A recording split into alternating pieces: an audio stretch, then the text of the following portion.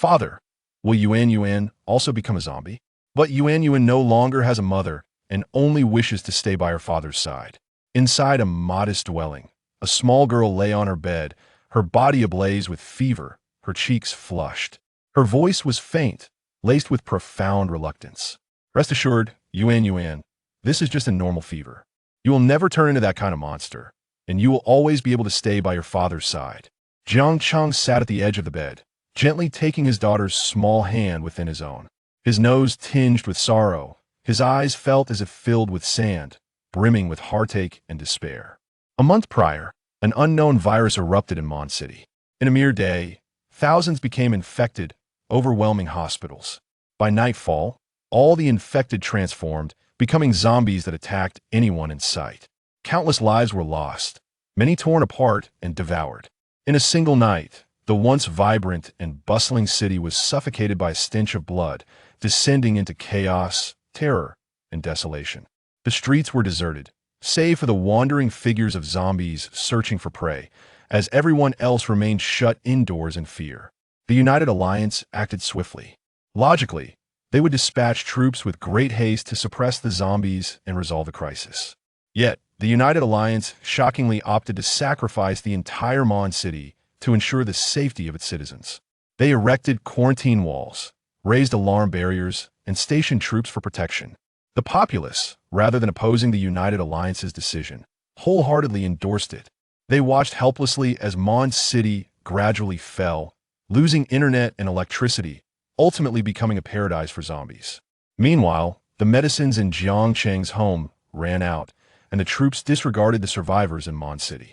Having lost his wife merely 6 months ago, he now resolutely refused to let death snatch his daughter away. Even if it cost him his life, he would find medicine for his daughter today. Yuan Yuan, be good. Daddy will step out for a while. Resolute, Jiang Cheng gently stroked his daughter's forehead, revealing a tender smile, before rising to grab a fire axe and head for the door. Upon leaving, he would lock the door and barricade it from the outside. In this manner, even if he were to perish, he could ensure his daughter's safety. Is Daddy going out to find medicine for Yuan Yuan? But there are monsters outside, and Yuan Yuan doesn't want Daddy to go. Yuan Yuan no longer has a mother and doesn't want to lose her father too. Yuan Yuan grasped Jiang Cheng's fingers tightly, her expression one of understanding. Yuan Yuan, be good. Daddy will return soon, then Yuan Yuan must go with Daddy. If danger arises, Yuan Yuan can protect Daddy too. Yuan Yuan struggled to get out of bed. Yuan Yuan Jiang Cheng's eyes turned red, tears streaming down his cheeks. He understood her fears. She was scared he would never return, just like her mother. But what would happen to his daughter's illness if he did not venture out? Yet, taking her with him posed great risks. What if she were to get hurt? Ding! Congratulations, host, you have acquired a system. Please choose from the following options to activate the system. Task 1. Please deliver the antiviral drug data USB to the United Alliance to participate in the research of the unknown virus. Task 2. Please become the zombie host and initiate the apocalypse. At that moment, a mechanical voice echoed in Jiang Cheng's mind. A system? An antiviral data USB? Jiang Cheng stood momentarily stunned. After several seconds, hope ignited in his eyes. In an instant, all his pent-up emotions suppressed anger. Desperation to save his daughter seemed to find an outlet, surging forth. With the antiviral data USB, the troops would surely be willing to save his daughter. With the antiviral data USB, all of Mon City would be salvaged. He could also escape this crumbling, oppressive city with his daughter. And who among humanity would willingly become a soulless, mindless zombie? As a father who would not wish to be the hero in his daughter's eyes. All he needed to do was hand over the antiviral data USB to the troops. I choose 1.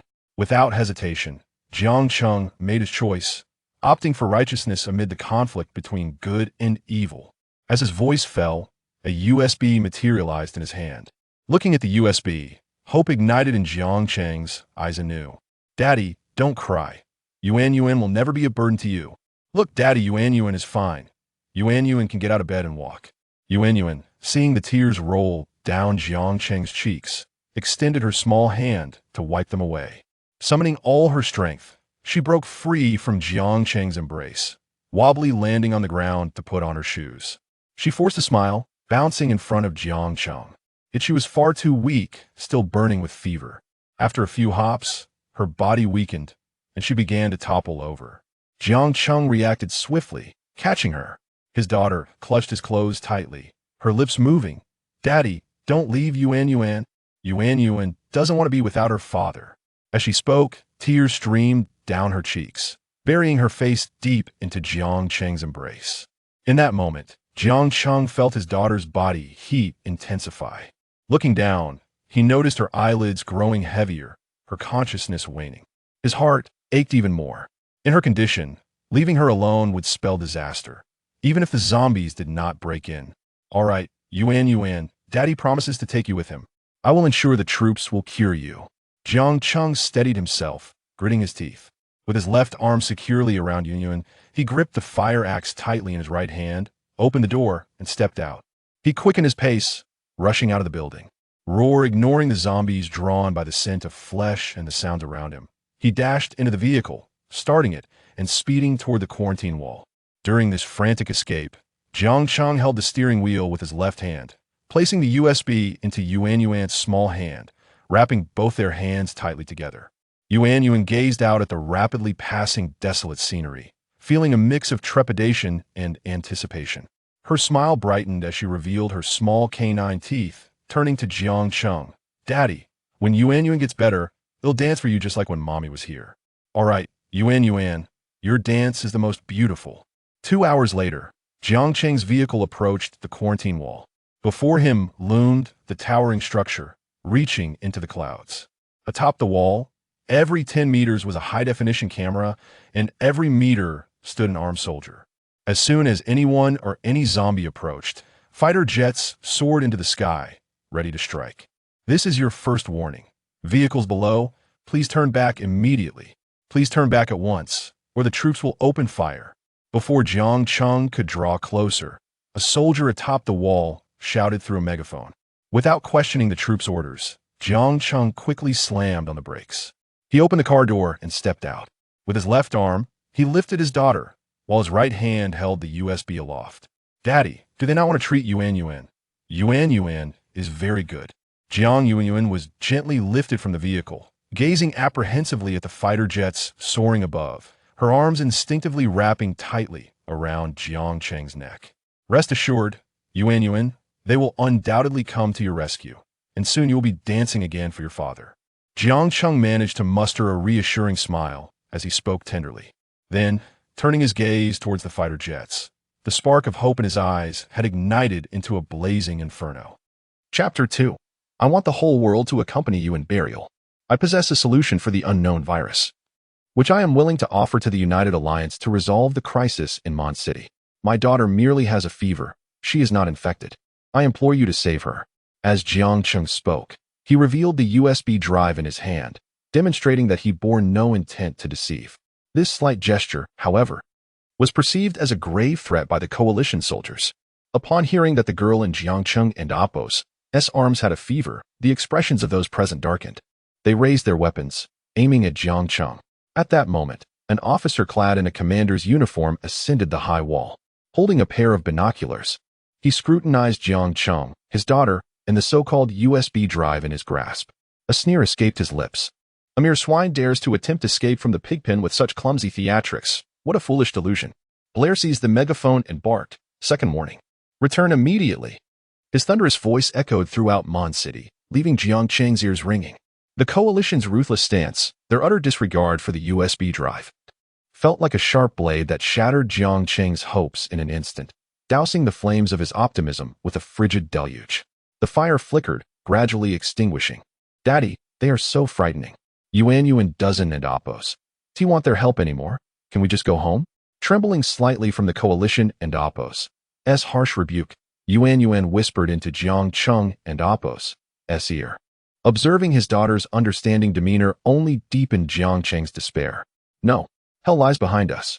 This is my daughter's final hope. I cannot give up." With a thud, Jiang Cheng knelt straight on the ground, cradling his daughter in his arms.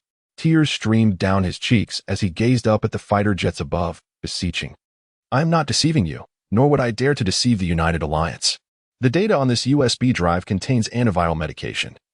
It can truly save the lives of all the residents of Mon City. I beg you, please save my daughter. She only has a fever. Yet, Jiang Cheng's kneeling. His desperate pleas went unheeded by the coalition. The USB drive in his hand was met with indifference. Only Blair's cold, unfeeling voice rang out once more. 2 warnings have failed, and it has been confirmed that the little girl has been infected with the unknown virus. According to the United Alliance's treaty, she qualifies for execution. Fire. Bang. The gunshot rang out, the bullet tearing through the air, aimed straight at Jiang Yuan.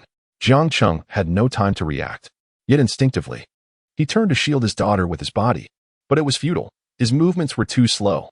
Yuan's head was shattered by the bullet. Her brain matter splattering across Jiang Cheng's face. Feeling the warm blood of his daughter flowing from her, Jiang Cheng's arms trembled, his body quaked. And he momentarily forgot to breathe. He opened his mouth, attempting to speak, but not a single word escaped his lips.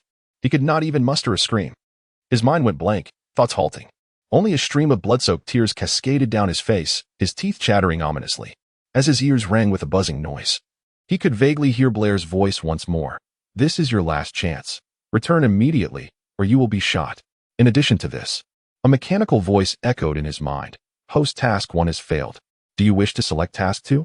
The wind held around him. The air Jiang Cheng inhaled was tainted with the metallic scent of blood. In his arms, his daughter, her head blown apart, still clung tightly to his neck. Yet she would never again have the opportunity to speak.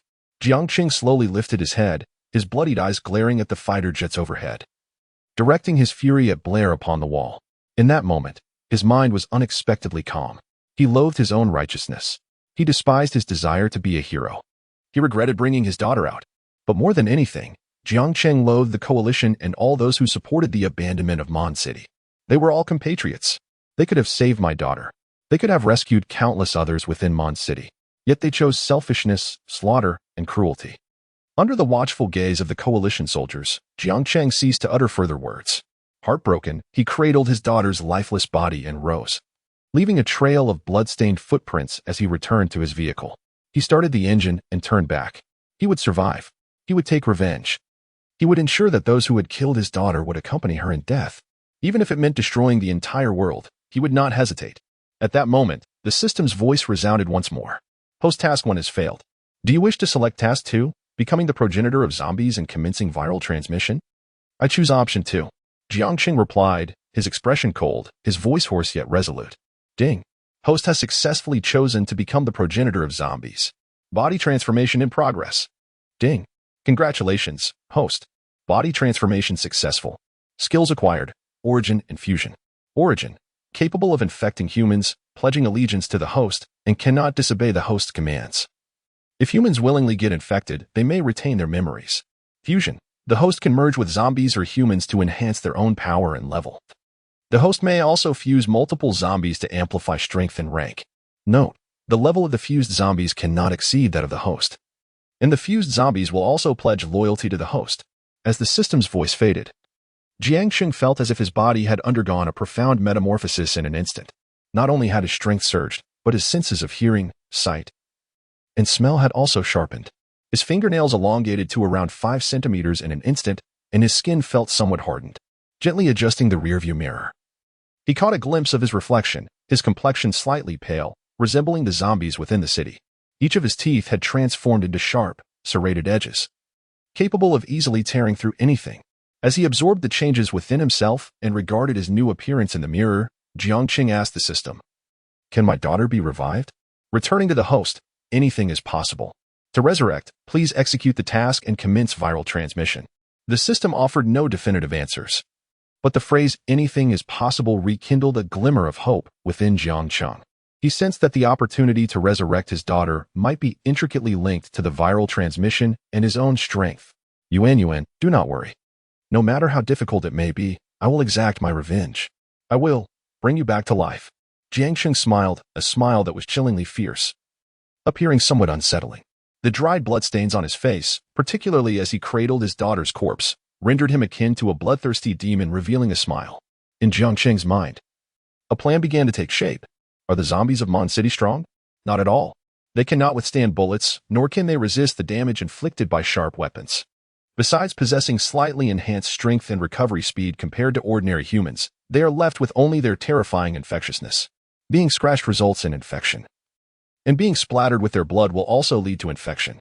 The fall of Mondstadt City was precipitated by the sudden appearance of zombies, catching everyone off guard. Coupled with the United Alliance's abandonment, it led to this calamity. The zombies within the city are not as formidable as Jiang Cheng is now. The United Alliance, if it so desires, has the capability to suppress and alleviate the crisis. Yet, why does the United Alliance hesitate? Perhaps, everything is a matter of deliberate intention. However, Jiang Cheng is utterly indifferent. What he seeks is to transform the zombies and survivors of Mondstadt into stepping stones for his own empowerment, a source of vengeance. As long as he grows strong enough and cultivates a few formidable zombie aides, he will shatter the quarantine wall and emerge from Mondstadt, embarking on his quest for retribution. The spread of the virus poses no issue. Perhaps, once the virus is unleashed, there may lie a way to resurrect his daughter. A simple yet audacious plan, albeit one fraught with immense difficulties and not to be accomplished in a brief span of time. Chapter 3. Everyone wants me dead. Meanwhile, outside Mondstadt City, the high-definition cameras installed on the quarantine wall were broadcasting live to the world. Countless netizens watched as Jiang Cheng attempted to escape the quarantine zone with a USB drive, expressing their condemnation. Damn, what a blowhard. What about the antivirus data? If you truly possess such a thing, why reveal it now? Just another fool trying to escape and endanger us. Such individuals deserve to be executed. After all, those inside will eventually turn into zombies. In my view, that USB drive is nothing but a fake, and the child in his arms isn't even his. He seeks to exploit the child for sympathy to escape and pose a threat to us. He truly deserves death. Before the screen, countless netizens harbored no belief in Jiang Cheng. For the sake of their own safety and to prevent the virus from leaking out of Mondstadt City, they all urged for Jiang Cheng's execution. Yet, when they saw him kneeling and pleading, some began to waver. Please, save them. They are still human, not zombies. Indeed, allowing them to emerge into the quarantine zone would suffice. Damn it, the self-righteousness is appalling. If they are released and carry the virus, what then? If they turn into zombies, who will take responsibility? However, all good intentions were swiftly drowned in a tide of harsh words. Countless people yearned for Jiang Cheng's demise, for the death of his daughter. When they witnessed the moment blood splattered, they sighed in relief, filled with joy. In their eyes, it was not a life at all, but rather a plague that threatened to annihilate them all. Preventing any approach to the quarantine wall, quelling it in its infancy, was indeed the most prudent course of action for the coalition. Ultimately, upon seeing the coalition only execute the feverish Yuan while sparing Jiang Cheng, countless individuals felt incensed. Killing one or two is still killing. Why spare the beast's life? The coalition is truly soft-hearted. 2 hours later, Jiang Cheng arrived at the cemetery. Before him lay a scene filled with wandering zombies. Upon catching a whiff of blood, they immediately lunged towards Jiang Cheng. Get lost. Jiang Cheng's gaze was sharp, exuding an aura that surpassed the other zombies. Instantly, the advancing zombies halted, trembling in retreat. Ignoring the surrounding undead, Jiang Cheng cradled his daughter and Apos' lifeless body and walked straight to a gravestone. He gently clasped her cold, stiff little hand. Even as a zombie, he retained human emotions. In a soft, self-reproachful tone, he murmured, Yuan, it's all my fault. I led you out of the house without the strength to protect you. It was my foolish aspiration to be a hero that cost you your life. If I had been stronger then, you wouldn't have died. If I had not placed my trust in the coalition, you would still be alive. I am the one who caused your demise. Now, stay by your mother's side. Once I have avenged you upon those heartless, indifferent, and selfish individuals, and discovered a way to bring you back, I will return. By then, you must dance for me. Jiang Cheng and Apos' words were laden with self-reproach, guilt, regret, and madness. Faced with his daughter and Apos' corpse, he yearned to weep. Yet, as a zombie, not a single tear could fall. Instead, he was consumed by bitterness, guilt, and hatred. With his left arm tightly embracing his daughter, he used his right hand's sharp claws to clear away his wife's grave and lift the coffin lid. Gently, he placed his daughter beside her mother's remains. After closing the coffin and replacing the disturbed earth, he restored it to its original state. Upon completing these tasks, Jiang Cheng's gaze turned toward the surrounding zombies. The first step of his vengeance plan was to grow stronger. In the next moment, Jiang Cheng powered his legs and launched himself at a zombie. Hiss! The surrounding zombies instinctively howled as they charged at Jiang Cheng. However, ordinary zombies, in terms of strength and speed, paled in comparison to Jiang Cheng, the zombie progenitor. With a single punch, he effortlessly felled one, brutally crushing the creature's legs underfoot. His peripheral vision swept across, continuing to confront the remaining zombies. In no time, over 10 zombies lay defeated, their legs rendered useless. System, fuse these zombies with me. Ding. Fusion successful. Congratulations to the host for upgrading to a first-tier zombie progenitor. By fusing with 200 zombies or humans, the upgrade to a second-tier zombie progenitor can be achieved. Ding. The host has completed their first upgrade. Reward skill. Sensing. Sensing. Within a 100-meter radius. Ignoring structures. Perceiving all existence. Jiang Cheng listened to the system's voice, his expression betraying no emotion. He took a moment to feel the changes. After the upgrade, his strength had indeed increased. A punch struck a nearby gravestone, instantly cracking it and leaving a fist-sized imprint about 4 to 5 centimeters deep. This power was sufficient to crush a cow with a single blow. Additionally, his defense, speed, and vision had all seen enhancements. Yet, this was still insufficient. Jiang Cheng continued to scour the cemetery for ordinary zombies, embarking on a hunt. In the capital, at the United Alliance building. This was the central hub for discussions and offices of the United Alliance. Countless individuals lived their entire lives without ever stepping foot inside the building. On the 99th floor resided the elite of the United Alliance, the wealthy and powerful elders from nations across the globe. At this moment, in a luxurious suite, a middle-aged man with blonde hair and blue eyes lounged, crossing his legs as he engrossed himself in a notebook. The screen displayed Jiang Cheng cradling his daughter, pleading for the coalition's assistance, only for his daughter to be killed. How foolish of the survivor to attempt to deceive the coalition for aid and escape Mondstadt. The true intentions of the United Alliance are beyond your comprehension. The man muttered curses under his breath, taking a puff from his cigar as he reveled in his comfortable existence. This man was named Barrett, one of the elders of the United Alliance, and the ruler of the 10th district of Mondstadt. The lives and deaths of every individual in Mondstadt were in his hands.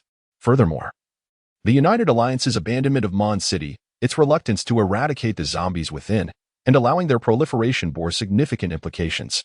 Firstly, to eliminate the zombies in Mondstadt would require a substantial investment of resources, whether in military supplies or the evacuation of citizens and care for the residents. It would demand considerable funding, which would not be in their best interest. Secondly, preserving Mondstadt as a fortress of despair would yield greater advantages. For instance, it could serve as a deterrent to the populace. Without the coalition's oversight, the zombies would have long since breached and ravaged the world. The United Alliance has provided everyone with safety and stability. This solidifies the coalition's rule. The sword of the zombies serves as a more effective means of intimidation than the coalition itself. For example, Mondstadt could become the ultimate punishment for criminals, subjecting them to inhumane torment, thus reducing the crime rate under the United Alliance's governance. Moreover, it diverts the populace's attention, concealing the corruption and malfeasance of the coalition's upper echelons. With all these benefits, why not embrace them? Thirdly, the unknown virus in Mondstadt was a deliberate creation of the United Alliance, aimed at producing enhanced warriors. How could it be destroyed?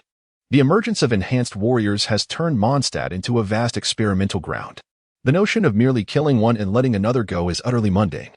Barrett observed the public's comments regarding this incident, exhaling a plume of smoke while a sardonic smile crept across his lips, his fingers dancing swiftly over the keyboard.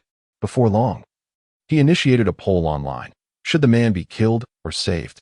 The moment this poll appeared, it sparked a fervent participation among the masses. Save him. The United Alliance must be mad. Such a person deserves to be executed without hesitation, along with the complete destruction of Mondstadt.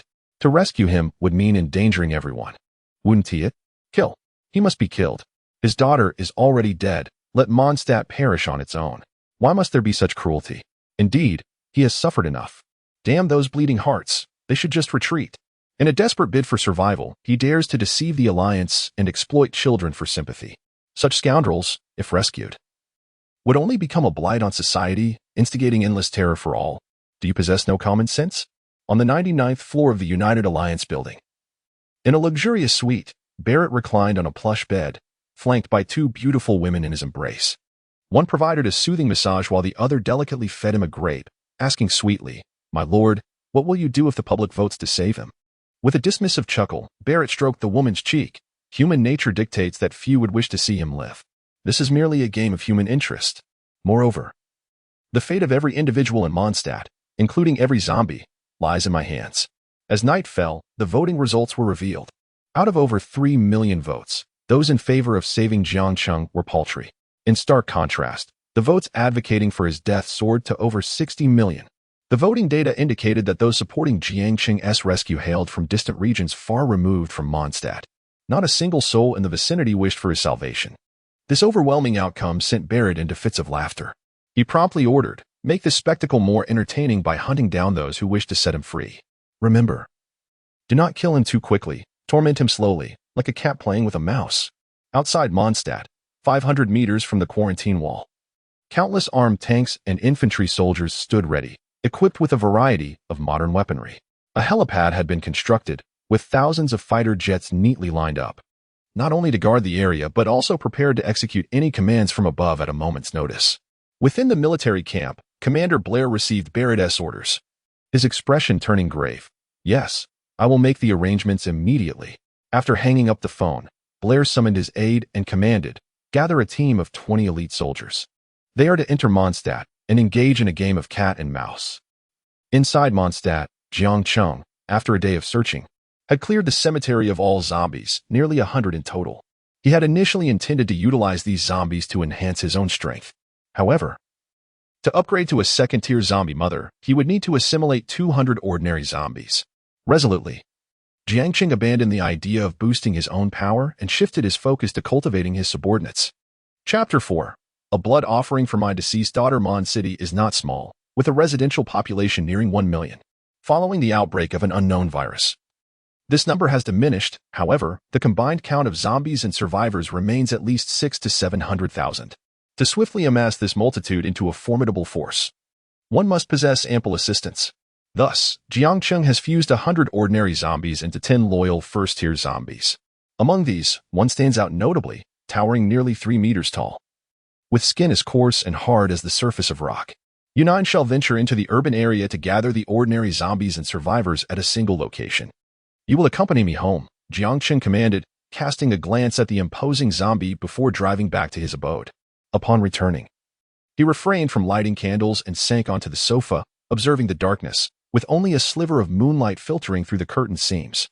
It dawned on him that his beloved Yuan had an aversion to darkness. Thus, each night, he would illuminate the room with candles, playing with her and regaling her with bedtime stories. Yuan relished the light, and he too cherished it. Yet now, Yuan was gone. The light had vanished. Jiang Cheng and Appo's world was engulfed in darkness. Strangely, whether due to becoming the maternal figure of zombies or the weight of his emotions, he found an unsettling comfort in the shadows. The darkness enveloped him in tranquility, intensifying his yearning to drag the one who had taken Yuan's life into the abyss. Regaining his composure, Jiang Cheng turned to the loyal giant zombie beside him. The fusion of zombies not only enhances their level and strength but also carries a chance of mutation. For instance, this towering zombie, with a body as unyielding as stone, is impervious to ordinary blades and firearms. "From now on, you shall be called Stone," Jiang Cheng calmly addressed the creature. Suddenly, a blinding beam of light pierced through the gloom. Even with the curtains drawn, the room was illuminated. The distant roar of fighter jets grew nearer. The cacophony of gunfire erupted, shattering all the windows. Simultaneously, ropes descended from the aircraft, and armed soldiers began to rappel down. In the house, Stone instinctively shielded Jiang Cheng, disregarding the potential for bullets to claim his life. "We must go." Jiang Cheng's expression shifted as a surge of danger coursed through him. He sprang to his feet, grasping Stone's arm, and they dashed for the door, taking refuge behind a wall. There was no panic. His mind remained unervingly calm. Were they here to kill me? Why? Had the coalition discovered my transformation into an intelligent zombie? But there were no surveillance devices in the city. How did they find me? At that moment, the gunfire ceased. Jiang Cheng had no time for further contemplation and decisively employed his sensory abilities to assess the situation outside. Before him, he saw 20 fully armed soldiers descend from the ropes, with 2 rushing toward the underground parking exits, while the remaining 18 stormed into the building, ascending via the safety stairwell. Meanwhile, several fighter jets circled ominously above the rooftop. Upon discerning the situation, Jiang Cheng clenched his fists, his gaze turning deadly, radiating a chilling, murderous intent. When Yuan perished, he lacked the power to avenge her by slaying any coalition soldier. The coalition remained outside the quarantine wall, and he was still incapable of killing any of them. Yet, these soldiers dared to land in Mon City and present themselves before him. They truly deserved to die. However, Contemplating the repercussions of killing the coalition soldiers without understanding their intentions left him in hesitation. Listening intently, he caught snippets of conversation from the coalition soldiers. Being stationed outside Mon City is already unfortunate enough. Now we have to kill a released beast. What a stroke of bad luck. Up there. They're just wasting time with their trivial voting and seeking amusement, leaving us to bear the brunt of it. Silence. It won't take more than a minute to eliminate this waste. Complete the mission and withdraw immediately. Otherwise, when the surrounding zombies converge, it will be a dire situation. Hearing their whispered discussions, Jiang Cheng finally grasped their objective. It was not the revelation of his status as an intelligent zombie they feared. Rather, someone within the United Alliance wished for his demise. The populace did not want him alive.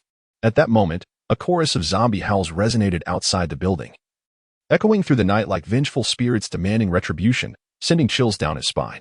Through his sensory skills, he observed the surrounding zombies stirred by the gunfire, charging toward his location, while those trapped inside the house also roared, battering against the doors. In that instant, a plan to eliminate the coalition soldiers formed in Jiang Cheng and Appo's mind. He immediately commanded Stone to remain vigilant, preparing for an ambush against the coalition. Meanwhile, he stealthily ascended the stairs to release the trapped zombies. Jiang Cheng would not allow the coalition to escape unscathed. Their blood would serve as an offering for his deceased daughter. He quickened his pace. Inside the building, the coalition squad leader, hearing the zombie sounds, ordered his men to ascend swiftly. As the coalition soldiers burst forth from the stairwell, Stone suddenly lunged from the shadows, tackling two soldiers and tumbling down the stairs with them. Such a surprise attack sent several soldiers tumbling to the ground. Zombies! It's zombies! Open fire! The squad leader reacted instinctively, disregarding the lives of his comrades, determined to eliminate the zombie first. Stone seized one soldier and Appo's head in each hand and, with a slight exertion, crushed their skulls. Ignoring the leader and Appo's gunfire and the bullets embedding themselves into his body, he continued to charge toward the remaining soldiers. Because Jiang Cheng and Appo's command was simple, kill, with no additional instructions. Just as Stone drew all the soldiers' attention, Jiang Cheng released the zombies trapped within the building. Sensing the scent of blood, they surged toward the coalition soldiers in the stairwell. There were at least a dozen of them. With the fray escalating, Jiang Cheng joined the onslaught. His claws slashed through flesh, blood splattering as he decapitated one soldier. Transforming his claws into fists, he unleashed a powerful blow. Bang! Bang! The heads of two soldiers exploded, showering Jiang Cheng's face with blood and brain matter. He felt no revulsion. Instead, exhilaration coursed through him. A few droplets of blood even made their way into his mouth, awakening a fierce thirst within him. In the blink of an eye, 10 coalition soldiers lay dead, overwhelmed in the narrow stairwell by a horde of zombies. This stairwell is not suitable for combat. Retreat. Quickly. The squad leader, witnessing this chaos, acted without hesitation. He shoved two soldiers forward as a shield against the advancing zombies, then turned and fled down the stairs. Jiang Cheng, observing this, did not rush to pursue. With his remarkable ability to sense, how could he allow anyone to escape from his grasp? Moreover, the surrounding zombies had all converged upon him. Where could he possibly flee? He had no opportunity to exit this building. Jiang Cheng, focused and in sync with Stone and several zombies, swiftly eliminated all the warriors who charged forward, caught off guard. The so-called elite warriors exhibited a noticeable disparity when faced with first-tier zombies. Observing the bloodied corridor littered with the bodies of the coalition soldiers, a sinister grin crept across Jiang Cheng's lips. Yuan, do you see? Father is avenging you. He then extended his tongue to taste the blood on his lips, his gaze sweeping toward Stone. He noted the numerous bullet wounds adorning Stone and Appo's body, yet they were insufficient to threaten his life. With a fierce glare, he intimidated the approaching zombies, sending them retreating. He turned to Stone and declared, "These corpses belong to you." With that, Jiang Cheng uttered a final remark and, under the keen observation of his sensing ability, pursued the captain. Chapter 5. You have forced me to become a demon. At this moment, the captain stumbled his way down the safe passage, finally reaching the first floor. He dashed out, eager to escape. However, as the door swung open, he was met with a terrifying sight. Thousands of ordinary zombies rushed towards him like ravenous wolves. The captain's pupils contracted in horror, and his body shuddered. He quickly turned to flee into a nearby room, seeking refuge from the impending doom, only to collide with Jiang Cheng, who was pursuing him from above. Jiang Cheng seized him by the throat, lifting him off the ground. In that fleeting moment, illuminated by the faint moonlight, the captain finally discerned Jiang Cheng's bloodied figure, his pale visage, and the fangs protruding from his mouth. Panic morphed into shock as he stammered, "It's you. You've turned into a zombie. No. Please don't kill me. This is all Blair's command." The captain struggled desperately, his face turning crimson as the suffocating grip tightened around his throat. He could scarcely comprehend that within a mere half-day, the man who had sought help from the coalition while cradling his daughter had transformed into a monster. Their mission had turned into a perilous trap. Listening to the captain's pleas for mercy, Jiang Cheng sneered in disdain, realizing that even coalition soldiers feared death. He then uttered, "Remember the name Blair," and with a firm grip, he decisively crushed the captain's throat. Murmuring to himself, he lamented, "I held the USB drive containing data that could save the entire Mondstadt city, merely to secure my daughter's life. Yet no one believed me, and you killed her. What wrong did she commit to deserve this? I aspired to be a hero, but you forced me to become a demon. You shall not only perish, everyone must die. They must accompany my daughter in death." Each word was a cathartic release of Jiang Cheng and Apos, as pent-up emotions, succinctly illustrating his ideological metamorphosis. Just then, the corridor door burst open, and hordes of zombies flooded in. Above, fighter jets observed the sudden influx of zombies from all directions and urgently communicated, "Cat and mouse team. Cat and mouse team. The zombie horde is surrounding the building. Evacuate immediately. Evacuate immediately." As the calls echoed, in a bid to buy time for the 18 coalition soldiers and safeguard their lives, they resolutely opted to gun down the zombies. But soon, a furious voice erupted through the communicator. "Damn it. Who authorized you to kill so many zombies? If General Barrett holds you accountable, who will take the blame?" With no response from the 18 coalition soldiers, Blair's furious reprimands sent the jets into a halt, leaving them as mere spectators to the onslaught of zombies breaching the building. Ultimately, the aircraft that had ferried 20 coalition soldiers into Mondstadt City returned safely with only 2 remaining warriors. An hour later, within the building, Jiang Cheng had slain 200 encroaching zombies, successfully merging with them, and was rewarded with a system notification. "Ding. Congratulations, host, you have upgraded to a second-tier zombie matriarch. Merge with 2,000 zombies or humans to ascend to a third-tier matriarch." Feeling the surging, violent power coursing through him, Jiang Cheng was confident that should he encounter coalition soldiers again, he could eliminate them in an instant. Regrettably, the system did not bestow any new abilities with this upgrade. He glanced at the ordinary zombies in the corridor, trembling in fear from his overwhelming presence, and listened to the growls echoing from every floor.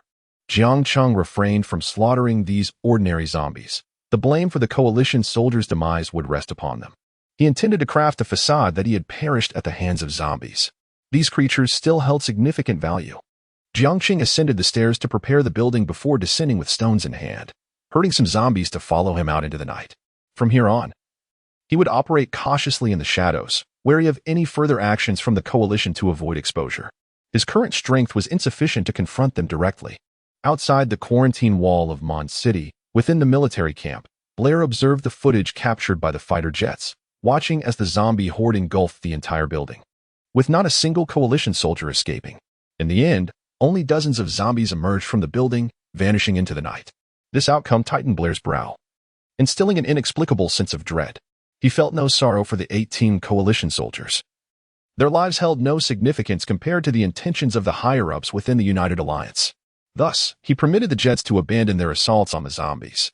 However, he could not fathom what had transpired within the building. Why had there been no communication from the 18 soldiers? With a soldier's instinct, he sensed that something beyond the coalition's control had manifested within that building. "Come here." Blair snapped his notebook shut, summoning his aide who promptly appeared by his side. "Sir, what are your orders?" "Deploy drones into the building to investigate the whereabouts of the 18 soldiers and observe if anything peculiar is occurring inside. Additionally, issue a directive to seal all information regarding the coalition soldiers' entry into Mondstadt City and the hunt for that man. We must not allow anything to undermine the United Alliance's authority."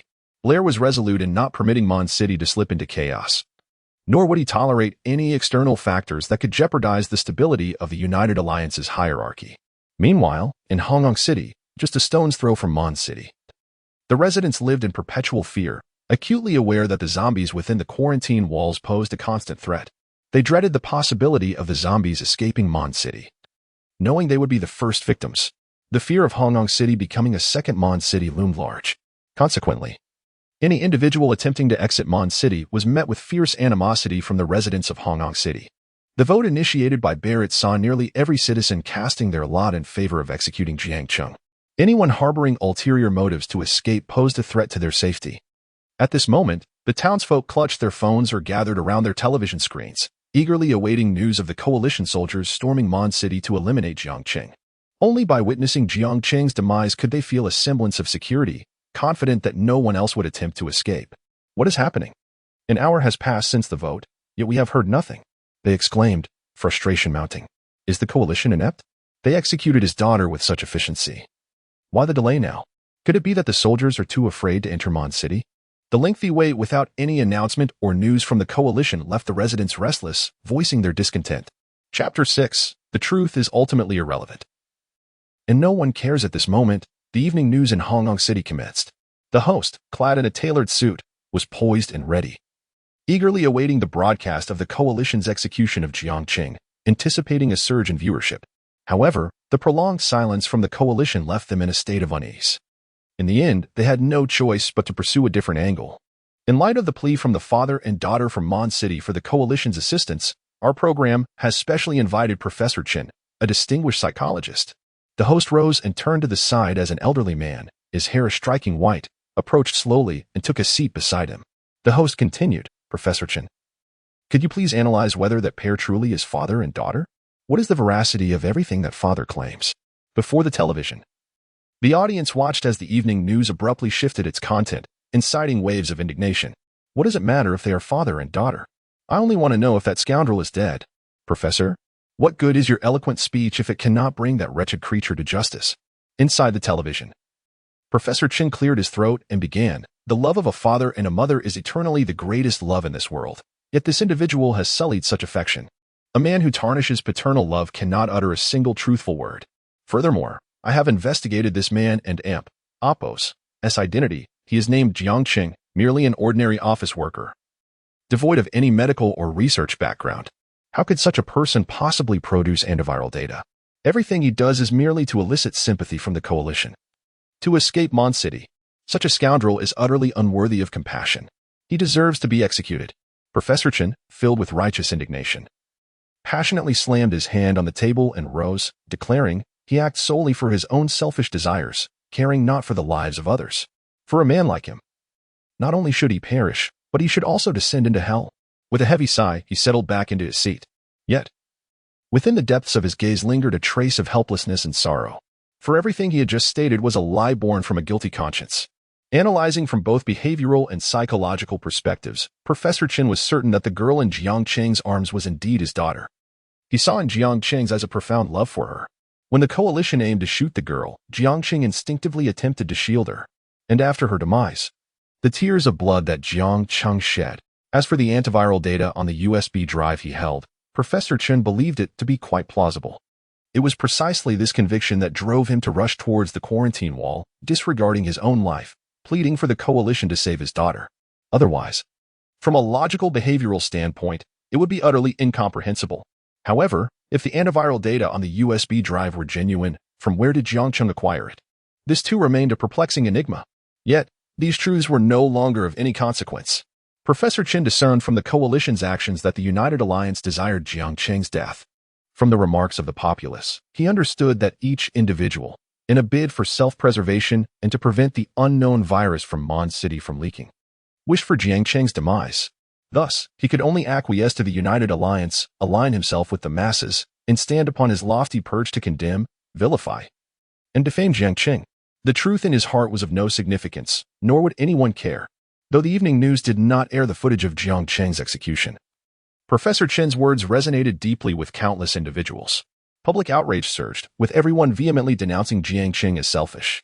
They accused him of sacrificing the life of an innocent girl for his own survival. They condemned him for wanting to escape Mon City and destroy the world.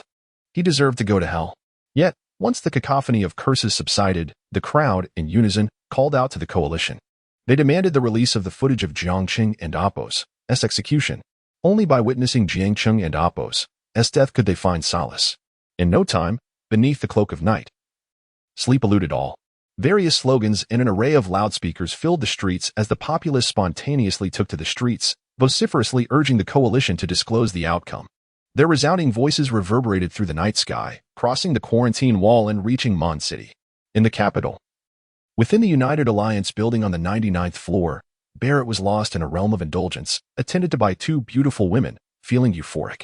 Yet, at the pinnacle of his enjoyment, a phone call abruptly disrupted his reverie, casting a shadow over his countenance. "Get out." Barrett kicked the two women off the bed and hastily opened his notebook. What met his eyes was a report of the protests initiated by the residents of Hong Kong City. Moreover, spurred by the residents, cities surrounding Mondstadt began to question the coalition, pressing them for answers. Bang! Barrett, consumed by fury, slammed the notebook to the ground.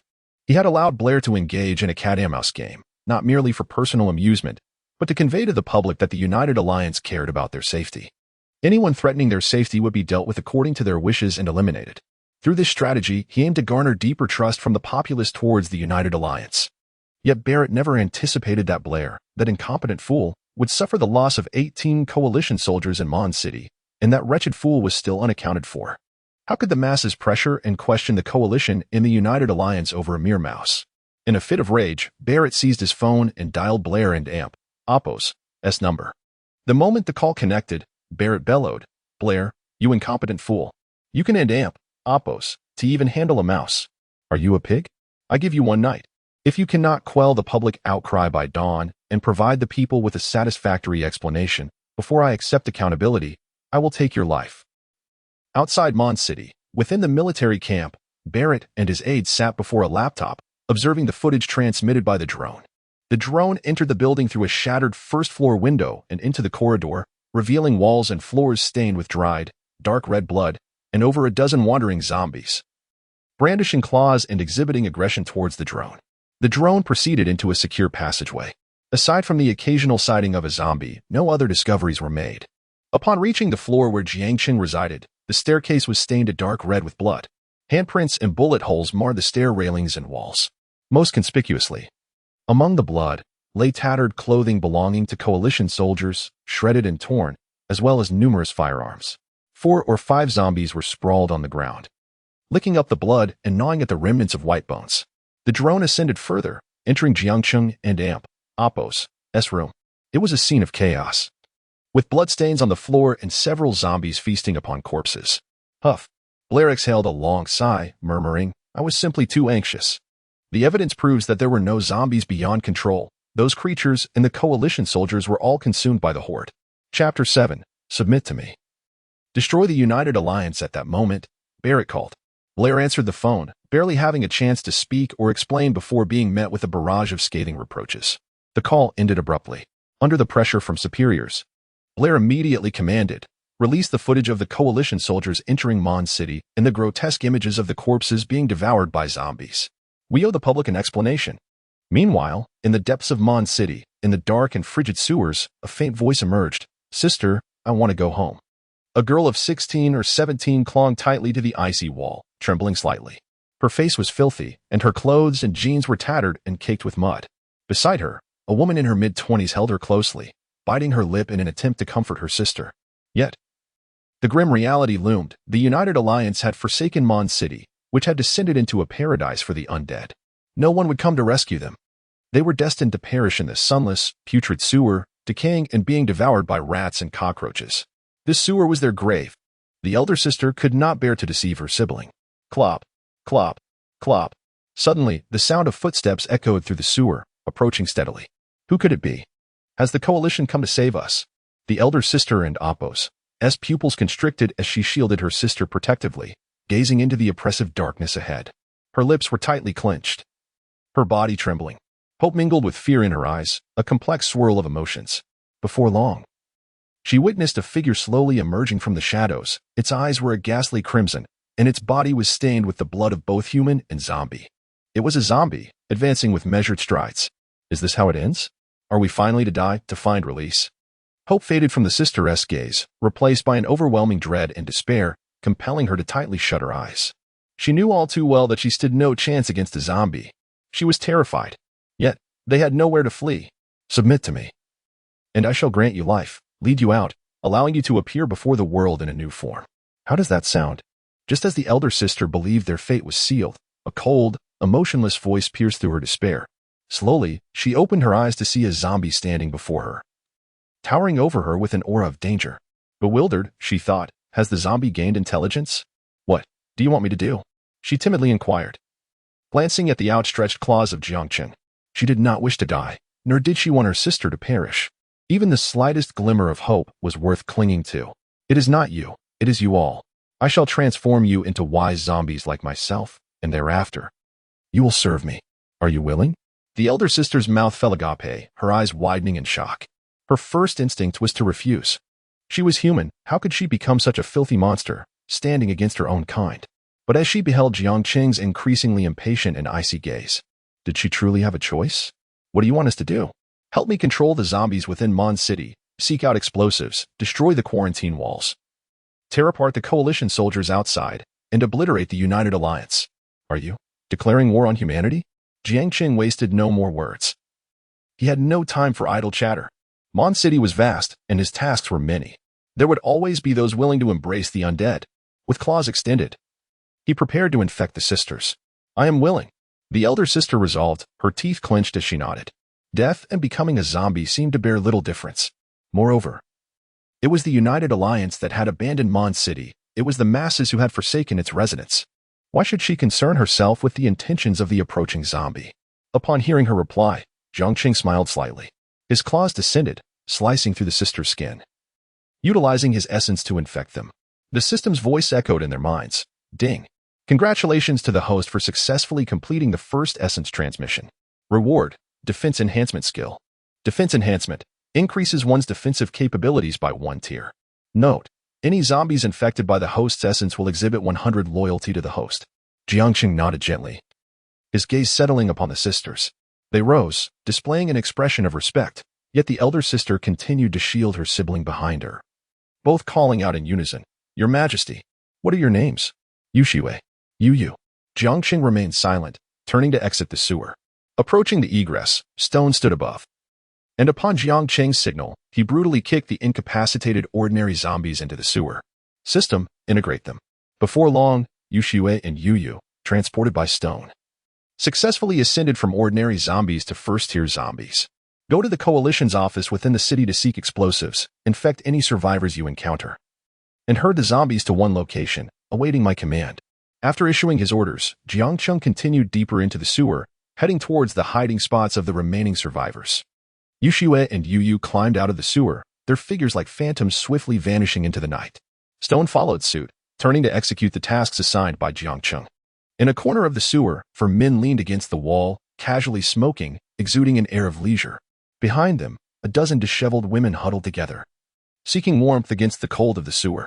Upon closer inspection, each woman bore various bruises on their filthy skin, on their cheeks, arms, thighs. They were covered. Listening to the echo of zombies howling above, they felt no fear. Rather, they longed for the zombies to appear before them to deliver them from their torment. For they were imprisoned here by 5 men, reduced to mere playthings, outlets for frustration, and, ultimately, food.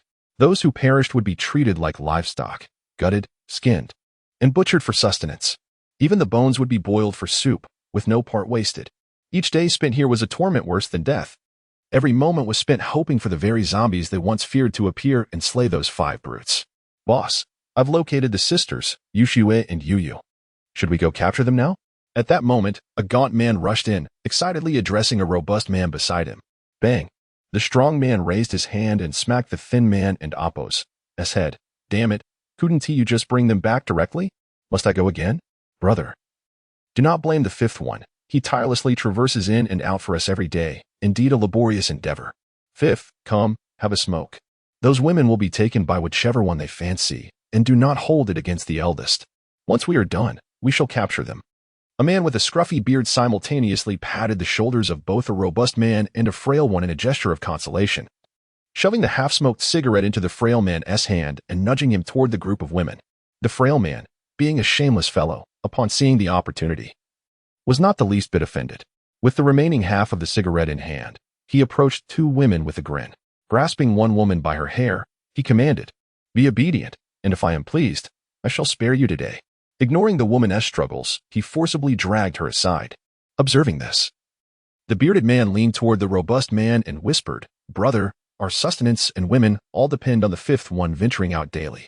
Henceforth, do not lay a hand on him. If he were to flee, where would we find another so compliant?" The robust man nodded in agreement. Yet a glint of menace flickered in his eyes. Should he ever entertain such thoughts, he would be consumed as well. Clack, clack, clack. As the robust man's words echoed, footsteps reverberated through the sewer. The four men immediately tensed, seizing a pristine white bone as a makeshift weapon. They rose, squinting toward the source of the sound. Before they could discern the newcomer, a cold voice pierced the air. "I can bestow upon you power, enabling your survival. Who among you is willing?" The voice, though soft, sent shivers down the spines of the four men, their palms slick with cold sweat around the bones. Conversely, the women's eyes sparkled with excitement as they sought the origin of the voice. Under the collective gaze, a pair of crimson eyes slowly emerged from the darkness. Chapter 8. A mother's desperate plea. Big brother, the zombie is speaking. A man, witnessing the undead uttering human words, was paralyzed by fear, his hands trembling uncontrollably. This was utterly unnatural. "Damn it, it's just a single zombie. Let us take it down." The robust man, upon realizing that only one zombie approached, though gripped by an underlying terror, charged forth. His survival until now, and his position as the leader among these few, was not merely due to his physical strength. Prior to entering the sewer, he had slain several zombies, showcasing considerable combat prowess, which had garnered him followers. He believed he possessed the capability to confront a lone zombie. However, Jiang Cheng was no ordinary zombie. As the muscular man rushed forward, Jiang Cheng swiftly extended his right hand, expertly grasping a fallen bone. With a subtle exertion of his fingers, the bone shattered into a fine white powder. His left hand followed suit, akin to a vice, seizing the man's throat. His nails pierced the man's flesh, injecting the essence and completing the infection. The remaining three men stood frozen, their eyes wide with disbelief. They had never anticipated that the zombie before them would possess such strength. Yet in their hearts, a fervent desire surged. "I am willing. I crave power. I would pay any price to eliminate them. I beseech you, grant me strength." Upon witnessing this scene, the women felt no reservations. This was no mere zombie, it was the embodiment of their hopes. Jiang Cheng's words echoed in their minds like a seductive whisper, inciting them to scream and howl with fervor. They recklessly pushed past the three men obstructing their path and knelt before Jiang Cheng, gazing at him with yearning, awaiting his blessing. Jiang Cheng extended his hand, his fingers lightly tapping a woman's forehead. His fingertips pierced her skin, completing the essence injection. In an instant, the woman was transformed. Her eyes glowed crimson, and she felt an overwhelming surge of power. She immediately turned, her blood-red gaze fixed on the fallen men. "Die, die. You all deserve to perish. You belong in hell." With a heart-wrenching roar, she lunged at one man, her claws slicing into his abdomen like a blade, tearing him open. Amidst his anguished cries, she seized both of his arms, ripping them from his body. The man was not yet dead, and the woman, now a zombie, had no intention of letting him escape. With her right hand gripping his head, she yanked his entrails from his body, forcing him to witness the gruesome spectacle of his own flesh being consumed. The other women observed this bloody scene with no hint of discomfort. They had long grown accustomed to such brutality, their faces adorned with horrifying smiles. Their gazes towards Jiang Cheng transformed. Though he was a zombie, he appeared as a deity to them. Every movement ignited their excitement and fervor. They yearned to receive Jiang Cheng's blessing, to partake in that sanguinary tableau, to unleash their torment through bloodshed. A bearded man, witnessing his leader succumb to Jiang Cheng's infection with ease, and a companion being eviscerated by the female zombie, turned pale, realizing the gravity of the situation. To survive, there was but one option. He immediately crawled on all fours like a dog, pleading, "Master, I too am willing. Accept me." Jiang Cheng glanced at the gruesome scene, then at the kneeling man, his expression devoid of emotion. Life and death, good and evil, he cared not for their disputes. To him, these individuals represented a force to shatter the barriers of isolation and enact vengeance. Without discrimination, Jiang Cheng injected the essence into each willing individual, transforming them into zombies. Minutes later, a dozen female zombies faced off against 3 male zombies. The female zombies yearned to devour the males, to satiate their rage. Yet, the 3 males cowered behind Jiang Cheng, too fearful to move. "Go, infect every survivor you can locate and drive the nearby zombies to one place. Await my command. Once my task is complete, you may approach as you wish. However, should anyone dare to impede my plans, death awaits." With those words, Jiang Cheng disregarded their enmity and departed. The female zombies glared menacingly at the male trio before retreating, for Jiang Cheng was their god. They would never defy his will. The three male zombies exhaled deeply and followed suit, resolute in their determination to excel in this mission, seeking Jiang Cheng's favor. Only then could they evade the clutches of the female zombies. In the city of Mondstadt, within a room where doors and windows were barricaded with wooden planks, a delicate little girl sat on a sofa, clutching her growling stomach. She gazed at her mother. Slumped on the floor, her voice tinged with sorrow, "Mommy, I'm hungry." The frail mother, hearing her daughter's plea, managed a tender smile. With great effort, she grasped a cane and hoisted herself up. "Be good, my dear. Mommy will prepare something for you right away." With her cane, she limped towards the kitchen. Closing the door behind her, she picked up a knife, lifting her skirt to reveal that nearly all the flesh from her calves had been sliced away. Without hesitation, she fixed her gaze on her thigh, biting her lip to suppress any sound. With a swift motion, she severed a piece of her own flesh from her thigh. Sweat beaded on her forehead, her vision darkening, yet she endured the pain, adeptly wrapping a torn cloth around her wound. Utilizing the meager clean water left in the basin, she washed the raw flesh, then deftly sliced it into smaller pieces. Once finished, the mother reopened the kitchen door, clutching the raw meat, and limped back to her daughter. After chewing a piece of raw flesh and determining it was suitable, she carefully offered it to her daughter. "Mommy will eat first." But the little girl pushed her mother's hand away. "No, Mommy, you eat. Be good. I'm not hungry," the mother replied with a smile. Feeding her daughter the meat, this continued until the girl was satiated, at which point the mother paused. Through the gaps in the wooden planks of the window, she gazed into the encroaching darkness outside, tears streaming down her face. "My condition is deteriorating. If I die, what will become of my daughter? Who will provide for her if I am gone? Why has the world turned into this? No, even if I perish, I must ensure my daughter has enough food." Resolute, the mother attempted to rise and return to the kitchen. Just then, a loud, aggressive knock sounded at the door. "You filthy woman, open up. I know you have food in there." Upon hearing the sound, the mother was instantly startled, clutching her daughter tightly in her embrace. "There is truly nothing left to eat here. I beseech you, spare me." "Very well. If you refuse to open the door, I shall force my way in and devour you alive." The man outside began to pound violently on the door. Chapter 9. Absolute Control. Third-order zombie matriarch. Meanwhile, Ishue and Yu traversed the pitch-black streets, becoming one with the wandering zombies. As they surveyed the familiar yet alien surroundings, Ishue slightly parted her lips, inhaling the ostensibly fresh air outside. However, the air was far from pure. It was merely less tainted than that of the sewers. They were no longer condemned to the damp, chilly confines of that environment. A smile blossomed on both sisters and Appos' faces as they reveled in their newfound freedom. Yet, upon gazing at their own cadaverous forms, thoughts of Jiang Cheng and Appos' orders flooded Ishue and Appos' mind, causing the smile to vanish, replaced by a shadow of sorrow. Once, she had harbored a deep-seated hatred for zombies, wishing them all to descend into hell. Now, she was compelled to live as one and infect the survivors. The thought churned within her, rendering her powerless to act. Suddenly, Ishue heard a series of crashing sounds emanating from a nearby building. Grasping Yu and Appos' hand, she followed the noise, ascending the staircase of the building. Soon, she reached the floor where the commotion originated.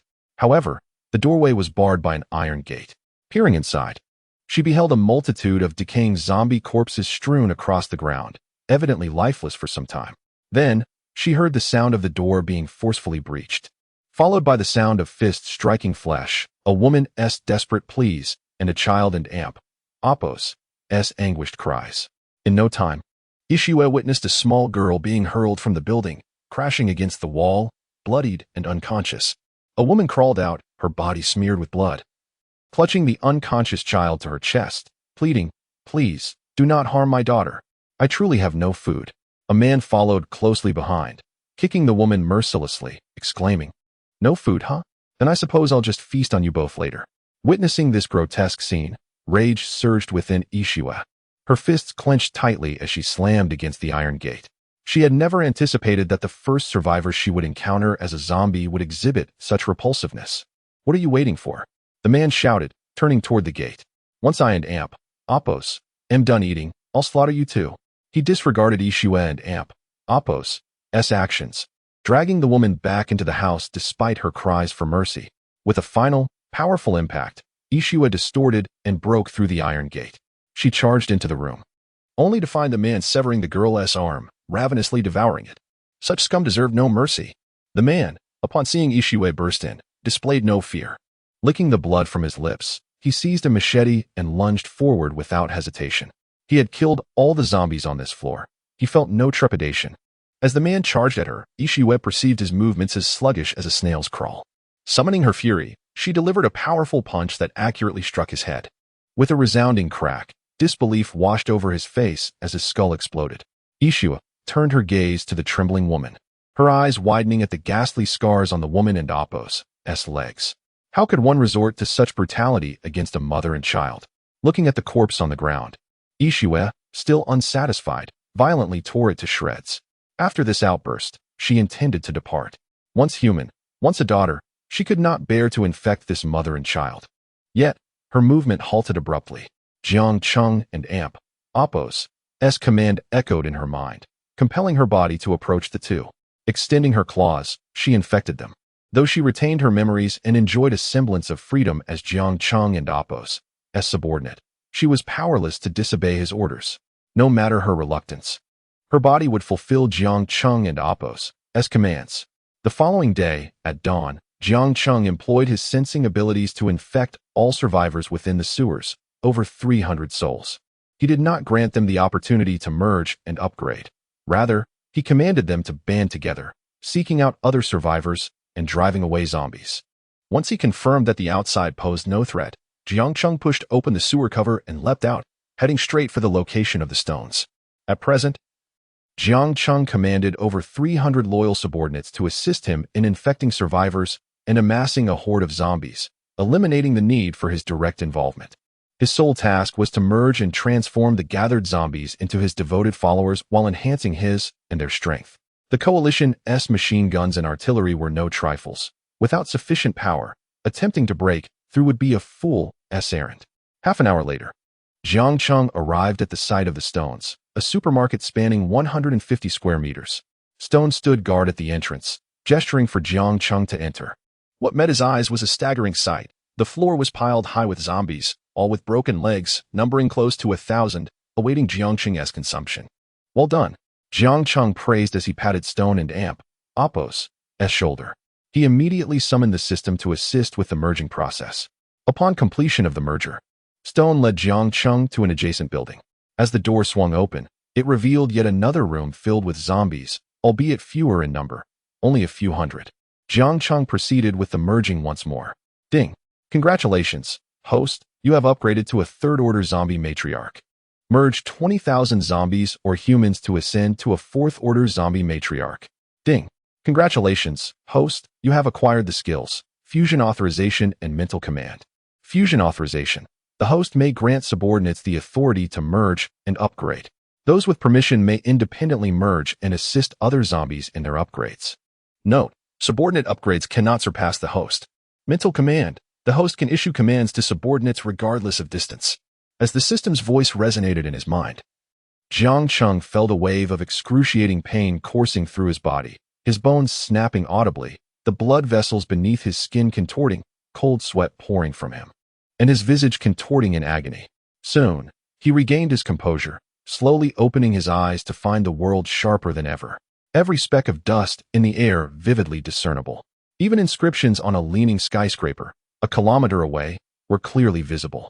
The wind brushed past his ears, the floor swayed, and he could identify their positions merely by the frequency of their vibrations. The power within him surged vehemently, akin to a torrential river flowing through his veins. If becoming a zombie matriarch signified a transformation of the body, then this moment marked a profound evolution of life itself. The shackles within him had been thoroughly shattered, a qualitative leap. Bang! Jiang Cheng carefully harnessed his newfound strength, condensing it into his right fist. He struck the nearby three-story building. At the instant his fist met the wall, an explosion of force erupted, instantly breaching the wall. The terrifying energy radiated outward, causing numerous cracks to splinter across the surface, with chunks of debris cascading down. The three-story structure trembled, as though a slight increase in force could reduce it to rubble. Jiang Cheng retracted his fist, marveling at his unscathed skin, feeling the strength of bones akin to steel. He was certain The third-tier corporeal form no longer needs to fear the firearms of humanity. With the addition of enhanced defensive skills, it can withstand the damage inflicted by human artillery. Immediately, Jiang Cheng's gaze brightened as he looked at the two newly acquired skills. With the fusion authorization skill, there was no longer a need for him to personally handle the elevation of zombie levels. The mental command skill was a perfect means of remote control, freeing him from the headaches of conveying messages. However, the requirement of 20,000 corporeal units to ascend to the fourth tier left Jiang Cheng somewhat astonished. Ascending to the first tier required merely 10 units, the second tier 200, and the third tier 2,000. Following this reasoning, the necessary corporeal units for each level increase grow tenfold. The further one progresses, the more arduous the ascent becomes. Regardless of the challenges ahead, for the sake of vengeance, to resurrect my daughter, I shall never yield, even if it costs me the entire world. Thoughts of his daughter solidified Jiang Cheng and Appo's resolve. Wasting no more time, he bestowed the fusion authorization upon Shirtu and continued his relentless efforts to consolidate the zombies of Mondstadt. Chapter 10. All set. Breaking the wall at midnight. The video of Jiang Cheng and Appo's demise was released with the first rays of sunlight illuminating the earth. The crowd, witnessing Jiang Cheng and Appo's mutilated form lying in a pool of blood, devoured by zombies, accepted the grim reality without doubt. Smiles spread across their faces as they erupted in cheers. Ha ha, that beast is finally dead. Mondstadt is safe once more. The weight in my heart has finally lifted. I will always support the coalition in exterminating such demons. Without the influence of that fiend, life can finally return to normal. In the ensuing 2 days, the populace gradually resumed their tranquil existence. With the threat of escapees from Mondstadt neutralized and the coalition soldiers standing guard, they felt secure once again. No one wished to dwell on the events of Mondstadt, preferring to live free of fear. Such is human nature. The fate of others can be disregarded as long as one can live well. Simultaneously, the coalition outside Mondstadt fell silent. Apart from the daily watch, the soldiers atop the high walls occasionally dispatched a few unfortunate zombies that strayed too close to the quarantine barrier. As for Jiang Cheng, to the coalition soldiers, it was merely the conclusion of an absurd farce. In the heart of Mondstadt, within a vast warehouse, Jiang Cheng sat upon a wooden crate, a gleeful smile adorning his face. In the absence of coalition interference over the past 2 days, his plans had progressed remarkably. He had nearly complete control over all the zombies within Mondstadt. Furthermore, he had successfully merged and evolved into a fourth-tier zombie matriarch. Jiang Cheng's gaze lifted slightly, surveying the 5 zombies beside him. Shirtu, a third-tier zombie, stood 3 meters tall, his body encased in impenetrable rock-like skin. Human firearms and ammunition could not harm him in the slightest. Wang Chang, a scruffy man infected in the sewers, was also a third-tier zombie. His body could become soft and pliable, akin to cotton candy. Anything that struck him would rebound. Even human weapons would bounce off him. Zhang Kiki, one of the women humiliated by Wang Chang and Appo's group in the sewers, had transformed into a third-tier zombie. Unlike the grotesque and blood-soaked zombies, she donned a pristine white dress, her long legs clad in white stockings and high heels. Her long, jet-black hair cascaded down to her waist, adorned with a white hairpin. Her delicate features bore a subtle smile, devoid of any trace of a zombie, resembling a stunning beauty capable of captivating countless infatuated hearts. Her enchanting gaze could ensnare the souls of those who met her eyes, compelling them to bow beneath her allure. Zhang Minjing, a third-tier zombie, possessed speed that surpassed her peers, so swift that firearms struggled to track her. Wang Wenbin, another third-tier zombie, exhibited strength beyond that of his kind, capable of collapsing a building with a single punch, instilling terror in all. These 5 zombies were Jiang Cheng and Appo's specially cultivated right-hand companions. Not only were they decisive in battle, but they were also the sole third-tier zombies within Mondstadt, possessing the authorization to merge. As for Yixue, her overly kind nature made her difficult to employ effectively. Yu, with the heart of a little girl, could only rely on Yixue for protection. If the 2 women could not adapt, Jiang Cheng would have no choice but to abandon them, relegating them to the ranks of the zombies. Is everything ready? Jiang Cheng inquired of his 5 companions. Wang, the 30,000 zombies within the city are fully assembled, awaiting your command to surge toward the quarantine wall. Wang Chang replied. Although the survivors in Mondstadt numbered between 6 to 70,000, Jiang Cheng had enhanced their powers and converted them into loyal subordinates, leaving only 30,000 among them. Aside from Jiang Cheng as a 4th-tier zombie and the 5 third-tier zombies, there were 10,000 2nd-tier zombies and 50,000 1st-tier zombies. Once the wall was breached, defeating the 100,000 coalition soldiers outside would pose no challenge. Wang, the explosives are ready. Upon your command, I can arrange for the zombies to deliver them to the foot of the quarantine wall, Zhang Minjing affirmed. A truckload of explosives, if successfully delivered to the base of the wall, would be sufficient to create a substantial breach. Excellent. Tonight, we shall break the wall and charge forth, Jiang Cheng declared confidently.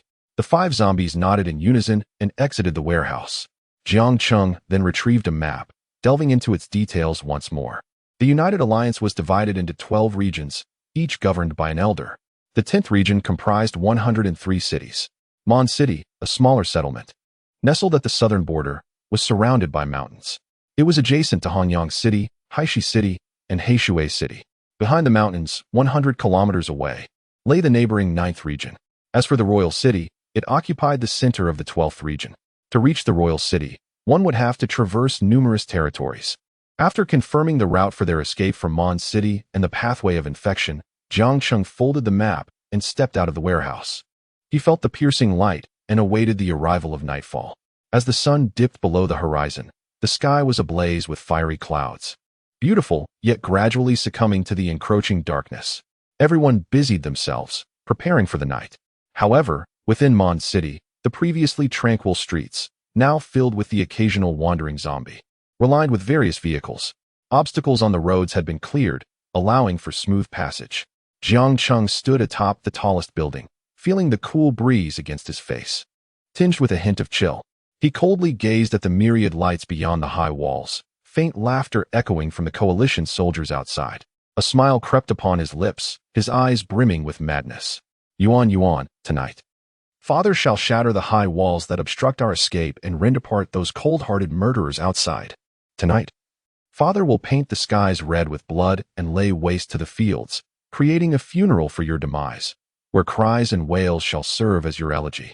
With that, Jiang Cheng wasted no time, using mental control to relay commands. Shirtu, Wang Wenbin, you two go ahead and deploy the explosives. According to the plan, all explosives were to be loaded onto the truck. If the truck could crash into the quarantine wall, it would be enough to breach it. However, Jiang Cheng altered his strategy. Given the defensive forces atop the wall, the truck might be riddled with bullets before it could even approach the wall, resulting in a premature explosion. Moreover, the truck lacked maneuverability. Below the building, within a truck, Jiang Cheng's orders echoed in the minds of Shirtu and Wang Wenbin. With a press of the accelerator, they charged straight toward the quarantine wall. When they were 5 kilometers from the wall, they slammed on the brakes. Once they moved forward, they would lose the cover of the buildings, exposing themselves to the surveillance of the high wall cameras. Shirtu and Wang Wenbin simultaneously leaped from the truck, opening its rear doors to reveal 2 enormous wooden crates. The crates were secured with iron chains to a pulley cart. The 2 zombies worked in tandem to lower the cart. Then, grasping the iron chains, they surged forward with all their might, racing toward the quarantine wall. The speed of third-tier zombies was beyond the comprehension of ordinary humans, covering 100 meters in just 3 seconds and 5 kilometers in merely 2.5 minutes. As the 2 zombies approached, the coalition's first instinct was to open fire. But by the time they regained their senses, it would likely be too late. On the top floor of the building, Jiang Cheng observed as the 2 corpses commenced their actions, continuing to issue commands through mental control. All zombies, charge. At the sound of his order, the streets came alive. Vehicles flickered their headlights on and pressed the accelerator to the floor, racing towards the quarantine wall. Chapter 11. The fireworks bloom, welcome the end. Upon the isolation wall, a soldier of the coalition gazes in astonishment as the city of Mon shines brightly, illuminating the streets. However, before they can fully process this unexpected spectacle, 2 zombies appear, dragging something behind them, hurtling towards them with alarming speed. Zombies. It's zombies. Quickly, open fire. Engage and eliminate. The sound of gunfire erupts, shattering the stillness of the night. Bullets rain down upon the bodies of the zombies. Yet the anticipated scene of them being riddled with holes and collapsing in a pool of blood does not materialize. Instead, the bullets strike the zombies, igniting flashes of fire as they ricochet harmlessly away. How can this be possible? Hurry. Notify Commander Blair. Continue firing. We must not allow them to approach. A coalition soldier, witnessing the bullet's ineffectiveness against the zombies, gasps in disbelief before swiftly regaining composure and issuing commands. As gunfire pierces the night sky within the city of Hanyang, countless individuals awaken from their slumber. Inside a building, Professor Chun, drenched in sweat, jolts awake from a haunting dream. In his dream, Jiang Cheng, tears of blood streaming down his face, eyes filled with resentment, clutches a headless girl and relentlessly pursues him, demanding, "Why did you lie? Why did you slander me? Why won't you reveal the truth to the world?" The scene shifts, and he envisions Jiang Cheng commanding the hordes of the undead within Mond, breaking through the isolation wall and slaughtering the residents of Hanyang. Professor Chen sits up, gasping for breath, wiping the sweat from his brow, overwhelmed with panic. The sound of gunfire emanating from the direction of the isolation wall intensifies his urge to flee from Mond. He senses, with growing dread, that Jiang Cheng is not dead. Without further contemplation, he calls for his elderly wife to gather their belongings. "What nonsense are you stirring up in the dead of night?" She grumbles. "Where can we possibly go? I have saved some money over the years. Once we leave Mond, it will be enough for us to live comfortably wherever we end up." He retorts, disregarding her complaints as he drags her out of the building and drives away swiftly. In a dormitory, for students clutching their notebooks happen upon the live footage from the isolation wall-esque cameras. They are greeted by the sight of the two zombies advancing through a hail of bullets, seemingly unfazed by the lethal assault. The city of Mond flickers to life, its illumination eerie and unsettling. What the hell? They're impervious to bullets. Are the zombies of Mond made of stone? What are those two dragging behind them? It can't be explosives. They're trying to blow up the wall. Panic grips them as they feel an overwhelming sense of dread. Hanyang no longer feels safe. "We must escape. We need to leave Hanyang and return home." With a unanimous decision, they exit the dormitory, scale the wall, and flee the school, hailing a vehicle to take them outside Hanyang. Beyond the isolation wall, Blair is jolted awake by the gunfire. He rises to find his adjutant rushing into the tent. Breathless, "Commander, it's bad. The zombies from Mond are coming." Blair's expression darkens as he grabs a notebook to assess the situation. Through the camera feeds, he sees the two zombies dragging enormous boxes towards the isolation wall. Phew. He relaxes momentarily, thinking there are only two zombies, ready to reprimand his adjutant for the alarm. However, as the creatures draw closer, he realizes one stands a staggering 3 meters tall, and both begin to open the wooden boxes, revealing a mass of explosives within. Oh no! Blair's pupils dilate. His complexion pales as he bolts from the tent. At that moment, explosions erupt with thunderous booms, resembling the bursting of fireworks. Brilliant pyrotechnics light up the night, transforming the darkness into a blinding day. A terrifying shockwave surges forth, rippling through the tranquil air, while the earth trembles beneath. Cracks appear in the high walls, chunks of concrete plummeting away to reveal a gaping hole.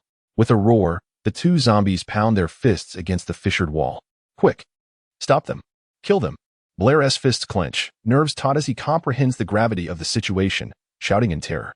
Orders ring out as 100,000 coalition soldiers fix their sights on the two figures within the breach, unleashing a torrent of gunfire.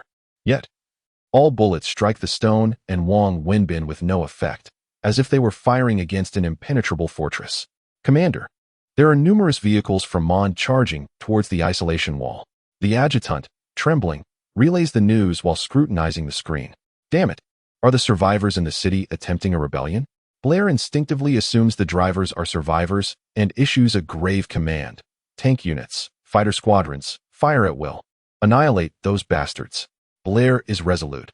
He will not allow a single soul or zombie from Mond to escape, for that would mean his failure. Inside Mond, Jiang Cheng gazes at the dazzling fireworks, watching as hordes of zombies commandeer vehicles, surging toward the isolation wall with a sinister grin. "Next, my vengeance awaits. Prepare for my slaughter. Welcome, the end." With a flurry of commands from Blair, tanks ready for action unleash their artillery. Fighter jets take flight, targeting the thousands of vehicles emerging without hesitation, launching their attacks. Explosions erupt, transforming vehicles within 5 kilometers of the isolation wall into billowing fireballs. As they spin in the air, a fiery inferno engulfs the area, blocking the rearward vehicles. Yet, at that moment, a cacophony of undead roars reverberates through the sky. echoing throughout Mond. Amidst the smoke, zombies begin to emerge from the vehicles, their burning bodies charging toward the gap in the isolation wall. From the vehicles, an uncountable horde of zombies surfaces, shrieking like vengeful spirits, clawing their way through the flames toward the wall. Those within the vehicles are not survivors, but zombies. A dark tide, boundless and relentless, surges forth. The fighter pilots witness this harrowing sight, their pupils constricting in terror. How is this possible? How can zombies drive vehicles? They didn't get obliterated? This is absurd. So many zombies. Could it be that all the undead from Mond have come forth? Shocked, they dare not hesitate, firing wildly, desperate to annihilate the oncoming horde. Should this swarm breach the isolation wall, it would spell disaster. As the aftershocks of the bombardment slam into the already trembling high wall, it begins to collapse, enveloping the area in a dense cloud of dust that obscures all sight. Blair trembles, his face turning ashen, his very soul quaking. He could never have anticipated that the zombies would collectively instigate a rebellion. Even more astonishing was the realization that these wretched creatures possessed the cunning to utilize explosives to breach the isolation wall. Gazing at the crumbled barrier, he bellowed, "Open fire. Strike with all your might. We must halt these beasts." Blair's voice thundered, his throat burning with pain, yet he paid it no heed. With the command issued, he resolutely retreated. Chapter 12. The gates of hell open. The demons emerge for revenge in Hanyang City. The earlier gunfire merely startled the populace. But now the resounding explosions of artillery have plunged the entire city into a state of bewilderment. Is the coalition conducting drills? What calamity has befallen us? Buildings tremble. Could this be an earthquake? Cursed be it. The quarantine wall has breached. The wretched zombies from Mon City are about to break free. Through live broadcasts, the grim reality becomes crystal clear, shattering any semblance of calm. The shrieks of terror reverberate through the residential buildings, slicing through the night. Countless individuals, gripped by fear, rush out of their homes, hastily driving towards the outskirts of Hanyang City. In this moment, not a soul dares to entertain the notion of survival. No one can confidently assert that the coalition will repel the horde of zombies. Even if they succeed, what then? The unknown virus lurking within Mon City could spread. Falling behind could spell doom. At such a juncture, Hanyang City is destined to become the second Mon City. No one wishes to be ensnared in that pitch-black abyss of despair. Amidst the chaos, some fleeing individuals dial for help. "Hello, United Alliance? Please send the coalition for suppression. The zombies in Mon City are about to burst forth." On the other end, a melodious yet irate female voice responds. "Understood. I will report this immediately. Please remain calm and have a pleasant day." The call disconnects, and the woman nestles back into the embrace of a man, dismissing the impending doom as if it were of no consequence. On a roadway, Professor Chun, focused on driving, glances at the fiery inferno rising in the rearview mirror. Feeling the earth tremble beneath him, his body quakes with trepidation. Something has gone awry. It must be a disaster in Mon City. He dares not hold back any longer, flooring the accelerator and hurtling down the road. In this instant, oblivious to the chaos behind him, he yearns only to distance himself from Mon City, from Hanyang City, from those accursed zombies. As long as he can cross the Hanyang Bridge, he can escape the clutches of danger. Within Mon City, the flames rage and the scent of gunpowder is pungent. In mere minutes, the ground is littered with the corpses of zombies, severed limbs flying in every direction. Blood saturates the earth, forming streams of crimson. Yet, countless zombies gaze upon the shattered walls, inhaling the sweet air that carries the scent of the living. Echoes of Jiang Cheng's commands resonate in their minds. They disregard the terror wrought by the artillery and charge forward with unwavering resolve. Beneath the quarantine wall, Shirtu and Wang Wenbin emerge from the rubble. Facing the coalition's gunfire and the tanks firing from hundreds of meters away, they swiftly gather stones, hurling them with all their might. In an instant, the sky fills with rocks raining down upon the coalition forces. Many soldiers, caught off guard, are crushed to pulp in the blink of an eye. Tanks spin helplessly, pounded by the barrage of stones. Amidst the advancing horde of zombies, Wang Chong wears an expression of exhilaration. His softened form absorbs the falling bullets and shells, rebounding them back with ferocity. The aircraft above are taken by surprise, their own ordnance detonating in a cacophony of destruction. One by one, fighter jets are engulfed in flames, plummeting from the sky. Zhang Minjing, utilizing her speed, disregards the hail of gunfire and is the first to breach the high wall, infiltrating the coalition's ranks. Her silhouette weaves through the throngs, her razor-sharp claws glinting ominously as they rend the clothing of coalition soldiers, initiating their infection. Alternatively, her talons plunge into the chests of soldiers, extracting hearts to savor the exquisite taste, reveling in the slaughter.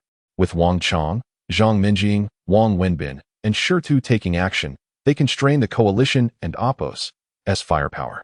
The zombie horde, undeterred and desperate, finally bursts through the quarantine wall, overwhelming coalition soldiers and feasting upon them with ferocity. In the blink of an eye, an unending tide of zombies surges forth, like a flood unleashed from its dam, consuming all in their path. The zombies have gone mad. The denizens of Mon City have lost their sanity. They have emerged. Nothing can stop them. We are all doomed. I do not wish to perish. This scene sends countless coalition soldiers into a state of despair, some collapsing, others abandoning their posts to flee. The mission to defend Mon City is forgotten in the face of the unstoppable horde. They too are human. They merely wish to survive. Meanwhile, the fighter jets above, witnessing the horde's emergence and the destruction wrought by their own artillery, realize that the situation has spiraled beyond their control. With no orders from Blair and ammunition depleted, they turn away, hastily retreating from Mon City's skies. In Mon City, atop a skyscraper, Jiang Cheng observes the crumbling walls and the coalition's retreat. He leaps down, his body slicing through the cold air as he descends rapidly. Boom. Moments later, his feet land with a thud, the ground shattering beneath him from the force of his impact. Jiang Cheng propels himself forward like a cannonball, and in the blink of an eye, he stands outside the quarantine wall, inhaling the acrid scent of gunpowder and blood, a wicked grin spreading across his face. His gaze fixes on the coalition soldiers and Taker who remain steadfast in their positions. In mere breaths, he closes the distance of hundreds of meters. His claws serve as scythes, reaping lives mercilessly. His fists become hammers, toppling tanks with singular blows. It is he. He still lives. The demon. He is the demon risen from hell. Ah, I do not wish to die. I do not wish to die. Flee. Flee now. With Jiang Cheng and Oppo's arrival, his visage is unmistakably captured by onlookers. The shrieks of terror crescendo, snatching away the last vestiges of courage from the coalition soldiers. Countless voices cry out in despair, their bodies rendered numb as they collapse to the ground, while others kneel, clutching their heads in anguish. The coalition has been defeated, utterly defeated. Over 100,000 coalition soldiers will become fodder for the zombies or join their ranks. The fallen are not merely high walls. It is the gateway from hell to the realm of the living that has been flung wide open. Countless malevolent spirits have escaped the darkness, breaking free from their infernal prison, and Blair's figure has long since vanished. All that remains is the despair of the coalition soldiers. It is he, the father of the daughter whose head was blown off. He has transformed into a demon, emerging from hell to exact vengeance for his daughter. All of this has been his machination. We are all doomed. All are destined to accompany his daughter to the grave. At this moment, within Hongkong City, the populace can distinctly hear the growls of zombies and the screams of coalition soldiers. The faint scent of blood lingers in the air, suffusing the atmosphere with dread as panic spreads. They are acutely aware that it will not be long before the zombies from Mon City, stepping over the bodies of coalition soldiers, surge into Hongkong City. Everyone yearns to escape, to distance themselves from Mon City. Yet, the streets are choked with vehicles, creating a blockade that is impossible to breach. The sounds of honking and furious curses echo above the city. Once harmonious residents now engage in fierce conflict over a mere escape route. Amidst the thronging crowd, countless children become separated, their piercing cries echoing, "Mommy, Mommy, where are you?" Yet, no one pays heed to these innocent souls. Even when trampled underfoot, their bodies become mere obstacles in the frantic scramble for survival, rather than the fragile lives they truly are. In the towering buildings, countless inhabitants find themselves deprived of even the chance to emerge. Or perhaps, some intentionally lock the doors from the outside in an effort to diminish the number of people on the street. The darkest facets of human nature are laid bare at this moment. Chapter 13. The demons declare war on the world in a luxurious hotel within a penthouse suite. A captivating female anchor clad in provocative attire sits beside the floor-to-ceiling window. Her body presses against the frigid glass as her mobile device captures the chaotic scenes unfolding in the streets below. Occasionally, she shifts the camera's focus towards Mondstadt, where Despite the distance, one can faintly discern the disarray of the coalition soldiers in retreat. Mondstadt has fallen, and soon, so shall Red Sun City. There is no escape for us. We are all doomed. The anchor curls into a tight ball, her voice weak and trembling, filled only with despair and fear. Alone in the room, her anxiety intensifies to an unbearable level. Viewers watch in a mix of confusion and dread. Anchor, what has transpired in Mondstadt? How did the zombies escape? Are the coalition soldiers merely incompetent? How could they allow those damned zombies to breach? Thank heavens I am not in Red Sun City. Otherwise, I would be in tears. If Red Sun City falls, it might become the second Mondstadt, and such a tragedy would befall such a beautiful Anchor. Anchor, I am in the same hotel as you. Which room are you in? I can come to protect you. I am your most loyal fan. Amidst the barrage of comments, only a few expressed genuine concern for Mondstadt's fate, while the majority revel in schadenfreude. To them, this chaos is merely entertainment. Far more exhilarating than the recent events involving the coalition and Oppos' execution of Jiang Cheng and Oppos' daughter, or the voting to determine Jiang Cheng and Oppos' fate. Regardless of whether Red Sun City will meet the same fate as Mondstadt, it matters not to them. They exhibit a remarkable detachment from the unfolding horrors. As the anchor reads through the comments, her heart grows colder. Just 2 days prior, she had urged more people to vote for Jiang Cheng's demise. Little did she know that she would soon find herself among the forsaken. In her overwhelming fear, a thought of death creeps into her mind. Rather than await the zombies and Oppos' approach, it might be better to seek an early release from this torment. Yet, a comment offering to protect her rekindles a flicker of warmth in her heart. Igniting a glimmer of hope. Clinging to this lifeline, she fervently clicks on the user and Oppos' profile, sending her room number without a second thought. She is merely a woman. And in her panic, who wouldn't yearn for a man to shield her? The panic and chaos in Red Sun City arise from the collapse of the quarantine wall, allowing the zombies to spill forth, exacerbated by the coalition's defeat. Separated by a mere wall, it will not be long before the zombies invade Red Sun City, transforming it into a hellish nightmare. In such a dire moment of life and death, who would willingly remain in such a torment? Who would care for their own survival? All irrational actions and the raw exposure of human nature stem from the instinct to survive. The concepts of right and wrong have become irrelevant. However, the impact of the zombies bursting forth from Mondstadt is just the beginning. Though the quarantine wall lies in ruins, a few high-definition cameras continue to operate, capturing vivid images and broadcasting them to the world. Countless individuals, idly scrolling through their phones in the dead of night, witnessed the fireworks igniting in Mondstadt's darkness. The rifts in the quarantine wall and the approaching horde of zombies, as coalition soldiers bravely respond. Zombies crashing against the quarantine wall are obliterated into clouds of blood. Countless others reduced to mere husks. In the face of humanity and Oppos' arsenal, the zombies appear feeble and devoid of resistance, a throng of wretched creatures. Charge forth. Let them perish. If we can eradicate the crisis in Mondstadt, the threat will vanish. Their blood runs hot with exhilaration, yearning for the zombies within Mondstadt to emerge and meet their end. This is their immediate reaction to the spectacle of fireworks in Mondstadt. There is no fear, no panic, in stark contrast to the residents of Red Sun City. They witness the coalition soldiers slaughtering zombies, and their distance from Mondstadt provides a false sense of security. Yet, when they observe some zombies seemingly impervious to bullets, deflecting them with ease, an endless tide of undead surges toward the coalition soldiers. When they see a massive stone lifted and hurled to demolish a tank, crushing coalition soldiers into pulp and disrupting their formation. When they recognize familiar faces among the undead, eyes alight with exhilaration, speed unmatched as they plunge into the coalition ranks. Like demons unleashed from the depths of hell, they commence their massacre, ruthlessly harvesting lives. Tanks become mere toys in their presence, effortlessly overturned amidst the overwhelming tide of zombies, which engulfs over 100,000 coalition soldiers in an instant. Panic ensues. Fear grips their hearts. Shock reverberates through their minds. Why? How can those wretched beasts in Mondstadt possess such strength? How could they breach the quarantine wall? It is that monster. He is still alive. How can he still be breathing after being devoured by zombies? This is terrifying. The power and speed he wields surpass all comprehension. He has returned for vengeance. They never anticipated that just 2 short days after his daughter was brutally executed, the father would re-emerge in an entirely new guise, delivering such a stunning spectacle to the world. He is declaring war upon the world. He must be eliminated. If Red Sun City falls, it is of no consequence. This beast must not be allowed to escape.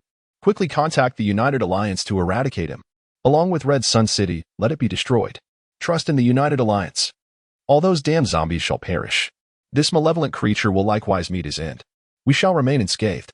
In the face of the terror unleashed by the zombies from Mondstadt and the threat to their own safety, everyone, much like before when they abandoned Mondstadt, without a hint of hesitation or doubt, decisively chooses to forsake Red Sun City.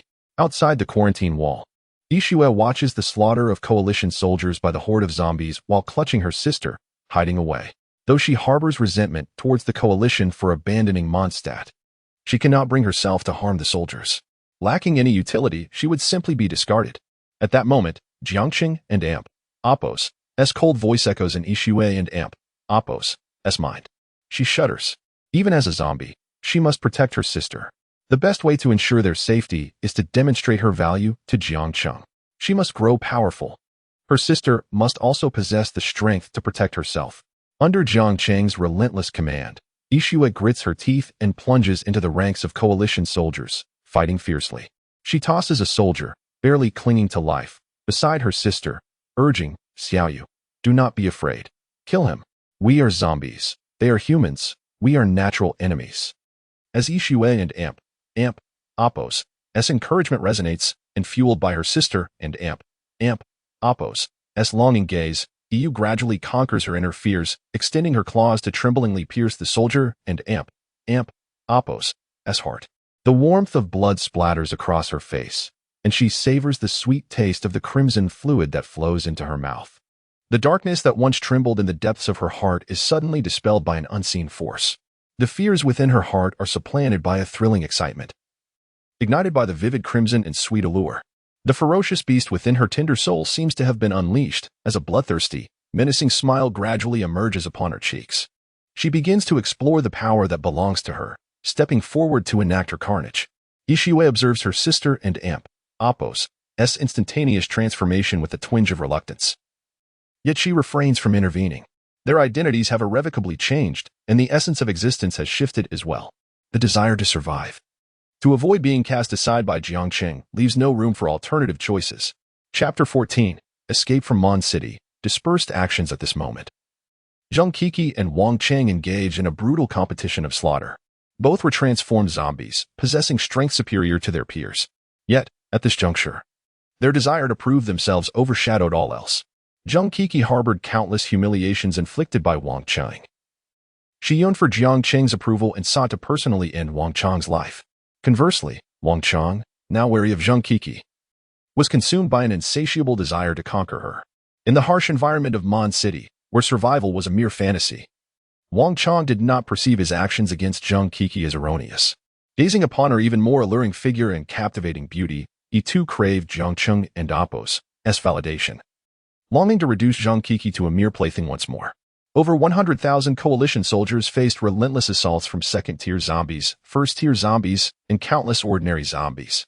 Countless warriors became fodder, while many more succumbed to infection, turning against their comrades. As time passed, tens of thousands of zombies surged forth like wild horses, trampling the blood and bodies of coalition soldiers, consuming their flesh. They broke through the quarantine zones of the coalition, invading the city of Hong'an. Like a gust of wind, they weaved through the streets and infiltrated buildings. The stench of blood began to permeate Hong'an as panic and despair enveloped the city. Those unable to escape rushed into buildings and sewage systems, driven by the instinct to survive. In the face of pursuing zombies, they readily pushed others towards the monsters. For they were mere strangers. Their deaths mattered little as long as they survived. Meanwhile, the coalition soldiers guarding Mon City faced the onslaught of zombies and the slaughter wrought by second-tier zombies like Shirtu, Wang Cheng, and Ishue. Under Jiang Cheng's absolute command, only a scant few remained kneeling on the ground, among them not including Blair. Their survival was not a stroke of luck, but rather a consequence of their officers' uniforms shielding them from immediate death. Surrounded by Shirtu, Zhang Minjing, and Wang Wenbin, they had no chance to move. The chilling, terrifying aura pressed down upon them, threatening to suffocate them. At that moment, they beheld Jiang Cheng approaching, drenched in crimson blood, droplets cascading from his form, reminiscent of the Grim Reaper completing a harvest of souls. The zombies around him bowed their heads in reverence. Indeed, this was all his doing. He had emerged for vengeance, to retaliate against this world. Commander, the one in charge here has fled, Jiang Minjing reported to Jiang Cheng. As Jiang Cheng approached, he loomed over the officer with an icy gaze. The officer felt as though he had plunged into a frozen abyss, the biting cold seeping into his bones. My daughter. Who ordered her death? Jiang Cheng's hand rested on the officer's shoulder, exerting pressure. The officer felt his bones shatter under the force. Blood dripped from his lips, his body trembling.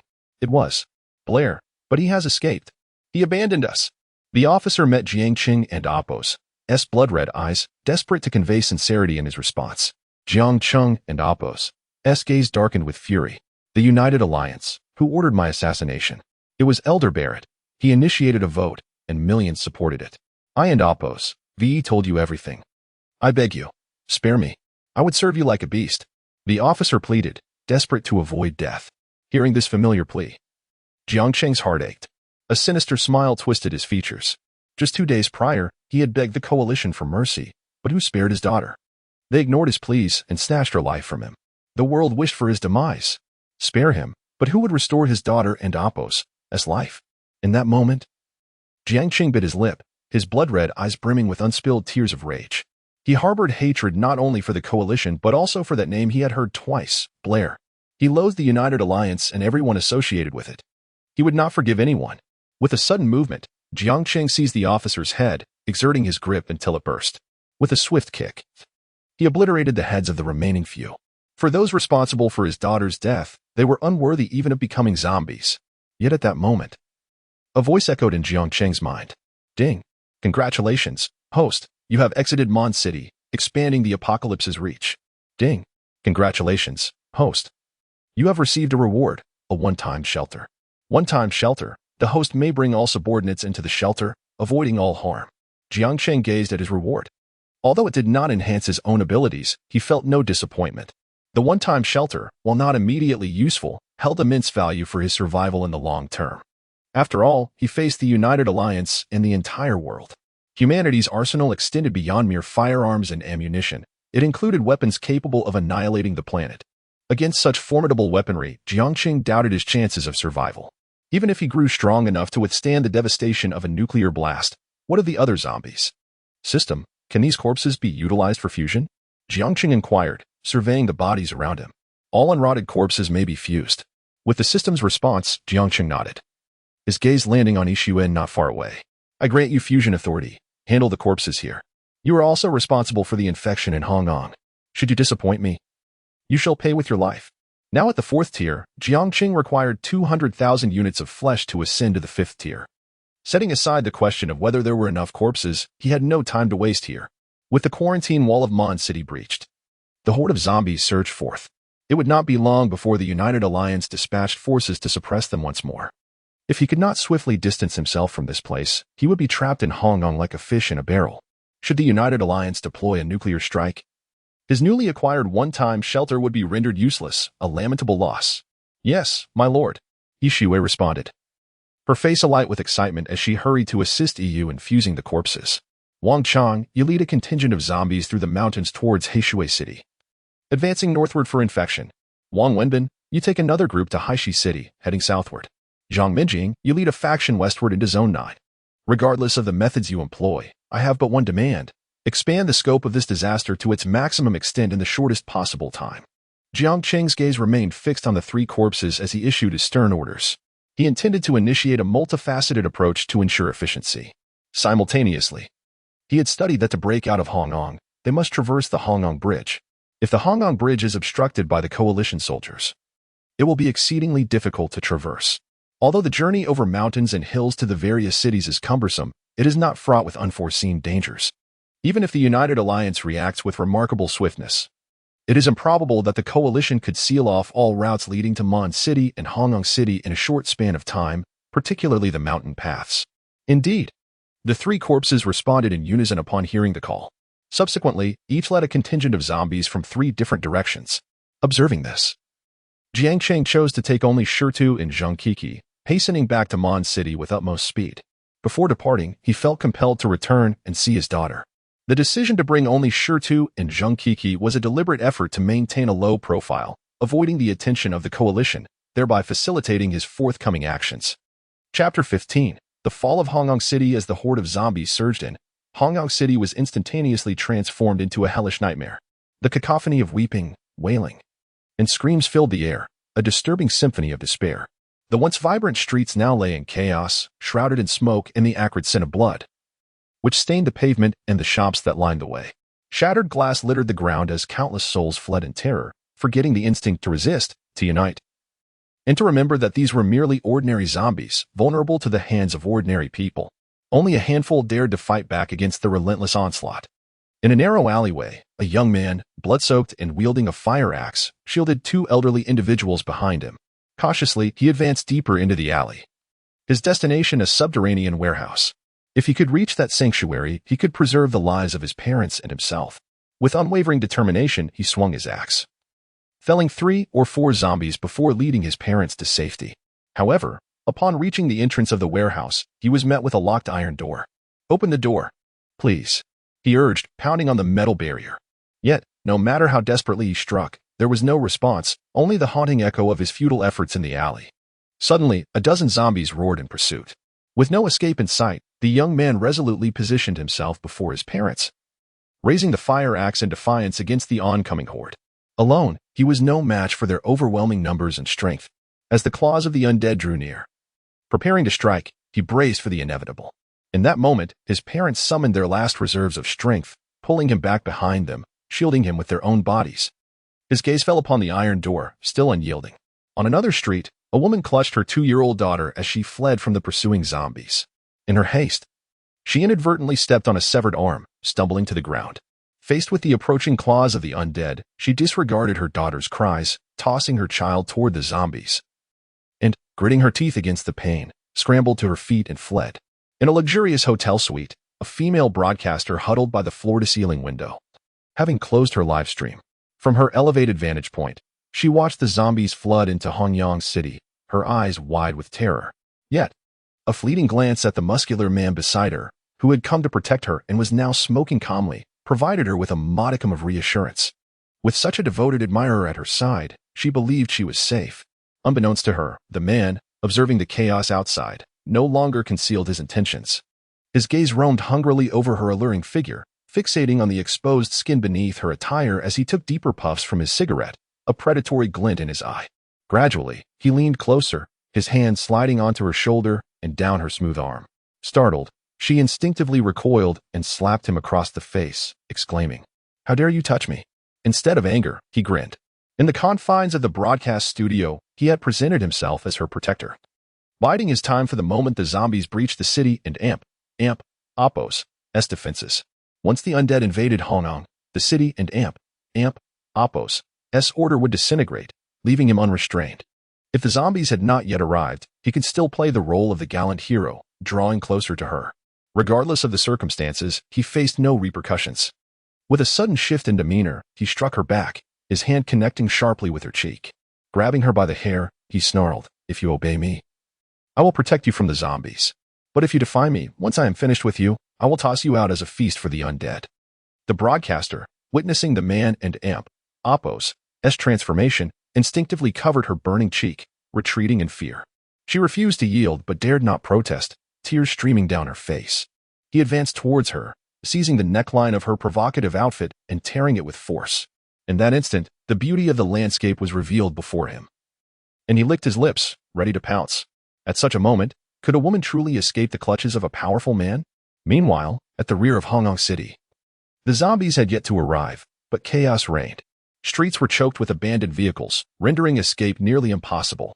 Many opted to abandon their cars, rushing forward, creating a scene of mass humanity squeezing through the alleys. Some, possessing impressive agility, leaped atop vehicles to advance more swiftly.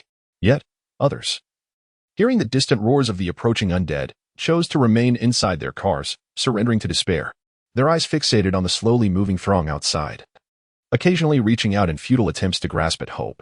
However, soon this enjoyment turned to desperation. Those who had relinquished their will to survive no longer hesitated.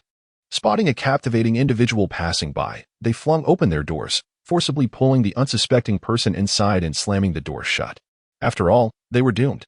Even if they survived, there was no salvation for Hongyang City. It would inevitably become another Mon City. What did they have to lose? At the forefront of this vehicular congestion, illuminated by bright headlights, a long, crimson bridge came into view. Eyes brightened and smiles broke forth among the crowd. Look, that is the Hongyong Bridge. I'm escaping Hongyong City. I will not die. I have survived. A group of individuals, among the first to flee before or just after the explosion in Mondstadt City, rejoiced at the sight of the bridge, celebrating their narrow escape. Once they crossed the Hongyong Bridge, they would find themselves in Liang City, a realm of light and absolute safety.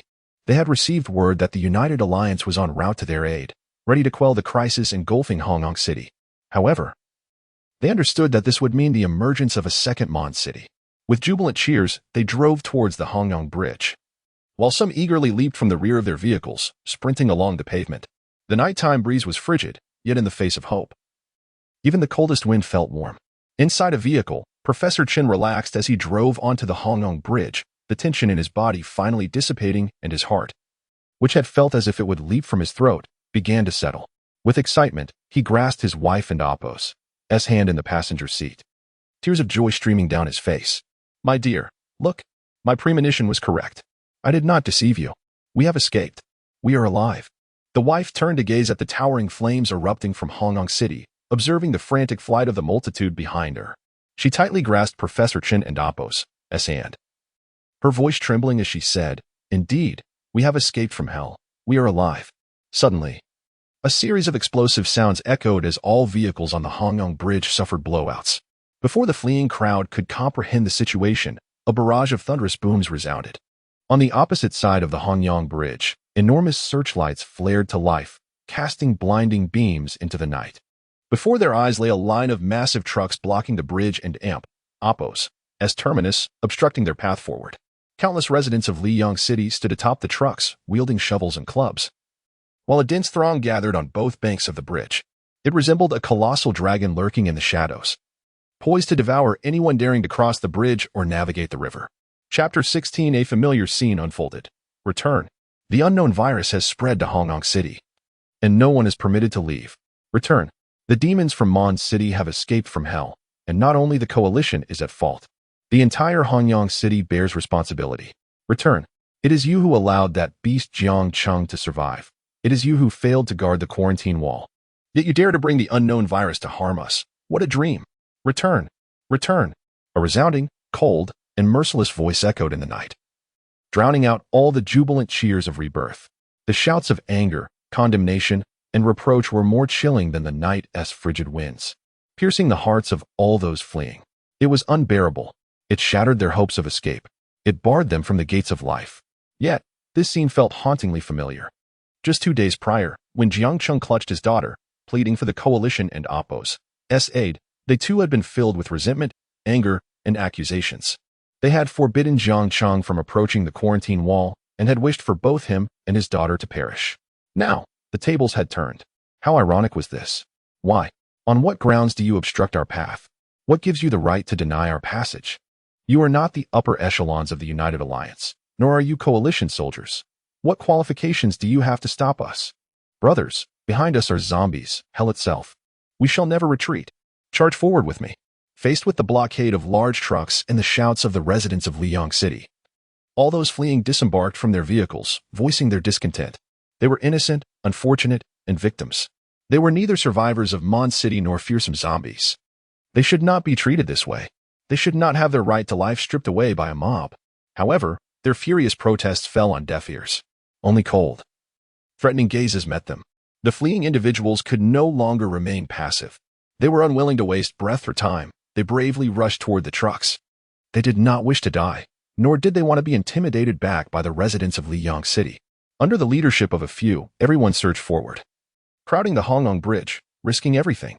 The residents of Liang City showed no hesitation. Anyone approaching the trucks would be met with iron shovels and clubs, striking brutally against their foreheads. Blood splattered, and the sight of shattered skulls became the truest depiction of the moment. The residents of Liang City, driven by their own safety, displayed no fear or trepidation at that moment, wishing for the extermination of all who sought to escape from Hongyong City. Yet, all those fleeing in their struggle for survival felt no fear even as they witnessed comrades falling, their heads crushed in pools of blood. They stepped over bodies, grasping at the pant legs of those atop the trucks, yearning for a chance to escape. Seeing the increasing number of people surging toward the trucks, the residents of Liyang City knew they could not hold them back any longer. For gasoline! A sharp cry rang out. Buckets of gasoline were hoisted onto the trucks. Caps twisted off. And without regard for the throng below or the bodies littering the ground, gasoline poured down, drenching everyone. Several strong men worked together to throw the remaining half-bucket further away. Then, a lighter, sparking, was tossed. The lighter hit the ground, igniting the gasoline. Boom! A fierce blaze erupted instantly, setting alight all below, eliciting anguished screams. The flames spread, forcing all who wished to charge forward to retreat. In mere moments, the entire Hongyang Bridge was engulfed in flames. The residents of Hongyang City and Liyang City faced each other across the river, as the air filled with the acrid stench of gasoline and charred flesh. Splash! Splash! Just seconds later, seeing no hope of crossing the bridge, many leapt into the river, seeking a glimmer of survival. The residents of Liyang City, witnessing this scene, picked up heavy stones, awaiting the figures in the river to approach, ready to mercilessly crush them into the depths. Buzzing, roaring. At that moment, fighter jets appeared overhead, illuminating the Hongyang Bridge with beams of light, as if it were daylight. Tanks and armored vehicles rolled in behind the residents of Liyang City. Coalition soldiers, wielding riot shields, moved in formation, pushing through the crowd to create a passage. Upon reaching the bridge, facing the raging inferno, a commander stood atop a tank. Holding a megaphone, his voice cold. "This area is under coalition control. All must retreat." As the command echoed, coalition soldiers revealed the dark muzzles of their guns. The residents of Liyang City, witnessing this, had no choice but to retreat, yielding their positions to the soldiers. Yet, they did not depart. They stood at a distance, watching intently, eager to see how the coalition would handle the situation. The fate of the residents of Hongyang City. Upon seeing the coalition appear, the anger and resentment within the residents of Hongyang City ignited a spark of hope, their eyes gleaming with expectation. We have not been infected by the unknown virus. The coalition soldiers have come. We are saved. The United Alliance will not abandon us. We shall not die. The beasts of Liyang City, wait until I come. I will surely slaughter you. Many faces broke into smiles once more. Professor Chen sat in the vehicle, gripping his wife and Appos, his hands tightly. As he watched the Hongyang Bridge consumed by flames, countless lives swallowed by the inferno, excitement and elation faded, replaced by terror and concern. His aged, murky eyes gazed beyond the roaring fire at the coalition soldiers arriving too late. A realization dawned upon him. We did not escape. Our lives, like those of the people from Mon City, have been forsaken by the world, abandoned by the coalition, and utterly stripped away. We once committed wrongs to survive. And now it is our turn to pay the price. We cannot escape. We shall all perish in Hongyang City. Professor Chen muttered to himself, devoid of any hope for survival, unlike the foolish souls outside who still clung to hope in the coalition. His wife harbored no doubt regarding his words. She fell into his embrace, closing her eyes, silently shedding tears, accepting the stark reality. Before long, a first warning rang out. Retreat, move away from the Hongyang Bridge, or we will shoot to kill. A cold voice reverberated, breaking through the chaos of the night. Though not loud, it sent shivers through the fleeing crowd, their pupils constricting in fear. The coalition and Appos' stance mirrored that of the residents of Liyang City. Their words were more direct, more exposed, and even more intimidating. Just as 2 days prior, when faced with Jiang Cheng's attempt to escape from Mon City. But we are human. We are among the first to flee. We have not been in contact with the unknown virus. We are not infected. We will not harm anyone. This treatment is utterly unfair to us. Someone completely crumbled, kneeling on the ground and howling in despair, fists clenched as they pounded the earth. Do not abandon me. I do not wish to perish. I possess wealth. Whatever sum you desire, I am willing to offer. All I ask is for you to save me and allow me to survive. A wealthy individual believed he could purchase his life, convinced that money held the key to all. As he spoke, he retrieved several boxes of cash from the trunk, gesturing for the fighter jets above to take notice. You two have loved ones in Hongyang City. You cannot proceed in this manner. Do you truly wish to be the architects of your own kin's demise? Some sought to play the emotional card, appealing to the conscience of the coalition soldiers, urging them to show mercy. Chapter 17. Return to Hell, willing to become a demon in response to the pleas of the survivors. Various expressions of desperation echoed through the air. Yet, the only reply was a chilling voice. Kill. It was more resolute than the decision made 2 days prior when Jiang Cheng had slain his daughter, devoid of even a second warning. Bang, bang, bang. The gunfire erupted. In the blink of an eye, hundreds, if not thousands, of fleeing souls collapsed into pools of blood. The crimson liquid flowed into the rivers, staining the waters a deep red. The acrid scent of blood filled the air, causing those behind to retreat in terror. In that moment, they finally grasped the emotions Jiang Cheng had felt 2 days earlier when he returned with his daughter. They understood the dread of facing the dark muzzle of a gun. It was a visceral experience of empathy. Everyone wept. They cried out in despair. What should we do? Where can we escape? Behind us are the zombies unleashed, screams abound. A hell on earth, a demon's vengeance. Ahead lies the dark gun muzzles, the ruthless abandonment by our own kin. There is no escape. We have emerged from one hell only to enter another, confronting demons that seek our demise. 2 days prior, Jiang Cheng had the audacity to return to hell, choosing to exact revenge upon the world. Why should I not dare the same? When I return, I shall drag the entire world down with me. Amidst the wails of anguish and rage, the majority relinquished their flight, choosing instead to await death. A minority, undeterred, emulated Jiang Cheng, returning to the abyss. Others leapt into the river once more, yet at the moment of their plunge, gunfire erupted, turning them into mere riddled corpses. On the opposite bank, the commander stood atop a tank, his voice icy. Remember, there are no survivors in Hongyang City. They're all zombies. Even if we eradicate them all, no one will blame us. Furthermore, bombers initiated indiscriminate bombing along the outskirts of Hongyang City, ensuring that no zombie could escape. A sufficient number of drones were dispatched into Hongyang City to locate the fiend Jiang Cheng. Upon discovery, immediate execution was to follow. The coalition had confirmed that the zombie upheaval in Mondstadt City had breached into Hongyang City, causing panic. All of this was the handiwork of Jiang Cheng. As long as he was eliminated, everything could return to a controllable state.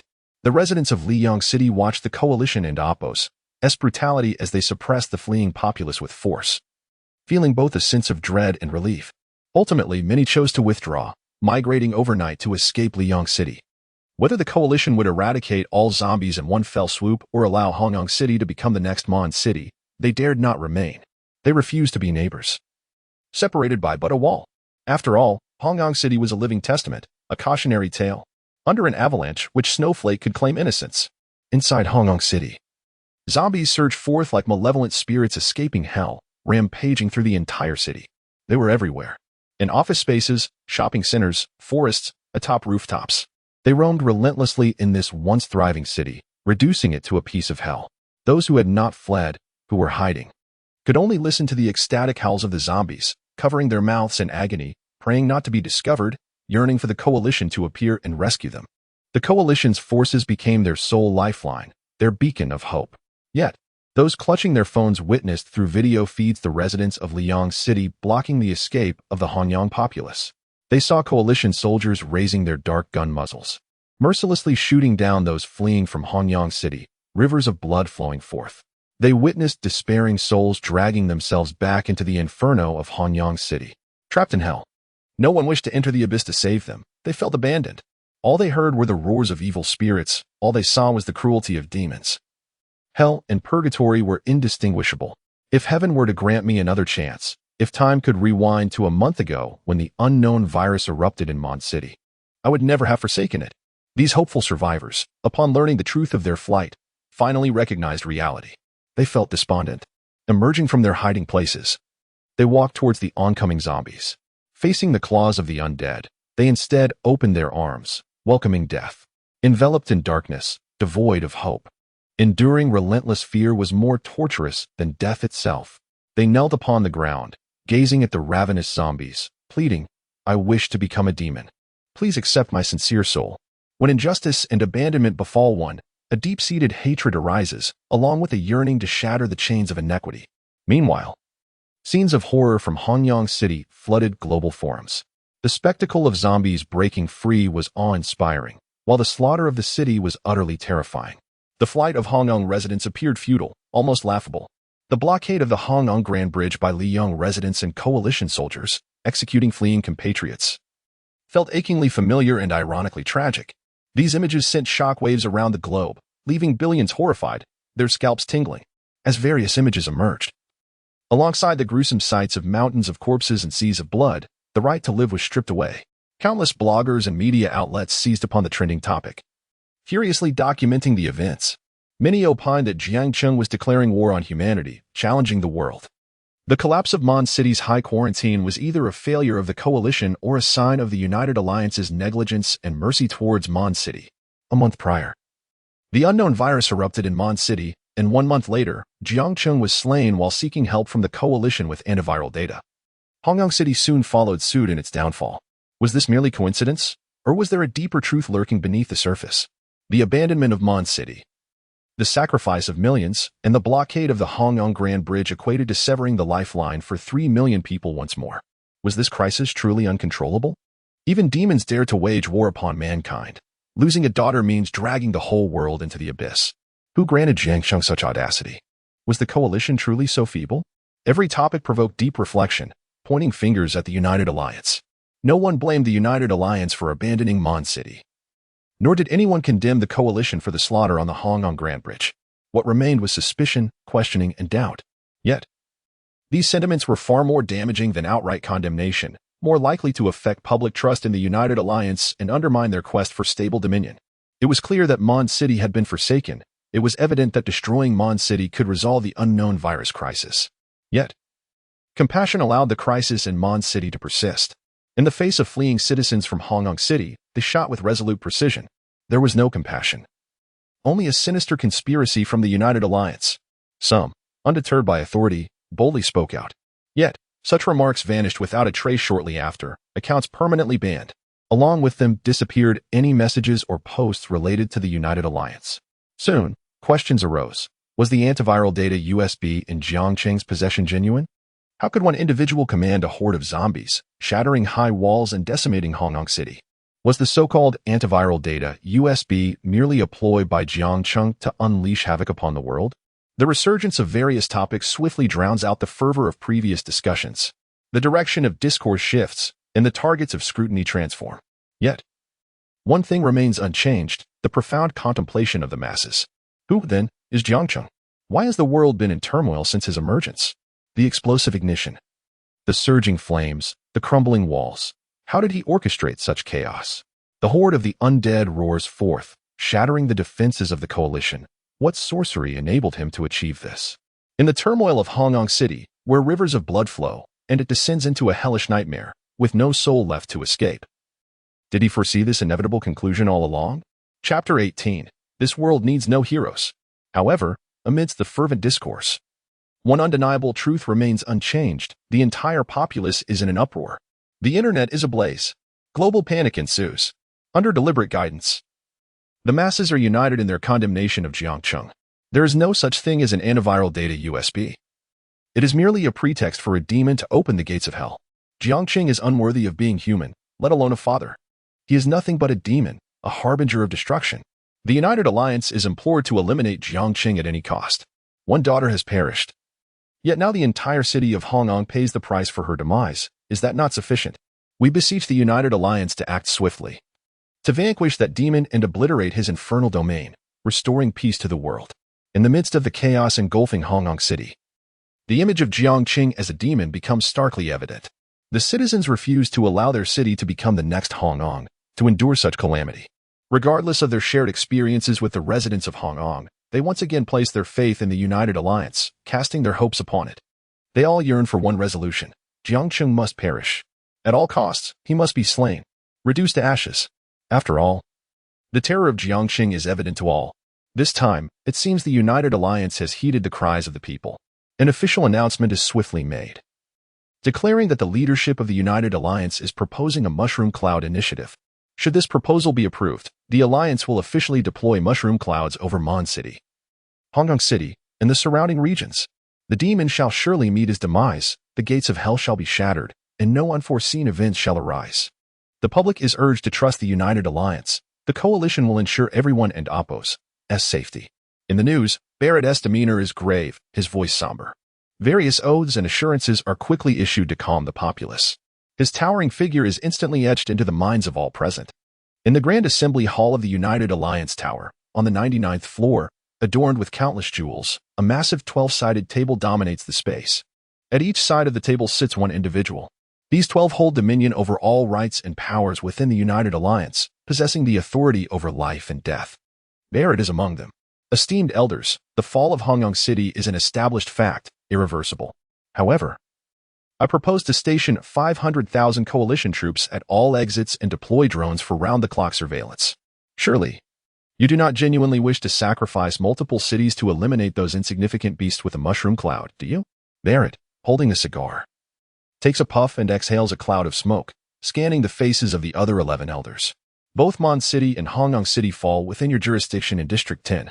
The rhetoric of deploying mushroom clouds is merely a means to pacify the populace, to continue garnering their trust and ensure the stability of our regime. Of course, it also serves as an excuse for your incompetence in allowing the zombies from Mon City to run rampant among the citizens. If you can perfectly resolve this crisis, there is no need to resort to mushroom clouds. One elder, seemingly indifferent, rises and exits the assembly hall, followed by the remaining 10. All tacitly agreeing that as long as Barrett can flawlessly resolve the crisis, they shall not interfere with his decisions. As Barrett watches the 11 elders depart, the calmness and composure on his face give way to fury. He crushes the cigar in his hand, fist clenched. He has already lost 2 cities, equating to a significant loss of revenue. That represents nearly 5 million people. If he resorts to mushroom clouds to eliminate the demon Jiang Cheng and the zombies escaping from Mon City, the resulting devastation and loss of life would amount to him willingly destroying 1/5 of his earnings, causing a sudden population decrease of tens of millions in District 10, potentially nearing 100 million. He currently has no time to evacuate or relocate the residents near Mon City and Hongyang City. Contemplating this, Barrett is filled with 100 grievances. However, should he fail to resolve this crisis flawlessly, the 11 elders have the authority to replace him. With a sense of urgency, Barrett picks up his phone and dials a number. If the research on the other end yields results, perhaps everything can be resolved. Outside Mon City, the bodies of zombies and coalition soldiers have long vanished, leaving behind blood-soaked earth, flowing like streams of crimson. Abandoned weaponry, shattered tanks, and fragments of fighter jets litter the ground. Smoke billows, obscuring the sky. Yishue holds Yu's hand, gazing towards the direction of Hongyang City, and takes a step forward. Within Mon City, Jiang Cheng once again enters the cemetery, treading the familiar path that pierces his heart. He arrives at the gravestones of his wife and daughter. Yuan. The towering walls blocking our path have been shattered by your father. Even those heartless, unfeeling coalition soldiers have come to accompany you. Yet the true orchestrator of your demise has escaped. Trust your father. I will surely find him and make him pay. Jiang Cheng's voice trembles with emotion. Hoarse and desolate, his body quakes lightly, his eyes welling with unshed tears, each word steeped in longing for his daughter. In this moment, he is not the king of zombies who trampled walls and slaughtered 100,000 coalition soldiers. He is not the indifferent, ruthless deity that Zhang Kiki first encountered. He is simply a father, an ordinary man, filled with sorrow and grief as he visits his deceased daughter. Jiang Cheng continues to caress the gravestone. My love, everything is my fault. I failed to protect Yuan, and I have caused the death of our only daughter. Please forgive me and take care of our daughter for me. Yuan fears the dark. You must always be by her side. She loves bedtime stories. I implore you to tell her one every night. She enjoys being lifted high. Jiang Cheng's reminiscence transforms from yearning for his daughter into guilt, self-reproach, and profound concern. Yet, Zhang Kiki can also sense a deep-seated hatred within him, a torrent of wrath he does not wish to reveal before his wife and daughter. Observing Jiang Cheng in this state, Zhang Kiki is taken aback. She never imagined that the deity she revered also had a wife and daughter. This god, in her eyes, possesses the emotions of an ordinary person. This deity is not solely defined by coldness, slaughter, and ruthlessness. After a considerable time, Jiang Cheng exits the cemetery. Gazing up at the gradually brightening night sky, Shirtu has already procured a vehicle, waiting outside the cemetery. Jiang Cheng and Zhang Kiki enter the car, heading towards the isolation wall on the outskirts of Mon City. Inside the vehicle, Zhang Kiki observes Jiang Cheng's emotions gradually stabilizing. After a moment of hesitation, she cautiously inquires, "My king, were you once human?" Jiang Cheng closes his eyes slightly, nodding gently. "And how did your wife and daughter perish?" This inquiry made Zhang Kiki more cautious. Jiang Cheng paused in his actions, turning to gaze at Zhang Kiki. After 4 or 5 seconds, he spoke softly. "Before the outbreak of the unknown virus, my wife perished in a car accident. Following the outbreak, Mondstadt fell, and my daughter fell ill with a fever. I yearned to save my daughter. I could not bear the thought of her demise, and then, fate presented me with 2 choices. The first was to grasp the antiviral data on a USB drive, surrender it to the coalition, and partake in the research, thereby becoming a figure of grandeur. a hero who would rescue Mondstadt and alleviate the crisis. The second path led to becoming a demon, dragging this world into darkness and transforming it into a hellish realm. At that moment, I aspired to be a hero, not the kind revered by society, but the hero my daughter envisioned. Yet, the coalition refused to believe me and even shot my daughter. Cradling her lifeless body, I finally realized my mistake. This world does not require heroes at all. Chapter 19. The Temptation of Demons, the Destruction of Two Cities. Jiang and Apos' eyes widened in disbelief. It turned out that the deity she revered, once aspiring to be a hero and save humanity, had been forced by the world to become a demon, a being intent on annihilating the world. How profoundly ironic. Yet, it felt so achingly real. Had it not been for Jiang Cheng, she might never have had the opportunity to embrace her demonic side, instead being tormented to death by the very fiends she feared. If one day the truth were to emerge, what would the world and Apos' reaction be? Half an hour later, dawn broke across the horizon, casting its golden rays upon the earth and dispelling the shadows of the night. A gentle breeze carried the scent of gunpowder and blood, narrating the events of the previous night.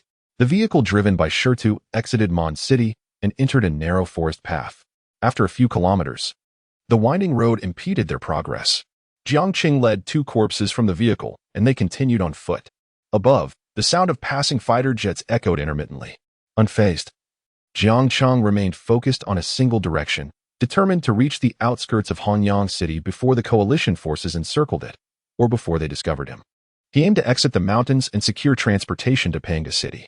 Meanwhile, on the other side, Yishui guided EU into Hanyang City. Observing the city nearly overrun by zombies and hearing the wails of survivors from the buildings, she assessed the two main escape routes from the city. The Hanyang Bridge ahead was guarded by the coalition forces, blocking any chance of escape for the survivors. Anyone attempting to cross the river or the bridge would be ruthlessly gunned down. The side route, the Hanyang Tunnel, had also been destroyed by coalition fighter jets, rendering it impassable and necessitating a perilous trek through the forest. Even then, they would face machine gun fire from the coalition planes. The coalition would not allow a single zombie or person to escape Hanyang City. Yishui pressed on, hand in hand with EU. Traversing the chaotic streets towards the broadcasting station, she took a seat in the original host and Apos' position and adjusted the microphone before speaking softly. Residents of Hanyang City, abandoned by the world and the coalition, do you feel despair? Do you comprehend the agony of being forsaken? Are you consumed by hatred? Do you sense the injustice? Do you all wish to survive? If you oppose this injustice and wish to live, cease your flight, abandon your struggle, and accept the King's grace. The King shall grant you strength, lead you against this injustice, and ensure your survival. Yishui and Apos' voice resonated through the airwaves, echoing across the expanse of Hanyang City, clearly reaching the ears of every survivor. Under the seductive allure of her words, countless despairing souls willingly sought to become infected by the zombies, yearning for their power to resist this perceived injustice. Many who had been hiding in fear now displayed confusion, their resolve wavering. Ultimately, a multitude willingly embraced the ranks of the undead. If salvation in the light was unattainable, they would merge with the darkness, using their own hands to tear apart the light. After delivering her brief yet captivating address, Yishui did not linger at the broadcasting station. She took Yu's hand and moved away, allowing her to roam freely. She neither participated in the slaughter nor in the infection. Instead, she walked through the streets, utilizing her assimilation ability to elevate ordinary zombies to the first tier. She then helped advance first-tier zombies to the second tier. Upgrading an ordinary zombie to the first tier required 10 flesh units, while ascending to the second tier demanded 200. The streets were littered with corpses, and the presence of zombies was ubiquitous. Rapidly cultivating second-tier zombies was hardly a challenge. She then commanded the newly created second-tier zombies to charge towards the Hanyang Bridge. Yishui understood well that Jiang Cheng had bestowed upon her the power of assimilation, granting her control over all of Hanyang City. Though it was an opportunity for her to grow stronger, it also served to attract the coalition and Apos' attention and delay their pursuit. This was her true mission. To fulfill this mission, she required more formidable zombies. With a population of 4 to 5 million in Hanyang City, it was entirely feasible to cultivate several third-tier zombies in a short time. Thus, as she observed batches of second-tier zombies leading the ordinary ones towards the Hanyang Bridge, she began the process of cultivating third-tier zombies, continually merging flesh to prepare for her ascension to the fourth tier. Across the Hanyang Bridge, within the hastily assembled tents behind the coalition soldiers, Commander Cliff fixated on the drone footage displayed on his notebook screen.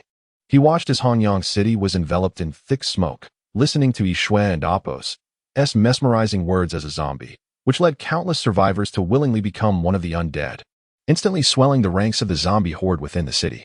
Yet, he remained oblivious to Jiang Cheng's demonic whereabouts. Cliff clenched his fists, his face darkening, veins bulging on his forehead as he growled in fury. What a cunning rat! If it weren't for Blair's incompetence, this rat would never have had the chance to escape Mondstadt City, let alone leave this mess for me to clean up. Relay the order. Blow up the broadcasting station immediately. Have the fighter jets take out a wave of zombies to prevent the horde from growing any larger. Beside him, his smoking aide, Dulu, brightened upon hearing the command and hurried to convey the orders. Boom. Moments after Dulu exited the tent, a deafening explosion shattered the sky. Shells rained down like dumplings, engulfing and obliterating the broadcasting station, along with the nearby buildings, reducing them to rubble. Fighter jets appeared above Hanyang City, targeting the zombies on the streets for a frenzied barrage. In this indiscriminate assault, not only zombies but also unfortunate survivors were left bloodied and mangled. Countless survivors hiding in buildings, who had harbored a glimmer of hope in the coalition after being swayed by Yishui, found their hopes utterly shattered upon witnessing this devastation. The survivors who had fled to the Hanyang Bridge were not deceiving them. The words of the zombies rang true. They had all been abandoned. To survive, they had to save themselves. Light had forsaken them. They could only choose darkness. All they desired was to live. Their lives mattered too. Why should others so easily strip away their existence? I want to become a zombie. I want to kill them. In a roar of fury, more survivors burst from their hiding places, arms wide open, welcoming the infection of the undead. To them, the coalition forces that impeded their escape and deprived them of hope were the true demons. Within the tent, Dilla returned shortly, his face a mask of distress as he lit another cigarette, placing it between his lips. He regarded Cliff with wide, fearful eyes. Sir, the zombies that surged out of Mon City have split into 3 groups, heading towards Haishi City, Heishui City, and the adjacent 9th District.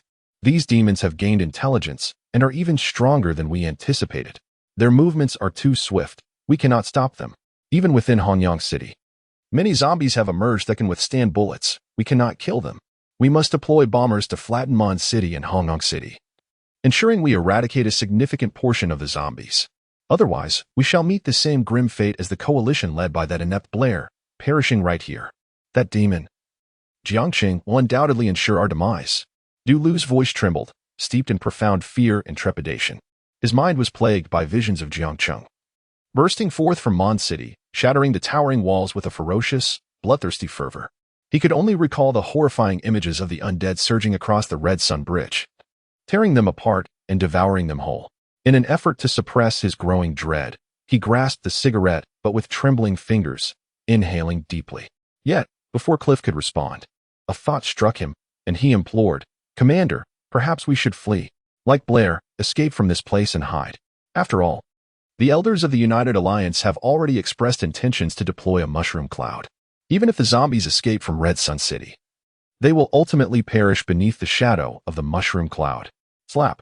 Cliff, listening to Dulu's nonsensical ramblings, furrowed his brow and delivered a resounding slap across Dulu's cheek, leaving a crimson handprint.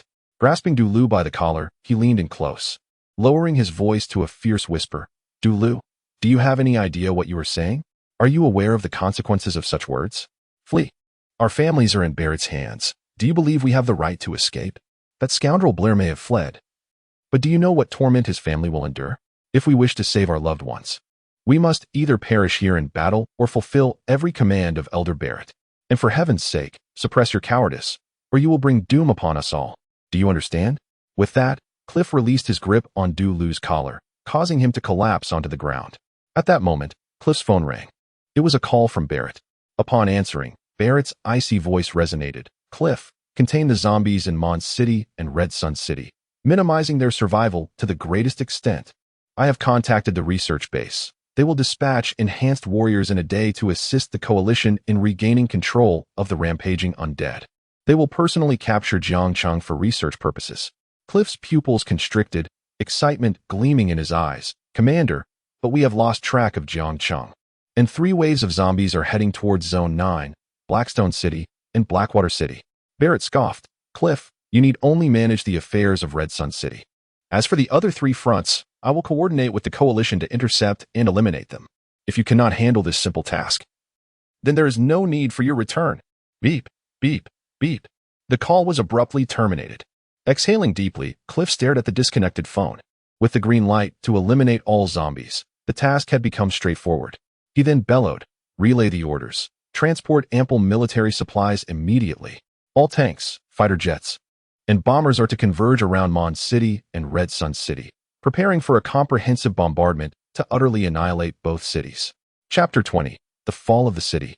Ishue breaks out of Hongnong City upon learning that the order was to directly annihilate Mon City and Hongnong City, and that elite warriors would be dispatched to capture the demon Jiang Cheng. Dulu felt a wave of relief wash over him. The panic in his eyes dissipated, replaced by a renewed sense of confidence, as he observed the steady stream of military supplies arriving and the increasing assembly of tanks and bombers. A smile spread across his face. This nightmare was finally drawing to a close. The demon Jiang Cheng was about to meet his end. No longer would he live in fear and trepidation. Dulu grinned broadly, instinctively pulling out a cigarette, lighting it, and taking a deep drag as he faced the rising sun, savoring its warmth. The sun's rays flickered like a beacon of hope, dispelling the remnants of darkness from the world. However, at that moment, a soldier hurriedly approached him, reporting, "Sir, zombies are approaching Hongyang Bridge. Shall we engage immediately?" Dulu's eyes glimmered with disdain. "Kill, kill, exterminate those beasts. Wipe out those demons. Remember, there are no living souls in Hongyang City or Mon City, only zombies. I do not wish to see any of you show mercy." His words were laced with excitement and madness. His mind began to conjure images of Mon City and Hongyang City engulfed in a torrent of artillery fire. He imagined hearing the anguished screams of the zombies and the desperate roars of the demon Jiang Cheng. He envisioned all the zombies being reduced to a mist of blood, turned to ash, while the demon Jiang Cheng once again knelt helplessly, disappearing along with Mon City and Hongyang City. Boom, boom. Shortly thereafter, the broadcast tower was obliterated, and the coalition's artillery unleashed another barrage. This time, however, the target was the entirety of Hongnong City.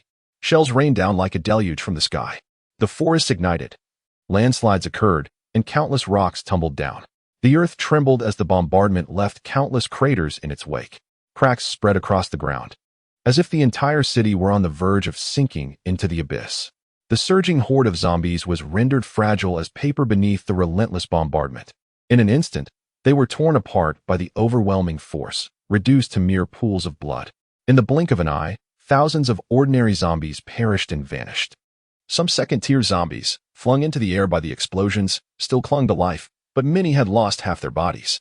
Though they remained alive, they were stripped of their ability to move. Only the third-tier zombies could barely withstand the residual shockwaves of the explosions, frantically rushing towards Hongyang Bridge. Such ferocious firepower left no room for any zombie to cross the line. The objective was to eradicate every last one, pushing them from the outside in. Within the city, Ishue raised her gaze slightly at the sound of explosions, her expression tense as she beheld the shells raining down. She decisively abandoned her plan to cultivate third-tier zombies, merging with all nearby zombies and survivors instead. The leap from third tier to fourth tier required merely 20,000 units of flesh and blood. Given the throngs of zombies crowding every street and the survivors pouring out of buildings, that number seemed far less daunting. In just half an hour, Ishue successfully ascended to the fourth tier. A surge of more domineering and turbulent power coursed through her. Every cell, every vein, every inch of flesh was refined by some mysterious force. Her physical resilience soared to new heights in an instant. Subsequently, she struck a vehicle with a single punch. The vehicle soared over 10 meters into the air, crashing down 40 meters away, collapsing a 3-story building. With her newfound strength and formidable physique, she felt no fear even when facing ordinary human artillery. After familiarizing herself with her new power, she took a step forward, unleashing a terrifying speed. Third-tier zombies could only sprint at 3 seconds per 100 meters, but upon her ascension to the fourth tier, she could reach 100 meters per second. She charged toward Hongyang Bridge, effortlessly evading the shells falling from above with her agile speed. In less than 10 minutes, Ishue neared Hongyang Bridge, clearly seeing it ahead. The congested vehicles on the road posed no hindrance to her. She simply stepped atop their roofs as she advanced. With each footfall, the vehicles beneath her buckled and deformed. Dolu stared at his notebook, watching as the perimeter of Hongyang City was utterly leveled, witnessing all approaching zombies being obliterated into a mist of blood. He laughed loudly, proclaiming, "See, this is the result of the useless zombies released by Blair. This is the demon that led to the downfall of Hanyang City. In the face of the Coalition's true might, they are mere rats, mere ants, destined only to flee and be slaughtered. As long as I am here, I will not allow a single zombie to escape, nor will I permit a single one to remain alive in Hanyang City or Mon City. Continue relaying my orders. Deploy all drones to track the movements of the demon Jiang Cheng. No matter where he hides, find him." Meanwhile, Cliff observed Dolu's excitement and fervor, issuing commands without any interference, a cold smirk playing on his lips. Let this fool take all the credit. He understood well that Barrett's order to annihilate the zombies of Hanyang City was a last resort. Requesting the research base to dispatch enhanced warriors and prematurely revealing their existence was merely a desperate measure. Even if the zombie crisis in Hanyang City could be perfectly resolved, no accolades would be bestowed. Conversely, should there be even the slightest misstep, they would all face accountability. Yet, at that moment, a startled shout broke through. "Sir Dolu, a zombie is ignoring the artillery fire and charging toward Hanyang Bridge. If we cannot stop it, it will reach the Coalition's camp in no more than 2 minutes." Dolu's smile froze, instinctively shouting, "What the hell are you waiting for? Didn't we set explosives on the bridge? Blow it up. If the zombie crosses over, I'll have your head." Cliff's expression changed dramatically upon hearing this. He quickly returned to the command tent to check his laptop. To his horror, he saw Ishiwa darting toward Hanyang Bridge, seemingly unscathed by the artillery fire. Her speed was astonishing. Detonating the bridge now would likely be too late. Without hesitation, Cliff slipped out of the tent and made his way toward the rear of the Coalition forces. The Coalition soldiers on the opposite side of Hanyang Bridge, witnessing Ishiwa's rapid approach, instinctively opened fire to intercept her. Unfortunately, all bullets struck her body, merely shredding her clothing without inflicting any harm. Just as Ishiwa was about to step onto Hanyang Bridge, a Coalition soldier finally pressed the detonator for the timed explosives. Boom, boom. In an instant, flames erupted into the sky as the 100-meter-long bridge collapsed. Massive stones plummeted into the river below, sending up splashes of water. A cloud of dust obscured the view of all Coalition soldiers, silencing their gunfire. They all stared, transfixed, at the bridge that had been reduced to rubble, wondering if Ishiwa had been killed or if she had been halted on the other side. However, before the smoke could clear, a hand suddenly grasped the edge of the bridge. A figure leaped out of the haze, declaring, "Submit or perish." A chilling voice echoed as if it had emerged from the depths of the abyss, sending shivers down the spines of all Coalition soldiers nearby, who were left with no time to react. In the blink of an eye, more than a dozen were obliterated by Ishiwa's explosive fury. The blood that cascaded down was akin to a gentle rain, staining both Ishiwa's form and the ground beneath her. Ishiwa transformed into a goddess of vengeance, surging forth from the ranks of the Coalition soldiers to unleash a massacre. The power encapsulated within her fists was beyond the capacity of any to withstand. Even tanks were hurled backwards over 10 meters by her might. Her razor-sharp claws encountered no resistance, effortlessly rending through the soldiers' armor, extracting their hearts to savor as she feasted upon them. Chapter 21. The daytime fireworks are more beautiful than the night before the fourth-tier zombies. The so-called Coalition warriors were nothing more than mere ants. No matter their numbers, they were akin to a swarm of ants confronting an elephant, utterly incapable of making an impact. The elephant merely needed to shift its foot slightly to crush a vast multitude. "Do not kill me. I submit. I do not wish to die. I submit. I submit." We all wish to submit. In less than 5 minutes, thousands upon thousands of Coalition soldiers perished beneath the claws of Ishiwa. Dozens, even hundreds of tanks, were overturned and rendered inoperative by her fierce onslaught. The Coalition camp had become a veritable hell, Ishiwa's arena of slaughter. Her figure, bathed in blood, instilled terror in the hearts of all Coalition warriors, causing them to kneel in submission. Even as representatives of justice, not all warriors could remain steadfast in the face of death. Of course, alongside cowards, true heroes also emerged. "Demon, I shall fight you to the bitter end. Even in death, I shall not submit. To kneel before the zombies that slaughtered Hanyang City makes you all the sinners of the United Alliance." Many soldiers roared in anger, denouncing those who knelt. Grasping grenades, they charged toward Ishiwa. Yet, before they could even approach, her ghostly form pierced through their chests. Seizing their grenades, she hurled them at the fleeing Coalition soldiers. With the strength of a single corpse, she instilled fear in hundreds of thousands of coalition warriors, compelling them to flee in terror. Meanwhile, as Ishiwei wreaked havoc, Dilla had already caught up with Cliff, piloting a fighter jet to escape the scene. Simultaneously, global audiences sat before their televisions or clutched their smartphones, anxiously watching the coalition bombarding Hongyang City and Mon City. They witnessed the zombies within Hongyang City, eager to surge forth, either being obliterated or terrified into retreat. The crowd's eyes sparkled with light, their cheeks lifted in smiles. Ha ha ha. Yes. Bomb them fiercely. Send these damned demons back to hell. Jiang Cheng, you beast. Demon. Show yourself. Come forth to avenge your daughter, who you know nothing about. Yes. Annihilate these demons along with Mon City and Hongyang City. And put an end to this panic. No matter how formidable the demon, before the true might of the coalition, they are but decorations, mere ants. Where has that beast Jiang Cheng hidden himself? I long to see him blown to smithereens. Against a horde of rats, why summon a mushroom cloud? The coalition is powerful. The United Alliance is powerful. As the global populace watched the coalition's artillery rain down, witnessing Hongyang City gradually vanish under the bombardment, seeing the zombies flee like stray dogs or scurry into the ground, they all cheered, shouted, and laughed. The atmosphere, once oppressive, was now filled with joy. In a bar, a group of patrons excitedly clinked their glasses, celebrating the coalition's decisive destruction of Mon City and Hongyang City. They rejoiced at the imminent return to peace for the United Alliance, celebrating the demon's ultimate retreat to hell. That beast Jiang Cheng will surely be slain. Today, I am in high spirits. All expenses are on me. Drink freely, everyone. A wealthy young man, holding a champagne bottle, leaped onto the table and vigorously shook it. With a loud pop, champagne sprayed everywhere.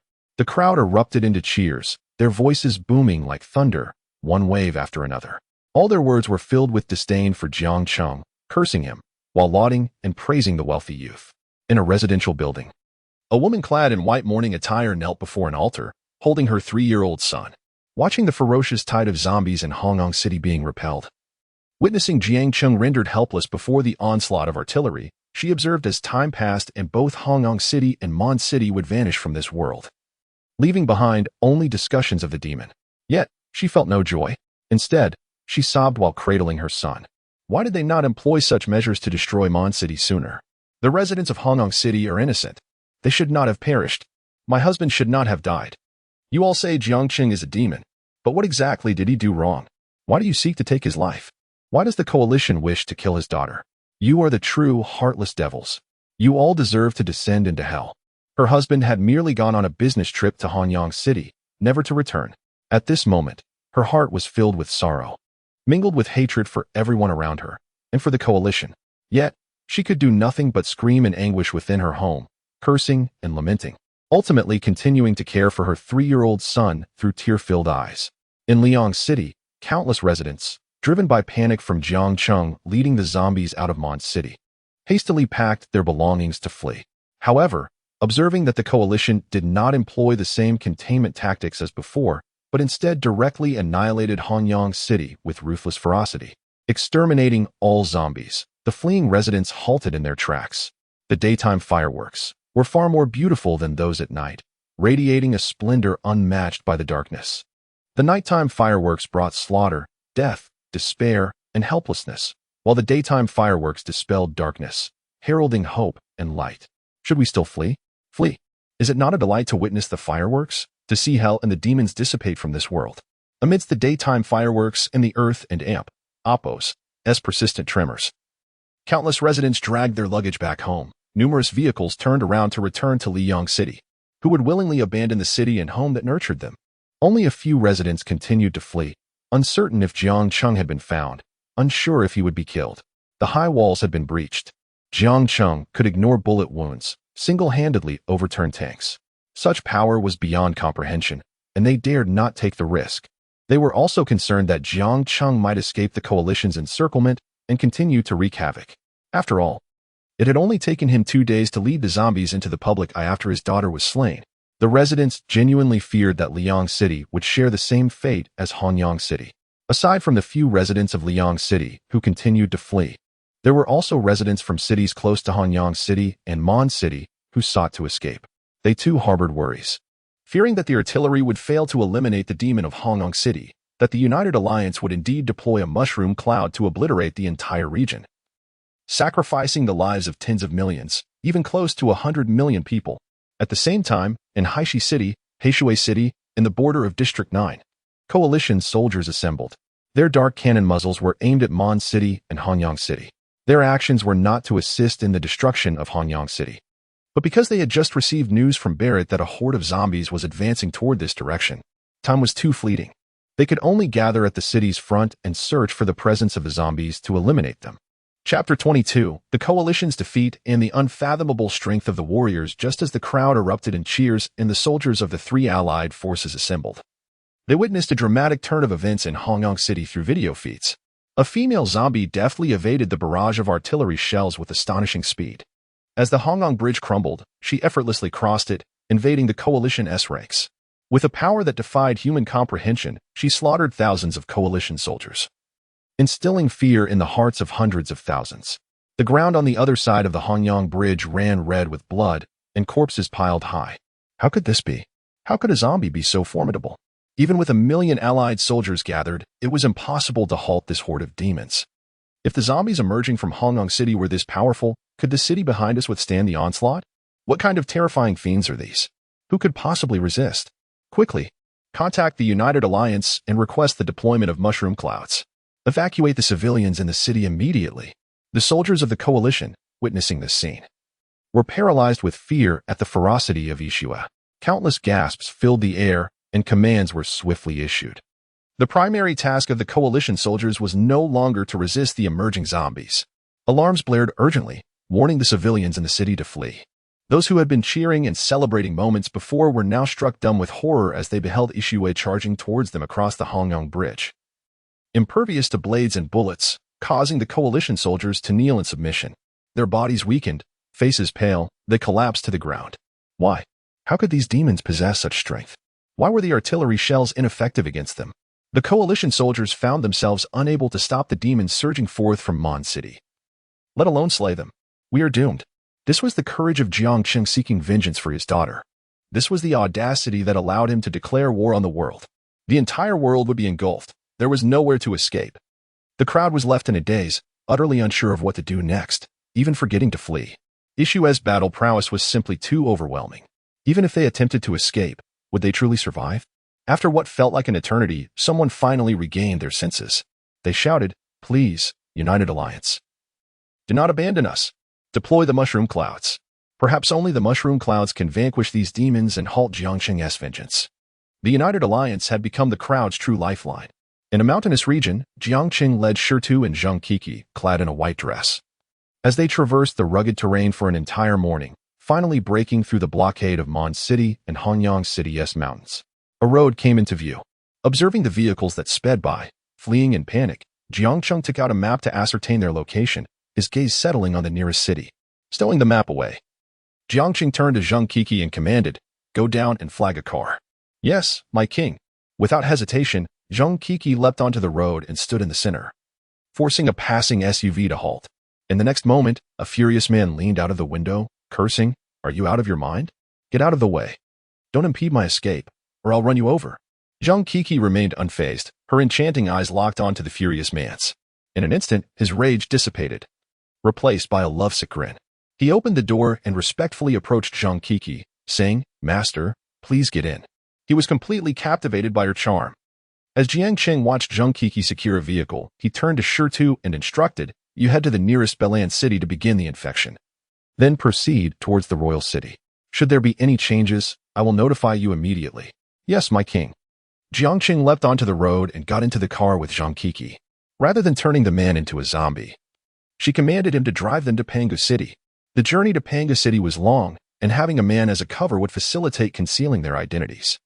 Given Shitu's towering 3-meter stature, he was too conspicuous to continue accompanying Jiang Cheng. He would remain behind to infect Belan City. With the strength of a third-tier zombie, he would be more than capable of handling human firearms. Even if Shitu failed to seize Belan City, he would not be in mortal danger. In the forest, Shitu gazed after Jiang Cheng's departing figure and hastened towards Belan City. In the royal city, at the United Alliance building on the 99th floor, in a luxurious suite, Barrett clutched his notebook, watching as Ishua emerged from Hanyang City, compelling the coalition soldiers to kneel in submission. His face turned pale, and he trembled. He had never anticipated that even after Cliff's destruction of Hong Kong City, it would fall within a day. How could a single zombie break through? He was astonished by the sheer power and terror of this one zombie. One zombie could slay tens of thousands of coalition soldiers without resistance. Moreover, this formidable zombie was merely one of Jiang Cheng's minions. If she was this powerful, how terrifying must Jiang Cheng himself be? Could the enhanced soldiers dispatched from the research base truly contend with these zombies? Furthermore, since the fall of Hong Kong City, Jiang Cheng had not shown his face. Where could that scoundrel be hiding? At this moment, Barite feared that Jiang Cheng might appear in the royal city right before him. If that were to happen, he would surely be terrified. After much hesitation, Barite finally took out his phone and made a video call. After a lengthy wait, the call connected, revealing an elderly man with graying hair, lined with deep wrinkles, and wearing glasses. Elder Barite, what do you want? The old man showed no courtesy towards Barite. One of the 12 elders of the United Alliance, his tone cold and impatient. Professor Douglas, I sincerely apologize for the disturbance. However, the situation is quite critical. Zombies have surged out of Hong Kong City, and their strength far exceeds that of the coalition soldiers. Therefore, I request you to dispatch enhanced soldiers immediately. I will send you the video for your reference.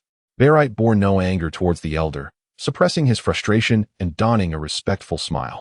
This was solely because Douglas was the true architect of the unknown virus in Mondstadt City and the creator of the zombies. In the face of zombies impervious to artillery, only the enhanced soldiers cultivated by Douglas might stand a chance. They could subdue those terrifying demons and resolve the crisis in Zone 10. Were it not for this, Barite would never have been so courteous to an old man.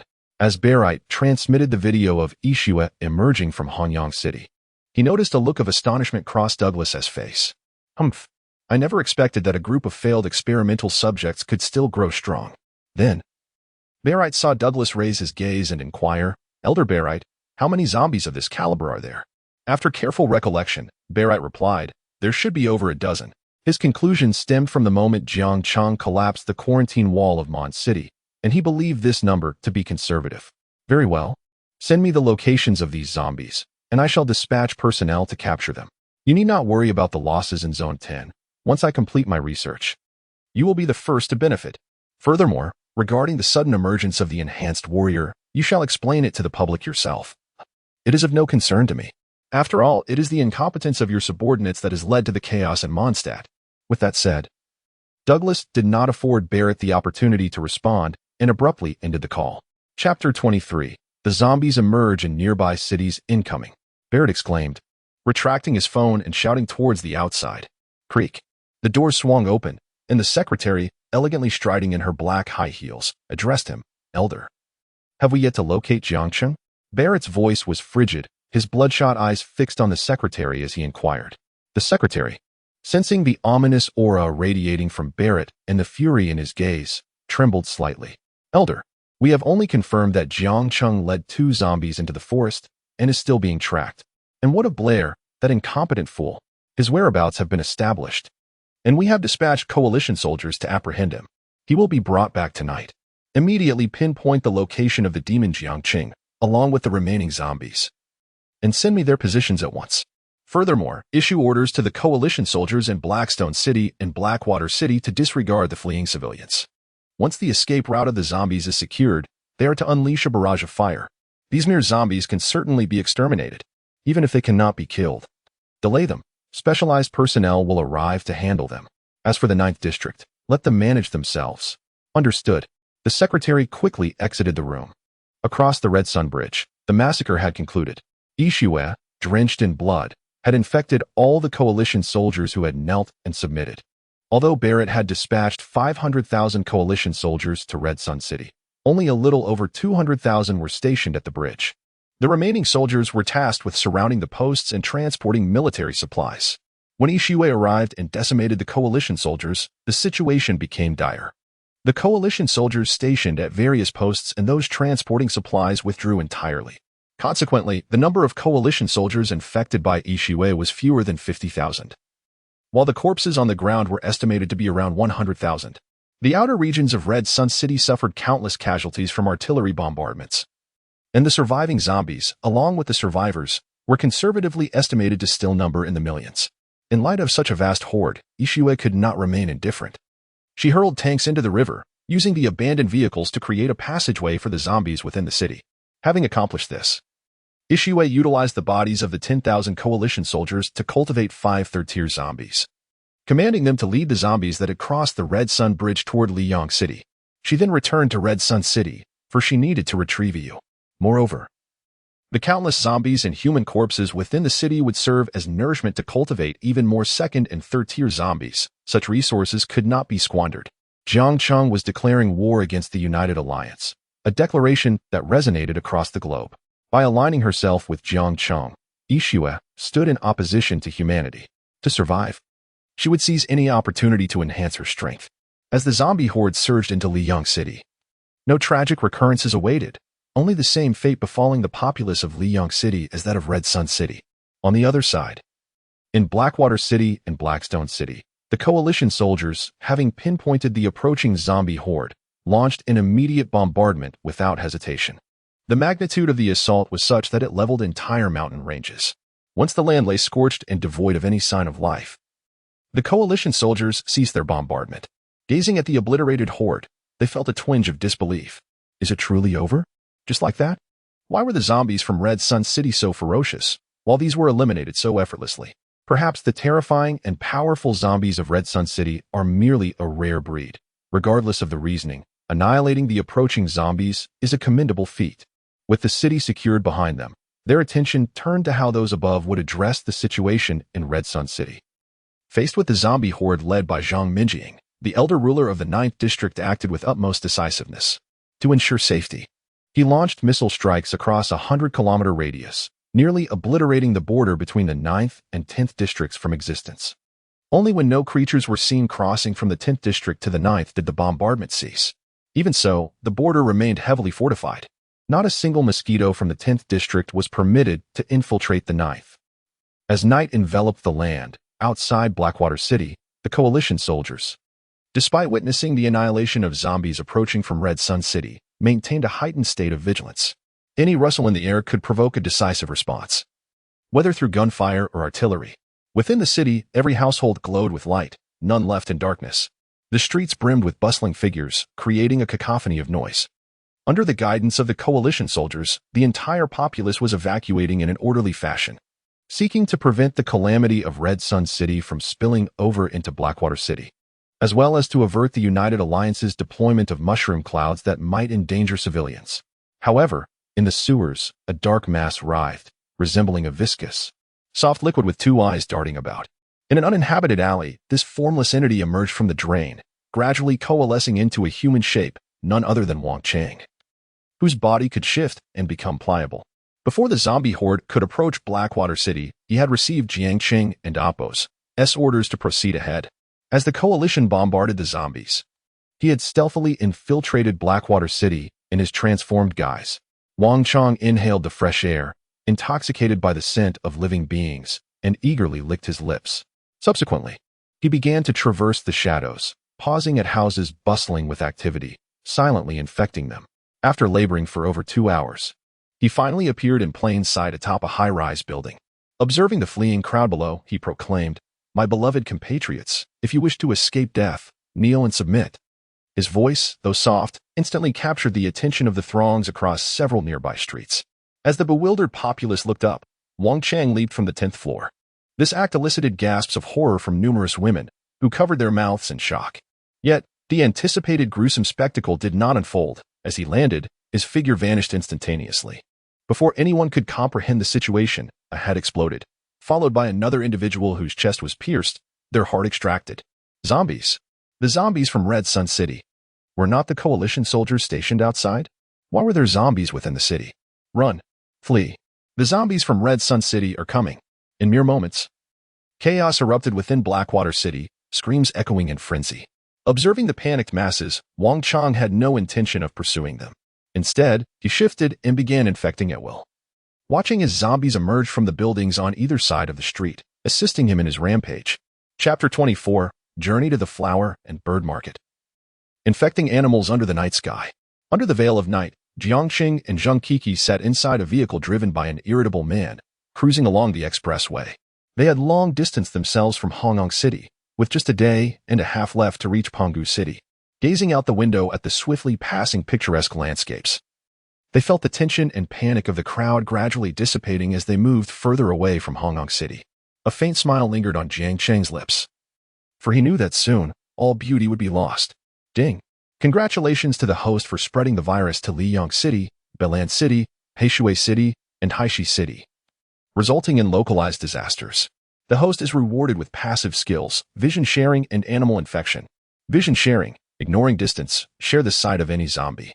Animal infection, the host can infect all animals through the source, compelling them to obey the host's commands unconditionally. Upon hearing the sudden system notification in his mind, Jiang Cheng's smile widened. He immediately activated vision sharing to assess the effects. With a mere thought, the scene before him transformed. Shifting to the perspective of Shirtu in Belan City. Shirtu stood atop a pile of rubble, surrounded by zombies roaming the streets, resembling ravenous beasts hunting fleeing survivors. Sensing their presence, the zombies dragged the survivors from their hiding spots to be dealt with by Shirtu. When coalition soldiers emerged to eliminate the zombies, Shirtu swiftly retaliated, dispatching or infecting them in the process. Belan City was nearly overrun, becoming a paradise for the undead. Given more time, Shirtu would effortlessly gain complete control over the city. However, he chose not to linger, leaving some zombies to continue the hunt for survivors while leading tens of thousands of zombies in vehicles toward the next city. Every image Jiang Cheng witnessed through vision sharing felt profoundly immersive. He could hear every sound with startling clarity. Soon, he concluded the sharing and turned his attention to the passive skill of animal infection. If zombie infection was a disaster, then animal infection was the true uncontrollable threat, far more insidious and rapid than the former. With this realization, Jiang Cheng altered his course from Penghu City to the nearest Hainan City. With the command issued, the irritable man promptly activated the navigation system, directing their path toward Hainan City. Meanwhile, in a forest outside the territory of the United Alliance, an aircraft carrying 20 people soared toward Hongyang City. The following day, the irritable man drove the vehicle slowly into Hainan City. Their first stop was a gas station for refueling. Afterward, following Jiang Cheng's instructions, Zheng Kiki ordered the irritable man to purchase 2 sets of clothing from a mall. They then made their way to the largest flower and bird market in the area to finalize their preparations. Dressed in a blue suit with polished leather shoes, a hat, sunglasses, and a black mask, Jiang Cheng exited the vehicle. Zheng Kiki, adorned in a flowing white gown, high heels, and a pink mask, elegantly followed, linking arms with Jiang Cheng, resembling a mysterious couple. The irritable man dutifully trailed behind, acting as both a bodyguard and a lackey, attracting the attention of numerous passers-by. The whispers among the crowd were rife with admiration, some even expressing a desire to share a moment with Zheng Kiki. Despite the impending zombie outbreak in Mondstadt City, which had yet to reach Hainan City, the wealthy remained unfazed, seemingly unconcerned about the looming threat. Jiang Cheng, unfazed by the surrounding chatter, had not intended to draw attention. However, the unmistakable presence of zombies necessitated a more conspicuous disguise. Thus, he opted to conceal himself under layers, using Zheng Kiki's alluring presence as a cover to navigate through Hainan City without raising suspicion. As they stepped into the flower and bird market, their entrance was met with envious glances. The market was not particularly crowded during the early hours, but all the shops were open, with only a few vendors yet to arrive. Jiang Cheng entered a bird shop first. "What can I help you with?" The shop owner greeted them enthusiastically, his gaze instinctively lingering on Zheng Kiki, visibly captivated. "I wish to discuss a private matter," Zheng Kiki purred, locking eyes with the owner, who was entranced by her allure. "Please, close the door," she commanded, and the owner obediently complied, sealing the entrance before standing respectfully beside her. Other shop owners looked on with envy, lamenting the luck of their peer. Inside the shop, Jiang Cheng began infecting the exotic birds and hamsters contained within their cages.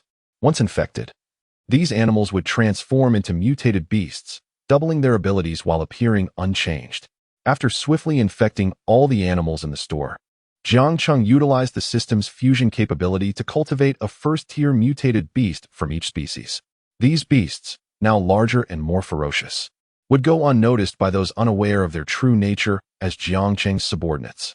Upon completion, the shop owner, under Zheng Kiki's guidance, opened the door and led them to the next pet store.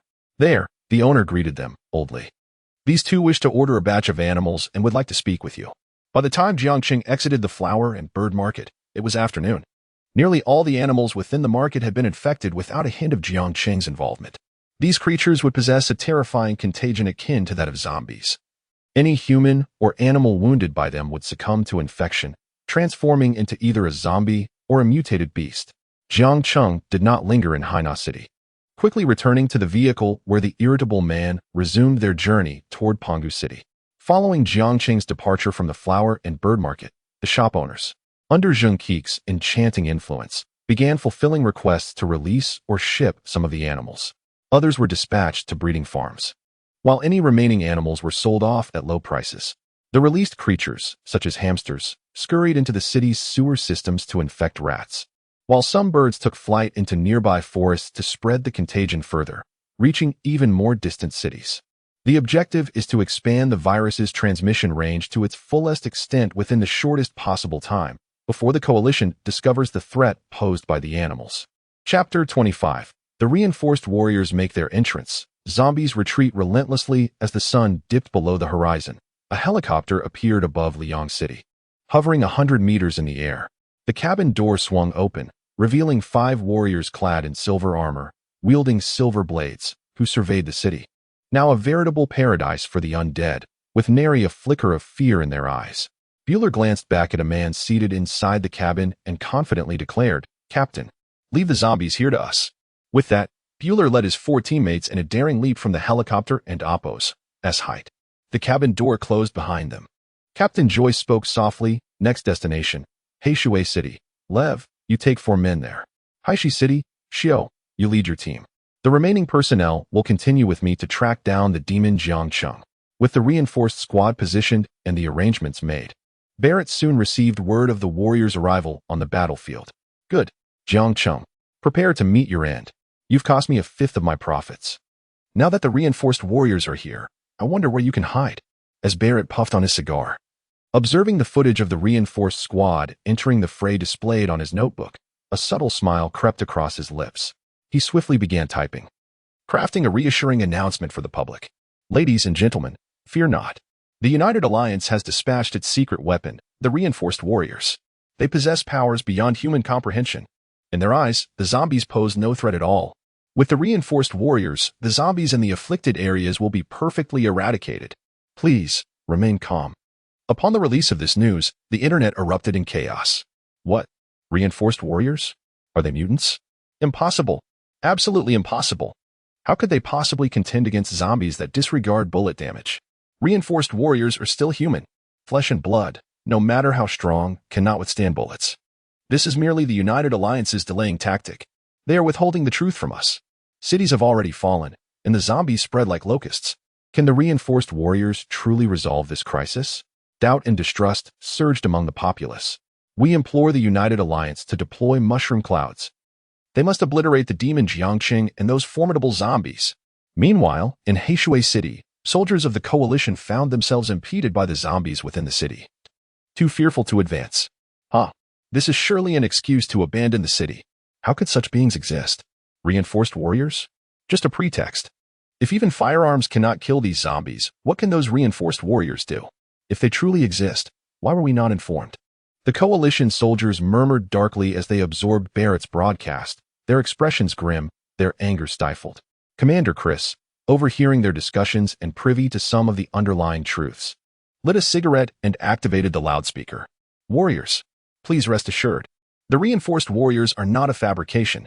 They are bioweapons secretly developed by the United Alliance.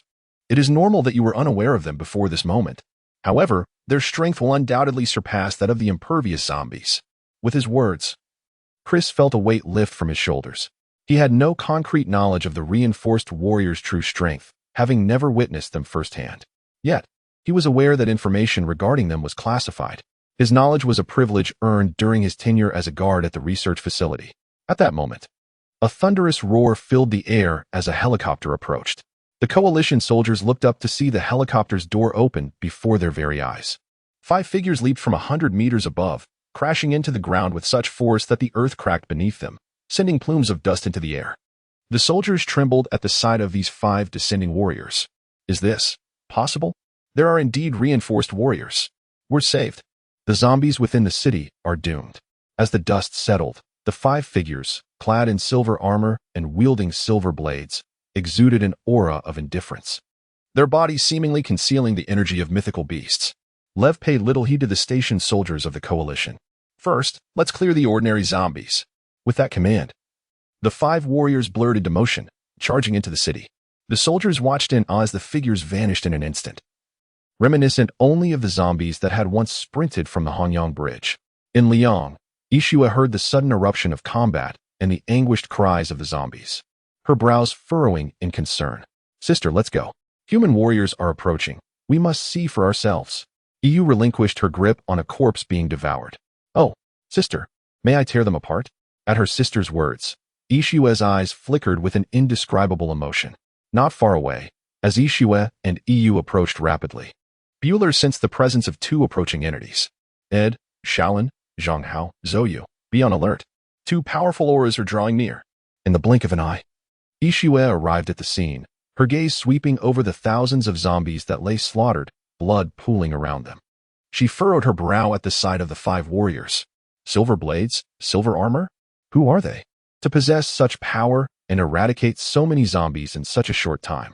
After signaling her sister EU, Ishua sprang into action with a thunderous assault. In an instant, she was before Zouyu, delivering a powerful punch. Zouyu was no amateur, reacting swiftly to block with his silver blade. The clash reverberated through the air as Ishua's fist met the blade, sending Zouyu stumbling back, while Ishua remained steadfast. Disable her limbs and bring her back as the professor commanded. The other 4 warriors, responding to Bueller's command, surged towards Ishua. The sound of claws clashing with silver blades rang out, echoing like thunder. EU, waiting for her moment, lunged at Zhang Hao. However, the 5 warriors maintained an unyielding formation. Even as EU reached Zhang Hao, she was intercepted by Bueller, who seized the opportunity to strike. In a swift motion, Bueller lunged at EU, but she raised her claws to defend against his blow. Yet she neglected the presence of Zhang Hao, who capitalized on the moment to deliver a swift strike. With a sickening sound, EU's left hand was severed. An overwhelming pain surged through her. You bastards! I'll tear you apart, EU shouted, retreating before launching herself at the 2 warriors once more. Meanwhile, the other 3 warriors engaged Ishua, who, as a 4th-tier zombie, held her ground against the 3 well-equipped 3rd-tier reinforced warriors. Ishua unleashed a barrage of attacks, retreating and maneuvering, but the 3 reinforced warriors were no ordinary foes, persistently pushing her back. Ishua gradually found herself overwhelmed, her breaths coming in labored gasps, her chest heaving up and down. Who is this person? Their speed, strength, defense, awareness, and reflexes barely surpass my own. In a one-on-one confrontation, I would undoubtedly prevail, but facing 3 opponents simultaneously leaves me at a disadvantage. This is dire. My sister is merely a tier 3 zombie, and she is in peril against 2 foes. With this thought, Ishua managed to repel one adversary and swiftly dashed towards Ayu. At that moment, Ayu, gasping for breath, glared with bloodshot eyes at the looming figures of Buer and Zhang Hao. You all shall perish. The claws on Ayu's right hand elongated by several dozen centimeters, her eyes burning with fury as she charged at Buer and Zhang Hao. Buer's brow furrowed as he beheld Ayu before him. A tier 3 zombie, even after having its left arm severed, still possesses residual strength? This cannot stand. I must eliminate this threat swiftly. For the tier 4 zombie over there is the true priority. Zhang Hao, we must end this quickly. With that proclamation, Buer let out a roar and lunged at Ayu, his silver blade shimmering as it aimed directly at her. Ishua drew nearer to Ayu, and before long, the 2 women found themselves surrounded and besieged by 5 assailants. The 2 zombies began to retreat steadily, their momentum waning. They were gradually succumbing to the overwhelming 5. Meanwhile, every detail of this fierce battle was being captured by high-definition cameras in the vicinity, broadcasting live to a global audience without reservation. Chapter 26. Outmatched. The order to retreat at this moment. Within the speeding vehicle on the highway, Zheng Kiki was toying with the phone of the irascible man, her brow furrowing and eyes narrowing as she watched Barrett announce news about the augmented warriors. The United Alliance had deployed augmented warriors. They were now active in Blackwater City and other locations. Jiang Cheng was somewhat astonished, feeling unfamiliar with the augmented warriors. He took the phone and observed the battle in the live stream. The sisters, Ishua and EU, were retreating under severe pressure, their bodies marred with numerous wounds. The 5 members of Boer were executing a coordinated assault, clearly capable of striking down the sisters. Yet, every blow fell upon their arms and thighs. Their intent obvious. They sought to capture the 2 women. The sharpness and resilience of the silver blades evidently surpassed military-grade weaponry. The impenetrable defenses of the 3rd and 4th tiers were rendered utterly ineffective before the silver knives. The speed, defense, strength, and reflexes of the 5 warriors matched those of 3rd-tier zombies. Armed with silver blades, they could withstand Ishue's attacks and even inflict damage upon her, indicating that these 5 possessed the strength of 3rd-tier zombies, the so-called augmented warriors. Had there been even a single 4th-tier zombie among them, the sisters would not have been able to prolong the battle for so long. In the live stream and Oppos, as comment section, messages flooded in. Ha ha ha. Yes. Kill those 2 female fiends. Indeed. The United Alliance has hidden such formidable warriors. Yes. Finish off these 2 zombies. Eradicate the threat. Jiang Cheng disregarded the barrage of comments, knowing that the 2 women should not continue fighting. The longer they delayed, the more likely they would be captured by the 5. He swiftly transmitted a mental command to the sisters. Ishue, retreat immediately. Do not engage any further. Upon receiving Jiang Cheng and Oppos' directive, Ishue and EU promptly pulled back, fleeing the battlefield without hesitation. Observing this, Jiang Cheng felt a tightening in his chest. It was likely that augmented warriors were present in other areas as well. Through shared vision, Jiang Cheng surveyed Blackwater City, Blackstone City, and Belan City. The situation for Wang Chang and Wang Wenbin was even more dire than that of the Ishue sisters. Despite Wang Chang and Oppos' supple physique, he was overwhelmed by the relentless attacks of the 5 third-tier augmented warriors, his body riddled with injuries. Wang Wenbin, formidable as he was, also struggled against the onslaught of 5 augmented warriors, suffering grievous wounds, his hands severed, his chest pierced, blood gushing forth. In contrast, Shirtu, relying on his unyielding defense and overwhelming strength, was engaged in an intense stalemate with the 5 third-tier augmented warriors. The lead warrior, Lu Jia, narrowed his eyes, licking his silver blade as he assessed Shirtu. Standing 3 meters tall, his indisputable defense meant that even while clad in silver armor with 3rd-tier protection, a single strike would inflict immense pain. Follow my lead. This zombie must be captured. Even if injured, we must bring it back for Professor and Oppos' research, Lu Jia shouted, rallying his comrades as he charged fearlessly towards Shirtu. With his speed at its peak, he darted behind Shirtu, gripping the silver blade tightly and delivering a fierce slash.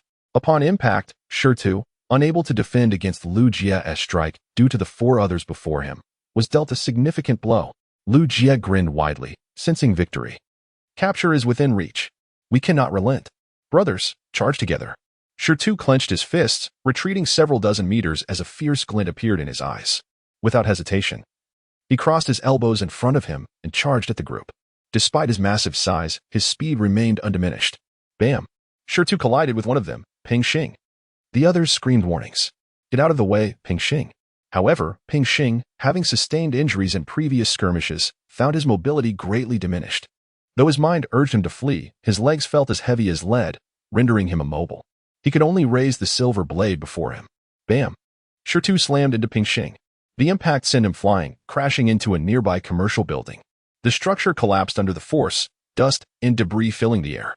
The other 4 stared at Ping Xing, who was buried within the ruins, their eyes filled with dread and their bodies trembling. Damn it!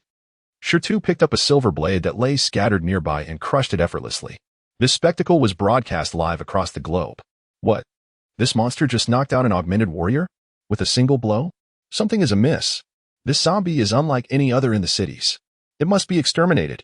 We cannot allow this threat to persist. Netizens furiously typed away at their keyboards. Swiftly end this. We cannot let this zombie continue its rampage. Shirtu, seeing Ping Xing lying in a pool of blood, prepared to infect him. Without hesitation, the 4 warriors charged toward the ruins. Sensing their movement, Shirtu turned and engaged them fiercely. Jiang Cheng, witnessing this, utilized his mental control. All zombies, retreat. Do not linger in battle. Upon receiving the command, all zombies retreated rapidly without hesitation. Chase them. The augmented warriors, witnessing the zombies' retreat, saw Shirtu turn to flee and pursued him without a moment's hesitation. Meanwhile, Lev, Xiao, Boer, and others relentlessly pursued the Ishue sisters, Wang Chang and Wang Wenbin. Simultaneously, they contacted Barrett. "We will handle the zombies of 3rd tier and above. You must immediately deploy coalition warriors to annihilate the zombies below 3rd tier without reservation." Upon hearing the news, Barrett exhaled sharply. The augmented warriors developed by Professor Douglas had indeed exceeded expectations, swiftly overwhelming the zombie hordes surrounding Hongkong City. If the upcoming profits were first allocated to him, it would imply that the other 11 zones would pale in comparison to District 10. With this thought, Barrett and Apos' face lit up with excitement.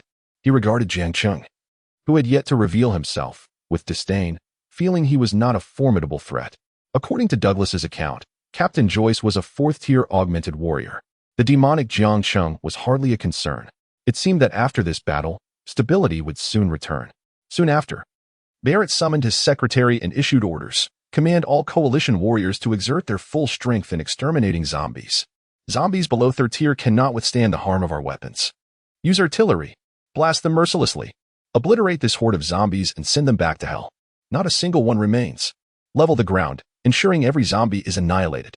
All across the board, coalition warriors listened to the orders transmitted from above, witnessing the zombies being slaughtered by the augmented warriors like dogs without a home.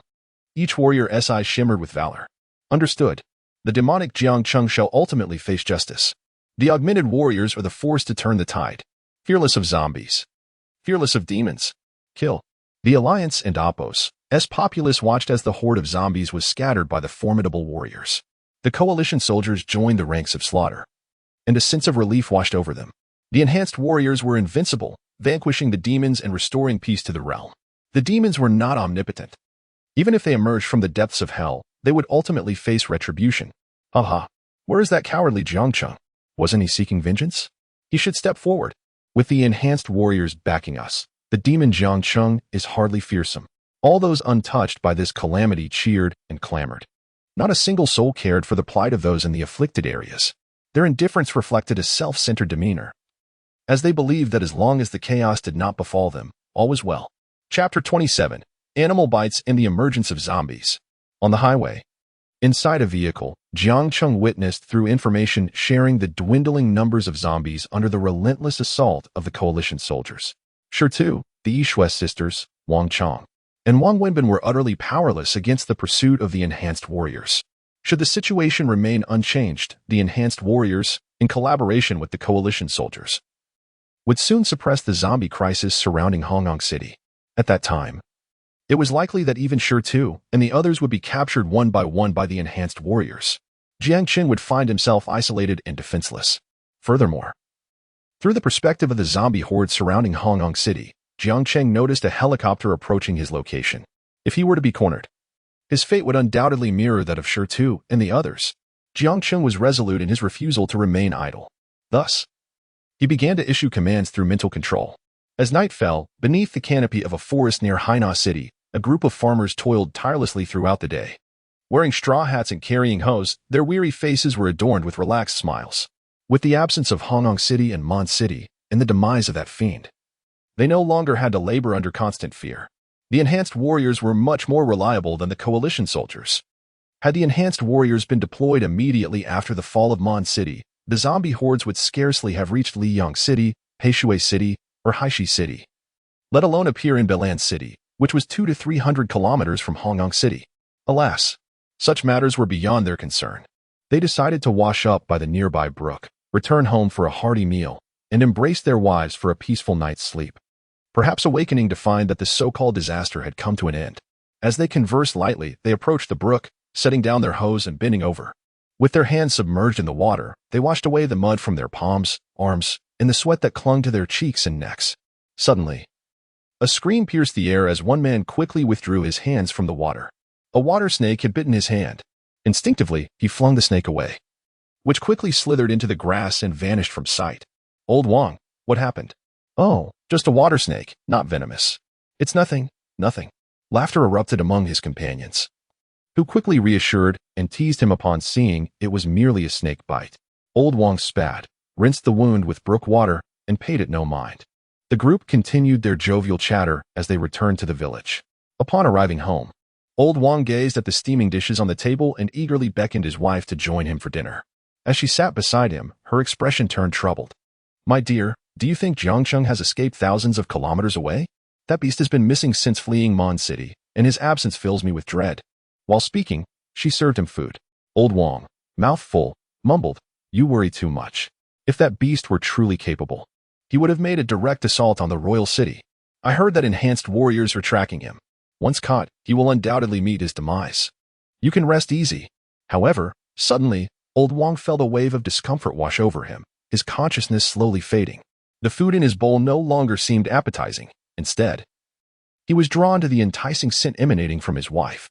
As his eyes turned crimson, he lost all control. Forcefully pinning her to the table and biting into her flesh, he savored her blood and meat, infecting her in the process. After consuming a portion of her, he stumbled out of the house. In Hainan City, over 1,000 kilometers from Hongnong City, Jiang Cheng lingered, meandering through the flower and bird market.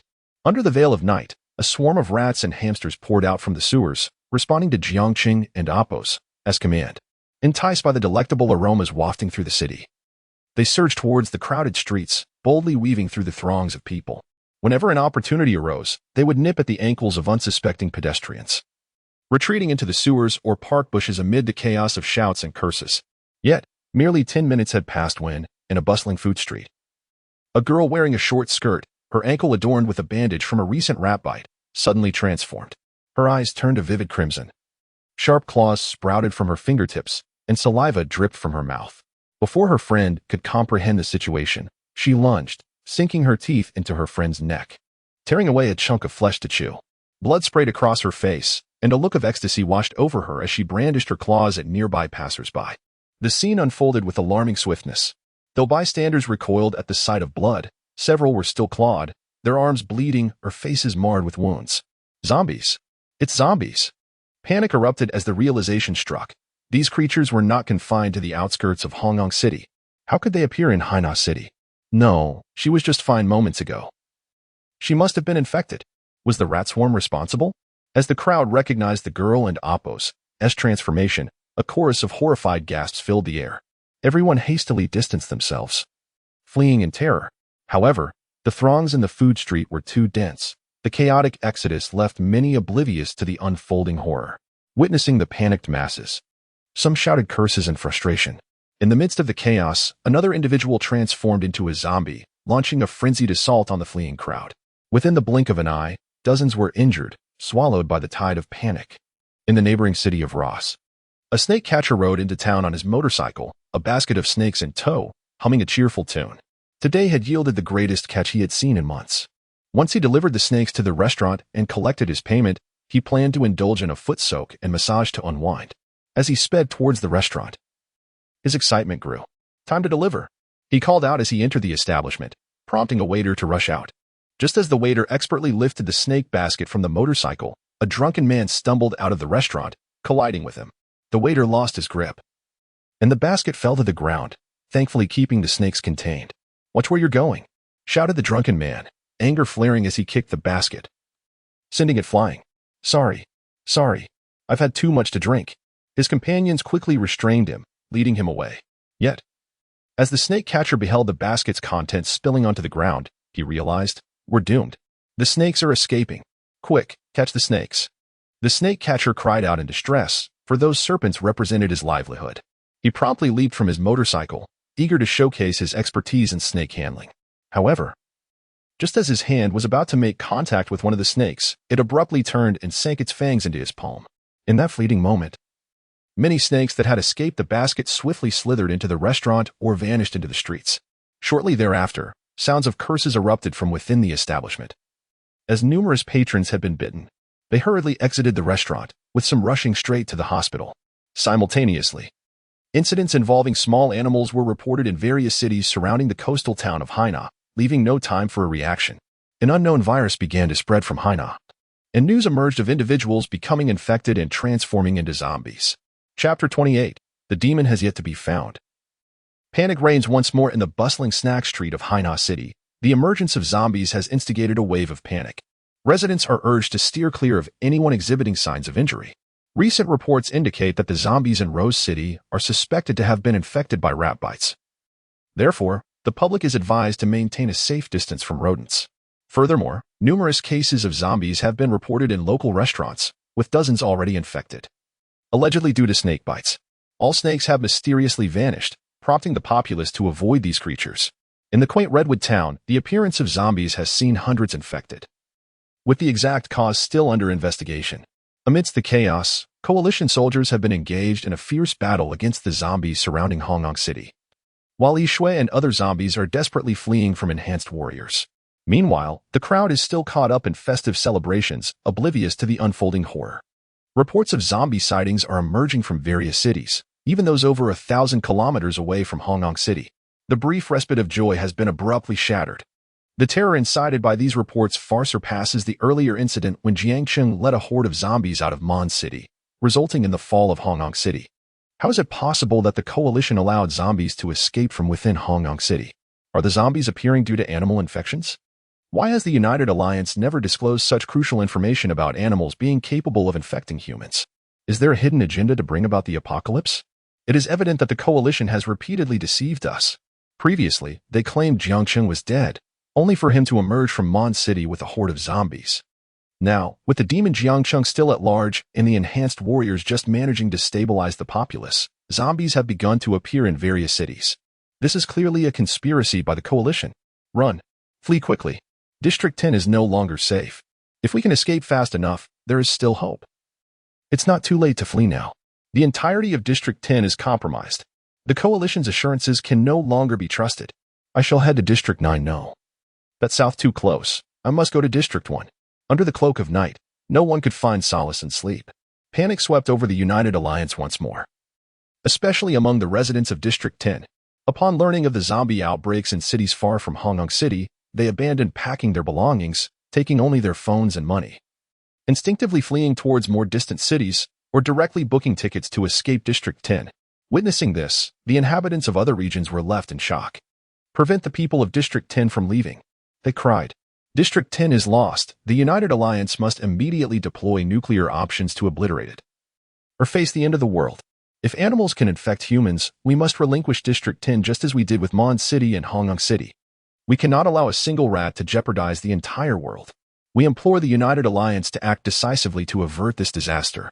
In the dead of night, the populace of the 11 regions voiced their opposition to the arrival of District 10's residents. They collectively urged the United Alliance to unleash nuclear force. Such a calamity cannot be contained by merely 20 enhanced warriors. At this moment, they all awaken to the grim reality. Animals can indeed infect humans, and no one knows where these animals currently are or where they may venture next. The impending disaster brought forth by an unknown virus can no longer be restrained. This is no longer a matter of whether Jiang Cheng should be killed. If decisive action is not taken to prevent the animals from District 10 from infiltrating the remaining 11 regions, the so-called disaster of District 10 will inevitably escalate into a global catastrophe. In the capital, within the opulent suite on the 99th floor of the United Alliance building, Barrett had just received a call from Joyce. He had pinpointed Jiang Cheng and Appo's location, who was en route to Panga City. They would pursue him relentlessly, aiming to capture Jiang Cheng and effectively contain this so-called source of disaster. As Barrett envisioned the scene of Jiang Cheng being severely injured and apprehended, his secretary burst into the room, breathless. Long Elder, this is terrible. An unknown virus has erupted in Hainan City and is spreading at an alarming rate. Cities surrounding Hainan City are now witnessing zombie outbreaks, plunging into chaos. Citizens from several districts are clamoring for the deployment of nuclear options to annihilate District 10. Barrett was momentarily speechless, his fantasies shattered, cold sweat beading on his forehead. His fingers raced across the laptop keyboard as he was inundated with reports of zombies emerging across cities. Witnessing the panic-stricken scenes of blood-soaked streets and fleeing crowds ignited a fury within him. Yet before he could unleash his wrath, the door was violently kicked open. A squad of fully armed coalition soldiers stormed into the suite, forming two orderly lines. Following them, 11 individuals entered the room.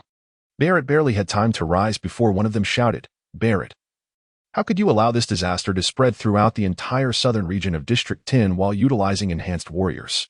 As dawn broke, a globally popular television program aired in District 1. The female host, clad in a black professional outfit, reported on the calamity in District 10. After a night of turmoil, the southern region of District 10 had spiraled completely out of control. As time passed, it would inevitably become a paradise for zombies. Now, let us witness the unfolding events in District 10. With her words, the broadcast began. The first city to fall, Hongnong City, appeared almost entirely reduced to a charred wasteland, ravaged by artillery fire, on the brink of obliteration. In other cities like Heishui City and Haishi City, powerful zombies like Yishui temporarily evaded the pursuit of the enhanced warriors. Coalition soldiers engaged in combat, annihilating countless zombies, yet their numbers seemed endless, swarming like locusts. The scenes depicted widespread devastation and ruin. Millions of citizens were caught in a desperate struggle for survival, their cries for help resonating with palpable despair. However, this was not the most hopeless scenario. The zombies had learned to drive vehicles, hastily making their way to the next city to evade the coalition soldiers' pursuit, or charging directly into their ranks for mutual destruction. In the city surrounding Hainan, countless swarms of rats surged into the streets, attacking the panicked populace. Even the pets of the citizens revealed their fangs, biting their owners' necks. Each image presented the most harrowing scenes from District 10. This was also the objective of District 1. Utilizing such means to rally more citizens and pressure the rulers of District 10 to deploy nuclear options to resolve this disaster. As for the whereabouts of the demon Jiang Cheng, they chose to disregard it. Once nuclear options are employed, no matter how deeply Jiang Cheng may be hidden, he would be left with no escape. Yet in the next moment, the female host was left speechless, her pupils widening, her body trembling.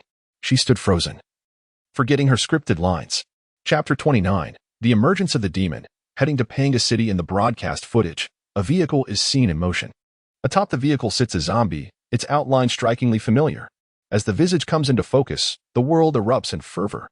It is he. He has finally made his appearance. Since the fall of Hongyang City, he has scurried away like a rat, yet now he boldly reveals himself. Does he not fear the wrath of the enhanced warriors? He is near Panga City. How is this possible? How could he have traversed such a distance so suddenly? Where are the enhanced warriors pursuing this demon? Quickly, eliminate this beast. At this moment, a chill runs down everyone's spine, and emotions spiral out of control. The mutations of the zombies in Mondstadt City originated from him. And Hainan City lies on the path from Mondstadt City to Panga City. The so-called animals carrying the unknown virus must also be connected to him. He is systematically dismantling this world. This demon is declaring war upon the entire globe, and it seems he is on the verge of succeeding.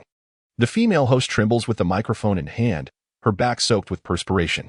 She has never been this shocked before. She never anticipated that the demon, Jiang Cheng, would appear so far away. Simultaneously, she is engulfed in confusion.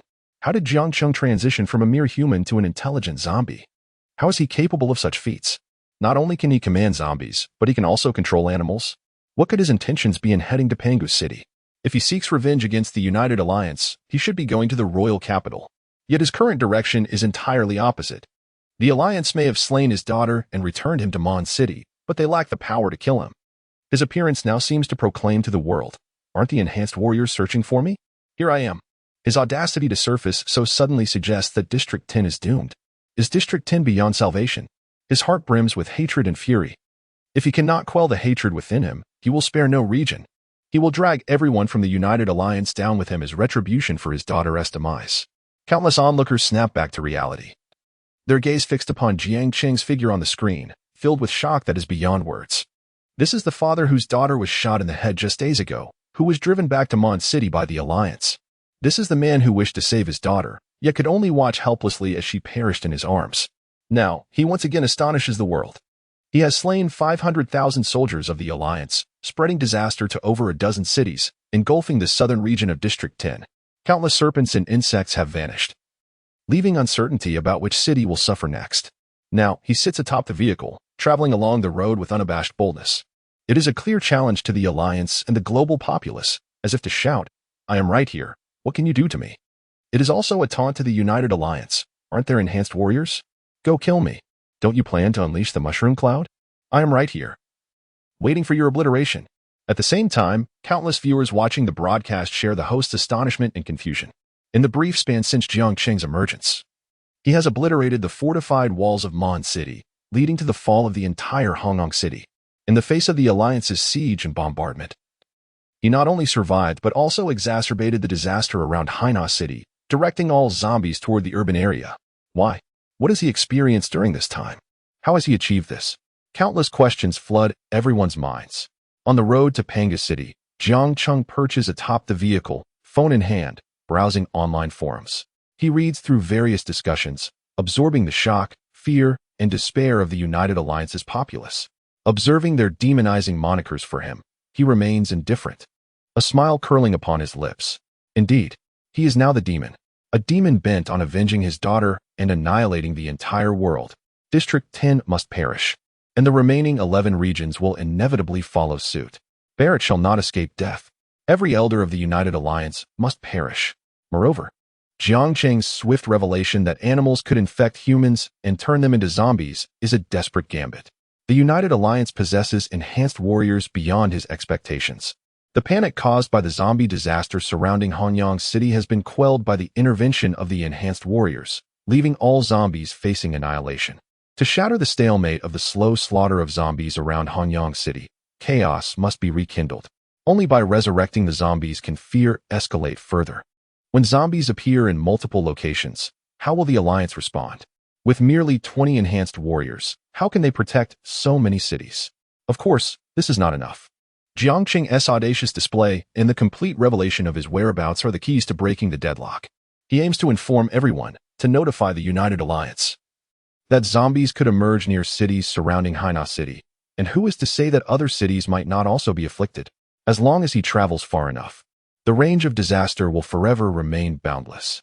There exists but one objective: to compel the United Alliance to deploy the Mushroom Cloud. Once the Mushroom Cloud detonates, everyone will believe the disaster has concluded. Jiang Cheng can then use the shelters to lead all zombies and mutated beasts, temporarily evading the world's gaze and re-strategizing. Furthermore, this is also Jiang Cheng engaging in a psychological battle with the enhanced warriors, or rather, the United Alliance. Knowing that the enhanced warriors are hunting him, he still dares to reveal himself, showcasing his defiance toward the United Alliance and the enhanced warriors. By leveraging his audacious mindset, compounded with the sudden appearance of zombies, he forces the United Alliance to activate the Mushroom Cloud, even if the United Alliance maintains its composure and refrains from deploying the Mushroom Cloud. Jiang Cheng has two backup plans. One involves the already concealed Zhang Minjing, who is en route to District 9, and the other is Zhang Kiki, who, appearing entirely human, has blended into the crowd, separated from Jiang Cheng.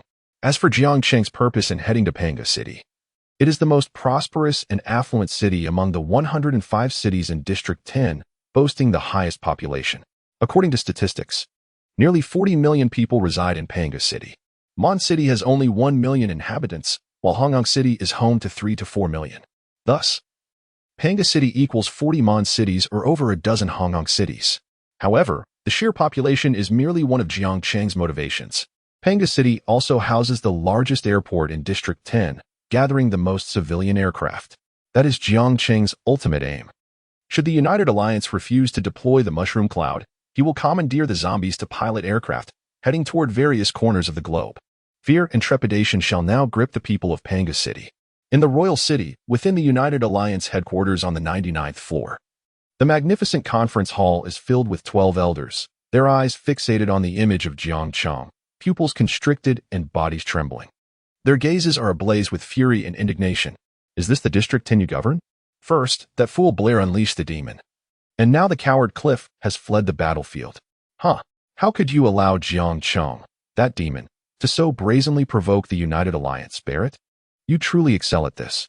Barrett, if you lack the capability to assume this elder position, step aside and yield to those more worthy. Do not allow the incompetence of your subordinates to undermine the foundation of the United Alliance. As Barrett listened to the reprimands from the 11 elders, he maintained an outward composure, yet his fist clenched tightly beneath the table. The pressure was so intense that his nails pierced his skin, causing blood to trickle through the gaps of his clenched fist, yet he remained utterly indifferent to the pain.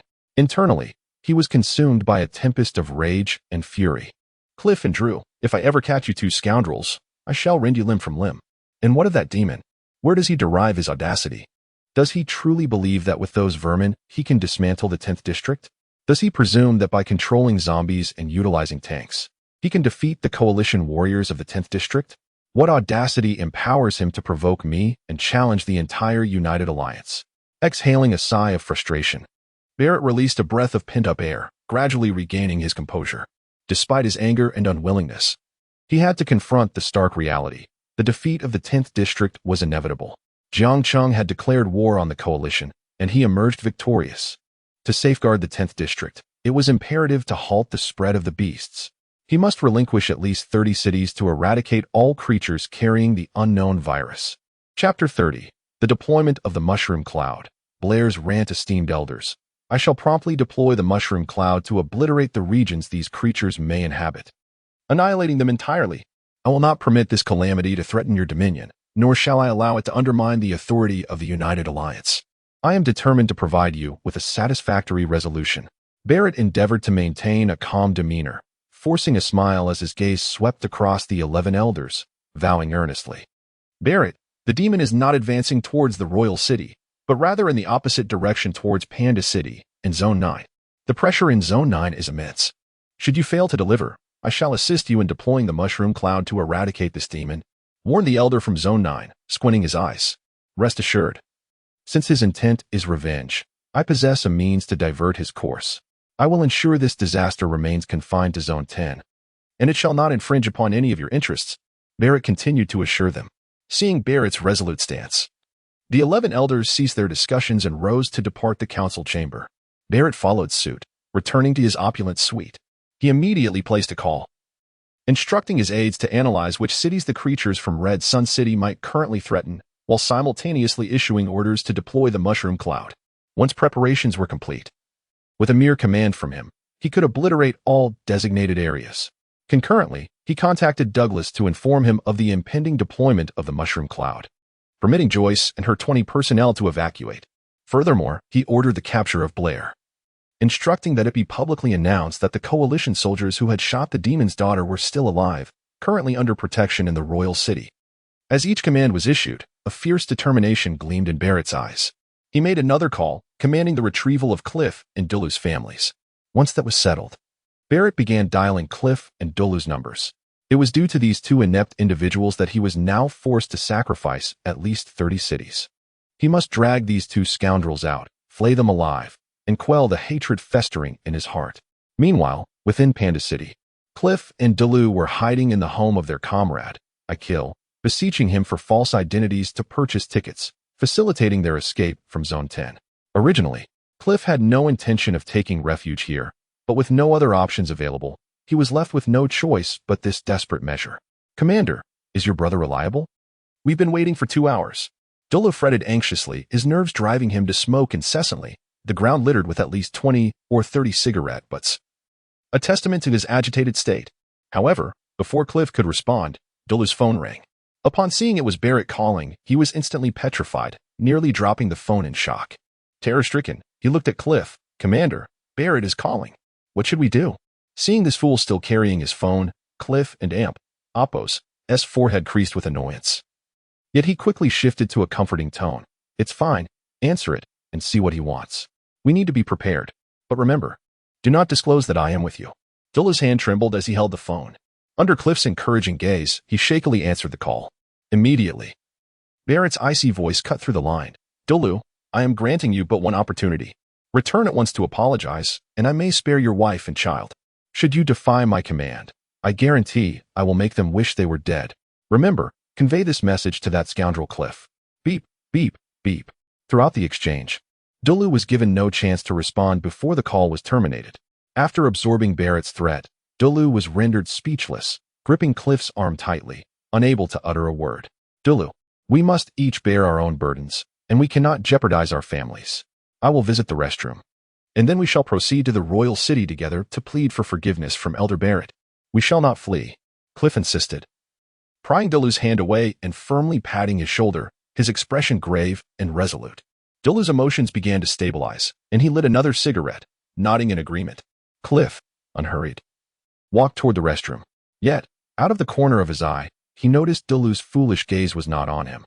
Suddenly accelerating his pace, he swiftly made his escape. The lives of his wife and child. He cared not at this moment. He only wished to survive. As long as he lived, he could regain his family. As for his comrade Akil, Cliff could no longer place his trust in him. Dulu's foolishness had revealed their location. It would be easy for the authorities to locate Akil and ensnare him with minimal effort. Indeed, events unfolded just as Cliff had envisioned. No sooner had he fled than Akil burst in with 10 coalition soldiers, apprehending Dulu before he could even react. Meanwhile, a sensational news report was being broadcast worldwide. The screen displayed no host, only the lavish interior of a hotel room. A man in a bathrobe lounged on the bed, facing the camera with a sinister grin. This man was Blair. Jiang Cheng, you wretched demon. Did you think the one who ordered the assassination of your daughter was dead? I assure you, I am very much alive. After all these days, the image of that day remains vividly etched in my mind. Bang. A little head exploded like a watermelon. The sight was simply exquisite. You, demon, wish to kill me? Come at me. I await you in the royal city. With this broadcast, the populace of the United Alliance erupted once more. The assassin of the demon's daughter still lived. Why had the coalition not surrendered him to quell the demon's wrath? All this turmoil stemmed from this scoundrel. How could he still be alive? Why did he reside in such opulence? The coalition soldiers did nothing to impede the demon and Oppo's actions. Instead, shielding this miscreant, he was deserving of death. If sacrificing this scoundrel could appease the demon's fury, perhaps there was still a chance for redemption. The people clamored for the coalition to hand over this rogue to the demon. In an instant, the screens and the internet were flooded with condemnations, curses, and calls for abandonment directed at the assassin. There was no longer any trace of the excitement and jubilation felt when Jiang Cheng's daughter was shot. In the eyes of the masses, he was not the hero who prevented the survivors of Mondstadt from wreaking havoc. He was a criminal. He was the true instigator of the demon's awakening. The crowd pressed the United Alliance to surrender the true culprit to placate Jiang Cheng's fury. At this moment, they vividly illustrated the essence of selfishness. Within Panda City, Dulu's arrest stirred no ripples of consequence. The news report brought no impact whatsoever. At Pandu Airport, thousands gathered. All residents desperate to flee Zone 10, hastily packing their belongings for an overnight escape. Yet upon arrival, they were met with the disheartening news that all flights had been suspended. Through their phones, they learned that the borders had been sealed. The coalition warriors of the 9th District, along with the populace, forbade any individual from the 10th District from entering. They all shouted in unison, "Go back." The scene that had unfolded days earlier on the Hanyang Bridge was now being reenacted. Previously, it was the residents of Liang City opposing those from Hanyang City. This time, however, it was the populace of the 9th District confronting that of the 10th District. Consequently, the anxiety of the 10th District's citizens regarding Jiang Cheng escalated to new heights, intensifying their fears further. Chapter 31, The Devil's Sanctuary. Entering Panga City, that demon has caused the downfall of over 10 cities. Is he not seeking vengeance? Then why not direct his wrath towards the royal city? Why target Panga City instead? Cursed be this fate. Damn it. Why have the flights been suspended? Why does the United Alliance prevent our escape? What have we done to deserve this? Can we still place our trust in the United Alliance? Will we ever be rescued? We have been forsaken. Like Mon City and Hongkong City, we too have been mercilessly abandoned. We are doomed to perish. An unknown dread spreads through the hearts of every individual, enveloping them in a shroud of despair. It is as though a dark cloud looms overhead, heralding an impending storm. Yet there is no refuge to be found. We are lost, unsure of where to turn. We cannot remain passive. We cannot rely on the coalition's salvation. We must save ourselves. We must resist. We must survive. Among the crowd, one individual, unable to endure the suffocating atmosphere, refuses to bow to fear. He bellows loudly, his voice piercing through the gloom, pushing back against the deluge. The United Alliance has abandoned us. We must not abandon ourselves. The demon can be slain. The hope of survival lies within our own hands. As long as we refuse to surrender, there remains a glimmer of hope for life. Brothers, for the sake of survival. To prove to the coalition that we do not require their protection, we shall rise against the demon. Inspired by one man's fervor, others begin to respond. The number of voices swells, growing louder and more powerful. They exit the airport, traversing the streets in search of sharp weapons, such as fire axes and crafted swords. Yet, all crafted weapons remain unopened, and they hastily take it upon themselves to unseal them, preparing to confront the encroaching undead. Though they appear numerous and formidable, they pale in comparison to the thousands still trapped within the airport. If the coalition cannot vanquish that horde of demons, what chance do we, ordinary people, stand against them? When the zombies surged forth from Mont City, seizing boulders weighing hundreds of pounds to crush fighter jets, what can we possibly do to counter such power? I refuse to march to my death. I will hide away. I shall never allow those demons to find me. Among the masses, countless voices express their terror of the undead and their dread of their strength. To confront zombies that the coalition cannot defeat is akin to a moth drawn to a flame, a futile endeavor. The gathered crowd begins to disperse, seeking absolute safety. Ultimately, Scarcely 1 in 10 remains at the airport. These individuals have surrendered their struggle, resigned to death, choosing instead to await the arrival of the zombies, leisurely savoring their final moments of life. Even the prospect of becoming a lifeless husk does not faze them. On the road approaching Panga City, Jiang Cheng stands atop a moving tank, gazing at the nearby city, a smile curling at the corners of his mouth. There lies a population exceeding 20 million. The fortified warriors have yet to arrive. The United Alliance has not yet unleashed its mushroom cloud. If we can seize the entire city, we shall possess nearly 10 million zombies. Furthermore, cultivating a third-tier zombie requires 10,300 units of flesh. Cultivating 100 poses no issue. Cultivating a fourth-tier zombie demands 111,300 units of flesh. 15 can be bred without difficulty. At that point, the overall strength of my zombies will undergo a qualitative transformation. I shall draw closer to possessing the power to obliterate the United Alliance. Additionally, Jiang Cheng requires 200,000 units of flesh to ascend to the 5th tier. He intends to seize this opportunity to achieve that ascension. Only by being strong, only by surviving, does he earn the right to avenge his daughter. In his eyes, Panga City is the sacred ground for empowering the demon.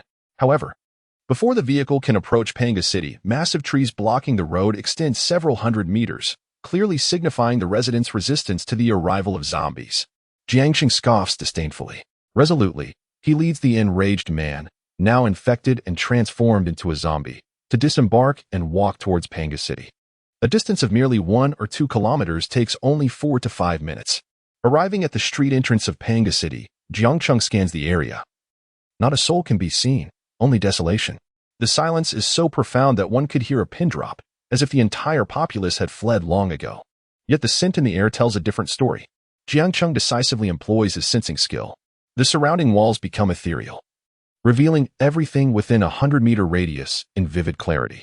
With a forceful kick, he shatters the door of a shop and strides towards a warehouse piled high with goods. The warehouse door is made of iron. With a single punch, his terrifying strength effortlessly penetrates the metal. Grasping the door with his fingers, he exerts his strength, tearing the iron door from its hinges. Inside, he finds various large boxes. Yet with his sensing skill, Jiang Cheng discerns 3 individuals hidden behind the boxes. Before he can step inside the warehouse, a burly man suddenly rises, brandishing a scythe and lunging at Jiang Cheng. Unmoved, Jiang Cheng extends his right hand, precisely grasping the descending scythe. With a swift kick, he sends the man sprawling a meter away, crashing into the boxes. Do you not wish for your wife and child to survive? He observes the man preparing to charge again and speaks, his voice laced with temptation and allure. The man halts, turning to gaze at his trembling wife and 10-year-old son, his body quaking. He knows all too well that he is no match for the demon before him. Should he perish, his wife and child would undoubtedly meet the same fate. What do you want from me? The man hesitates to bargain with the demon, yet when it concerns the lives of his family, he finds himself with no other choice. Willingly allow me to infect you and become my subordinate. You will not only survive but also gain the strength to protect your family. Jiang Cheng speaks calmly. In contrast to a horde of unthinking, perfectly obedient zombies, he greatly values subordinates endowed with judgment and intelligence. While it is uncertain if they could become his right-hand men, they would undoubtedly expedite his conquest of Panga City. The man gazes at Jiang Cheng, his eyes clouded with confusion, caught in a dilemma. Should he willingly become a despised demon or face death alongside his family? Very well, I accept your terms. After merely 3 seconds of hesitation, the man resolves his inner conflict. Abandoned by society and forsaken by the coalition, how many could resist the demon and Appos as a lure for the sake of survival? He simply desires to live, to protect his wife and child. What form that existence takes is of little concern. Upon hearing this, Jiang Cheng strides towards the man. His hand reaches out, sharp claws piercing the man's arm, injecting the essence and completing the infection. He then approaches the trembling wife and child, performing the same act. Go, infect everyone hiding nearby. Yes, the man replies respectfully, leading his family out of the warehouse and into the various shops. Before long, terrified screams echo through the once quiet streets, shattering the silence as the growls of zombies begin to rise. Jiang Cheng continues onward into the city, advancing several hundred meters at a time, entering buildings to infect more individuals, hastening the city and Appos' descent into chaos. After walking nearly 2 kilometers, Jiang Cheng found himself confronted by a throng of several hundred people on the street. Each individual wielded weapons such as iron shovels, sharpened swords, and fire axes. The ground was strewn with dry branches soaked in gasoline. Within the buildings flanking the street, individuals brandished makeshift Molotov cocktails, and upon spotting Jiang Cheng, they hurled their incendiary devices in unison. Jiang Cheng smirked contemptuously. What a naive assembly. With a powerful thrust of his legs, he vanished from sight in an instant. Before the Molotov cocktails could even touch the ground, bursts of crimson splattered as he dispatched the assailants with ease. How audacious of these mere hundreds of ordinary folk to obstruct his path. It was utterly futile, as flames erupted along the street. The multitude of obstructors was either slain or transformed. The inferno blazed with fervor, and anguished screams echoed from the buildings on either side. In the ensuing stretch, no more fools sought their demise. After an hour and a half, Jiang Cheng arrived at Pangu Airport. Upon entering the terminal, he was met with a sight. The resting area was filled with figures. All eyes turned to him in unison, fixated upon the apparition of a demon. Though each person trembled in fear, none screamed, panicked, or attempted to flee. They had resigned themselves to their fate. One woman, clutching her 1-year-old daughter, fell to her knees before Jiang Cheng, pleading, "I surrender. I wish to become a zombie. Please spare my child." Chapter 32. Abandoning the southern region. The mushroom cloud blossoms. Jiang Cheng smiled. This was the very crowd that once clamored for his demise. This was the selfish multitude. This was the group that harbored a deep-seated hatred for the undead.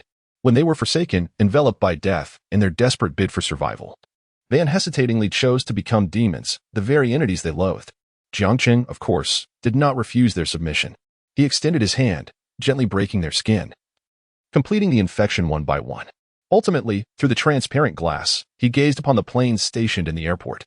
These aircraft would serve as tools in his battle against the coalition's fighter jets. They would also accelerate the spread of disaster. King, the murderer who shot your daughter still lives. As Jiang Cheng strategized his next course of action, a zombie approached him reverently, holding out a mobile phone. Jiang Cheng furrowed his brow and picked up the device to inspect its contents. As night fell, in the capital city of Wang, within the United Alliance building on the 99th floor, Barrett sat regally upon his throne. Duru, bloodied and battered, lay on the floor like a wretched creature. Duru, I offer you one last chance. Reveal Cliff's whereabouts, and I shall spare your family. Barrett's voice was frigid, his gaze towards Duru as if he were merely a corpse. Long, elder, I truly do not know. I was deceived by that scoundrel. I beg you, spare my wife and children. You may torment me however you wish. Duru's eyes were fixed on Barrett, blood trickling down his forehead, staining the ground crimson. His voice was frail, filled with desperation and hatred for Cliff. Barrett, upon hearing this, shook his head in disappointment. With a slight gesture of his fingers, 2 coalition soldiers dragged Duru's wife and children into the room, tossing them beside him. However, before the family of 3 could utter a single word, one soldier seized the wife's hand, brandishing a sharp dagger in the other. Without giving her even a fleeting moment to react, he swiftly severed one of her fingers. Amidst her agonizing scream, the soldier's dagger transformed once more, plunging deeply into their son's thigh. In an instant, 2 harrowing cries echoed throughout the chamber. No, please. I truly do not know. Duru's pupils dilated, his body trembling as he summoned every ounce of strength to rise and shield his family. Yet, the soldier simply kicked Duru down, sending him sprawling on the floor, blood spilling from his mouth as he curled into a ball. The dagger once again severed another of his wife's fingers, and then plunged into their son's chest. As Duru witnessed this horror, tears streamed down his face. He finally understood the anguish Jiang Cheng felt when his daughter perished. He comprehended the profound transformation Jiang Cheng underwent. All of this was born from a deep-rooted hatred. In that moment, had Duru possessed the strength to resist, he would have risen without hesitation to slay the coalition soldiers tormenting his family and to eradicate the cold-hearted Barrett who issued such orders. Barrett, Jiang Cheng is not the demon. You, the vile creature who destroys lives, are the true monster. Even in death, I shall pray for the undead army to invade the capital, for Jiang Cheng to rend you apart. Duru roared in fury, venting his impotent rage and hatred. Creak. At that moment, the door swung open. Barrett and Appos, secretary, clad in black high heels, entered the room, not sparing a glance at the pitiful trio on the floor. She spoke softly, Elder, the mushroom cloud is prepared, and the estimated coverage of the infected movement in Hongkong City has been calculated. It is projected that 35 cities must be abandoned, for safety and Appos' sake. We must forsake 50 cities, effectively the entire southern region of District 10. I ask for your decision. Barrett and Apos. Gaze fell upon the secretary. Is Jiang Cheng still in Panga City? Yes, but Panga City has already fallen, and it is uncertain whether Jiang Cheng will take further action. Very well, deploy the mushroom cloud immediately to obliterate the entire southern region. Pay special attention to Panga City, where Jiang Cheng is located. The secretary nodded and departed. A smile crept across Barrett's face as he turned to Duru. You should not hate me. If you must harbor hatred, let it be directed at your own impotence and that of Chris, at that useless Blair. Had you subdued the undead army, had you slain Jiang Cheng, you would have been rewarded with promotions and riches. Your current plight is entirely due to that demon Jiang Cheng. You should only despise him. Duru listened to Barrett's self-righteous declarations and laughed, a loud, boisterous laugh. Even as it aggravated his wounds and more blood flowed from his body, he did not cease. After a moment, he fixed a cold gaze upon Barrett. Indeed, that demon deserves hatred.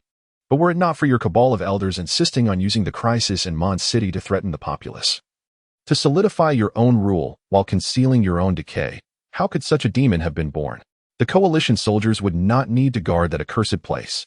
You are the architects of this demon, and you too shall face retribution. When the undead were not eradicated in Hongnong City, and now you resort to the mushroom cloud. You shall not kill him. I will witness the demon's arrival in the capital from the depths of hell. Behold Jiang Cheng take your head. I will await you in hell, and I shall tear your soul asunder. The decaying governance of the United Alliance is nearing its end. Ha ha. As one facing death, Dura felt no fear. He unleashed the truths that others dared not voice, cursing Barrett and the United Alliance with the remnants of his life. His eyes held not only the specter of death but also madness. At the same time, he hoped to provoke Barrett, granting himself and his family a swift end. Barrett and Apos' expression darkened, his fist clenched tightly, the knuckles cracking ominously. He yearned to execute Duru on the spot. Yet, Barrett restrained himself. I shall not kill you. I will savor torturing you and your family. I will make you witness how the demon, which once gave you hope, meets its demise beneath the mushroom cloud. You will see how the hell you envision becomes naught but ruins. Barrett raised his hand and gestured. 2 coalition soldiers dragged Duru and his family away, imprisoning them. Barrett abandoned half of District 10, forsaking 50 cities, intending to unleash the mushroom cloud to destroy this region and eradicate all demons. This decree was not made public. Within the southern region of District 10, cities yet untouched by the undead remained filled with hope, clinging to the belief in the coalition. Nightly news in Nox City. Will Rock City fall like Panga City? We are in panic, seeking protection. Please, coalition, quell the demon. As long as the demon lives, we shall remain in fear. Nightly report from city. We just wish to survive. What have we done wrong? Why will that demon not spare us, intent on our annihilation? Why has the coalition not acted? Must we truly witness that demon destroy District 10 and invade the capital? City news. 6 million citizens petition. Until the demon falls. We cannot rest. Please, United Alliance, do not show mercy. Strike down the demon with overwhelming force. Online, the public grew even more frenzied.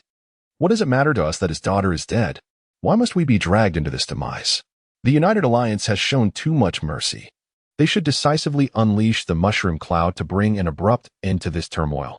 Indeed, having released that demon twice already, it is high time to deploy the mushroom cloud for annihilation. They remain oblivious. Barrett. For the sake of precaution and to prevent a recurrence of the tragedy that befell Red Sun City, has painfully chosen to abandon them. They will be extinguished along with the mushroom cloud, vanishing from this world alongside the demon. Their demise will safeguard the remaining half of the 10th district and preserve the entirety of the United Alliance. Many of them will never fathom that their city, distant from Red Sun City and Blackwater City, places them in imminent peril. The moment the coalition truly resorts to the mushroom cloud, they too will be forsaken, destined for destruction. Of course, they are not the only ones in ignorance. Jiang Cheng is also unaware. At this moment, within the Pan Valley Airport, the lights blaze brightly. Civilian aircraft are being activated and taking flight under Jiang Cheng's command, heading in various directions.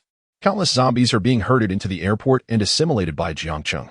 In the serene depths of night, free from the coalition and Apos' disturbances, everything unfolds systematically according to Jiang Cheng and Apos' plan.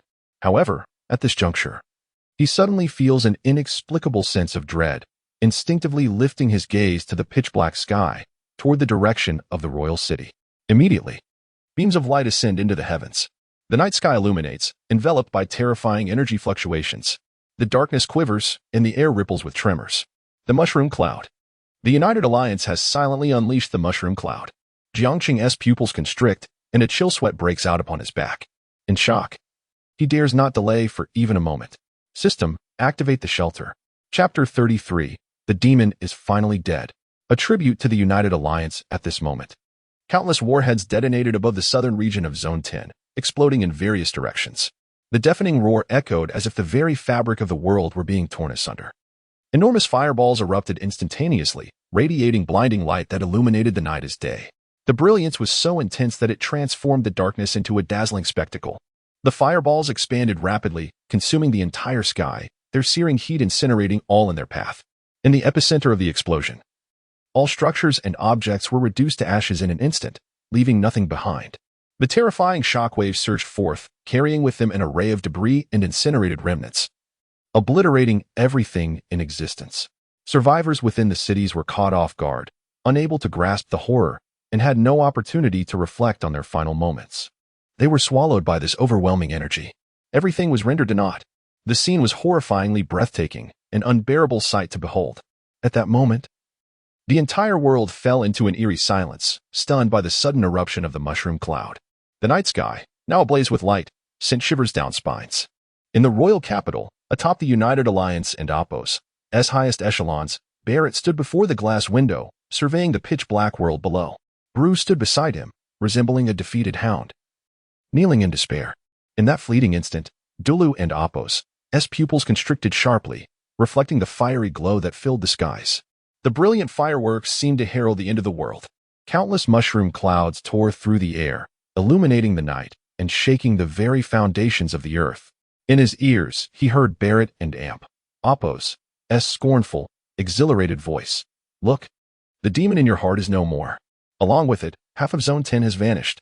Dula's body weakened, collapsing to the ground, yielding to Barrett's foot as it pressed down upon his head. A demon had perished, but who would punish this malevolent force? Was that demon truly dead? No, he could not die. He had yet to avenge his daughter. How could he perish now? Dula watched as rocks tumbled, the ground caved in, and everything was obliterated. The mushroom clouds slowly dissipating. A roar of unwillingness erupted within him, a desperate longing for Jiang Cheng to survive. Yet he knew all too well that this was utterly impossible. He was destined to accompany that demon. From this moment on, the world would only know Barrett as the true demon. At this juncture, Barrett was in high spirits, observing the prostrate Dulu, suddenly devoid of murderous intent. Dulu, Cliff has perished amidst this grand spectacle of fireworks. If you wish to survive, to protect your wife and child, you must torment his wife and daughter. As long as their suffering is profound enough, their despair palpable, I shall spare your family.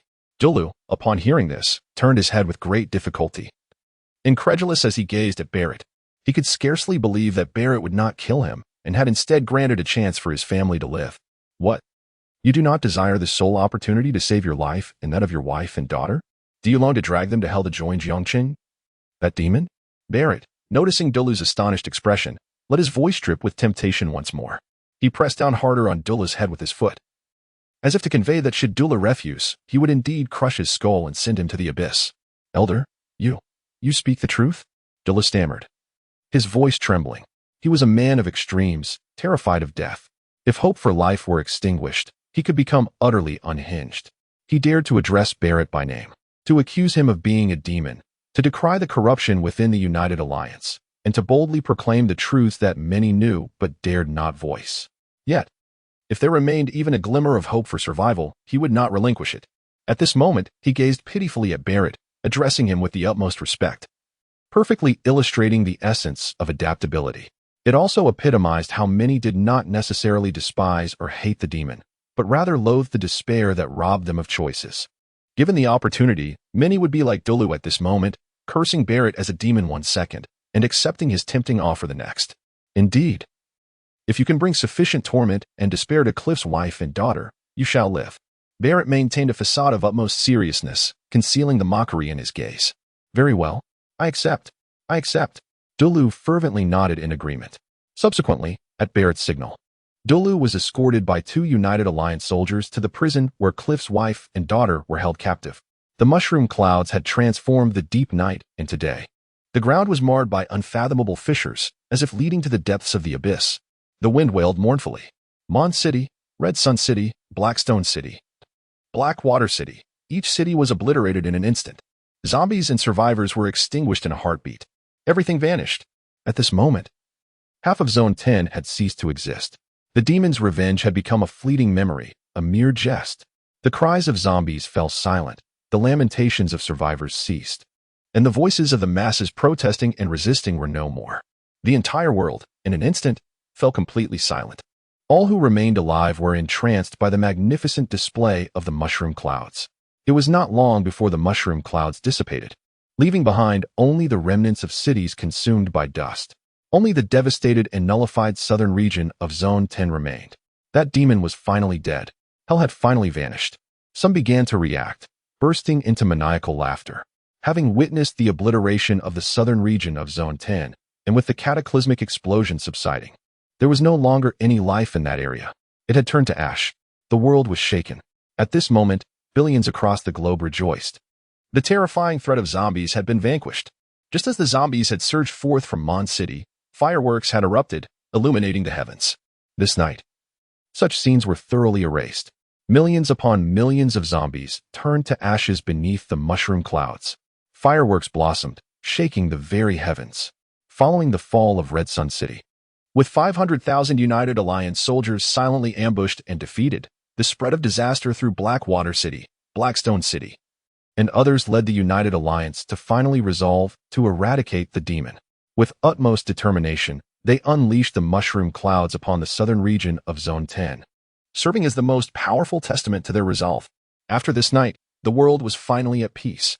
A world devoid of calamity, chaos, and zombies. This was the tranquility we longed for, the peaceful existence we desired. Justice may be delayed, but it shall never be absent. The demon had ultimately perished. This was the conclusion everyone had anticipated, the justice they hoped for. Across the globe, the masses spread the joyous news.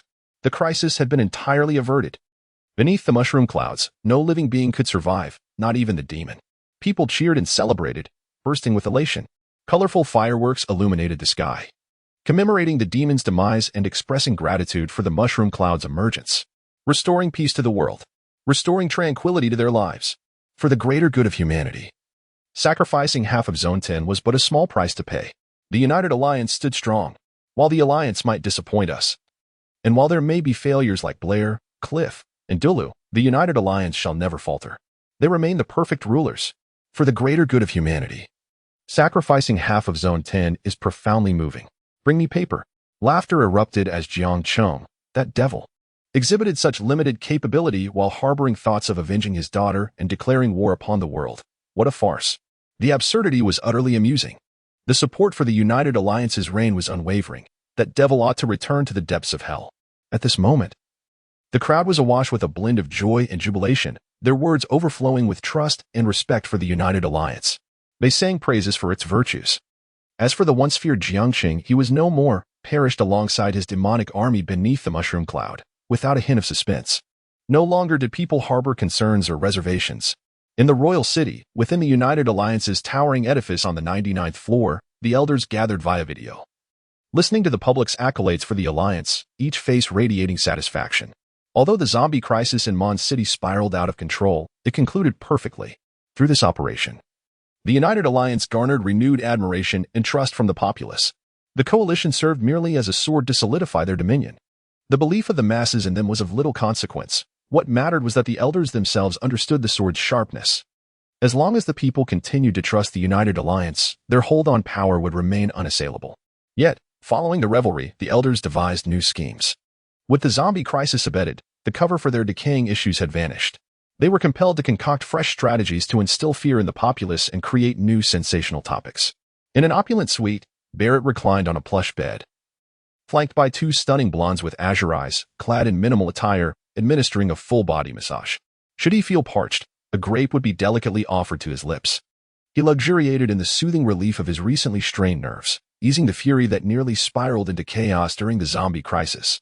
A confident smile, reminiscent of days when everything was within his grasp, graced his cheeks once more. Simultaneously, from above the foot of the bed, a screen descended from the ceiling, displaying a scene in which Dula languished in a cell, wielding a whip as he ruthlessly lashed out at two women. Their garments lay in tatters, exposing vast expanses of their smooth skin that, though delicate and deserving of pity, bore the marks of the whip and Appos, as cruel caress. Such corporeal torment could not alleviate Dula's inner turmoil. He began to unleash violence upon the two women, their desperate cries for mercy mingling with their agonized screams, serving as a vessel for his rage towards Cliff, who had abandoned him, and for the fury he felt towards Barrett for tormenting his own family. In that instant, the cell echoed with raucous laughter juxtaposed against the increasingly feeble resistance of the women. The scene stirred Barrett and Appos' blood, prompting him to embrace the two beauties beside him with fervor. Chapter 34: The Fleeting Moment of the Demon, a fairy tale. The dawn light dispelled the darkness. The sky gradually brightened. A ray of sunlight cast upon the earth, filtering through the window to illuminate the disheveled bed. Barrett had concluded a thrilling battle and lifted his gaze toward the suspended screen. Within the screen, the prison cell had returned to silence. Dura stood excitedly at the cell door, observing the two women who, after a night of torment, were left in a pitiful state, barely clinging to life, their faces reflecting a mix of exhilaration and anticipation. Let the useless Dura go, Barrett mused, picking up his phone and dialing a number, a mocking smile curling at the corners of his mouth. Inside the cell, the woman, clad in professional attire with black stockings and high heels, stood with her arms crossed, looking down at Duru, who knelt on the ground like a loyal dog. A faint smile graced her lips. Duru, go and kill them, and you may leave.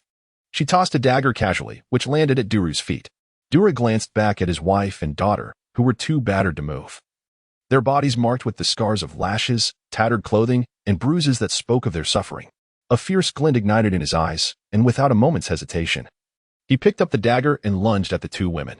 With two swift strikes, the blade pierced their hearts, extinguishing their lives. Now, you may leave. From this moment on, do not return to the capital. As for your wife and child, they are in the adjacent cell. The secretary, observing the scene, let out a cold laugh.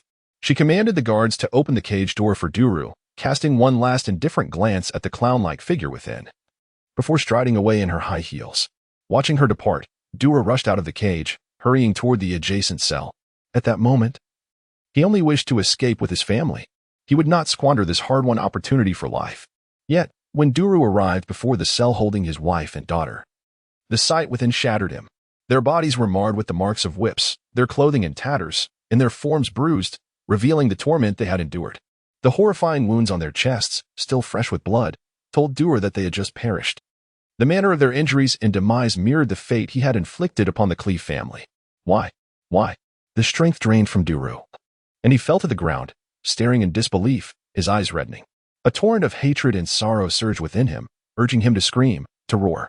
But he bit down hard on his lip, suppressing any sound. He never imagined that Barrett would toy with him so cruelly, to employ the same brutality he had used on the Cleve family against his own wife and child. The supposed execution of the Cleve family had merely been a guise to deliver his own family and Appos' demise. In an instant, tears streamed down his cheeks, his grief consumed by an all-encompassing hatred. His fists clenched tightly, his eyes ablaze with a desire to kill Barrett. Yet, his knees, weak and trembling, could not rise. The chasm between him and Barrett was insurmountable. For Barrett, to end his life would be as effortless as crushing an ant. At this moment, Dura yearned for Jiang Cheng to be alive. He hoped Jiang Cheng could slay the demon Barrett. In the southern region of Zone 10, devastation reigned. The demon's downfall, Jiang Cheng's death, marked the end of calamity and the resolution of the crisis. The citizens of the United Alliance celebrated throughout the night. Basking in the warmth of the dawn, they confirmed that the mushroom cloud's emergence was no dream, that the world had finally returned to peace and tranquility. Only then did they drift into slumber, smiles gracing their faces. Yet, unbeknownst to them, amidst the ruins laid bare by the mushroom cloud, a mutated snake emerged from the earth's dark crevices, swiftly slithering through the debris, unharmed by the radiation. Soon, more mutated snakes and rats appeared, moving stealthily. As people awakened from their slumber, evening had descended. The sunset cast a beautiful glow, painting half the sky in hues of red. A gentle breeze, imbued with a faint sweetness, swept through. Through televised broadcasts, the destruction wrought by the mushroom cloud was revealed, and the faces of the people radiated with joy. Little Bao, look, the demons that frightened you to tears every night are buried there. They shall never return. The demon's brief emergence would be etched in history, chronicling the United Alliance's triumph over evil. Humanity was indeed the sovereign of this world. The demon's vengeance, a declaration of war against the world, was but a figment of the populace's fear, for with the mushroom cloud present, any entity that dared to challenge the United Alliance's rule would vanish without a trace. Those who attempted to overthrow the alliance would meet a grim fate, condemned to the depths of hell alongside Jiang Cheng, that demon. The demon's existence became a fairy tale, while its obliteration solidified the United Alliance's dominion. However, not all wished for the demon's demise. Just as Duer desired Jiang Cheng's survival, many others felt the same. In a dilapidated building, a man knelt before the spirit of his deceased wife, clutching his son tightly, weeping uncontrollably. Yet his tears were not for his departed spouse, but for Jiang Cheng. Once a wealthy magnate in the capital, he had a beautiful wife and a harmonious family. However, due to his refusal to surrender his wealth to the United Alliance, Barrett had seized his wife, threatening him to relinquish all his riches. Ultimately, he capitulated. Yet his submission did not restore his wife. To humiliate him, Barrett had tortured her to death, banishing him from the capital. The collapse of the walls of Mondstadt heralded the emergence of a demon. Jiang Cheng led the demon army in a declaration of war against the United Alliance, igniting hopes of its downfall within him. But now that hope had also been extinguished, wife, if you have any spirit in the heavens, please let the demon return to the mortal realm. I would willingly become a demon to overthrow the United Alliance, to expose their ugliness, and avenge you. The man prayed earnestly, yearning for the night to fall, hoping for a miracle to occur.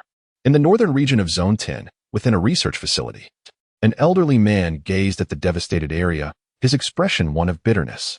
Why must they all be exterminated? Why not leave just one for me? Zombies possess genes that surpass humanity. Why does the United Alliance only permit the research of enhanced warriors and not provide me with one for my studies? I refuse to accept this. As night fell, the so-called refuge, a space provided by the system, resembled a small world devoid of life, shrouded in gloom.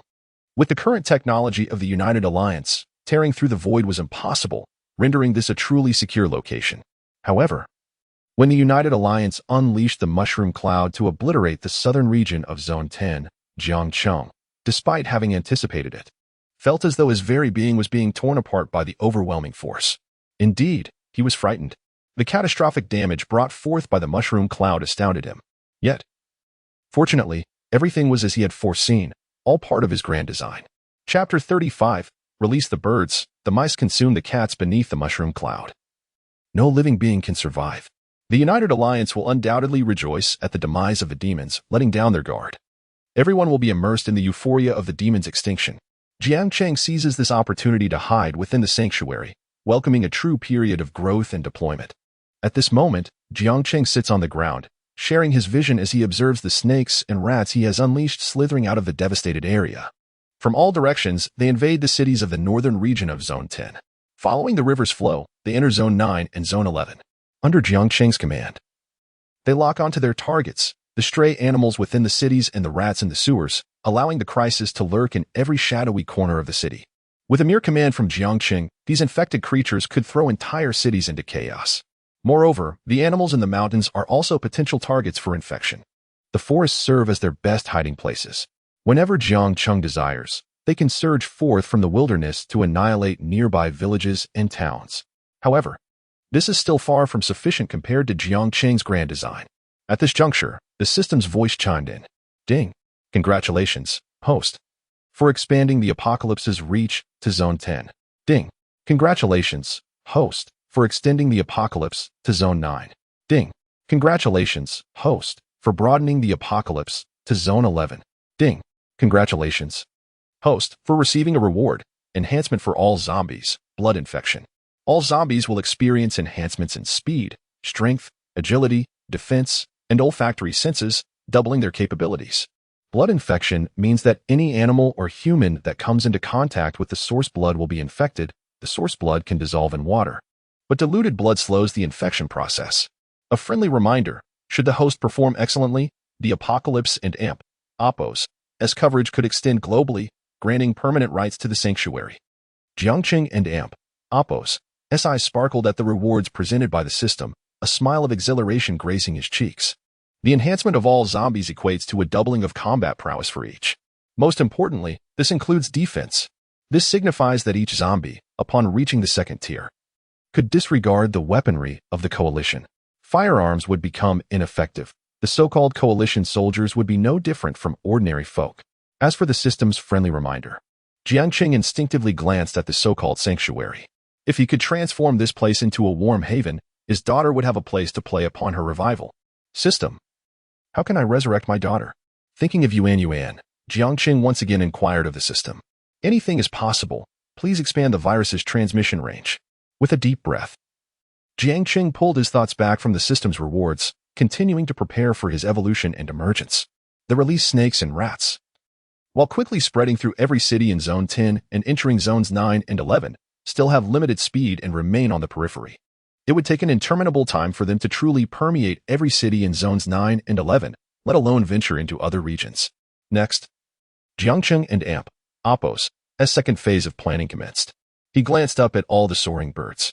According to the original plan, he now only needed to utilize the cover of night to gradually release all the birds, allowing them to fly across various regions and blanket the globe.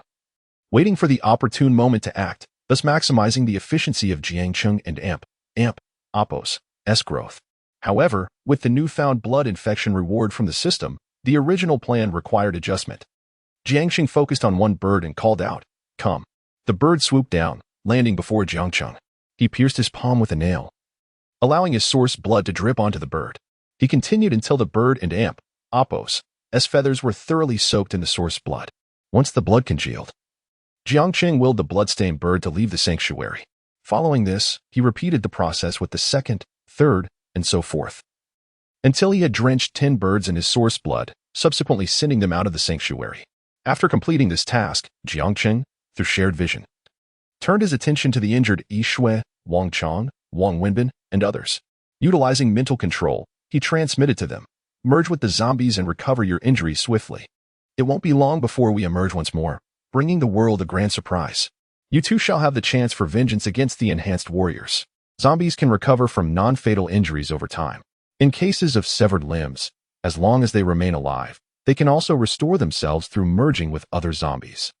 In a northern city of Zone 10, under the vibrant lights and raucous nightlife, two intoxicated men celebrating the demon and Appos' demise corner a young girl in a dark alley. "Help! Help! Please, let me go." Crouching in a corner, trembling, the girl screams with all her might, hoping for a ray of light to pierce through the darkness and save her. Yet, the response is the heavy slap of a man's hand across her face. "Shut your mouth, or I'll take your life." One man threatens, muffling her cries. The other seizes the opportunity to tear her floral dress, disregarding her pleas and fierce struggles, recklessly unleashing the primal urges ignited by alcohol, tears streaming down her cheeks. The girl feels the searing pain within her body, her eyes filled with despair. She cannot comprehend how, despite the demons and Appos' demise beneath the mushroom cloud, she still suffers under their torment. A powerless girl who has never committed a wrongdoing, why is she targeted by the demons? In her tears of unwillingness and despair, all she feels is the relentless agony tearing through her body. At this moment, she yearns for the demons in the southern region to still be alive. She longs for Jiang Cheng to be alive. She wishes to become a demon herself, to personally deal with the two fiends who have inflicted such harm upon her. Meow. Bang. Just then, a mournful cat and Appos' cry echoed as it fell from the rooftop adjacent to the alley. Along with it, a swarm of rats tumbled down. Squeak. Each rat emitted a sharp cry, scrambling to devour the cat's flesh and blood. Within seconds, they had reduced the cat to a mere pile of bones.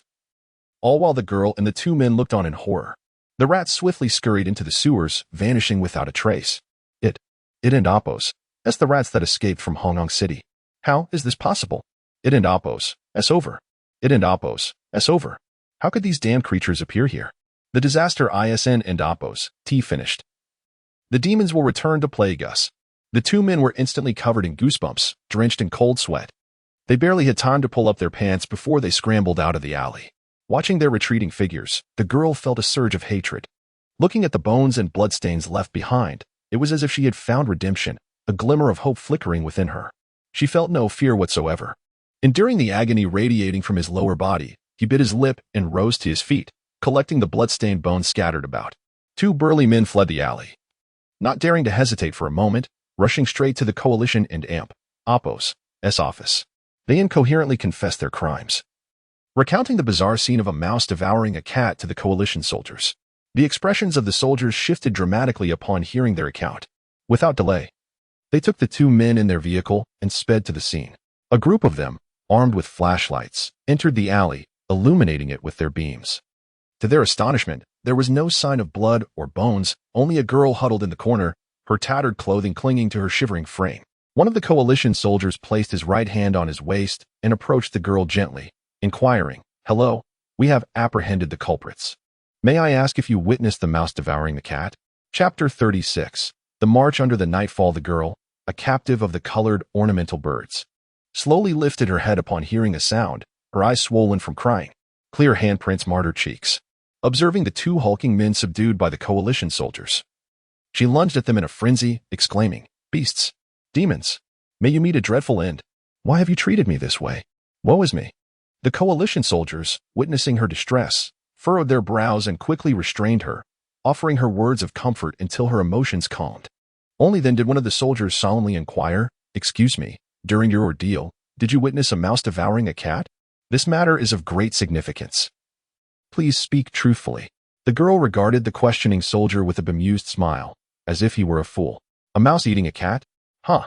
If that is the excuse those drunken brutes use to justify their actions against me, then I shall be that mouse devouring the cat. I will leave them with naught." Eventually, the coalition soldiers conducted a thorough examination of the scene, finding no traces of blood or remains of a cat. They concluded that the two men must have been drunk and hallucinating. To avert any unforeseen complications, Barrett decided to sacrifice 50 cities, obliterating the entire southern region. Amidst the mushroom clouds and explosions, the area was obliterated. How could zombies possibly survive? How could those fiends still be alive? The two men were promptly arrested, while the girl was escorted home by a coalition soldier. Upon returning home, the girl took a meticulous bath, scrubbing away the grime as if she could cleanse the humiliation she endured. She then donned her favorite dress and sat by the window, gazing at the ravaged southern region with clenched fists and resolute eyes. She awaited Jiang Cheng's return, anticipating his emergence from the ruins to lead the demons once more. Mice devouring cats. She was certain Jiang Cheng remained alive. She vowed to transform into a demon herself, to rend apart those who had sullied her. She would not allow them to escape with mere prison time. In the northern area of District 10, within a hamster breeding facility, despite the late hour, a bustling scene unfolded. Employees were busy packing hamsters into transport boxes, awaiting pickup at dawn for delivery to clients across various regions. At that moment, a small hamster scurried in from outside, infiltrating the facility and mingling among the other hamsters to spread an infection. Before long, these hamsters were boxed and sent away. Under the destructive force of the mushroom clouds, they believed the mutated beasts had been eradicated, posing no threat. In a lavish villa, a wealthy man was enjoying a tender moment with his mistress. Suddenly, their two Pomeranians erupted into frantic barking, startling them and disrupting their intimate moment. How annoying. Wait for me. The displeased mistress pushed the wealthy man away, rising to toss the two Pomeranians outside, allowing them to frolic in the yard. The Pomeranians could only watch as two small snakes slithered into the wealthy man and Appo's private jet. When morning arrived, he would board the plane, taking the snakes to the next destination. Simultaneously, cloaked by nightfall, flocks of birds soared out from the southern region. Their speed surpassed that of all similar species, heading straight for District 9 and District 11, traversing both areas toward distant lands. In the United Alliance, on the very first night when all believed Jiang Cheng had been annihilated and the demons eradicated, celebratory cheers still echoed, and beautiful fireworks illuminated the night sky. Yet in the shadowy alleys, within the dark, uncharted sewers, and the untouched mountains, those creatures despised and feared by humanity engaged in a brutal struggle.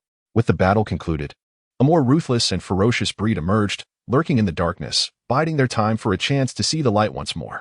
Half a month swiftly passed. As dawn broke, the birth and demise of the demons had nearly faded from memory. The destruction of Mon City, Hongnong City, and the southern region was seldom mentioned. The vengeance of the demon Jiang Cheng had become but a fleeting whisper. The world had seemingly returned to its former tranquility. Each office worker was awakened by the blaring of alarms, dragging their still drowsy bodies to wash up, don their clothes, and head out. They squeezed onto buses and subways, making their way to work, commencing yet another busy day. However, just as everyone believed the calamity had truly ended, a bird with dark red plumage, the size of a pigeon, finally flew into District 1. This district was the farthest from District 10. The dark red bird soared, eventually landing in a small village by a well, preening its feathers. As its dark red plumage brushed against the well water, the color began to shift to pure white. The bird glanced back before taking flight once more. At that moment, several women arrived with buckets to fetch water. Today is old Wang and Amp, Apos, S son, and Amp, Apos, S wedding. We need to fill up more buckets, suggested the leading woman. Following her advice, they filled their buckets to the brim and carried them to a small courtyard. A group began to chat and laugh as they used the well water to wash vegetables, cook, and stir-fry. When thirsty, they filled a large bowl to drink and set aside a bucket for the guests.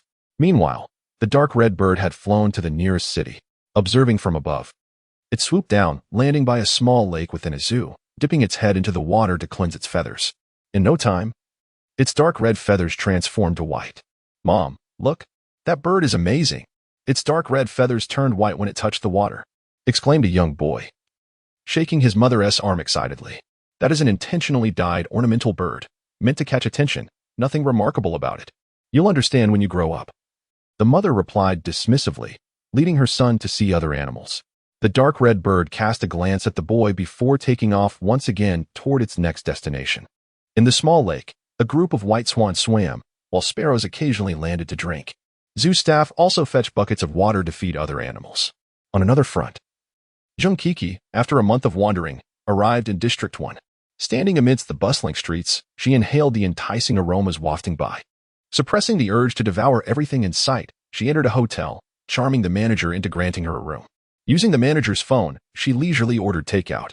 Within the refuge, Jiang Cheng, after a month of waiting, finally spotted a bird infected and carrying his original blood arrive in District 1 through a shared vision. Noticing Jiang Cheng and Apos' presence in District 1, he prepared to act according to their plan. Zhang Minjiang, hidden in a scenic peak of District 9, was also poised to move. Jiang Cheng's face broke into an excited smile, his eyes brimming with anticipation. Yuan, soon your father will storm the royal city to avenge you. Blair, do not perish, await my arrival. The entire world is on the brink of descending into darkness, transforming into a hellish realm. At this moment, the voice of the system resonated. Ding. Congratulations, host, for expanding the apocalyptic domain to Zone 1, encompassing the entire United Alliance. Please initiate a global cataclysm to gain permanent rights to the sanctuary. Jiang Cheng disregarded the system and Apos' announcement. My subjects, commence your slaughter, annihilate this world. With a powerful cry and a mere thought, the entire horde of zombies surged forth from the sanctuary, emerging onto the charred and ravaged terrain of the devastated southern region. A thunderous roar erupted as the zombie army basked in the warmth of the sunlight, their collective cry echoing like a chorus of wild beasts, brimming with an insatiable hunger for their prey. It resembled the frenzied release of malevolent spirits, infused with excitement and fervor. Standing upon the scorched earth, Jiang Cheng gazed up at the still azure sky with a smile. The true culprit behind my daughter's death. Barrett, United Alliance. I am coming for you. You shall all perish. Chapter 37. The gates of hell are unleashed, and no one believes atop a mountain peak near the recently devastated southern region. A male mountaineering enthusiast journeyed from afar, yearning to witness the origin of the demon's vengeance. Together, he gazed upon the ravaged landscape below. Once a thriving city, it now lay in ruins, reduced to mere remnants of its former glory. Even from a distance, the acrid scent of scorched earth and metal permeated the air. The demon's revenge had become a cruel joke, buried beneath the charred soil, lamentably devoid of the final cries of Jiang Cheng, the demon. The man, camera in hand, captured the scene, uttering a sigh of disillusionment. However, in that moment, an image caught his eye, causing his pupils to widen in terror and his body to tremble. The camera slipped from his grasp, crashing to the ground. His legs weakened, and he collapsed onto the earth. The gates of hell have opened. The demons have emerged again. Before his eyes, the desolate land shimmered, rippling as grotesque zombies staggered forth from the void, roaring in fury. In the blink of an eye, the desolate southern region was teeming with the undead. The horde surged forth with alarming speed, rushing toward nearby villages and towns. The catastrophe was far from over. The demons had not been vanquished. They had not merely retreated to hell, but had now returned. The United Alliance had no means to halt the vengeance of Jiang Cheng. The man, regaining his senses, frantically fumbled for his phone, dialing the Coalition and Apos' number. Hello? Is this the Coalition office? Zombies have reappeared in the southern region. You must take action immediately. Sir, are you referring to the area destroyed by the mushroom cloud? Yes. We are atop the mountain, witnessing the zombies emerge from the gates of hell, now charging toward the nearby villages. The sight is horrifying. Sir, please calm down. And do not joke with us.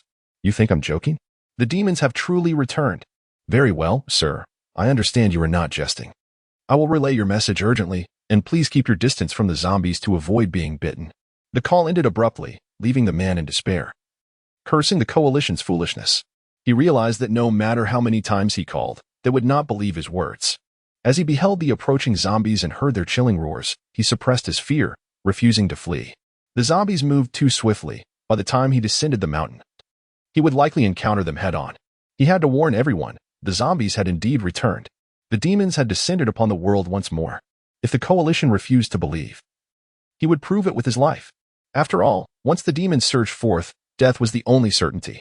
It would be better to embrace death sooner rather than later. The man swiftly set up his phone on a tripod, selecting an angle for filming. He titled the stream, "The Gates of Hell Are Open, and the Demons Have Emerged." As the broadcast began, hundreds of viewers flooded into the stream, all fans of the man. Brothers and sisters, I have just reached the vicinity of the southern region near Mountain. Behind me lies the once destroyed southern region, the site of the demon's downfall. But now, the gates of hell have reopened, and the demons have emerged once more. I am not lying. This is not a special effect. It is real. Please believe me. As the man narrated, the audience attentively watched. Hey, you're just a mountaineering enthusiast. Why are you pulling off such flashy stunts? But I must admit, that special effect looks incredibly realistic. All the demons were obliterated beneath the mushroom cloud. Hell was shattered. Stop trying to deceive us with these effects. With effects more realistic than some films, I might just have to send a gift. Yet, amidst dozens of messages, not a single viewer believed him. They all claimed it was a special effect or that the man was merely seeking attention. In frustration, he picked up a rock and hurled it into the distance. The stone traced a graceful arc through the air before landing at the mountain's foot. Can this possibly be a special effect? Are you all fools? If this is a special effect, then what about this? Shouting, he pulled out a lighter, found a patch of dry grass, and ignited it. The flames began to spread, consuming the surrounding area. Wow, this effect is even more realistic. How are you doing this? Teach me. I'll pay to learn. With that intent to burn down the forest, I'm convinced. But I see zombies climbing the mountain. Aren't you scared? With the gates of hell open and the undead arising. You're so close yet still live streaming? Your courage deserves respect. Amidst the audience's jests, the man attempted to explain further, but suddenly saw a figure racing up the mountain with ghostly speed, approaching him. As he recognized the figure's features, terror struck him, and he fell to the ground. Jiang Cheng. Jiang Cheng had no time for idle chatter. In an instant, he was before the man, extending his hand to crush the man and Oppo's skull, merging his corpse with the system. Turning, his crimson gaze fell upon the phone streaming live. Wow, this is ridiculously realistic. The exploding head, the splatter of blood. In this demon Jiang Cheng, it's astonishingly lifelike. Why do I suddenly feel chills? This is so eerie. Most viewers still believed it to be a special effect, with only a few feeling a sense of dread. Jiang Cheng, however, paid no mind to their disbelief, coldly declaring, I, Jiang Cheng, have returned. Prepare yourselves to embrace death. Upon hearing this, many viewers were so frightened that they threw their phones away. When they attempted to resume viewing, they found the stream had been banned due to its excessive violence. Nonetheless, this did not deter some keyboard warriors from discussing the topic. They opened the stream replay, ready to edit the footage, labeling it, some mountaineering enthusiast turned special effects master, astonishingly stunning. Meanwhile, in District 9, within a city at a pet market, a little girl stood before a hamster box, playfully poking at the adorable hamsters inside. Yet, in the next moment, one of the hamsters, which had been scurrying in the wood shavings, suddenly bit her finger. Ouch! The girl, startled, fell to the ground, clutching her bleeding finger and crying. Her mother rushed over, scooping her up and comforting her. Don't cry, my dear. Glancing at the snarling hamster in the box, the mother angrily kicked it over, glaring at the shopkeeper. If anything happens to my daughter, I swear I will burn down your shop and take your life. With that, she hurriedly left with her daughter. The hamsters, freed from their captivity, did not flee. Instead, several charged at the shopkeeper, while others knocked over the remaining boxes. The birds in their cages shrieked in alarm. The creatures collided with their cages, attempting to pry open the doors with their claws. In an instant, a similar scene unfolded within every shop of the avian and pet market. All the animals simultaneously grew agitated. Some unfortunate proprietors or prospective buyers, caught off guard, found themselves on the receiving end of unwelcome bites. Chapter 38. the forgotten memories are awakened in a mere span of 10 minutes. The incident of aggressive animals at the flower and bird market took the headlines of District 9. Victims united in their pleas for accountability. A victim lamented. The peony parrot from the bird shop pecked out my son's eyes, and in the ensuing chaos, I was left bruised and battered. While the owner fled without a trace, we implore the coalition to capture the true culprit and deliver justice for my son and me. Another recounted. A kitten from the orange cat shop bit off 2 of my fingers. The owner collapsed on the spot under the assault of the cats. And we seek justice from the coalition. One father expressed his despair. I took my daughter to the flower and bird market, and a golden retriever leaped from its cage and attacked. My girlfriend fell unconscious and was hospitalized, while I bear numerous scratches and bite marks. If there is no reasonable explanation, I shall seek vengeance upon my discharge. Accompanied by hundreds of victims sharing their stories, videos began flooding the internet. The footage revealed a scene of utter disarray within the market, with several human corpses sprawled in pools of blood, devoured by a frenzy of animals. The imagery was chilling, sending shivers down the spine. Apart from a few survivors trembling in the corners of a shop, no other souls were visible. The throngs of beasts surged forth from the flower and bird market, invading the surrounding residential buildings. They attacked any human in sight with fierce malice. All the birds took flight, soaring high above the city. The spectacle was awe-inspiring. However, in the next moment, the birds, akin to hawks, zeroed in on pedestrians below, swooping down in a coordinated assault. Blood stained the streets and splattered against nearby structures. The number of victims escalated rapidly. In an instant, the entire city was engulfed in chaos and terror. Everyone barricaded themselves indoors, fearful to venture outside, desperately seeking anything to wield as a weapon against the approaching animals. No creature was spared. Even the sight of an ant would incite lethal force. Who dares to explain this madness? How did these bloodthirsty beasts come to inhabit District 9? Where's the coalition? Why do they always arrive so late? After a month of calm, the demons have returned. Who will come to our rescue? In District 11. Within a bustling restaurant, a young boy suddenly contorted in discomfort, turning pale before collapsing from his chair. Alarmed, his parents rushed to his aid, only to find themselves succumbing to sudden malaise, their bodies weakening and muscles convulsing as they crumpled to the floor. Other diners, witnessing the unfolding scene, gathered around in concern. What is happening? Food poisoning? Someone wondered aloud. Hello, is this District 11 People's Hospital? There seems to be a case of suspected food poisoning at Xianwei restaurant. Please send help. A few well-meaning patrons promptly dialed for emergency assistance. Yet, just as the call ended, more individuals in the crowd began to falter, collapsing in agony. Before anyone could react, more people fell to the ground, the numbers swelling rapidly. This alarming scene was not limited to a single restaurant. It spread throughout the city's eateries. In no time, hospitals and clinics were overwhelmed with patients, and the streets outside teemed with the afflicted, creating a bottleneck of chaos. In District 12, on a lively, bustling street, the crowd suddenly began to hear a cacophony of squeaking rodents. Upon closer inspection, the sound seemed to emanate from beneath the ground. Surely, I'm not imagining this. Are the rats this brazen now? The dense chorus of squeaks led some to speculate that the rats were engaged in a battle underground. Oh, please. I'll just continue shopping. A mere horde of rats can't cause a ruckus. The crowd oscillated from curiosity to indifference, completely forgetting that cities like Heishui had fallen to snake and rat infestations. At that moment, a man, driven by curiosity, approached a sewer opening and peered inside. What met his gaze were countless crimson eyes, as hundreds of rats surged toward the opening, their bodies jostling against one another, completely filling the sewer. The man scarcely had time to react as dozens of rats erupted from the sewer, scurrying up his pant legs, beginning to gnaw at his flesh. He flailed desperately, trying to escape, but his struggle proved futile. A rat's sharp teeth tore through his throat, blood spraying forth like droplets from a fountain, splattering on the surrounding onlookers like red rain. He lost the will to resist, disbelief etched across his face as he fell to the ground, watching helplessly as the ravenous horde consumed him, snuffing out his life. Someone has died. The rats have killed. Cries erupted from the crowd. Look into their eyes. These are no ordinary rats. They are the feral horde that escaped from Hainan City. Run. Flee. The catastrophe has returned. Panic gripped the crowd, transforming the once boisterous scene into one of chaos and screams. The rat swarm poured forth from every sewer, unperturbed by the presence of humans, launching their assault. Get away.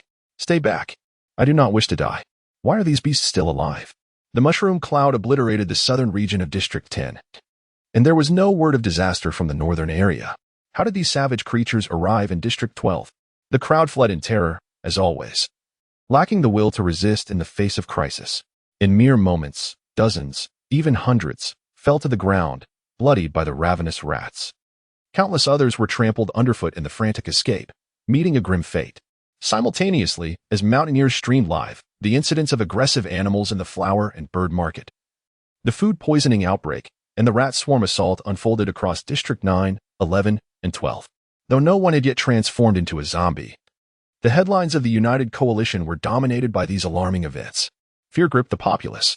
Citizens of the coalition sat restlessly, unwilling to venture outside. Countless individuals frantically called the coalition, desperate for the truth. Mere moments ago, clips from the Mountaineer-S live stream had surged to the forefront amid the rapidly escalating panic and oppressive atmosphere. The serene life of the past month was but a distant memory, awakened by the return of dread. The populace gazed upon the zombies emerging from the southern region. Witnessing Jiang Cheng's final emergence as he crushed the Mountaineer-S skull, everyone was utterly unsettled. No one dared to claim it was mere special effects or question the reality. The demon Jiang Cheng had not been vanquished. The mushroom cloud could not extinguish that fiend. His return was driven by vengeance, a haunting obsession that would not allow him to perish. The gates of hell had swung open, and the demons were once again unleashed. This is real. This is true. Every incident across the cities is undoubtedly Jiang Cheng's machination. Anyone who has come into contact with these animals will become a zombie. The three major regions are doomed. There is no salvation. What can the coalition do to halt the advance of the demon army? What can they use to threaten Jiang Cheng's quest for revenge? No. The malevolent Jiang Cheng was born from the desire for vengeance. His schemes extend far beyond merely the three major special zones. The United Alliance is doomed. There is no hope left. Chapter 39, Delivering the Culprit. Negotiation in the three major districts. Chaos erupted in every city, resulting in numerous casualties. Just based on a previously questioned live broadcast video, panic gripped the internet. Teeming with an overwhelming dread of the undead. Countless minds conjured images of streets and alleys teeming with the undead, overrun by frenzied animals. Beneath the mushroom cloud, no life could survive. The demon, Jiang Cheng, could not possibly still be alive. In contrast to the unknown virus-bearing animals that escaped from Red Sun City, all those bitten would soon become zombies. Yet, with no zombies appearing, it was certain that the demon would not return. If it were true that Jiang Cheng orchestrated all of this, how could one explain the cases of food poisoning? Would they too transform into the undead? The United Alliance had yet to step forward with an explanation. We trust in the United Alliance. Online, there were those unwilling to accept the opening of the gates of hell and the resurgence of the demon. They were even less inclined to believe that the mushroom cloud had failed to eradicate Jiang Cheng. Clinging to the absence of transformed corpses, they spun narratives to bring themselves hope, refusing to succumb to fear and the despair that Jiang Cheng had instigated. In the royal city, within the United Alliance building on the 99th floor, a luxurious conference room hosted the gathering of 12 elders once more. The massive central screen was divided into numerous small images, each depicting the chaos within a city. Ferocious animals roamed freely, and humanity, once at the apex of the food chain, had now become prey. In the central image, the scene from the southern region unfolded. The void rippled, and countless zombies emerged. Finally, Jiang Cheng's figure appeared, unchanged from a fortnight ago, even his tattered clothing identical. It was as if the mushroom cloud had obliterated the entire southern region, ravaging 50 cities, yet had left even a shred of his clothing unscathed. How ironic. Particularly poignant was the moment Jiang Cheng crushed the skull of a mountaineer, proclaiming live to the world, I, Jiang Cheng, have returned, prepared to embrace death. This was far more provocative than his previous brazen presence on the roads. A proclamation of the United Alliance's impotence. He conveyed to all that he was undeterred by the mushroom cloud. The 12 elders stared at the screen, their faces ashen, trembling bodies struggling to suppress their fury. If the chaos in the 9th, 10th, and 11th districts was Jiang Cheng's doing, what of the other 8 regions? Were those afflicted by food poisoning merely precursors to transformation? With the mushroom cloud rendered ineffective, how could we curb this demon's advance? Elder Edgar of the 1st District crossed his arms, supporting his chin, and spoke gravely. Each question echoed the doubts that plagued the hearts of the United Alliance's populace. As zombies continued to emerge from the void, Jiang Cheng's unchanging presence had exceeded our control. Presently, no victim in the cities had transformed into a zombie. We could only pray that they would not succumb to the undead.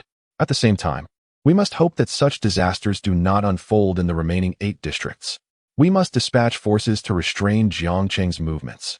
Elder Antoine of the 2nd District spoke, laying out a litany of concerns, Yet all his hopes rested solely on divine intervention. The failure of the mushroom cloud left him feeling utterly helpless against the zombies and the demon Jiang Cheng. Continuing to send forces would be a futile endeavor. The situation had spiraled beyond our control. We must immediately enable Professor Douglas to utilize genetic agents. A demon remains a demon. The mushroom cloud's ineffectiveness against him means that empowered warriors could surely slay him. Elder Armstrong of the 5th District clenched his fists tightly, speaking in a low voice. Upon hearing this, the conference room fell into silence. All the elders bowed their heads, deep in thought. After a moment, Elder Darnell of the 9th District slammed his hands on the table, rising in opposition. I disagree. Allowing Professor Douglas to employ genetic agents will exact a heavy toll. Perhaps we all shall become Douglas's puppets. We stand above millions, yet invoking enhanced warriors makes us mere ants. If Jiang Cheng is born of vengeance, we must deliver the true culprit to quell his wrath. His gaze then shifted to Barrett, and the other elders followed suit. If Jiang Cheng was willing to negotiate, this approach indeed seemed more reliable than involving the cultivators. The elders echoed in unison. Bang! At this, Barrett's face darkened, and he slammed his hands on the table. You all participated in the matter of Mon City. It was your unanimous agreement that led to the sealing of Mon City. Now, with a demon that cannot be killed emerging from Mon City, you wish to abandon me? I tell you, even if you all agree, I will not consent. With that, Barrett strode out of the conference room.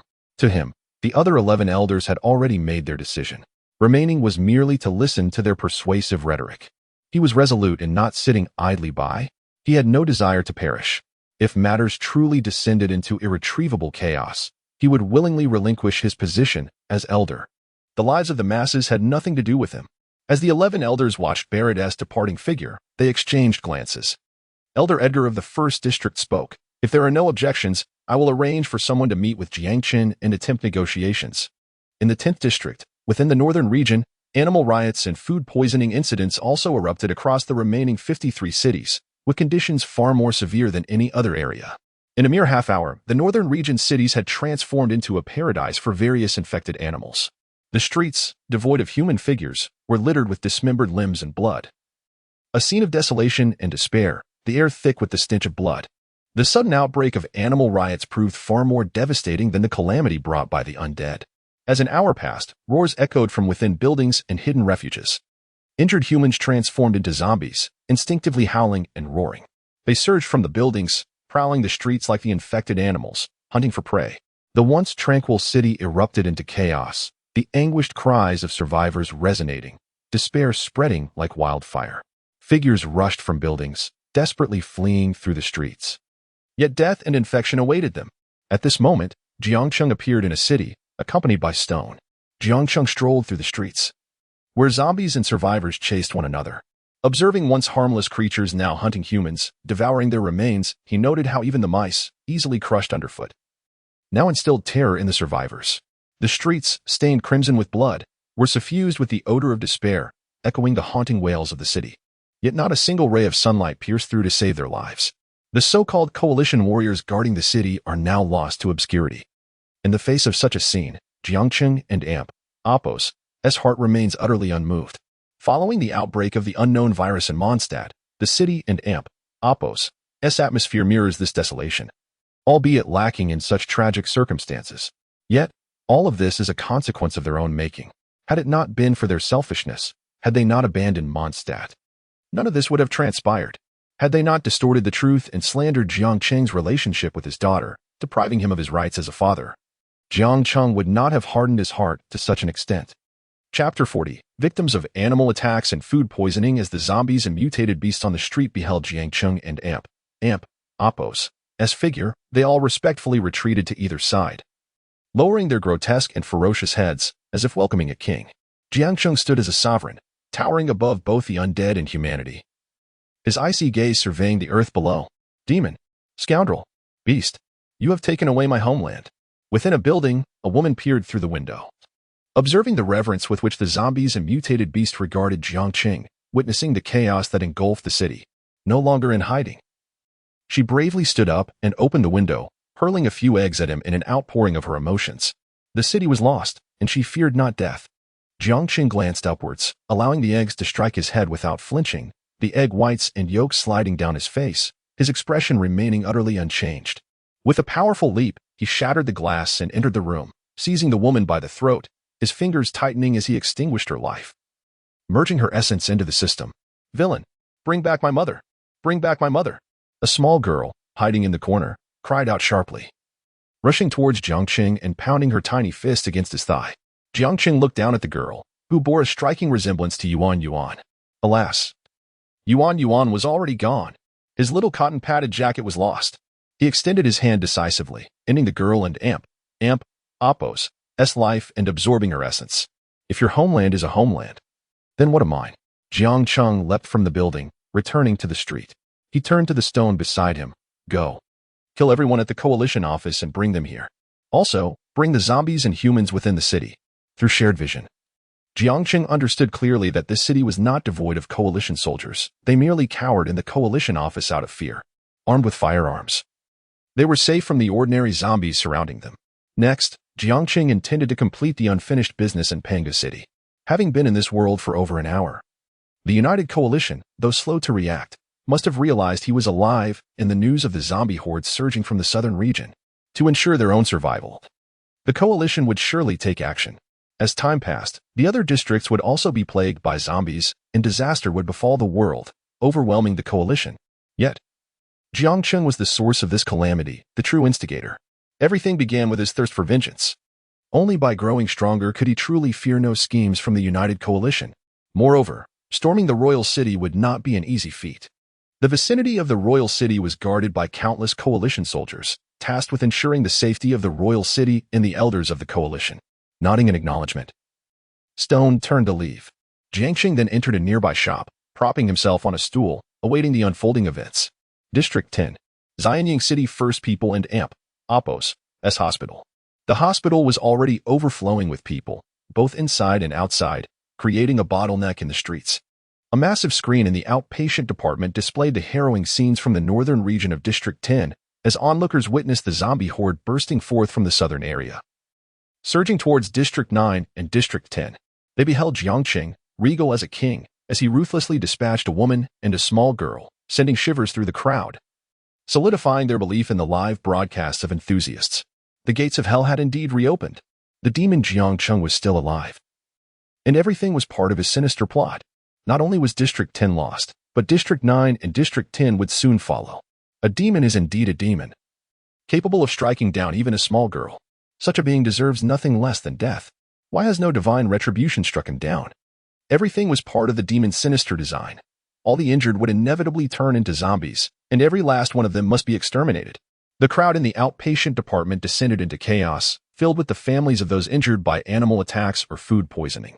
Amidst the screams, the relatives of food poisoning victims, their eyes reddened with fury, lunged at the animal attack victims, intent on silencing them to prevent the rise of zombies. Until our family members transform into zombies, how can you act so rashly? Food poisoning could equally be the demon Jiang Cheng and Apos' scheme. Your families deserve to die too. How could the families of the animal attack victims stand by and watch their loved ones be bullied? They argued passionately, but their rebuttals fell on deaf ears, leaving them powerless.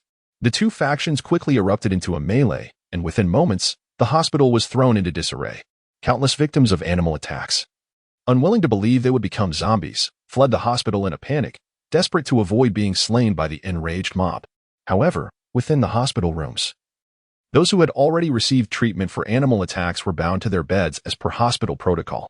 Their families watched the horrifying scenes of zombies rushing out from the southern region on their phones, trembling in fear. Though no internal conflict erupted among them, they exchanged complex glances at their bound family members. Even if they were to transform, they could not bear to harm their own kin. Moreover, they were still alive. They had not yet turned into zombies. They will definitely become zombies. Kill. They must be killed. In the ward, a doctor, already apprehensive upon arrival, suddenly shouted. In his eyes, the patients on the beds were no longer patients but potential zombies that could take his life at any moment. The doctor swiftly pulled out a scalpel he had prepared in advance, ready to slice open a patient and Apos' throat. What are you doing? The patient and Apos' family rushed forward, shielding their loved one. The other family members quickly followed suit, denying the doctor any opportunity. Just as the standoff reached a fever pitch, a sudden scream erupted. One patient had transformed into a zombie, easily breaking free from the ropes binding its arms. Its claws pierced through the chest of the family member guarding it, baring its fangs as it lunged at the doctor. Yet, it was yanked back by the ropes around its ankle and slammed to the ground. Deserved. You all deserve to die. All of you.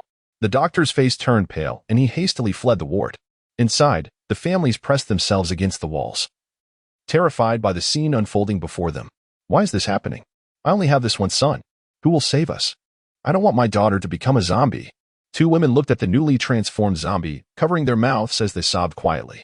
They watched as the remaining patients on the beds emitted low, beastly growls, evidently on the verge of transforming. Not a single person stepped forward to strike, all trembling in fear.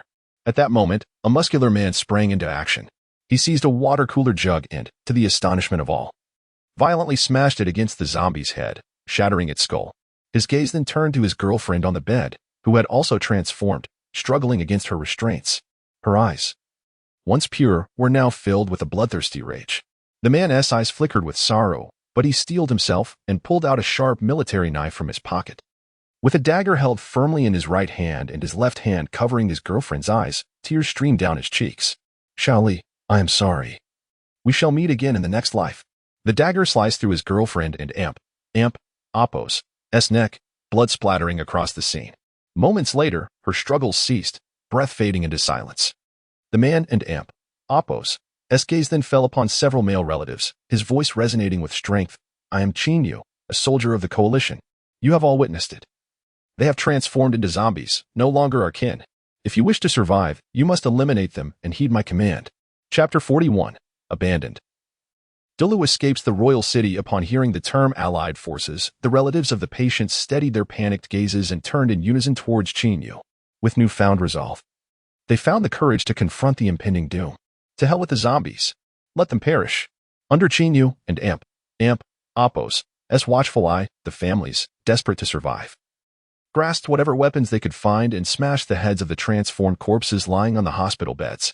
Soon, under Qin and Appo's leadership, some wielded buckets while others brandished dismantled bed frames, following his lead to the adjacent ward to eliminate the zombies bound to their beds. If any family members dared to obstruct their path, none showed mercy. They kicked them aside or raised their weapons, treating them as zombies, delivering fatal blows without hesitation. As the number of those joining the fight against the zombies increased, the entire floor was cleared of the undead within half an hour. The entrances and exits were barricaded with beds and boxes, effectively neutralizing the threat of zombies. Exhausted, they collapsed to the ground, gasping for breath, mourning their lost loved ones. Yet, as they listened to the growls of the undead and watched them relentlessly battering the barricades, their mental state began to unravel. Just moments ago, they had the audacity to slay the zombies because they were restrained. They felt emboldened to drive away their fellow relatives, emboldened by their lack of fear for their own kind. But faced with unrestrained zombies, they no longer considered themselves capable adversaries. In their heightened state of terror, some turned their gaze towards Qin. Aren't you one of the Allied forces? Please tell me. Why has no assistance arrived after such a long outbreak of zombies in the hospital? You claim to protect us, yet you stand here alone. If we perish here, who will take responsibility? As a soldier of the Allied forces, you should be the one to help us fend off and eliminate these zombies. A man shouted, gripping Qin's collar, wishing to hurl him into the horde of the undead. They completely overlooked the fact that their current safety was due to Qin's efforts. Under the man and Appo's lead, more bewildered individuals echoed his sentiments. Yes, indeed, you Allied forces have completely disregarded us. Not a single one of you has come to our aid in this vast hospital. The southern district has fallen, and we see no sign of your forces on the news. I suspect you must have fled in fear. Qin looked upon their faces, a bitter smile forming on his lips, his heart heavy with disappointment for these selfish individuals. Without uttering another word, he pushed aside several beds, gripped his dagger tightly, and slipped through a narrow opening, confronting the approaching horde of zombies alone. Meanwhile, at the Allied Forces office in Xianyang City, countless zombies surrounded the premises, sending chills down the spines of the soldiers within. The commander and his troops gazed upon the city, now a hellscape. Their eyes reddened with rage as they clenched their fists. From the high walls, they witnessed the fallen masses, a trembling little girl in the corner, and the living being torn apart by the undead, their chests heaving with despair as they steadied their aim at the approaching zombies. Yet, orders from above remained unissued. Inside the office, Director Moley anxiously awaited commands from his superiors. After what felt like an eternity, he received only two cold directives: retreat, Do not engage the zombies. Upon hearing this, Molly hurled his phone to the ground in frustration. Damn it. How can we abandon Jiang City, disregarding the lives of millions? This is our home. How can we retreat when our brothers' families are still trapped within? With this thought, Molly seized a megaphone. All personnel in Jiang City, listen up.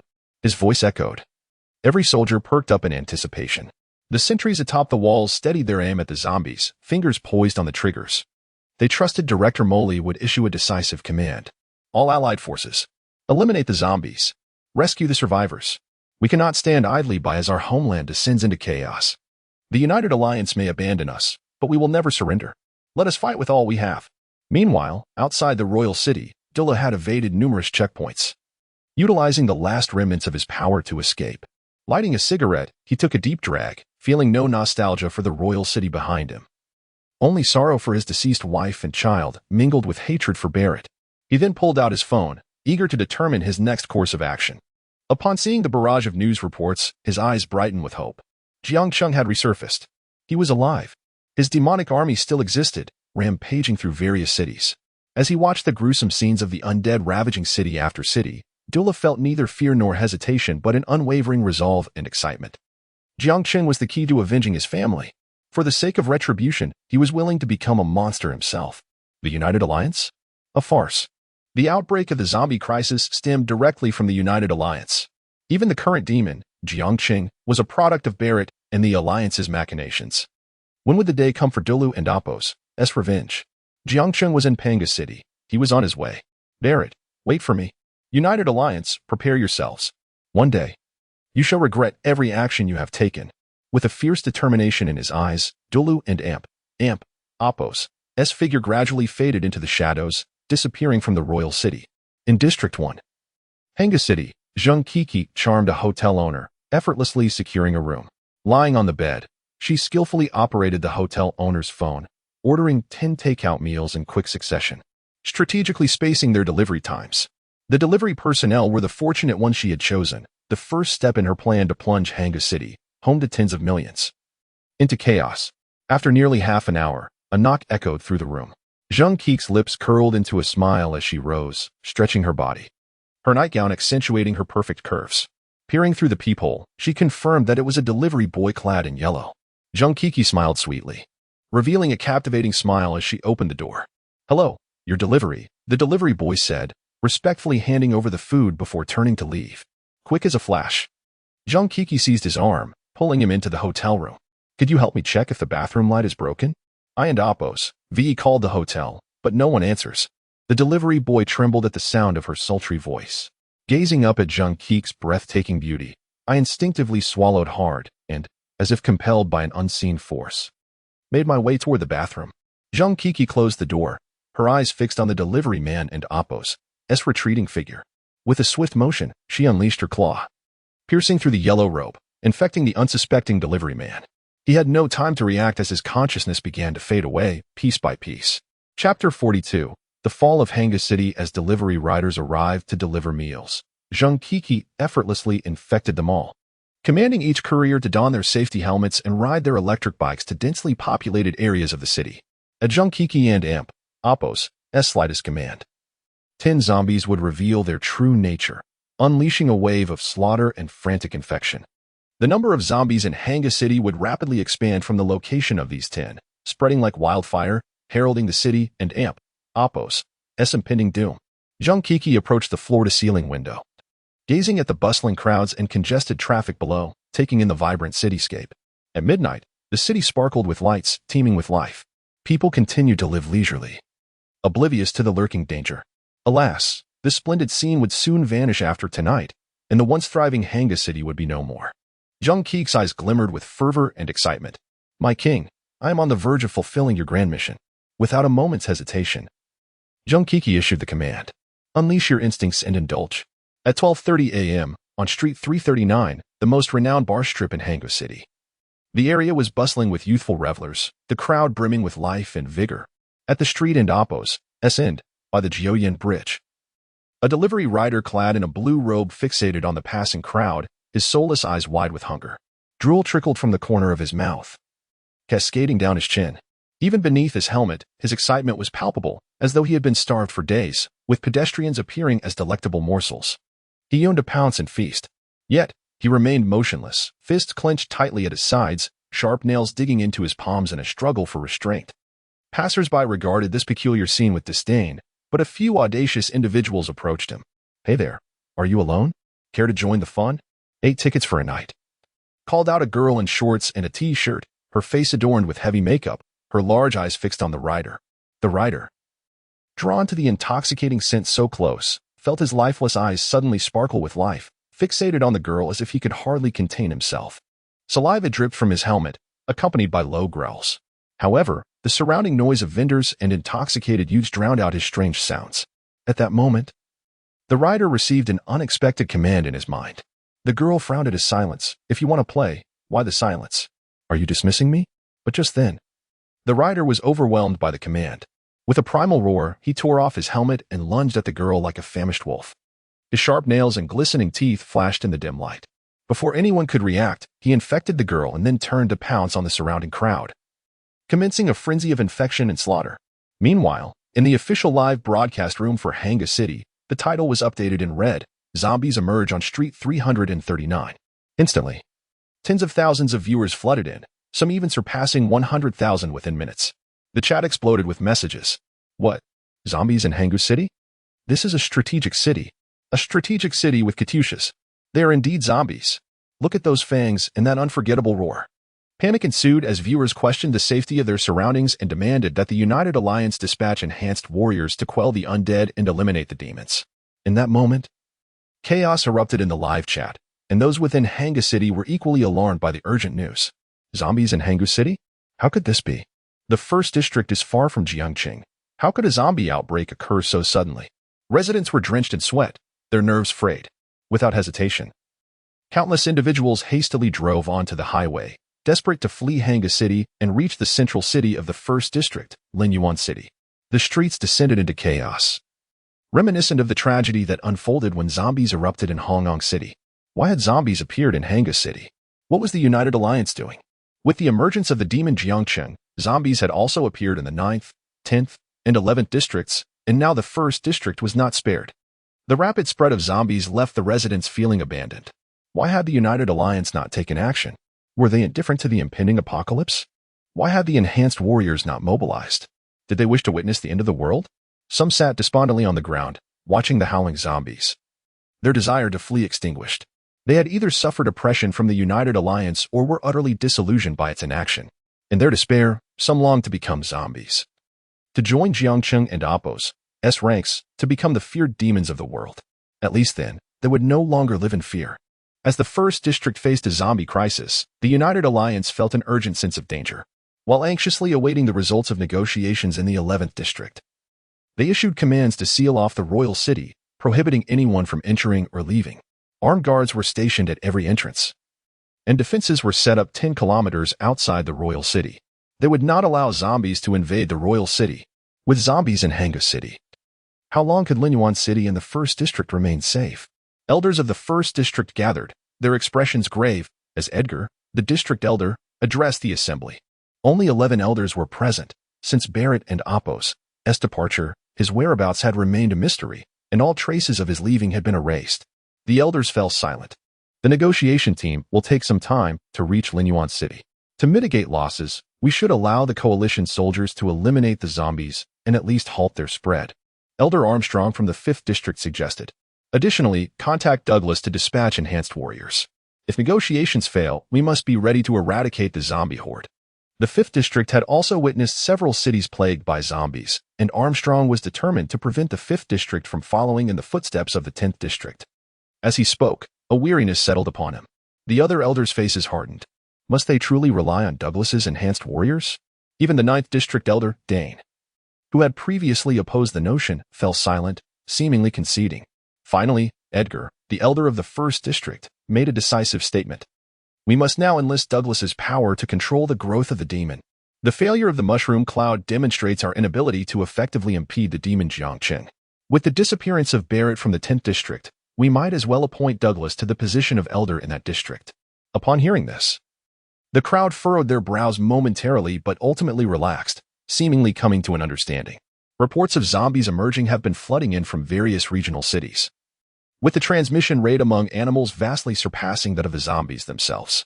At this moment, Jiang Cheng, through continuous fusion and absorption, is nearing the ascension to a fifth-tier zombie matriarch. Through shared vision, he observes an increasing number of cities plagued by zombies. Yet there is a conspicuous lack of resistance from the coalition of several cities, leaving him with a hint of perplexity. Chapter 43, Promotion to Fifth Tier. Negotiations with the United Alliance. At that moment, Jiang Cheng observed the city coalition office through the perspective of a zombie. The sight that greeted him was one of armed sentinels vigilantly guarding the high walls. As the approaching zombies drew near, the survivors were ruthlessly gunned down without regard for the chaos or the safety of those within the city. Witnessing this scene, a cold smirk crept across Jiang Cheng's lips. If you choose to cower, then I shall reveal the true face of the coalition to the world. Immediately, Jiang Cheng commanded a zombie located in a nearby high-rise to retrieve a mobile phone and begin filming. The signal tower remained intact, and the internet was unharmed. Soon, the zombie uploaded the captured footage online, eagerly awaiting its dissemination. Just then, with the cooperation of a throng of zombies, Shirtu arrived with a group of survivors. King, we have brought the survivors. Jiang Cheng cast a glance at the subdued survivors, uttering not a word as he continued the process of fusion and enhancement. After assimilating this batch of survivors, Jiang Cheng finally integrated 20,000 units of flesh. The system's voice resonated in his mind. Ding. Congratulations, host. You have upgraded to a fifth-tier zombie matriarch. By merging with 200,000 humans or zombies, you may ascend to a sixth-tier zombie matriarch. Ding. Congratulations, host. For spreading the virus to the United Alliance and Oppos, District 12, triggering a global apocalypse. Reward. Permanent sanctuary privileges. As the system and Oppos' voice faded, Jiang Cheng felt an instantaneous surge in power. With a mighty push, his figure appeared 300 meters away in an instant. His terrifying speed approached that of sound traveling through the air. With a single punch, a 3-story building was instantly riddled with cracks, collapsing with a thunderous roar. Compared to the fourth tier, his strength had increased at least 5-fold. As for his own defenses, Jiang Cheng refrained from further testing. At the fourth tier, he could completely disregard human artillery damage with his defensive enhancement skills. The terror of fifth-tier defenses was indisputable. However, at that moment, a resounding helicopter noise echoed from the distance. A fighter jet appeared above Lingang City. Mr. Jiang Cheng, we represent the United Alliance and have come to speak with you. Harboring no ill intentions, we kindly request that you meet us at the airport for a discussion, and we order the zombies not to attack us. Following this, a booming voice from the helicopter reverberated above Lingang City. Jiang Cheng raised his head, his gaze penetrating as he peered into the sky.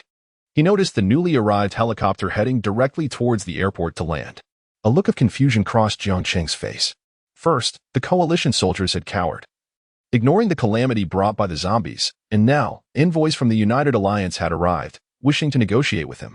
How intriguing. Without hesitation, Jiang Cheng, accompanied by Shirtu, made his way to the airport, unperturbed by the notion that this negotiation might be a ploy by the United Alliance. He had already acquired the strength to contend with the United Alliance. The zombies in District 12 were his source of confidence as well. A few minutes later, Jiang Cheng and Shirtu arrived at Lingang Airport. The entire airport had long been surrounded by hordes of zombies. Had it not been for Jiang Cheng's orders, they would have already surged forth, tearing the freshly landed envoys of the United Alliance to shreds. As Jiang Cheng approached, the zombie throng willingly parted to grant him passage. Upon entering the airport hall, he observed an elderly man with graying hair anxiously seated on a chair, waiting nervously. Beside him stood 2 fully armed coalition soldiers for protection. The elderly man's name was Nelson, a renowned negotiation expert for the United Alliance. Upon seeing Jiang Cheng, the 2 coalition soldiers instinctively tightened their grips on their weapons. Sensing the overwhelming pressure emanating from Jiang Cheng and the towering figure of Shirtu beside him, sweat beaded on their foreheads and backs. Nelson, trembling, rose in fear, striving to mask his emotions and the terror in his eyes. Yet, he held on to a glimmer of hope. Jiang Cheng's willingness to come indicated at least a desire to negotiate with the United Alliance. Mr. Jiang Cheng, thank you for taking the time to come. Firstly, the United Alliance offers its sincere apologies for the death of your daughter caused by the reckless actions of that scoundrel Blair in Mondstadt City. Now, Mr. Jiang Cheng has avenged himself, causing turmoil within the United Alliance, leaving everyone in fear. The United Alliance is willing to compensate you to the fullest extent and fulfill any of your requests. Would you be inclined to cease the ongoing persecution against us? Of course, Mr. Jiang Cheng need not doubt the sincerity of the United Alliance.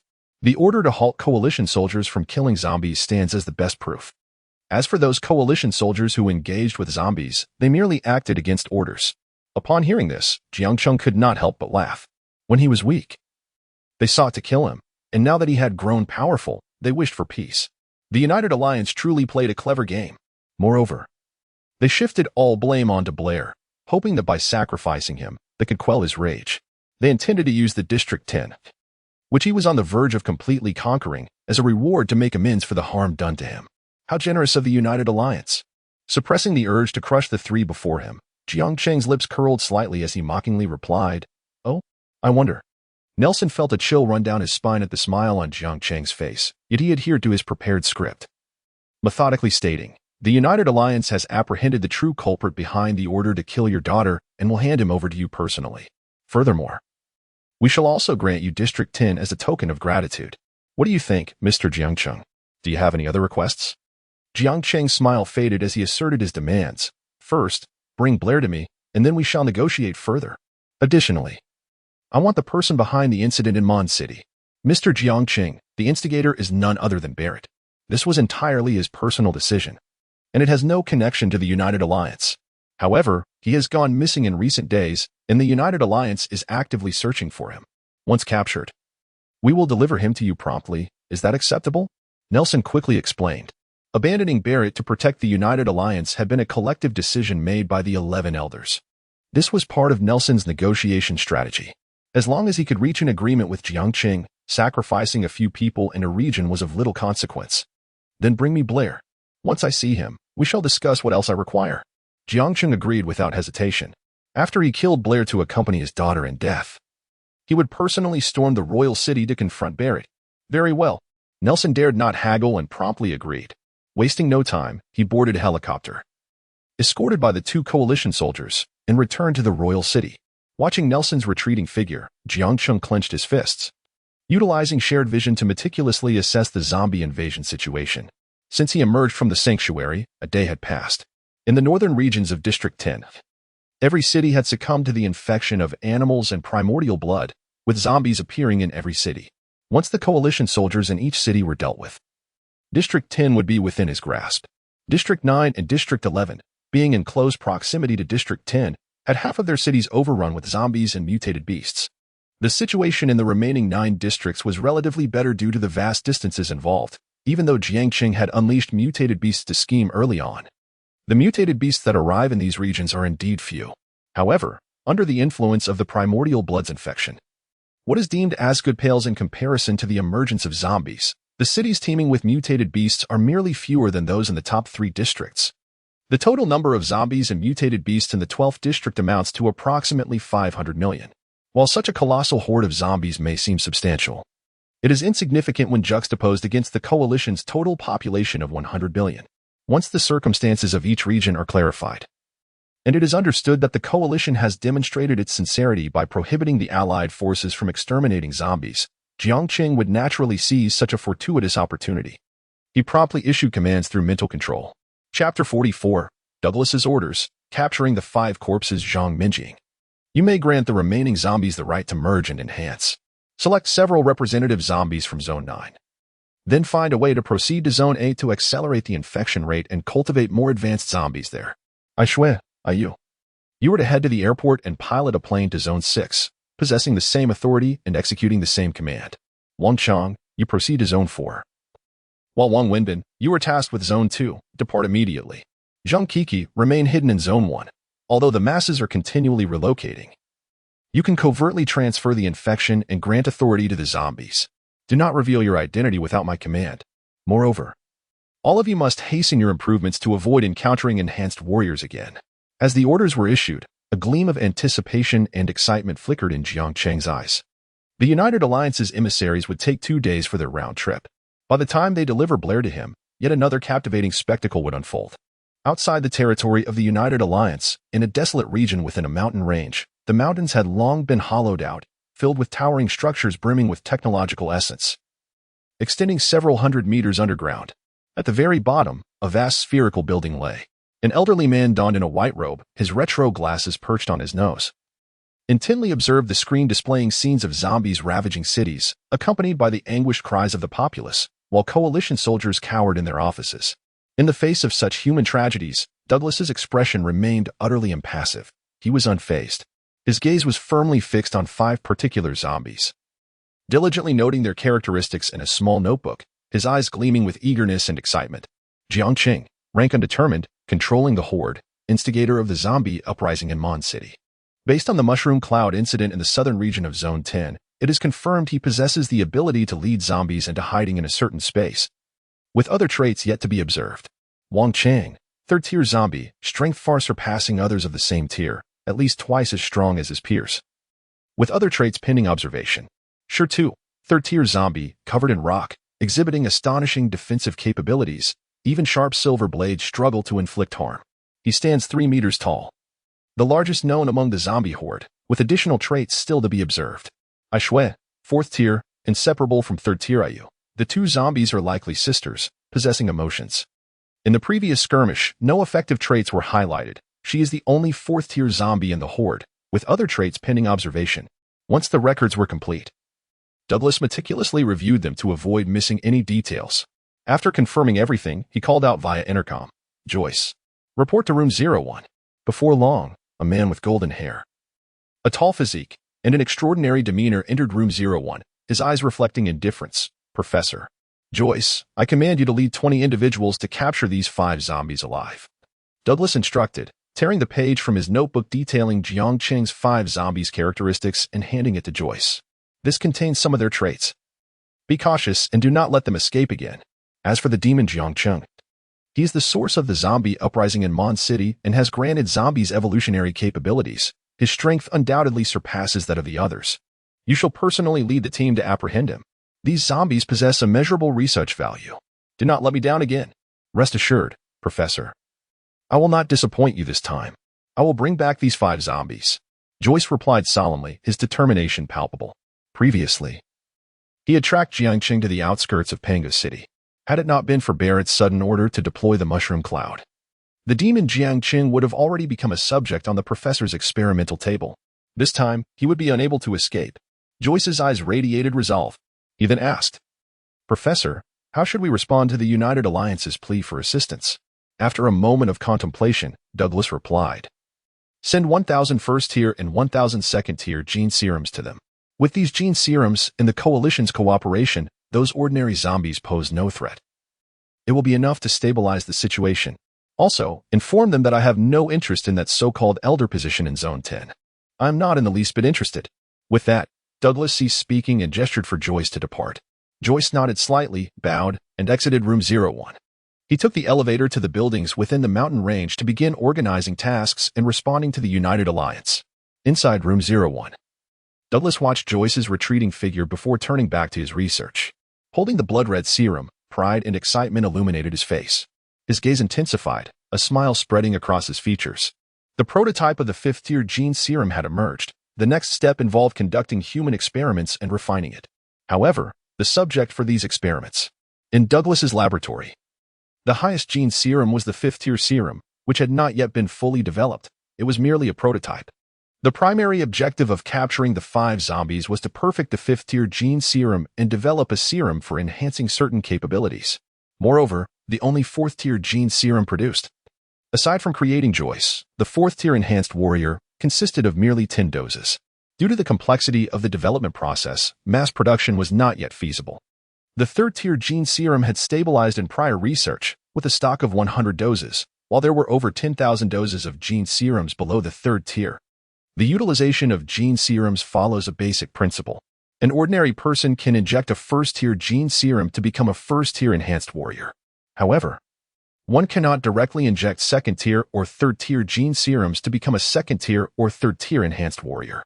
Only a 1st-tier enhanced warrior can inject a 2nd-tier gene serum to elevate to the 2nd tier, and after a period of adaptation, they may inject a 3rd-tier gene serum to ascend to the 3rd tier, and so forth. This also results in an increasing demand for experimental subjects for higher-tier gene serums. Yet, as a professor, Douglas did not have an abundance of living subjects for his experiments.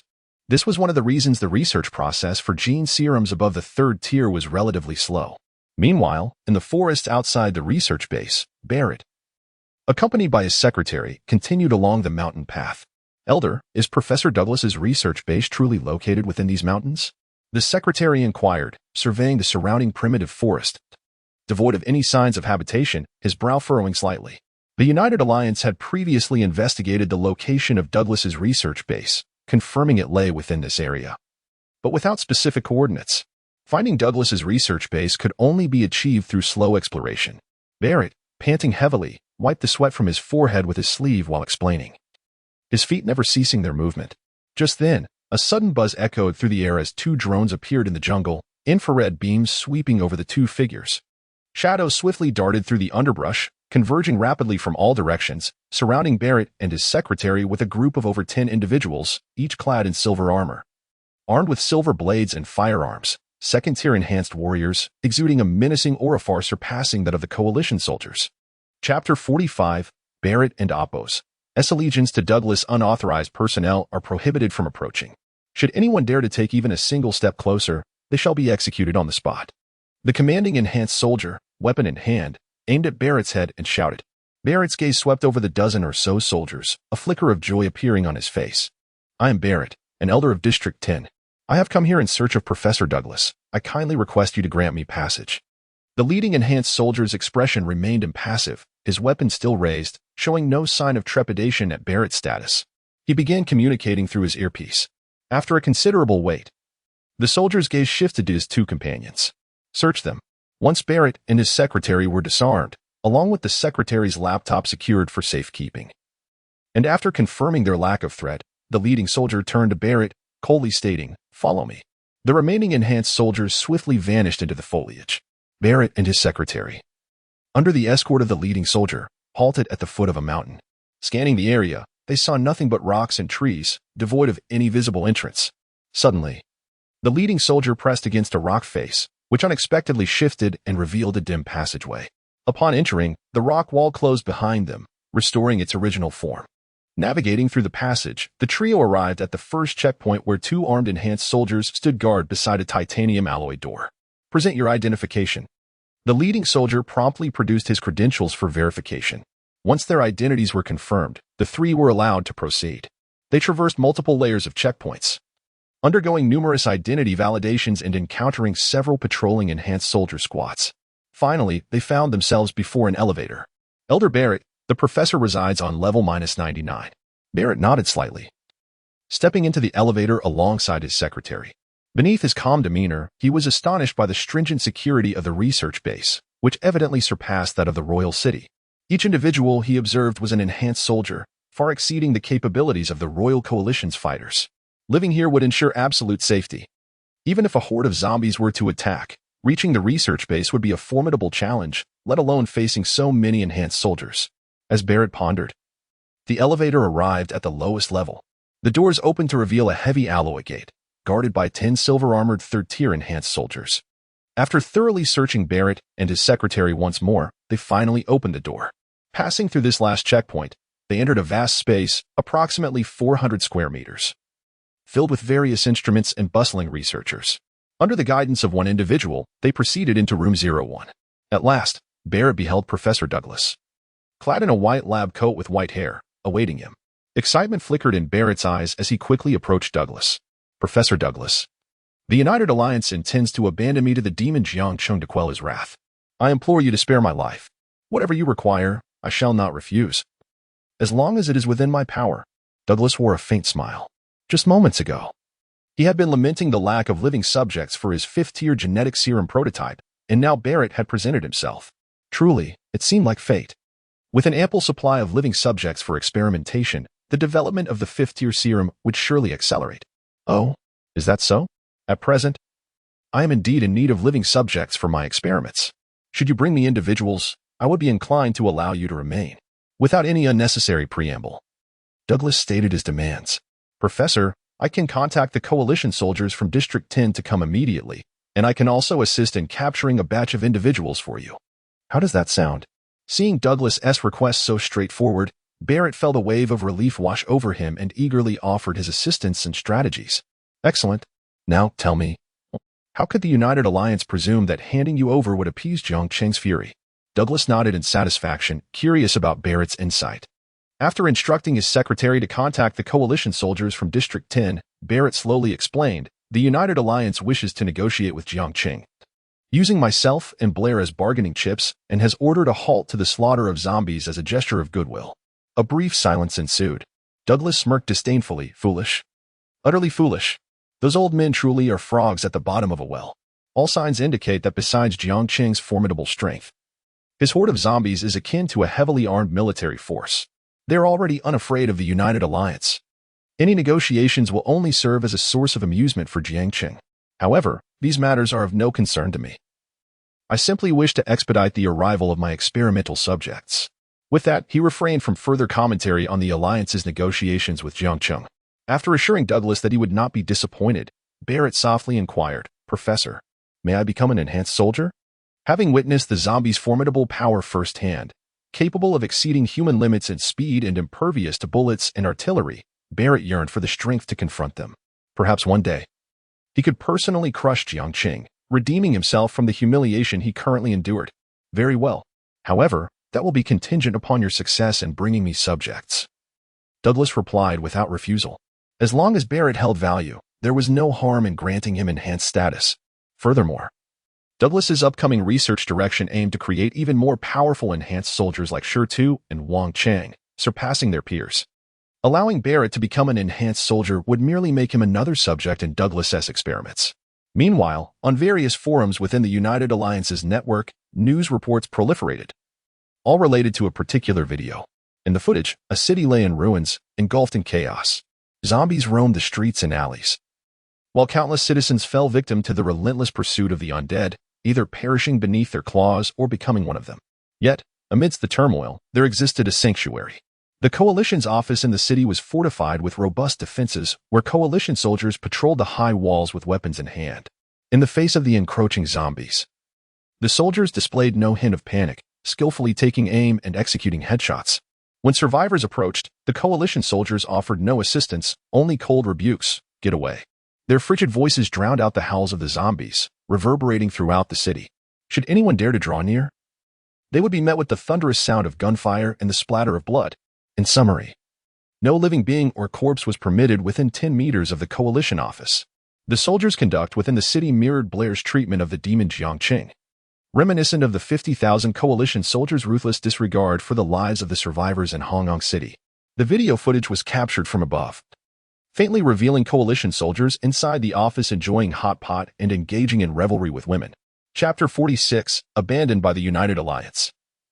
Let us rescue ourselves in Mondstadt City. The Allied forces were reluctant to slay the zombies. In Hong Kong City, survivors became the primary targets for the Allies, forced into desperate measures, resorting to firing upon the undead. Now, the soldiers indulge in feasting and merriment, indifferent to our fates. What are we to them? What do the United Alliance, which we once revered, consider us? The zombies escaping from Mondstadt City are not our fault. They are the mistakes of Blair and the populace of Hong Kong City. Why did the Allied soldiers remain inactive? Why did the United Alliance not take action? Is the notion that justice will inevitably arrive, albeit tardily, merely a cruel jest? Do the Allied forces intend to act only after our demise? I have come to understand why some harbor hatred towards the Allies and the United Alliance. They have every reason to despise them. I also comprehend why.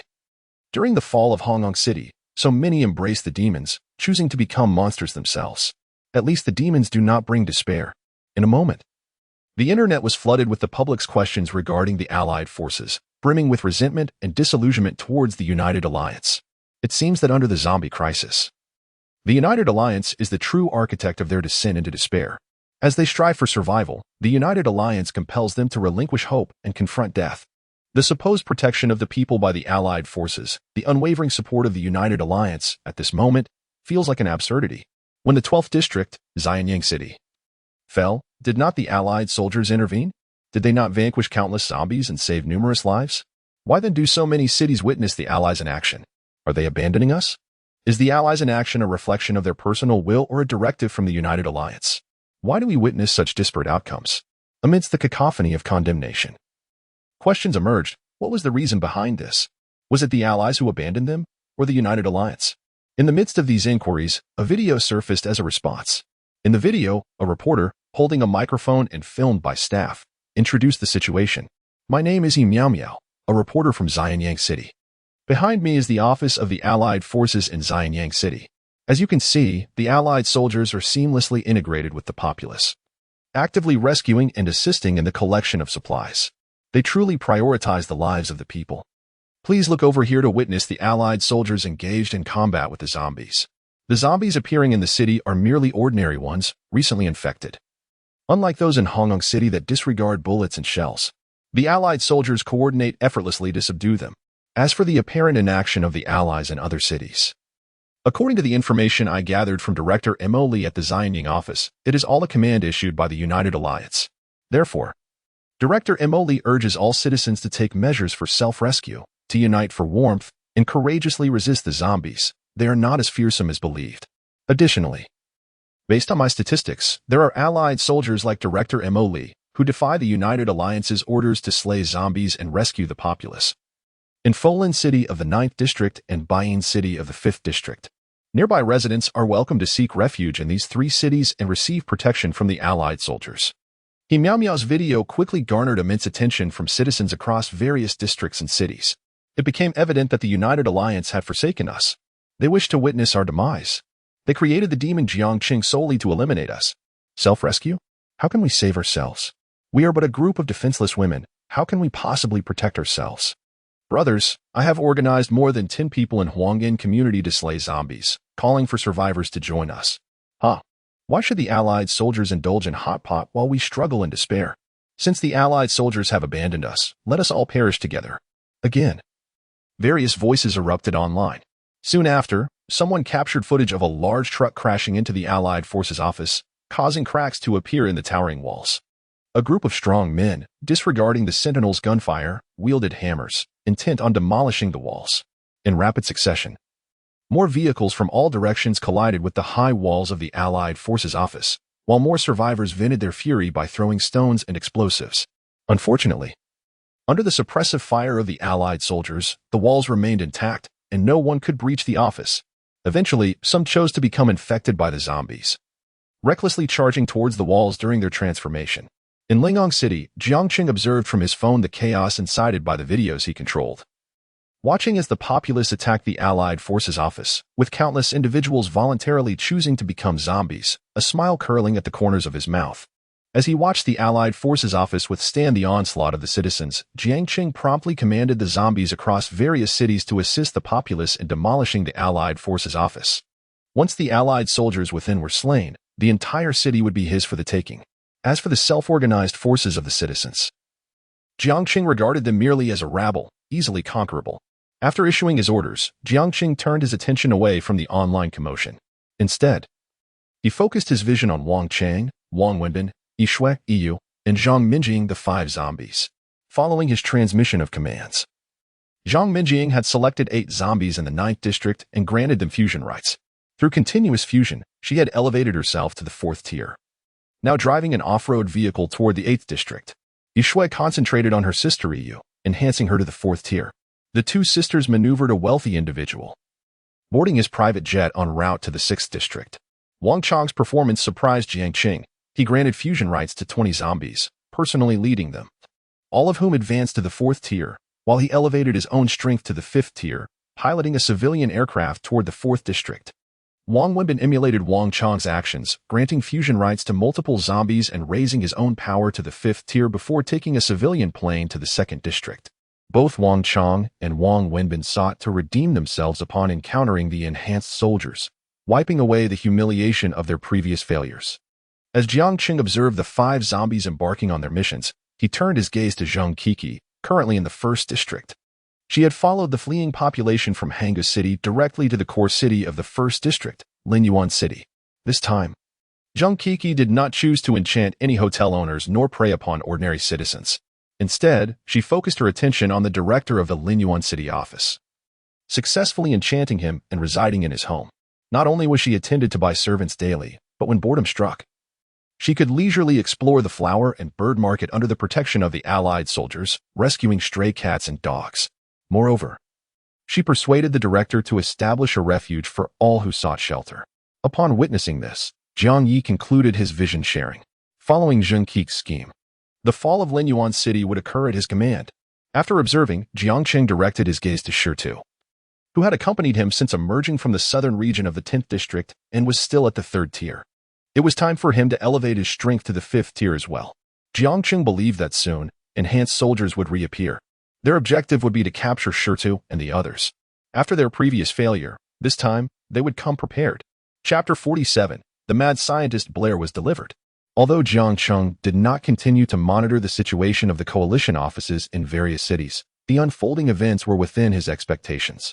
Under the relentless assault of tens of thousands, even over 100,000 ordinary zombies, coupled with the survivors' wrath against the coalition soldiers for their inaction and abandonment, the coalition office ran out of ammunition within a mere few hours. The high walls were breached, and the horde surged in, infecting or tearing apart all coalition soldiers. As for those survivors who allied with the zombies to storm the coalition office and annihilate the coalition forces, they naturally became part of the undead horde. Moreover, in numerous cities where zombies had yet to appear, the coalition offices were surrounded by the populace. Some even brought gas canisters, demanding to know the coalition's true stance toward the public. They interrogated the coalition, the very bastion of defense in the cities, about their beliefs and how they would face the zombie threat. Amidst the encirclement of crowds on the streets and in the buildings, under the menace of gas canisters, the coalition conceded. The director opened the office doors, mingling with the crowd, proclaiming, "Regardless of whether zombies will emerge in the city or the orders we receive from above, we, as soldiers, will prioritize your safety above all else. We will not allow you to fall into despair." Under such stirring rhetoric, the populace temporarily abandoned their plans to blow up the office, choosing instead to remain within, observing the coalition soldiers' every move. Should the coalition truly betray the trust of the people, they would show no mercy. Of course, more citizens chose to seize hope for survival into their own hands. While the city remained free of zombies and mutated beasts, they united to construct shelters and stockpile supplies, determined that when the zombie crisis struck, they could survive even without the coalition as protection. As night fell, Jiang Cheng lay on a patch of grass outside the airport, gazing at the starry sky. It remained as beautiful as ever, untouched by the apocalypse. The arrival of doom had changed much, yet this sky remained constant. At that moment, Shi Tu drove up, exited the vehicle, and dragged an old man from inside, bringing him before Jiang Cheng, exclaiming, "Indeed, you are the zombie king, the source of disaster. I was right. I was right." The old man immediately scrambled to his feet, observing Shi Tu's deference toward Jiang Cheng, the so-called demon, without a hint of fear or trepidation. Instead, his face was alight with excitement, exhilaration, and a manic grin, even forgetting the pain from his earlier fall. "What is happening?" Jiang Cheng remained on the ground, slightly furrowing his brow, inquiring of Shi Tu. "He claims he wishes to meet you, that he can assist you. He was sent here by the zombies after Yishui left District 10. Shi Tu spoke with a halting tongue. Thus, the ordinary zombies, devoid of intelligence, could, upon reaching the 3rd tier, develop a sliver of consciousness and possess the ability to speak. Jiang Cheng sat up, his gaze shifting to the old man. Without uttering a word, he quietly observed him. "Mr. Jiang Cheng, I am Elro, a professor of genetic research. I have been observing you since you emerged from the southern region, along with all the zombies. I beseech you for a chance, an opportunity to study the zombies." Elro's fervent words brimmed with excitement, his gaze toward Jiang Cheng filled with admiration, as if he were not facing a demon. Jiang Cheng raised an eyebrow, curiosity flickering in his eyes. Since emerging from Mondstadt, he had encountered many who sought to embrace the zombie infection, wishing to become one of the undead. Yet, those individuals were all steeped in despair, their eyes betraying fear and dread. They merely sought to escape their pain through the identity of a zombie. Elro's eagerness, excitement, and candor in conversing with him were unprecedented. "Oh, why should I grant you this opportunity? What can you offer me?" Jiang Cheng inquired. "Through my observations, not every zombie possesses a unique skill. It is acquired during evolution through a chance in their gaze. If you grant me the chance, I can help you create more powerful zombies. I can replicate and fuse the abilities each zombie possesses." Elro replied, "Humans have enhanced soldiers. Why not assist them instead of aiding me, the demon?" Jiang Cheng questioned. "The coalition alliance is far too deceitful, and behind them stands Douglas. Enhanced soldiers are his creation, and I would rather die than become Douglas's subordinate. I can offer you this opportunity, provided I can help you become a zombie. Will you accept? Elro's explanation did not concern Jiang Cheng with its truthfulness. He only cared for Elro's utility. As long as there was value, Jiang Cheng was willing to grant him that chance. I am willing. As long as I can research zombies, I will do whatever it takes. Elro replied without hesitation or contemplation, having anticipated Jiang Cheng's request. His heart was consumed by an obsession for research.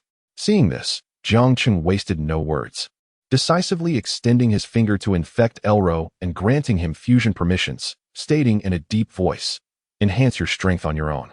If you desire the genes of any zombie, you must extract them yourself. In half a month, I want to see results, otherwise you shall perish." "Yes, my king. I shall not disappoint you." Elro was ecstatic about his transformation into a zombie while retaining his memories from before. After extracting Shirtu's blood, he drove away.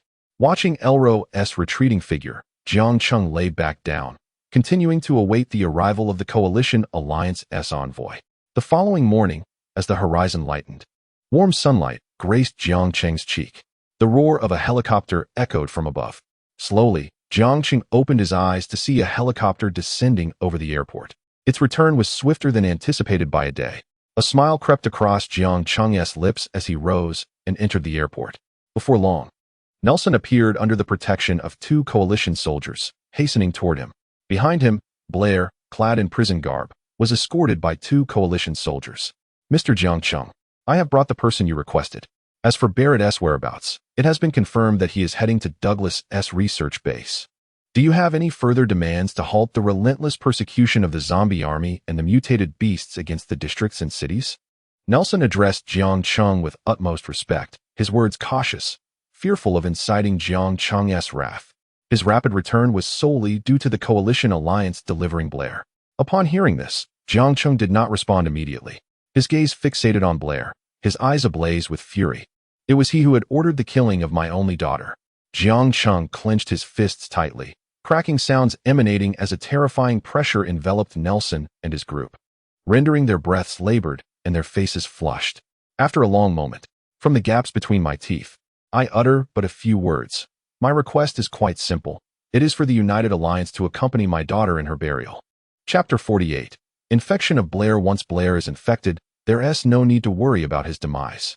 Jiang Cheng's voice was frigid, radiating a fierce aura of malevolence. The temperature plummeted sharply, as if winter had descended in an instant. The biting cold pierced through the skin, causing a stinging sensation. "Mr. Jiang Cheng, I sincerely come on behalf of the United Alliance to negotiate. The United Alliance genuinely wishes to reconcile with you. I implore you to take a step back. We can discuss matters amicably." Nelson trembled, cold sweat pouring down his brow as he desperately tried to persuade Jiang Cheng. Simultaneously, he signaled the 2 soldiers escorting Blair to hasten their departure. Nelson understood all too well that losing Blair, their sole bargaining chip, would leave them with no chance of survival. "Leave? Do you truly believe you can escape?"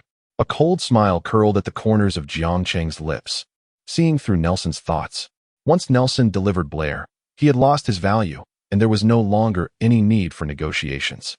As for escalating the conflict with the United Alliance, the animosity between Jiang Cheng and the Alliance had always been irreconcilable and would remain so.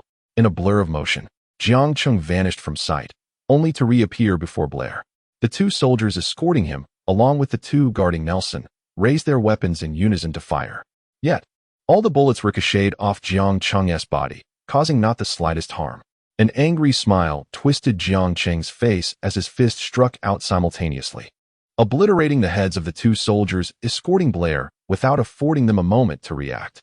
Seizing Blair by the collar, he flung him aside as though he were a mere plaything, sending him sprawling across the ground, where he landed with a thud. Jiang Cheng stepped forward, looming over Nelson, his hands reaching out to grasp the heads of the 2 soldiers, squeezing with such force that their skulls burst open like overripe melons. Warm blood and brain matter splattered onto Nelson, whose face paled, losing all semblance of composure. Trembling, he staggered backward and fell to the ground, utterly bereft of any calmness in the face of the demon that was Jiang Cheng. "I am an envoy of the United Alliance. You cannot kill me. I merely facilitated negotiations. I have done nothing to wrong you. Please spare my life." Nelson's voice trembled, his mind a blank slate, unable to conjure appropriate words in this moment of despair. Huh. Under an avalanche. Can any single snowflake claim innocence? Jiang Cheng leaned down, seizing Nelson by the arm with unyielding indifference, his eyes cold as he snapped it like a twig. Amidst Nelson's anguished cries, he proceeded to break the other arm and both legs, watching as Nelson succumbed to unconsciousness from the pain. Finally, Jiang Cheng raised his foot and crushed Nelson's skull beneath it. As a dog of the United Alliance, he deserved to die after enduring such torment. While this punishment may not have been sufficiently cruel, it did offer Jiang Cheng a modicum of relief for the hatred that festered within him. Having dealt with Nelson, Jiang Cheng approached Blair, who collapsed to his knees. In his flight from Mondstadt, Blair had anticipated death at Barrett's hands, but never imagined he would be delivered to Jiang Cheng as a mere bargaining chip by the fools of the United Alliance. Now, he faced this demon once more. Jiang Cheng, I was wrong. I was compelled. Barrett forced my hand. If I had refused, he would have slaughtered my entire family. I had no choice. I beg you, spare my life. I would serve you as a loyal dog.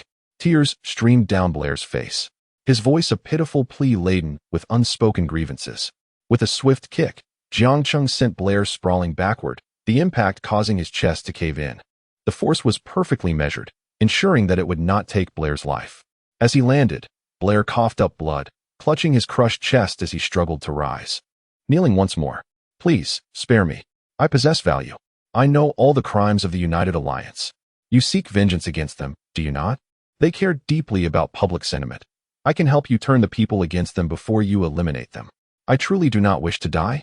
Ignoring Blair's desperate pleas, Jiang Cheng continued to stomp on his limbs, the icy glare in his eyes filled with unbridled fury and animosity.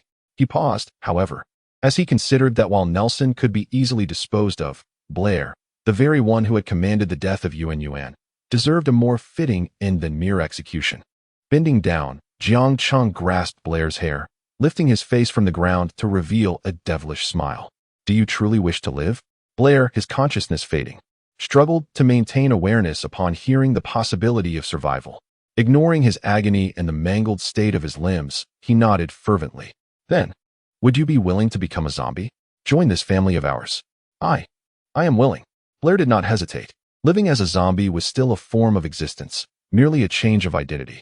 As long as he could survive, he cared not for the form it took. Upon hearing this, Jiang Cheng's malevolent smile brightened.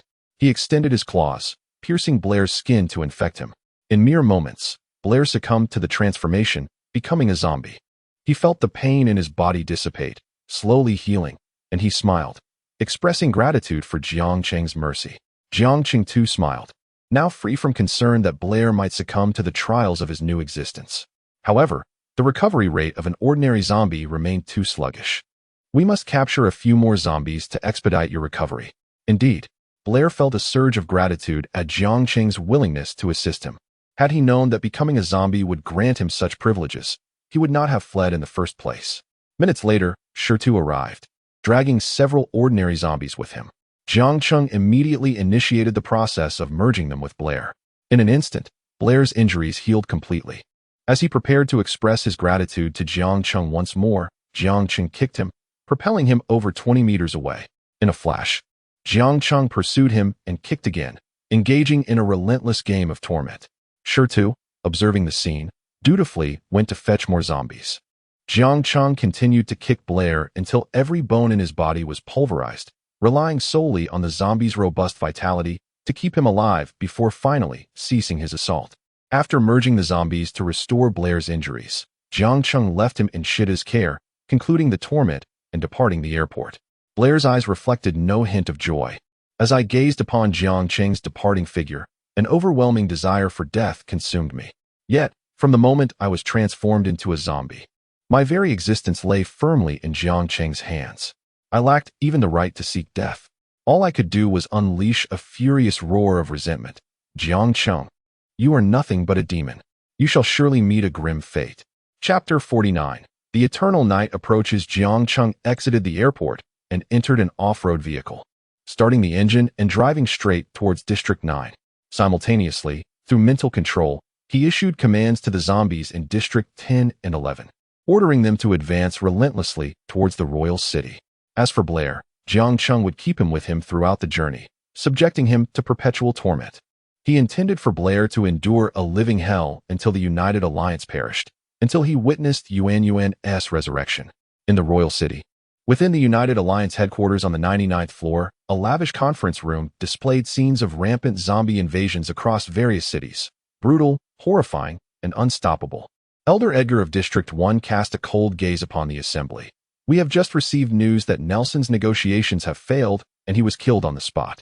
Blair has been captured, and Jiang Cheng's actions have shown no sign of abating. The invasion continues unabated. As his voice echoed, a profound silence enveloped the room. Such an outcome was unforeseen. After incurring such costs, this merciless invasion persisted. This meant they had been toyed with by Jiang Cheng. Elder Antoine of District 2, infuriated, slammed his hand on the table and stood up. Damn it! Does he truly believe the United Alliance is powerless against him? We will fight to the bitter end. District 2 will stand firm.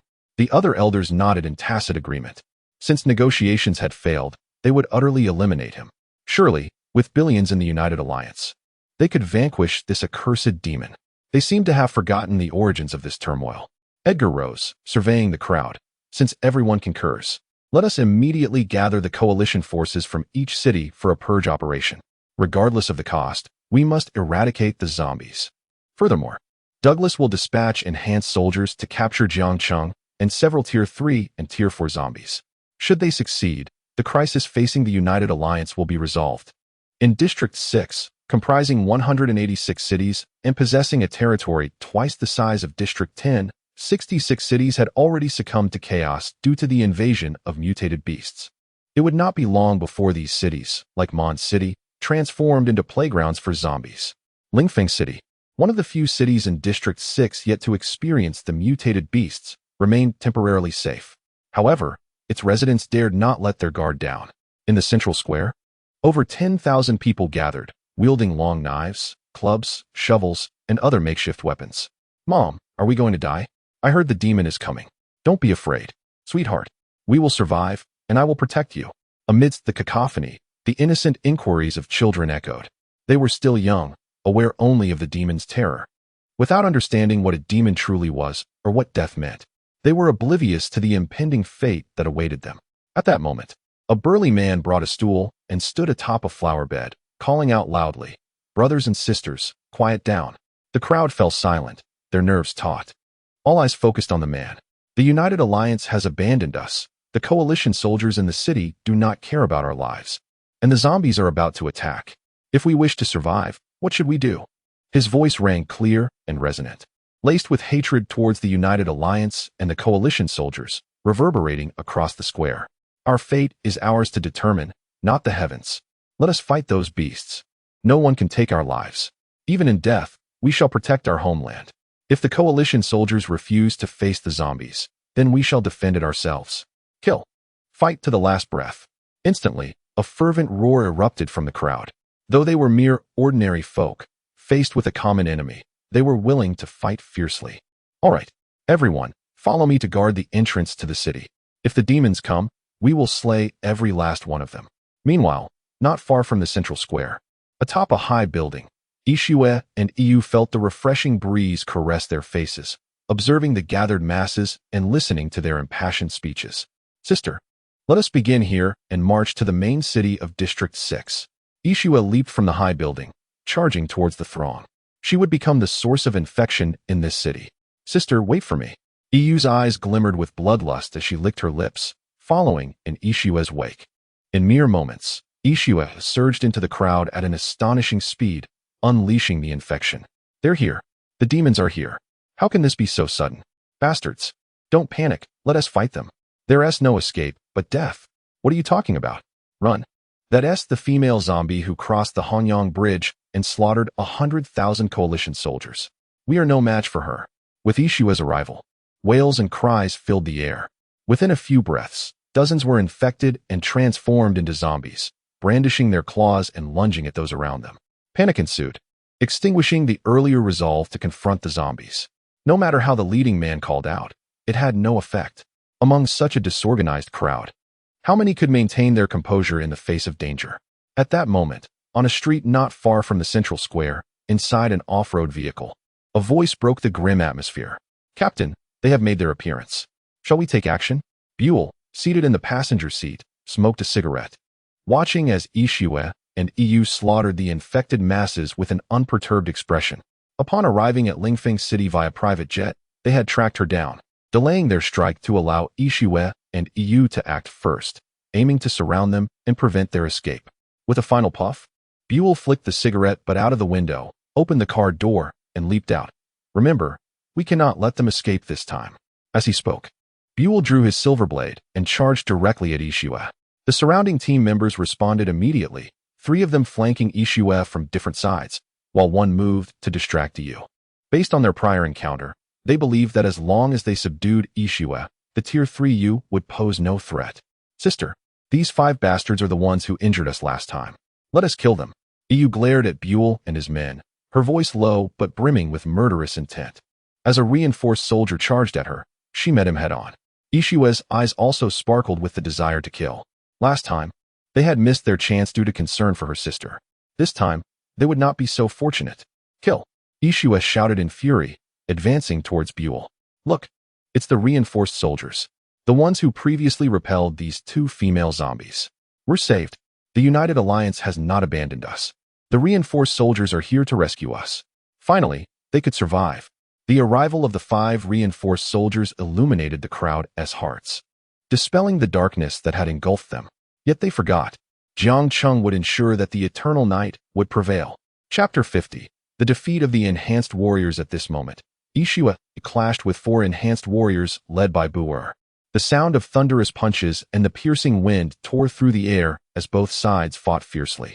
Initially, Ishue maintained her composure, leveraging her 4th-tier advantage against the 4 3rd-tier enhanced warriors. However, as Buer and his companions coordinated their attacks with remarkable synergy, their silver blades relentlessly struck at her vital points, leaving her unable to defend herself adequately. Gradually, wounds began to appear on her body, mirroring her previous defeat. In contrast, EU faced the 3 3rd-tier enhanced warriors with ease.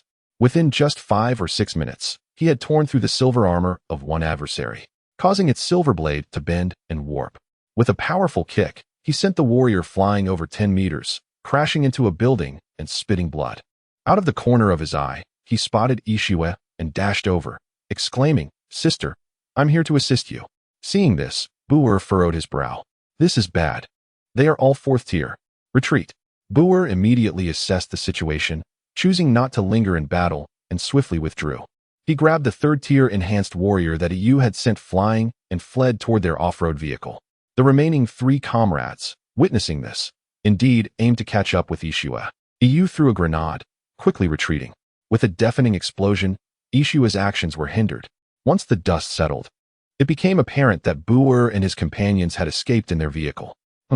Those 5 scoundrels got away again.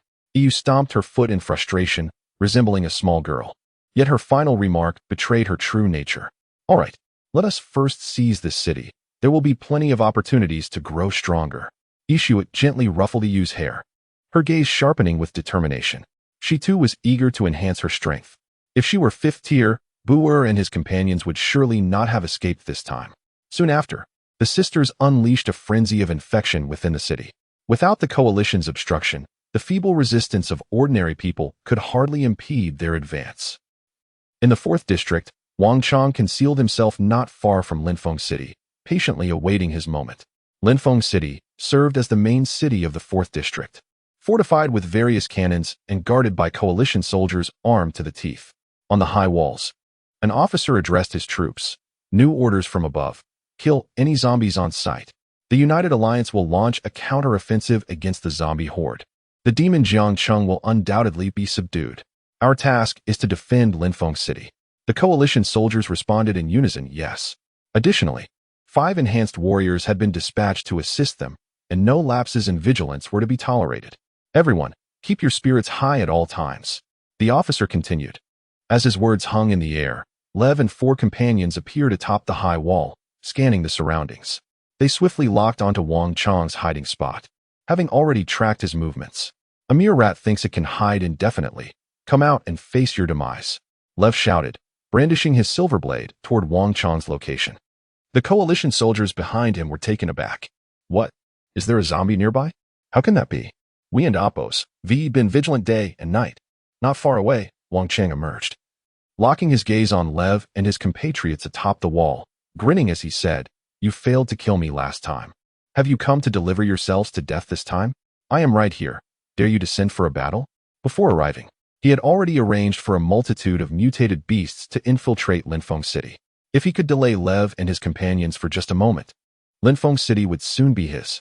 At that point, he would unleash infection from the main city of the 4th district, combining it with the chaos of the zombies and mutated beasts already within the cities. Conquering the 4th district would merely be a matter of time. Humph, last time you escaped by sheer luck. This time, you shall not be so fortunate. Prepare to die, Lev scoffed, leaping down from the high wall with his 4 companions. Charging at Jiang Cheng. Jiang Cheng smirked, meeting their charge head-on. Now at the 5th tier, he had no fear of Lev and his 4 3rd-tier enhanced warriors. In the blink of an eye, Jiang Cheng collided with Lev and his companions, their rapid exchanges leaving the coalition soldiers atop the wall in a daze. So this is the terrifying reality of combat between enhanced warriors and zombies. If only we could become enhanced warriors and possess such power, we would not fear the zombies. We could not allow these demons to ravage our home. Thank goodness for the arrival of enhanced warriors. Otherwise, with the terrifying strength of this zombie, we likely could not defend Linfeng City. With 5 enhanced warriors in action, they were certain to slay this zombie. However, just as the coalition soldiers were intensely focused on the battle, countless snakes and rats surged through the city's sewers toward the high walls. In a nearby flower and bird market, a flock of birds took to the sky, heading straight for the walls. Mutated beasts. How could there be mutated beasts within the city? Open fire. We must not allow these mutated beasts to approach. Once the enhanced warriors subdue the zombies outside, the crisis will be resolved.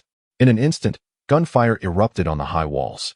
Countless birds diving down were shot to pieces, and swarms of snakes and rats were obliterated by grenades, killing hundreds in an instant. Yet still, some coalition soldiers were bitten, transforming into zombies and turning their guns on their comrades. So you had plotted this all along. But if you are captured, all your plans will come to naught. Lev glanced back at the situation atop the wall, his brow furrowing as he intensified his assault. The 4 teammates unleashed their full power, aiming to swiftly subdue Jiang Cheng. Humph, a mere 3rd tier dares to boast before me? Die. Jiang Cheng ceased his concealment, unleashing the speed befitting a 5th tier zombie. He raised his arm to deflect Lev's strike, retreating swiftly to stand beside an enhanced warrior, without granting an opportunity to evade.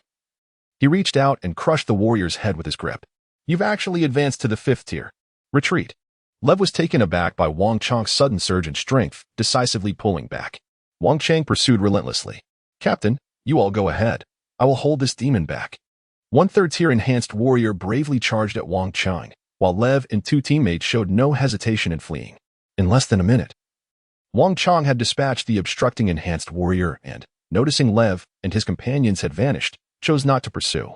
With a few agile leaps, he climbed the high wall and seized the officer by the throat, declaring, "Welcome to hell. Embrace your new existence as demons." Near the 9th district, an off-road vehicle, maneuvered by Shi, suddenly swerved and screeched to a halt, leaving marks on the ground. Jiang Cheng pushed open the car door and stepped out, regarding the 10 enhanced warriors blocking their path with indifference. Joyce's gaze fell upon Jiang Cheng, then flickered to Shi, exuding an overwhelming aura as he spoke in a deep voice. "To be chosen by the professor as an experimental subject is your honor. Return with me. You failed specimen." As his words trailed off, the stone lunged forward suddenly, its heavy fist wielding immense power as it struck fiercely at Joyce. Joyce did not even flinch, with an air of nonchalance. He delivered a punch to meet the oncoming force head-on. A thunderous sound erupted. The stone staggered back several steps, while Joyce remained steadfast in his position. Chapter 51. The Failed Experiment? Arrival at Zone 9. Shi's eyes burned crimson, steam rising in layers around him, as his entire body became encased in a thick layer of rock. His arms tingled, seemingly unable to withstand Joyce's casual punch. Humph, a bunch of failed experiments. Even if they have evolved to the 3rd stage and fortuitously gained a modicum of power, they are nothing but worthless. Were it not for the professor's need for your usefulness, I would have slain you long ago. Joyce cast a dismissive glance at Shi, his gaze shifting back to Jiang Cheng. Jiang Cheng, I offer you one last opportunity. Will you return with me willingly? Or shall I render you limb from limb and drag you back? Jiang Cheng furrowed his brow, It was not trepidation towards Joyce's 10 men, but rather his incessant taunts of failed experiment. Could it be that the unknown virus plaguing Mond City and the infected zombies were the handiwork of Douglas? Lurking behind the scenes? Failed products? So, was the calamity of Mond City orchestrated by Douglas? Jiang Cheng's voice turned cold, a murderous intent glimmering in his eyes. If that were the case, then Douglas was indeed the true mastermind behind the disaster. A failed product, even if endowed with intelligence, does not warrant the professor's name being mentioned in your presence. I will ask you once more, will you come with me willingly, or shall I shatter your limbs? Impatience laced Joyce's inquiry. Jiang Cheng, with no desire for further dialogue, exerted force beneath his feet and launched a punch directly at Joyce. Joyce, confident and unperturbed, commanded, "You all take down that big guy. I'll handle Jiang Cheng." As he spoke, the 9 third-stage enhanced warriors behind Joyce surged towards Shirtu, surrounding him, while Joyce met Jiang Cheng's advance head-on, aiming to crush him with overwhelming strength and bring him back. Bang! However, upon impact, Joyce felt a tremendous force collide with his fist. The terrifying power threatened to shatter the bones in his hand, causing his entire arm to tingle, forcing him to retreat. His previously calm demeanor vanished, replaced by shock in his eyes. "You are not a 4th stage." Jiang Cheng had no intention of engaging in further conversation with Joyce. He pressed forward, determined to subdue him. If Blair, who ordered the assassination of Yuan, was the true perpetrator, and Barrett, who commanded the lockdown of Mond City, and the elders of the United Alliance who sanctioned such actions were the conspirators, then Douglas, who caused the disaster in Mond City, was the real criminal. Seeing Jiang Cheng charging at him again, Joyce felt a surge of dread, abandoning his bravado. He drew a silver knife and retaliated with all his might. Yet, even with all his efforts, he appeared as feeble as an ant before Jiang Cheng, completely overpowered and unable to counter. His silver armor was shattered by Jiang Cheng, sending him flying several dozen meters and leaving him grievously injured. "Save me." As Jiang Cheng approached once more, Joyce desperately called to the 9 third-stage enhanced warriors besieging Shirtu. At that moment, under the relentless assault of the 9 enhanced warriors, Shida's rocky skin was torn apart, with deep wounds exposing bone on all 4 limbs. Despite being a 3rd stage, his once proud rocky defense could not withstand the terrifying onslaught of the 9 warriors. Just as Shirtu was on the verge of capture, Joyce's call reached them. The 9 warriors, witnessing Joyce's defeat, were taken aback and dared not linger for a moment. 8 of them charged towards Jiang Cheng, while 1 rushed to assist Joyce. "Retreat." Joyce, now supported, clutched his chest, blood trickling from his mouth, and croaked out his command. Without sparing a glance for the 8 warriors holding Jiang Cheng at bay, they swiftly dashed towards a nearby helicopter. The helicopter took off rapidly, lowering a rope. In the interim, the 8 warriors' headsets crackled with a voice. "Leave 2 to hold Jiang Cheng, minimize losses, the rest retreat." Upon hearing this, the 8 exchanged glances and 2 of them volunteered as sacrifices, 1 to the left and 1 to the right, entangling themselves with Jiang Cheng. The remaining 6 seized the rope lowered by the helicopter and hastily made their escape. Bang! Bang! Jiang Cheng struck the 2 warriors clinging to him, sending them flying. His fists clenched as he watched Joyce's helicopter retreat. He then approached the 2 enhanced warriors, lifting his foot to crush their skulls and fuse them together. "King, it's me. Who delayed you?" Shirtu, dragging his injured body, approached Jiang Cheng, his words faltering with guilt. If only he had managed to hold off the 9 enhanced warriors, Joyce and the others would have had no chance to escape. "It's all right. Once we reach the next city, you will evolve to the 5th stage." Jiang Cheng reassured Shirtu before returning to the off-road vehicle, continuing towards the city ahead. Zone 9 consists of 167 cities, covering an area comparable to Zone 10. Before heading to Zone 8, Zhang Minjing had already set everything in motion according to Jiang Cheng's orders. Now, zombies and mutated beasts roamed over 100 cities, with only around 60 cities remaining unscathed. Among them, the city closest to the border of Zone 10 was one such place. Zhang Minjing, along with Jiang Cheng, refrained from attacking the city for a simple reason. When Zone 10 fell, its neighboring city would undoubtedly be quickly overwhelmed by the zombie horde. At this moment, most of the populace had fled, leaving behind only the elderly, sick, and weak. Additionally, there were the coalition soldiers stationed here on orders from the United Alliance. Upon the high walls, the coalition soldiers stood nearly asleep, guarding an empty city daily, enduring the elements, yet not a single zombie appeared in sight. To them, it seemed this city had been forgotten by the undead. If it remained so, they would be free from danger. Suddenly, A rugged vehicle approached from the distance. It must be enhanced warriors. No one else could escape from Zone 10. An old soldier eagerly grabbed his binoculars to observe closely. However, upon recognizing the occupant, he trembled, dropping his binoculars to the ground. He quickly concealed himself behind the wall, his lips quivering. Jiang Cheng. The demon Jiang Cheng. That fiend has come. The surrounding coalition soldiers' expressions changed drastically. Fear and horror etched on their faces. They trembled, hiding away, not daring to show themselves. The name of a person casts a shadow over the trees. The demon Jiang Cheng was the architect of all this chaos, intent on dragging the world into hell. After a long silence, the commander, seeing the off-road vehicle closing into 800 or 900 meters, finally regained his composure. Fire the cannons. What are you dawdling for? If you don't fire now, we'll all perish. The commander shouted, his voice trembling, his eyes bloodshot, desperate to kill Jiang Cheng and save their own lives. The dazed coalition soldiers finally snapped back to reality. They hurriedly loaded the shells and aimed at Jiang Cheng to fire. Following the United Alliance's orders to retaliate against the zombies, they had distributed their stockpiled ammunition to each city, aiming to deliver a fierce blow against the rapidly multiplying zombie army. Only by suppressing the growth of the undead could they slow Jiang Cheng's advance. At this moment, these munitions had become their sole means of resisting Jiang Cheng. Chapter 52. The Elder's Fear, 5th Stage, Gene Serum Boom. Boom. As shells rained down, striking the all-terrain vehicles with precision. They erupted in a dazzling display of fire. The earth trembled in response to the explosions, stirring up clouds of dust. Yet, the actions of the coalition soldiers did not cease for a single second. They continued to fire into the dust, relentless in their bombardment. Countless coalition warriors raised their weapons in a sweeping assault, determined to eliminate Jiang Cheng. Amidst the torrent of firepower, visibility was obscured by the swirling dust.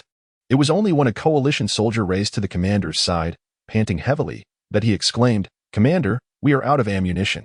With that declaration, the relentless barrage that had persisted for over half an hour gradually subsided. As the acrid scent of gunpowder filled the air, the commander and the coalition soldiers turned their gazes toward the haze, filled with curiosity. Was the demon Jiang Cheng still alive? Yet, as seconds ticked by, a figure slowly emerged from the smoke. In an instant, dread washed over everyone. He was still alive. Our weapons cannot kill him. Commander, we must retreat, or we shall all perish here. Commander, I do not wish to die. I have a wife and children waiting for me. In the midst of fearful murmurs and the chaotic calls for retreat, the commander beheld Jiang Cheng stepping forth from the smoke, a chilling smile gracing his face. Without a moment's hesitation, he discarded his weapon, leapt from the high wall, and fled in a military vehicle, followed by tens of thousands of coalition soldiers. They did not abandon the city out of desire, but rather because it was unsustainable. At this moment, none wished for death. Jiang Cheng surveyed the fleeing coalition soldiers, and, with a surge of power, vanished from his position, reappearing atop the high wall. He seized a coalition soldier about to board a military vehicle and brutally crushed his skull, leaving the vehicle behind. He made no attempt to pursue the other fleeing soldiers. His gaze swept across the desolate city.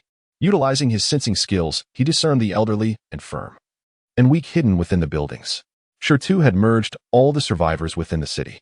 With a thought, Jiang Cheng released Shirtu from the shelter. The previous fierce bombardment had left Shirtu, a mere third-stage being, injured yet sheltered within Jiang Cheng's refuge. "Yes, my lord," Shirtu replied respectfully, beginning to mobilize within the city. Meanwhile, Jiang Cheng sat within the military vehicle, awaiting developments while utilizing shared vision to observe the general situation across various districts. Simultaneously, the coalition soldiers, who had long hunkered down in various districts, received orders from the United Alliance to launch a genuine counteroffensive against the horde of zombies within the city, engaging in a massacre. Fully armed coalition soldiers moved in teams of 10 or 50, traversing through streets and buildings to eradicate the zombies. Tanks and armored vehicles were deployed, obliterating any buildings teeming with zombies without regard for potential survivors within. Fighter jets and bombers were also dispatched, raining destruction upon villages overrun by zombies beyond the city. It was a thunderous assault. Under such operations, many cities began to quiet. The extermination of zombies throughout the city was merely a matter of time. Only those cities fortified by third-stage zombies posed a significant challenge to the coalition's counteroffensive, driving back their aggressive advance. Jiang Cheng observed these scenes with a furrowed brow. The United Alliance had fallen victim to his machinations and was now filled with rage. System, can the fusion authorization disregard distance? Jiang Cheng inquired. Yes. Upon receiving the system's response, Jiang Cheng immediately granted authorization to the surviving zombies in each city. The coalition soldiers, recklessly slaying countless zombies, had also inadvertently harmed numerous survivors. Yet, their corpses remained strewn across the streets and within the buildings. With the fusion privileges granted, the zombies, leveraging these bodies, could rapidly evolve to the third stage within a short time. Thus, the coalition's counteroffensive became nothing more than a farce. The fury of the United Alliance was merely the prelude to an even more ferocious counterattack by the horde of zombies. In the blink of an eye, 3 days passed. At the research base, Barrett approached Douglas's side. Professor, I have brought 200 officers, all of them strong and robust. Douglas's eyes were fixed on the data displayed on the screen, his eyelids not lifting even slightly, as he impatiently replied, just bring them over. Suddenly, a loud bang.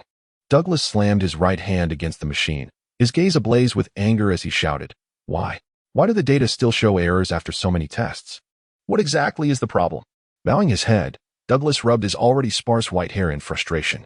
Then, his expression shifted as if he recalled something and resumed his operations. As data streamed in, he began to laugh maniacally. Yes, finally, it's correct. The 5th stage gene serum has been successfully developed. Barrett, witnessing Douglas's oscillation between agony and manic laughter, dared not interrupt and quickly distanced himself. Yet, upon hearing that the 5th stage gene serum had been successfully developed, his eyes lit up. The strongest zombies currently were merely at the 4th stage.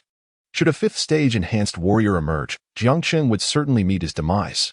However, just then, the door creaked open, and Joyce stumbled in, clutching his chest in distress. Upon glancing at Joyce's state, Douglas's smile vanished, replaced by a somber expression as he inquired, What happened? Joyce lowered his head in shame, clutching his chest, his voice heavy with guilt. Professor, Jiang Cheng has advanced to the 5th stage. I am no match for him, and have let down your high expectations. He was a remarkable creation of Douglas. After 2 failed attempts to capture Jiang Cheng, he returned this time injured, his pride deeply bruised. Barrett trembled upon hearing this. Jiang Cheng had reached the 5th stage. How could this monster advance so rapidly? He could even defeat Douglas's most prized creation.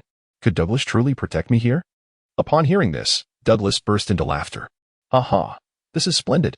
He is a perfect specimen.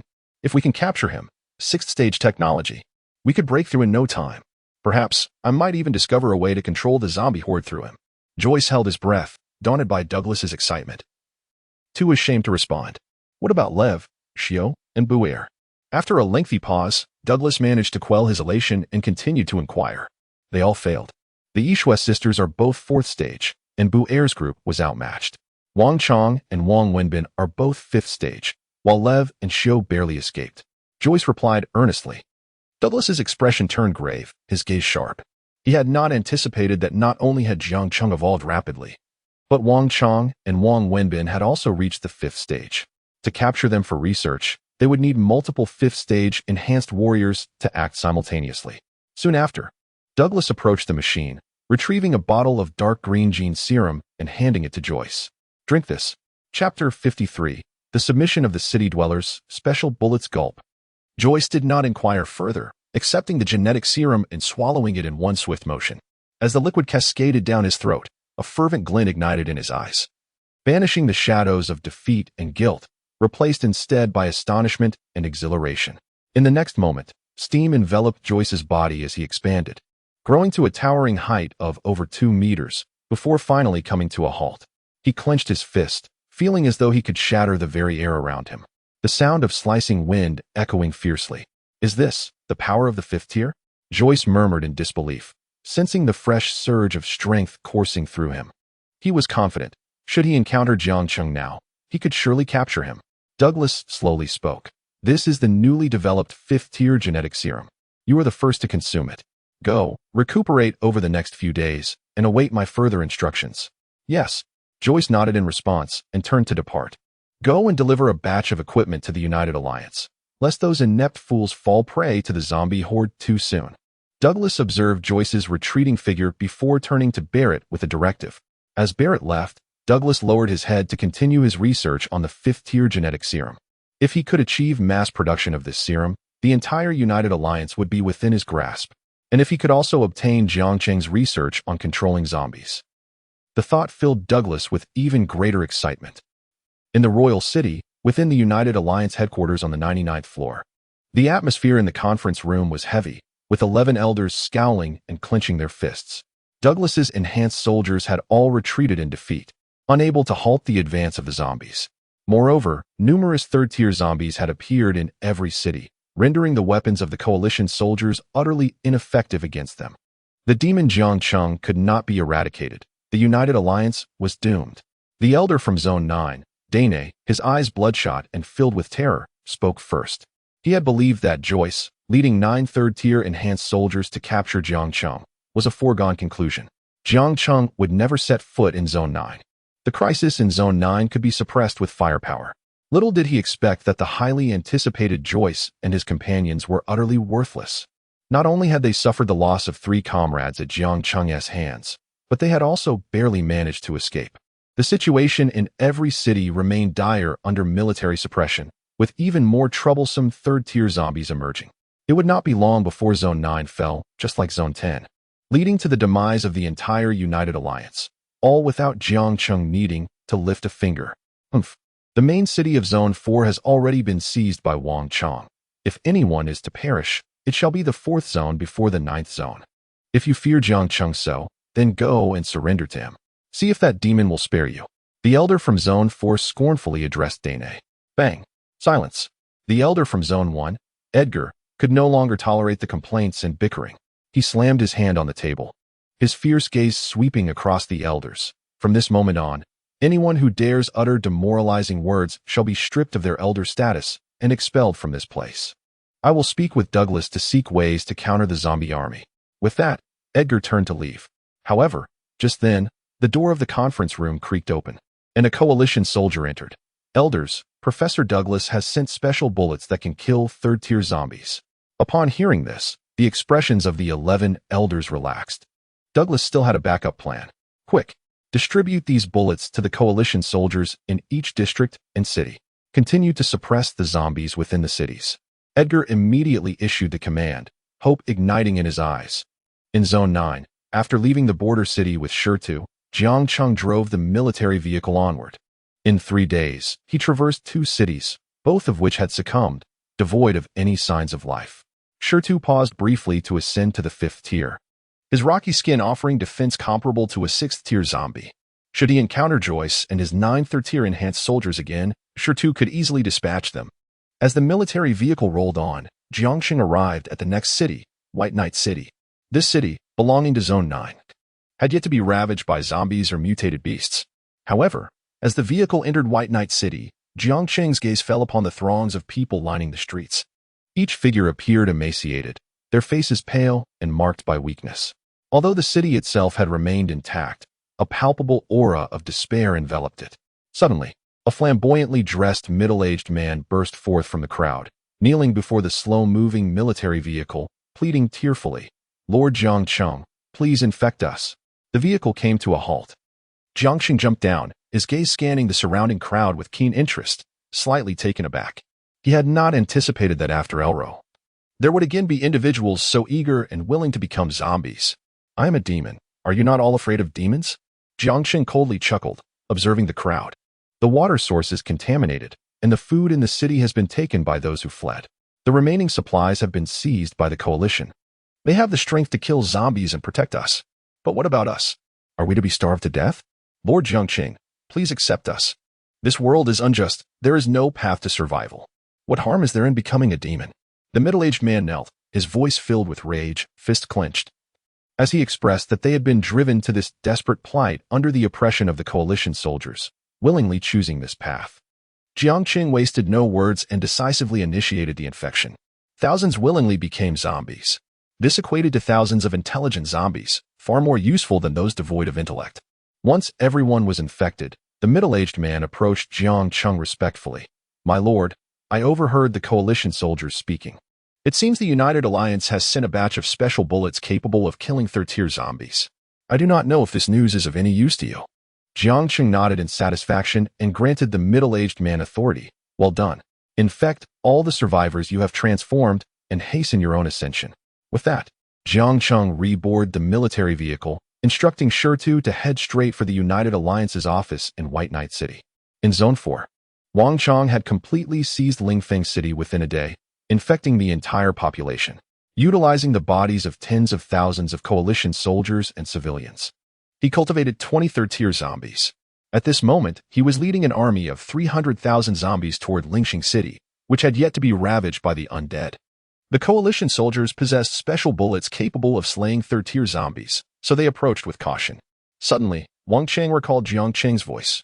"My lord, I understand."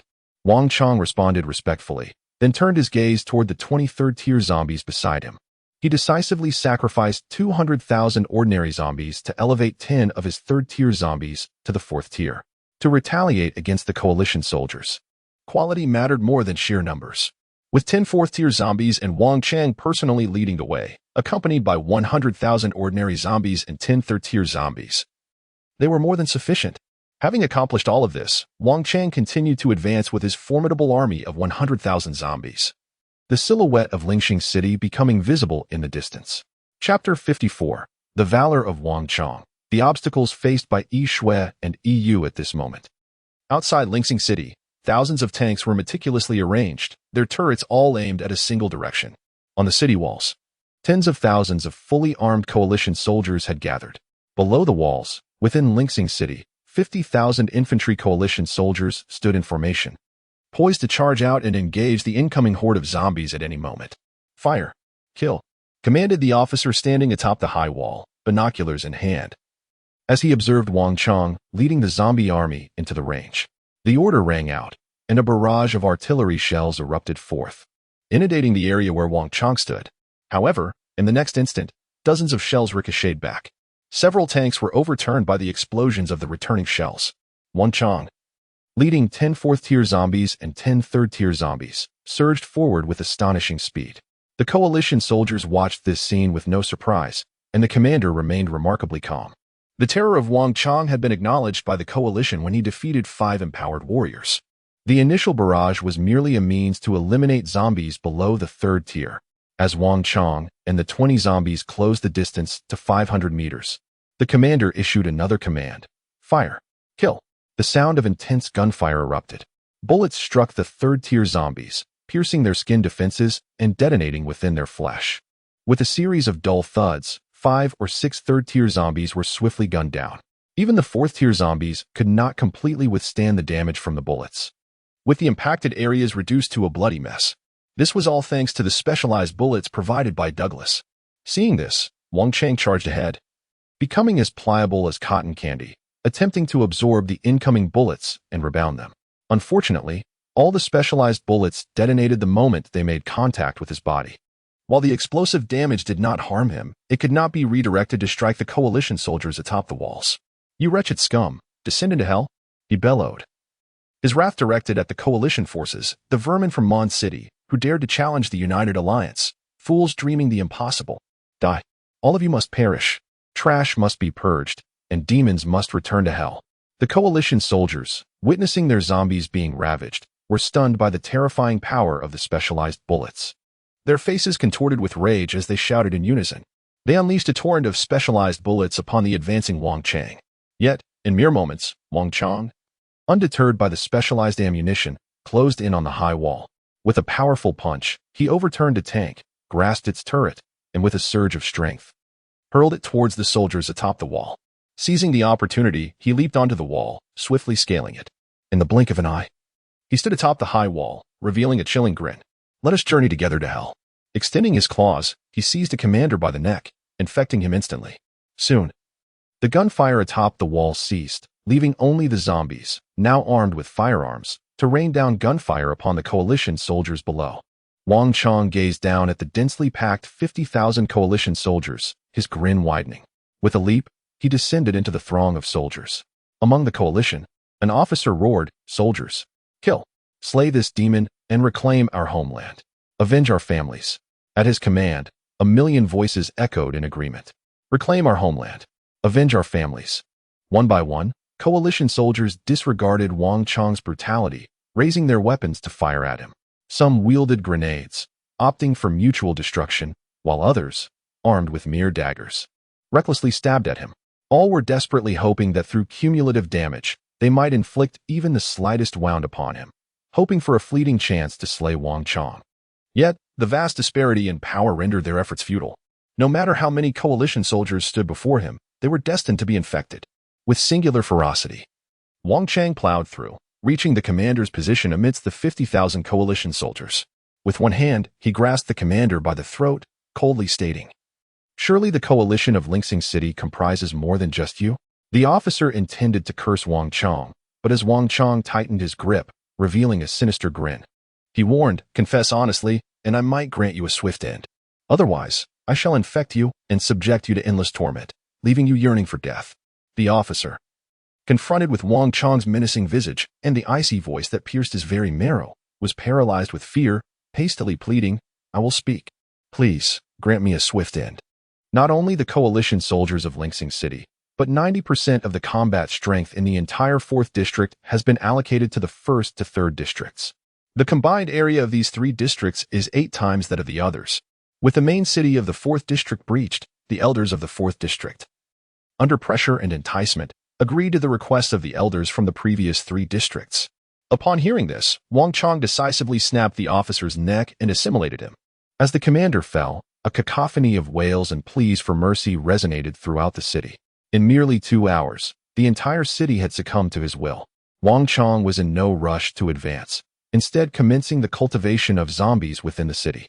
To enhance the efficiency of capturing the city, he needed to nurture more 5th-tier zombies. A mere numbers strategy would only lead to a higher casualty rate among ordinary zombies. Only by elevating the quality of the ordinary zombies could they trample through. Outside a city in the 6th District, Yi Shui and Yu found themselves encircled by coalition soldiers, including 200 first-tier empowered warriors. As they surveyed the mountains of fallen zombies around them, their faces bore a grave expression. They had not anticipated the terrifying potency of the coalition soldiers' specialized bullets, which had inflicted severe losses on their contingent of 100,000 zombies. "Yi Shui, let us fight," Yi Shui exclaimed, utilizing her fusion authority to absorb the nearby zombie corpses, rapidly healing her injuries. Like a ferocious beast, she set her sights on the dense hail of bullets, disregarding everything as she charged into the ranks of the coalition soldiers. Yu, driven by madness, closely followed suit. Though they were 4th-tier zombies, they had not acquired any special abilities, rendering them inferior in combat prowess to Wang Chong, Wang Wenbin, and Zhang Minjing. Moreover, being merely 4th-tier, they could not fully defend against the damage inflicted by specialized bullets. In the face of the coalition soldiers' counterattack, they found themselves in a dire situation. Meanwhile, the battle outside, where the zombie army was being suppressed and slaughtered by the coalition, was being broadcast live by a young and beautiful host who wore a sweet smile. The zombie army is gathering outside the city but is being thwarted by the coalition soldiers and empowered warriors dispatched by the United Alliance. The specialized bullets are proving their might, continually injuring Yi Shui and Yu, and it is even possible they may be slain. Rest assured, this dark night will eventually pass. The demon, driven by selfish desires, seeks to bring the source of infection out of Mondstadt, and having lost his daughter to violence, he chooses to exact vengeance upon humanity. Sooner or later, he shall pay a grievous price. Let us all maintain our faith in the coalition and cast aside any thoughts of surrender. A sweet smile and soothing voice instantaneously heal the hearts of many, coupled with the harrowing image of Yue being suppressed, bloodied in the broadcast. The collective disappointment in the coalition and the inaction of the elders of the United Alliance is swiftly forgotten. Yes, let us once more place our trust in the coalition and drive those accursed demons back to Mondstadt. The dawn of victory belongs to us. It belongs to the coalition, to the United Alliance.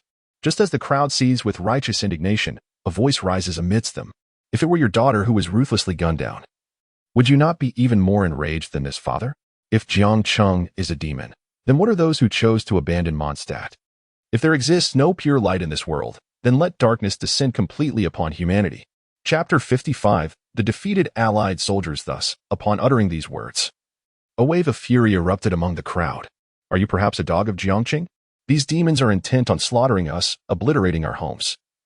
Must we still empathize with them? Creatures like Jiang Cheng and all those in Mon City are utterly unworthy of mercy. A traitor to humanity. You deserve a fate worse than death for uttering such words. I shall hunt you down and exact my vengeance. The voices in the crowd grew increasingly agitated. all directed at the defense of the demons. The sweet host on the screen maintained her composure, her smile unwavering. Dear audience, please remain calm. As citizens of the United Alliance, how can we speak on behalf of those wretched demons? Regardless of the hardships you have endured, light shall not forsake you. Justice may arrive tardily, but it shall never be absent. Please place your faith in the Allied soldiers in the United Alliance. At this moment, on a road leading from the royal city to the 9th district, a vehicle parked at the roadside. Dulu listened to the host's response, unable to contain his maniacal laughter, covering his face. Indeed, the individual who just offended Jiang Cheng was none other than Dulu himself. After a prolonged fit of laughter, Dulu's eyes glowed with rage as he fixated on the live broadcast, his fingers flying over his phone. Believe in the Allies? What do you perceive the Allied soldiers to be? Mere cannon fodder against the zombies? Have you ever truly respected those who sacrificed their lives to protect you? If every Allied soldier is worthy of trust, then why, during the recent onslaught of zombies, did only a handful of cities, such as Jiang, have soldiers brave enough to protect the populace and eliminate the zombies? Trust in the United Alliance? Justice will not be absent? What a farce! Do you comprehend the crimes of the United Alliance? Do you know who is pinning the narrative of justice? You are all nothing but fools. With that, Dulu abruptly ended the live stream, igniting a cigarette as he resumed his journey. Jiang Cheng was situated in the 9th district, yet he had yet to exit the 1st district. He must capture Jiang Cheng swiftly. He was eager to unveil the atrocities of the United Alliance. In the live stream room, with Dulu's departure, the audience's insults did not cease. They berated Dulu as a madman, while a few chose to remain silent, lost in contemplation. Outside the city, Yishui and Yu, having exerted considerable effort to merge with the corpses of the zombies on the ground to recover from their injuries, finally plunged into the crowd. In the blink of an eye, they separated, swiftly infecting hundreds of Allied soldiers. Seizing firearms, they recklessly opened fire upon the surrounding Allied soldiers. Dozens of Allied soldiers collapsed into pools of blood. However, in mere moments, 200 first-tier enhanced soldiers divided into two teams, surrounding Yishui and Yu. The sound of slicing air filled the atmosphere, accompanied by various kicks and punches. The agile Yishui sisters effortlessly evaded all assaults from the first-tier enhanced soldiers. Before the 4-tier zombies, the enhanced soldiers' extraordinary speed appeared as sluggish as that of snails. Furthermore, lacking silver armor or silver blades, the task of slaughtering them became all the more straightforward. In mere moments, through the combined efforts of Yishui and Yu, over 10 first-tier enhanced soldiers fell into the bloodied ground, while more Allied soldiers continued to be infected. The gunfire persisted, with all those who had just been infected by Yishui and Yu being shot down by their comrades in the first instance. Blood blossoms erupted, vivid and beautiful. Yet, as the first-tier enhanced soldiers faltered, Yishui and Yu weaved through the ranks of Allied soldiers, the number of infected soldiers surged, overwhelming their ability to kill. The front line's defenses plummeted, descending into chaos. Faced with comrades suddenly transforming into zombies and lunging at them, the Allied soldiers lost their composure, succumbing to defeat. An officer, witnessing this dire situation, had no time to ponder whether shooting at Yishui and Yu would endanger the first-tier enhanced soldiers. His heart raced with dread as he shouted urgently, "Quick! Open fire! Eliminate these two demons. Otherwise, we shall all perish." The Allied soldiers raised their rifles, commencing a barrage. Their earlier laughter, once filled with confidence, now dissipated into mere illusions. They could only watch as the number of zombies multiplied, the first-tier enhanced soldiers continually retreating. The outcome was sealed. Inside the city, the once joyous and relaxed atmosphere transformed into one of heaviness and panic. It's over. Even if the Allied soldiers and enhanced soldiers could eradicate all the ordinary zombies, they cannot possibly halt the two most terrifying zombies, Yishui and Yu. We are doomed. Do not speak such despairing words. The Allies must have a plan. I refuse to believe that two zombies can conquer this city. I care not for plans. I merely wish to flee. I do not wish to die here. Amidst the cacophony of voices, fear spread like wildfire. Countless individuals fled towards the city gates. At that moment, the sweet host responsible for the live broadcast widened her eyes in shock. She could not fathom that the once favorable situation for the Allies had crumbled in mere minutes. The defeat was as swift as a collapsing mountain. In the brief span of 2 minutes, 1/3 of the Allied soldiers had been thoroughly assimilated. Should this continue, the city would inevitably fall. The commander stood atop the high wall, his eyes ablaze with urgency. Deploy all available firepower. Even if it results in friendly fire, we must suppress these zombies. Should we falter, we shall meet our demise. With a hoarse shout, bombs were launched indiscriminately toward the newly assimilated zombies and the Allied soldiers battling them. The thunderous explosions erupted as shells blossomed, resulting in significant casualties among both the zombies and the resisting Allied soldiers. Not only did they fail to eliminate Yishui and Yu, but it also seemed to pave the way for the two zombies. In no time, Yishui and Yu reached the base of the city wall, beginning their ascent. The surviving first-tier enhanced soldiers, recognizing the dire circumstances, fled as the Allied soldiers on the wall opened fire upon their own. Their highest command was clear: survival was the ultimate goal. The combat prowess of the enhanced soldiers far surpassed that of the Allied soldiers. The transaction between 11 elders and Professor Douglas had yielded only 1,000 first-tier genetic serums. With each loss, the United Alliance suffered a grievous blow. In the blink of an eye, over 100 well-trained and cohesive enhanced soldiers successfully escaped. Within the city, the host responsible for the live broadcast, witnessing Yishui and Yu nearing the top of the wall, dared not linger any longer. She did not even have time to shut down the live stream before she fled for her life. The citizens scattered toward the city gates, desperate to escape the city. With the number of zombies outside relatively low, this presented their only opportunity for survival. However, they encountered resistance from the Allied soldiers stationed within the city. "Let us leave. We cannot withstand these monsters. Remaining here is a waste of time and life." "Indeed, you seek our lives." Regardless of the crowd's protests, the officer remained expressionless. "Escape? Where do you think you can flee? Every district is overrun with zombies. Is there any safe haven left for you? You must either stand with us against the undead and face the fate of this city together, or I shall personally execute you." This declaration instantly incited a vehement backlash from the crowd. "You wretched pawns of the United Alliance, it is no wonder Jiang Cheng wishes to obliterate this world. You fools have forced his hand. I should have known better than to place my faith in the United Alliance once more. If you refuse to let us go today, let us all perish together." Confronted with the horde of zombies, their only responses were fear and trepidation, devoid of any semblance of resistance. Yet, facing the fully armed coalition soldiers, not a single soul trembled with fear. Even unarmed, they remained confident in their ability to retaliate. In the blink of an eye, the crowd surged towards the towering walls, undeterred by the coalition soldiers' gunfire, which failed to halt their advance. Gradually, the number of coalition soldiers dwindled. The desire to survive emboldened the masses, trampling over the fallen soldiers as they swiftly made their escape through the city gates. This scene was captured by the unturned live streaming equipment, broadcasting not merely to this city but simultaneously to all districts. Chapter 56: The Response of the United Alliance. Nurturing fifth-tier zombie survivors from various districts and cities were enraged as they witnessed the live broadcast, vehemently condemning the coalition. "Damn the United Alliance! Damn the coalition soldiers! This disaster was wrought by your own hands. Why must an entire city suffer alongside you? Why are we denied even the most basic rights to freedom? It is your duty to combat the zombies. Why must we fight alongside you? If you had eradicated all zombies and survivors within Mondstadt when you abandoned it, how could a demon like Jiang Cheng have arisen?" The outcry grew increasingly intense, and as more individuals joined the fray, the discontent spread like wildfire. In the royal city, within the United Alliance headquarters on the 99th floor, a luxurious conference room displayed numerous screens showcasing the dire situations faced by various districts. Elder Edgar from District 1 spoke somberly. "The situation is dire. Preliminary estimates suggest that nearly 100 cities have completely fallen as of today." He pointed emphatically at the largest screen, which depicted the coalition's actions against the populace, his face flushed with anger. How could such a broadcast be allowed? Why was this error permitted? This video has circulated widely online, and our 11 elders have lost the people's trust. What shall we do next? A heavy silence fell over the room. After a moment, Elder Danier from District 9 erupted in fury. "A pack of wretches. They dare not retaliate against the zombies, but are bold enough to attack coalition soldiers. They deserve their fate." Elder Antoine from District 2 frowned. Such short-sightedness. Ignoring their remarks, Edgar continued, "If this continues, within a month at the latest, all cities under the United Alliance will fall."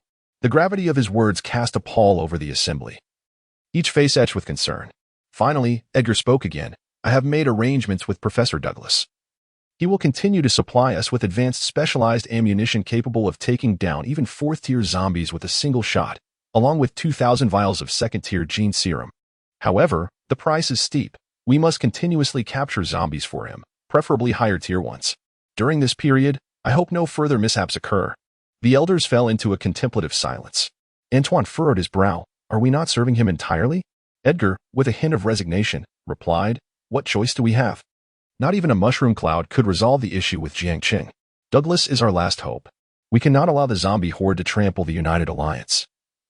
Nor can we let Jiang Cheng appear outside the royal city.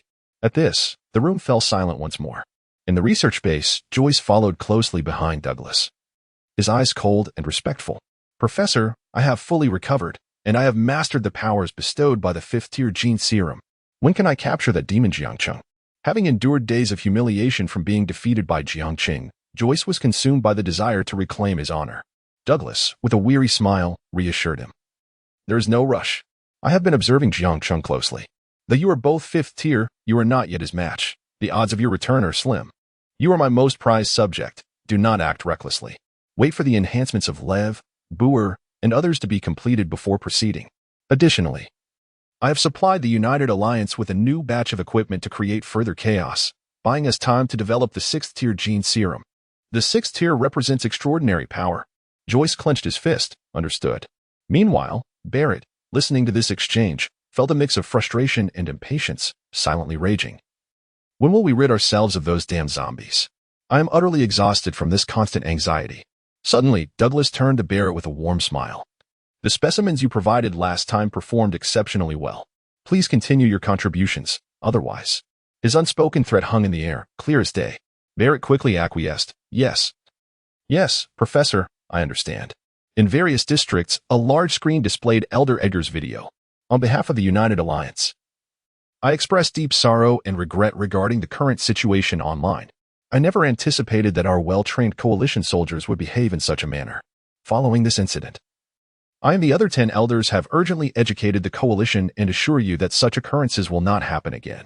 The elder spoke sincerely, bowing deeply as the video concluded. Yet, this display garnered no sympathy.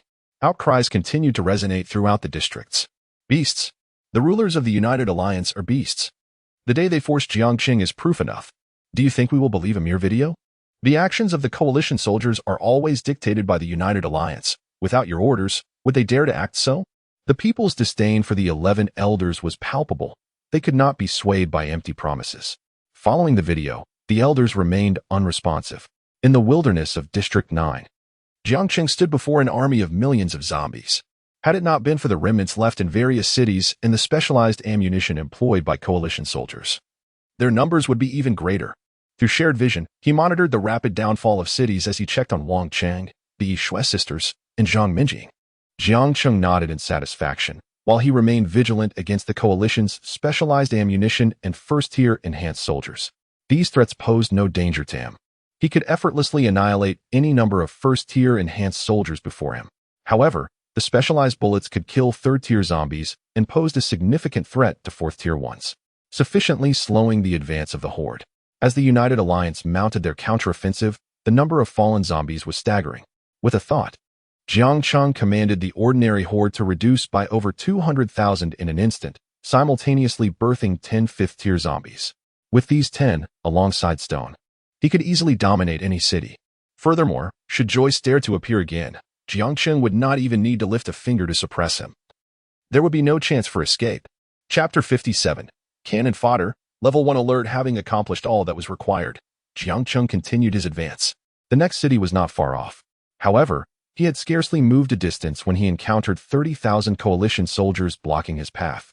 Tanks were arrayed in an orderly fashion, their dark muzzles resembling abyssal voids capable of devouring all. Coalition soldiers stood behind the tanks, forming a long line, exuding an imposing aura of lethal intent. Observing this scene, Jiang Cheng squinted, a disdainful sneer curling his lips. Cannon fodder? The United Alliance truly does not regard coalition soldiers as human. In the next moment, his cold voice pierced the air. Kill them. As his command echoed, a flurry of stones and 10 fifth-tier zombies surged forth like a tempest. The commander of the coalition, with a booming voice, ordered, from this moment on, let firepower cease not for an instant. Kill. The coalition soldiers, faced with an overwhelming horde of zombies stretching beyond sight, felt a wave of dread wash over them. Yet, upon hearing the command, they stifled their fear, steadied their trembling hands, and opened fire. Bullets rained down like a torrential downpour, sweeping away the frenzied fifth-tier zombies, drowning them in a deluge of lead. Tanks fired in unison, their shells crashing to the ground like meteors, striving to inflict immediate damage upon the zombie horde behind Jiang Cheng, seeking to diminish their numbers.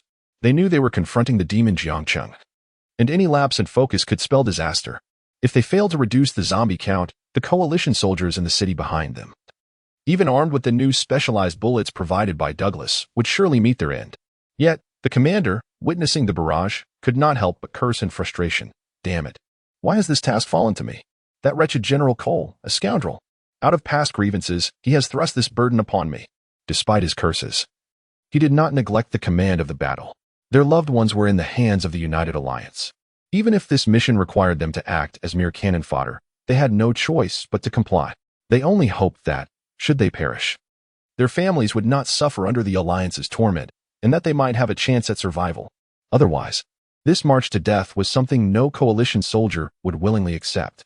As Jiang Cheng observed the oncoming shells and bullets, a mere thought was enough to draw the millions of zombies behind him into a sanctuary. His figure vanished, and alongside the stones and corpses, he charged towards the explosions. The coalition soldiers, witnessing the instantaneous disappearance of millions of ordinary zombies, gaped in disbelief. As they turned to face the approaching horde, they realized that the few zombies charging at them were all 5th tier. Panic ensued. What had just transpired? Why had so many zombies vanished? How had the demon Jiang Cheng accomplished this? Was this the method he used to evade the mushroom cloud's devastation? But what was truly happening? Their sacrifices seemed utterly futile. Alongside the demon Jiang Cheng, 11 additional 5th-tier zombies emerged. They were not merely cannon fodder. They were simply marching to their demise. Various voices erupted, filled with fear and dread. As anxiety spread among the coalition soldiers, the commander's eyes were filled with terror, fully aware that remaining would amount to meaningless sacrifice. Ignoring the orders from above, he bellowed with all his might, "Retreat! Fall back now." But how could Jiang Cheng allow them to escape? Half an hour later, the 30,000 coalition soldiers' attempts at obstruction and attrition yielded no surprise outcome. Without any special equipment, they were effortlessly annihilated and assimilated by Jiang Cheng and his 12 5th-tier zombies. All intact tanks and firearms became spoils of war for Jiang Cheng. After merging all the corpses, he did not halt his advance. The newly assimilated zombies commandeered tanks, continuing their march forward. As long as no 5th-tier enhanced warriors intervened or threatened them with weapons capable of harming the 5th-tier zombies, the result would remain unchanged, regardless of whether there were 30,000, 300,000, or 3 million present. Their numbers would only serve to bolster Jiang Cheng's ranks, never impeding his relentless march. In Sunlight City, atop the high walls, the commander gazed at the billowing smoke rising from the explosions miles away, his expression grave, fists clenched tightly. He murmured to himself, was the sacrifice of 30,000 coalition soldiers in vain? At that moment, a coalition soldier rushed to the commander's side, his voice trembling. "Commander, all 30,000 coalition soldiers have perished." The millions of zombies vanished in an instant, and the demon Jiang Cheng, leading 11 5th-tier zombies, achieved victory without losing a single soldier. Now, the zombie horde is driving tanks towards us. The commander trembled at the news. His clenched fists slowly relaxed. A glimmer of resignation in his eyes. Now, sound the alarm. The entire city must enter level 1 alert. Command every citizen to prepare for battle. If anyone wishes to flee, let them do so now. The coalition soldier's face was etched with sorrow. "Commander, we possess the specialized bullets provided by Professor Douglas, which can inflict damage even on 5th-tier zombies. Given this situation, do we truly have no chance of victory?" The commander forced a bitter smile. The demon Jiang Cheng's capabilities have transcended human understanding. If we can repel or slay him with Douglas's equipment, that would be ideal. However, if we cannot, we must brace ourselves for the worst, because we are highly likely to perish here. The coalition soldier's body trembled slightly, yet his voice remained resolute. Understood. In the next moment, the entire Sunlight City was engulfed in alarm. Under the command of their leader, not a single coalition soldier retreated at the open city gates, nor did any civilians flee. Those who remained in Sunlight City were all unafraid of death. At this juncture, how could they back down? They would stand united with Sunlight City in life or death. Chanting their rallying cry, they sought out coalition soldiers to arm themselves, poised for the imminent arrival of Jiang Cheng and his horde. "Close the gates." As the commander witnessed this scene, his eyes reddened with emotion. Within him, there was no fear, no dread, only an unwavering determination to repel the demon Jiang Cheng. He could not allow Sunlight City to fall. He could not permit these individuals, who were willing to face death alongside him, to truly perish beneath the claws of the zombies. With a decisive command, the gates were sealed. Sunlight City entered a state of Level 1 alert. The adjutant stood beside the commander, his voice ringing firm. We have entered Level 1 alert. The demon Jiang Cheng is less than 15 kilometers from us. Prepare for the worst. At that moment, the commander lifted his binoculars to survey the scene. Before him, hundreds of tanks traversed the desolate highway, with Jiang Cheng seated atop one of them. Behind him loomed the millions of zombies. The previously reported vanishing horde now reappeared. Like a surging flood, they rushed forward. The adjutant's voice resounded once more. The demon Jiang Cheng is 12 kilometers away. The demon Jiang Cheng is 10 kilometers away. Tank units, open fire. Chapter 58. The Fall of Sunlight City and Zheng Keik's plight. The commander's voice resonated with authority. Suppress the fire. Logistics, be prepared. The fire must not cease for even a moment. We must maintain our momentum. Those responsible for transportation and ammunition replenishment, do not slow down. Remember, this is a life and death battle against the demon Jiang Cheng, and we must give it our all. The faces of the coalition soldiers were grave, with none daring to underestimate or relax. A torrential downpour of shells descended, crashing down towards Jiang Cheng's position. Observing this, Jiang Cheng narrowed his eyes. With a mere thought, he issued a command. Over 100 tanks immediately retaliated, firing shells to bombard the city 10 kilometers away. Unfortunately, before the shells could escape the deluge, they collided and erupted into a brilliant display of fireworks in the sky. The deafening explosions sent countless ordinary zombies retreating in disarray. As the shells detonated, Jiang Cheng once again gathered all zombies below the third tier into the refuge. With a swift movement, he led several hundred zombies above the third tier towards Sunlight City. Their speed akin to a gust of wind, covering a kilometer in the blink of an eye. On the high walls, the coalition soldiers watched in horror as the zombie horde vanished once more, with the demon Jiang Cheng resembling a frenzied beast, charging towards them. Cold sweat beaded on their foreheads, their palms slick with anxiety as their gazes remained fixed on the 100 zombies led by Jiang Cheng. 6 kilometers. 4 kilometers. 1 kilometer. Entering range, fire. The commander bellowed, raising a machine gun to unleash a volley. All bombardments ceased at that moment as every coalition soldier opened fire. Jiang Cheng, unperturbed by the incoming bullets, recognized that only the specially enhanced bullets posed a threat to 4th-tier zombies and were utterly useless against 5th-tier ones. However, when a bullet struck him, a sharp pain coursed through him as the flesh on the impacted area cracked open, blood oozing forth. In that fleeting moment, several 3rd-tier and 6 or 7 4th-tier zombies fell, bloodied and lifeless. Even 10 5th-tier zombies were left with torn flesh, save for the stone-skinned ones, who remained unaffected. Furrowing his brows, Jiang Cheng quickly realized that the coalition soldiers had acquired enhanced bullets capable of injuring 5th-tier zombies. With a thought, he gathered all the zombies outside the stone refuge back into safety.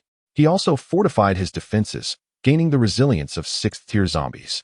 Together with the stone-skinned ones, he braved the onslaught of the enhanced bullets, charging towards the city walls. In the face of overwhelming strength, any resistance was futile. Jiang Cheng bent his legs slightly, exerting force as the ground sank beneath him. In an instant, he leaped onto the high wall, leaving behind an afterimage that began to assimilate. Meanwhile, the stone-skinned zombies below smashed tanks into scrap. With the threat of long-range bombardment eliminated, Jiang Cheng commanded the release of all zombies from the refuge. The zombie horde reappeared, surging towards Sunlight City. The commander, aghast, realized this was the true extent of the demon Jiang Cheng's abilities. He could temporarily conceal the zombies, rendering them invulnerable. We have lost. Even with enhanced bullets capable of threatening 5th-tier zombies, we are still defeated. As long as the demon Jiang Cheng remains alive, the United Alliance stands no chance of victory. Muttering to himself, the commander gazed at Jiang Cheng, who was infecting coalition soldiers. Fist clenched tightly as he stepped forward. Jiang Cheng, come at me. He was a seasoned veteran, possessing formidable physical strength among ordinary soldiers. Yet, even this power felt burdensome against 1st-tier zombies. He charged towards Jiang Cheng, determined to set an example for the coalition soldiers and to prove that the soldiers of the United Alliance were no cowards. While other cities might harbor such, Sunlight City would not. Hearing the commander's furious shout, Jiang Cheng lifted his gaze, a cold smile gracing his lips as he approached. The outcome was inevitable.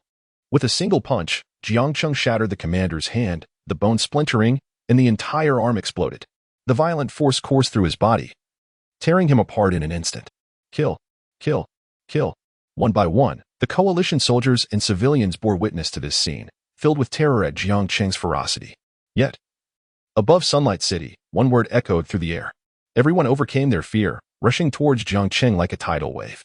They cared not whether they could slay him. They only wished for a glorious death. An hour later, Sunlight City had fallen. The entire city was drenched in crimson, as if soaked in blood. Beneath the city walls, piles of corpses rose like mountains, at least 10 meters high. Every coalition soldier and civilian, numbering over 2 million, perished without a single survivor. The scene was harrowing, far surpassing the earlier horrors of Red Sun City. After all, in Red Sun City, there was only panic. Yet, in Sunlight City, over 2 million stood their ground against the zombie horde, refusing to retreat, all sacrificing their lives. Each of these individuals deserved the title of hero. They truly embodied the spirit of warriors. Regrettably, the United Alliance was foolish and decayed. It was indeed a pity that they perished while trying to protect the Alliance. As the slaughter concluded, Jiang Cheng stood atop the high wall, surveying the mountain of corpses and the millions of zombies below. He picked up an enhanced bullet from the ground, toying with it in his hand. It had been merely a short span of days since the emergence of bullets capable of killing third-tier zombies. Yet the coalition soldiers now wielded bullets capable of vanquishing fourth-tier zombies. Douglas's research speed and the preparations he had made were truly unexpected. Truly deserving of being the mastermind behind the unknown virus in Min City. With that thought, Jiang Cheng's gaze fell upon the corpses as he began to assimilate. District 1. The main city, Dawn City. Within an upscale bar, Zheng Kiki donned a long black veil dress, exuding sensuality, her lips curled into a faint smile. Irresistibly alluring.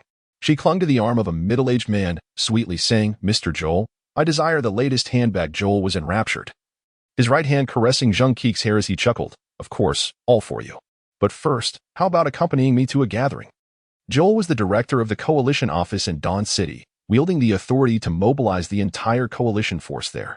In terms of position, he was indeed superior to all other district directors, for Dawn City boasted 2 million coalition soldiers at his disposal. Zheng Kiki's expression shifted momentarily, revealing a hint of insecurity. "Mr. Joel, but your friends hold such high positions, would they not look down upon me?" Seeing this, Joel quickly enveloped Zheng Kiki in a gentle embrace, kissing her forehead softly, and said indulgently, "How could they? Kiki, you are such a lovely and kind-hearted girl. My friends would never speak ill of you." As they spoke, the two individuals, guided by the attendant, arrived at the private room on the top floor. Within the room, 2 others were already awaiting their arrival. Chapter 59. Troubling Situation. Mobilization of Fifth-Order Enhancers. "Joel, your pace is remarkably slow," remarked a younger man, adorned with gold-rimmed glasses. With a playful smile, he took a glass, filled it with wine, and handed it over. "Here, have a drink." The man's attention was drawn to Zheng Kiki, who stood beside Joel. He was momentarily entranced by her allure, his eyes sparkling as he swallowed hard and inquired, "Joel, where did you find such an exquisite lady? Come on, why not introduce her to us?" Upon hearing this, Joel's expression shifted to one of wariness as he drew Zheng Kiki closer, stating, "You gentlemen better not entertain any thoughts about her." At his words, the 2 men retracted their interest. Joel took a sip of his drink, holding Zheng Kiki's delicate hand, and continued, "This is Zheng Kiki, who escaped from Hangzhou City. She is now my partner. Kiki, this is Carter, the grandson of Elder Edgar from District 1. And this is Toby, the grandson of Elder Antoine from District 2. They are my good brothers, so there is no need for formality." Carter waved his hand dismissively, taking a sip from his glass as he looked at Zheng Kiki. "Since you belong to Joel, and he's a few years older than us, that makes you our sister-in-law. If you ever need assistance, feel free to reach out to us." Zheng Kiki, blushing and shy, nodded gently in response. Meanwhile, Toby's expression turned grave as he looked at Joel, saying earnestly, "Joel, I've heard that the monster Jiang Cheng is unstoppable. He has already crossed half of District 9. And recently, Sunlight City has fallen, leading to the deaths of over 200,000 people. Is this true? Are the coalition forces truly powerless against this demon? Is the entire royal city to remain on high alert under the watch of tens of millions of coalition soldiers? When can we return to the royal city?" Joel drew a cigarette, his demeanor heavy. The demon Jiang Cheng is indeed a source of concern for all 11 elders. The power he wields surpasses our comprehension. According to the latest reports, he can conceal his undead army, rendering them immune to harm. This may very well explain why the zombie horde in the southern region of District 10 remains unharmed beneath the mushroom cloud. There is no solution to counter such a tactic.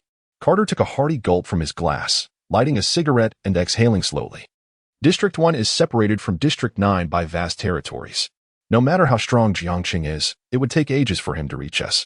Your somber demeanor is making me uneasy. Joel shook his head. Currently, zombies and mutated beasts are rampant in District 11. However, the 1st to 3rd districts have fared better due to the 11 Elders' vigilance, leading to fewer cities falling. Moreover, the 5th Order zombies have yet to appear in these districts, allowing coalition soldiers to maintain control with the specialized bullets provided by Professor Douglas. But once the other districts fall, how long will it take Jiang Cheng to reach District 3?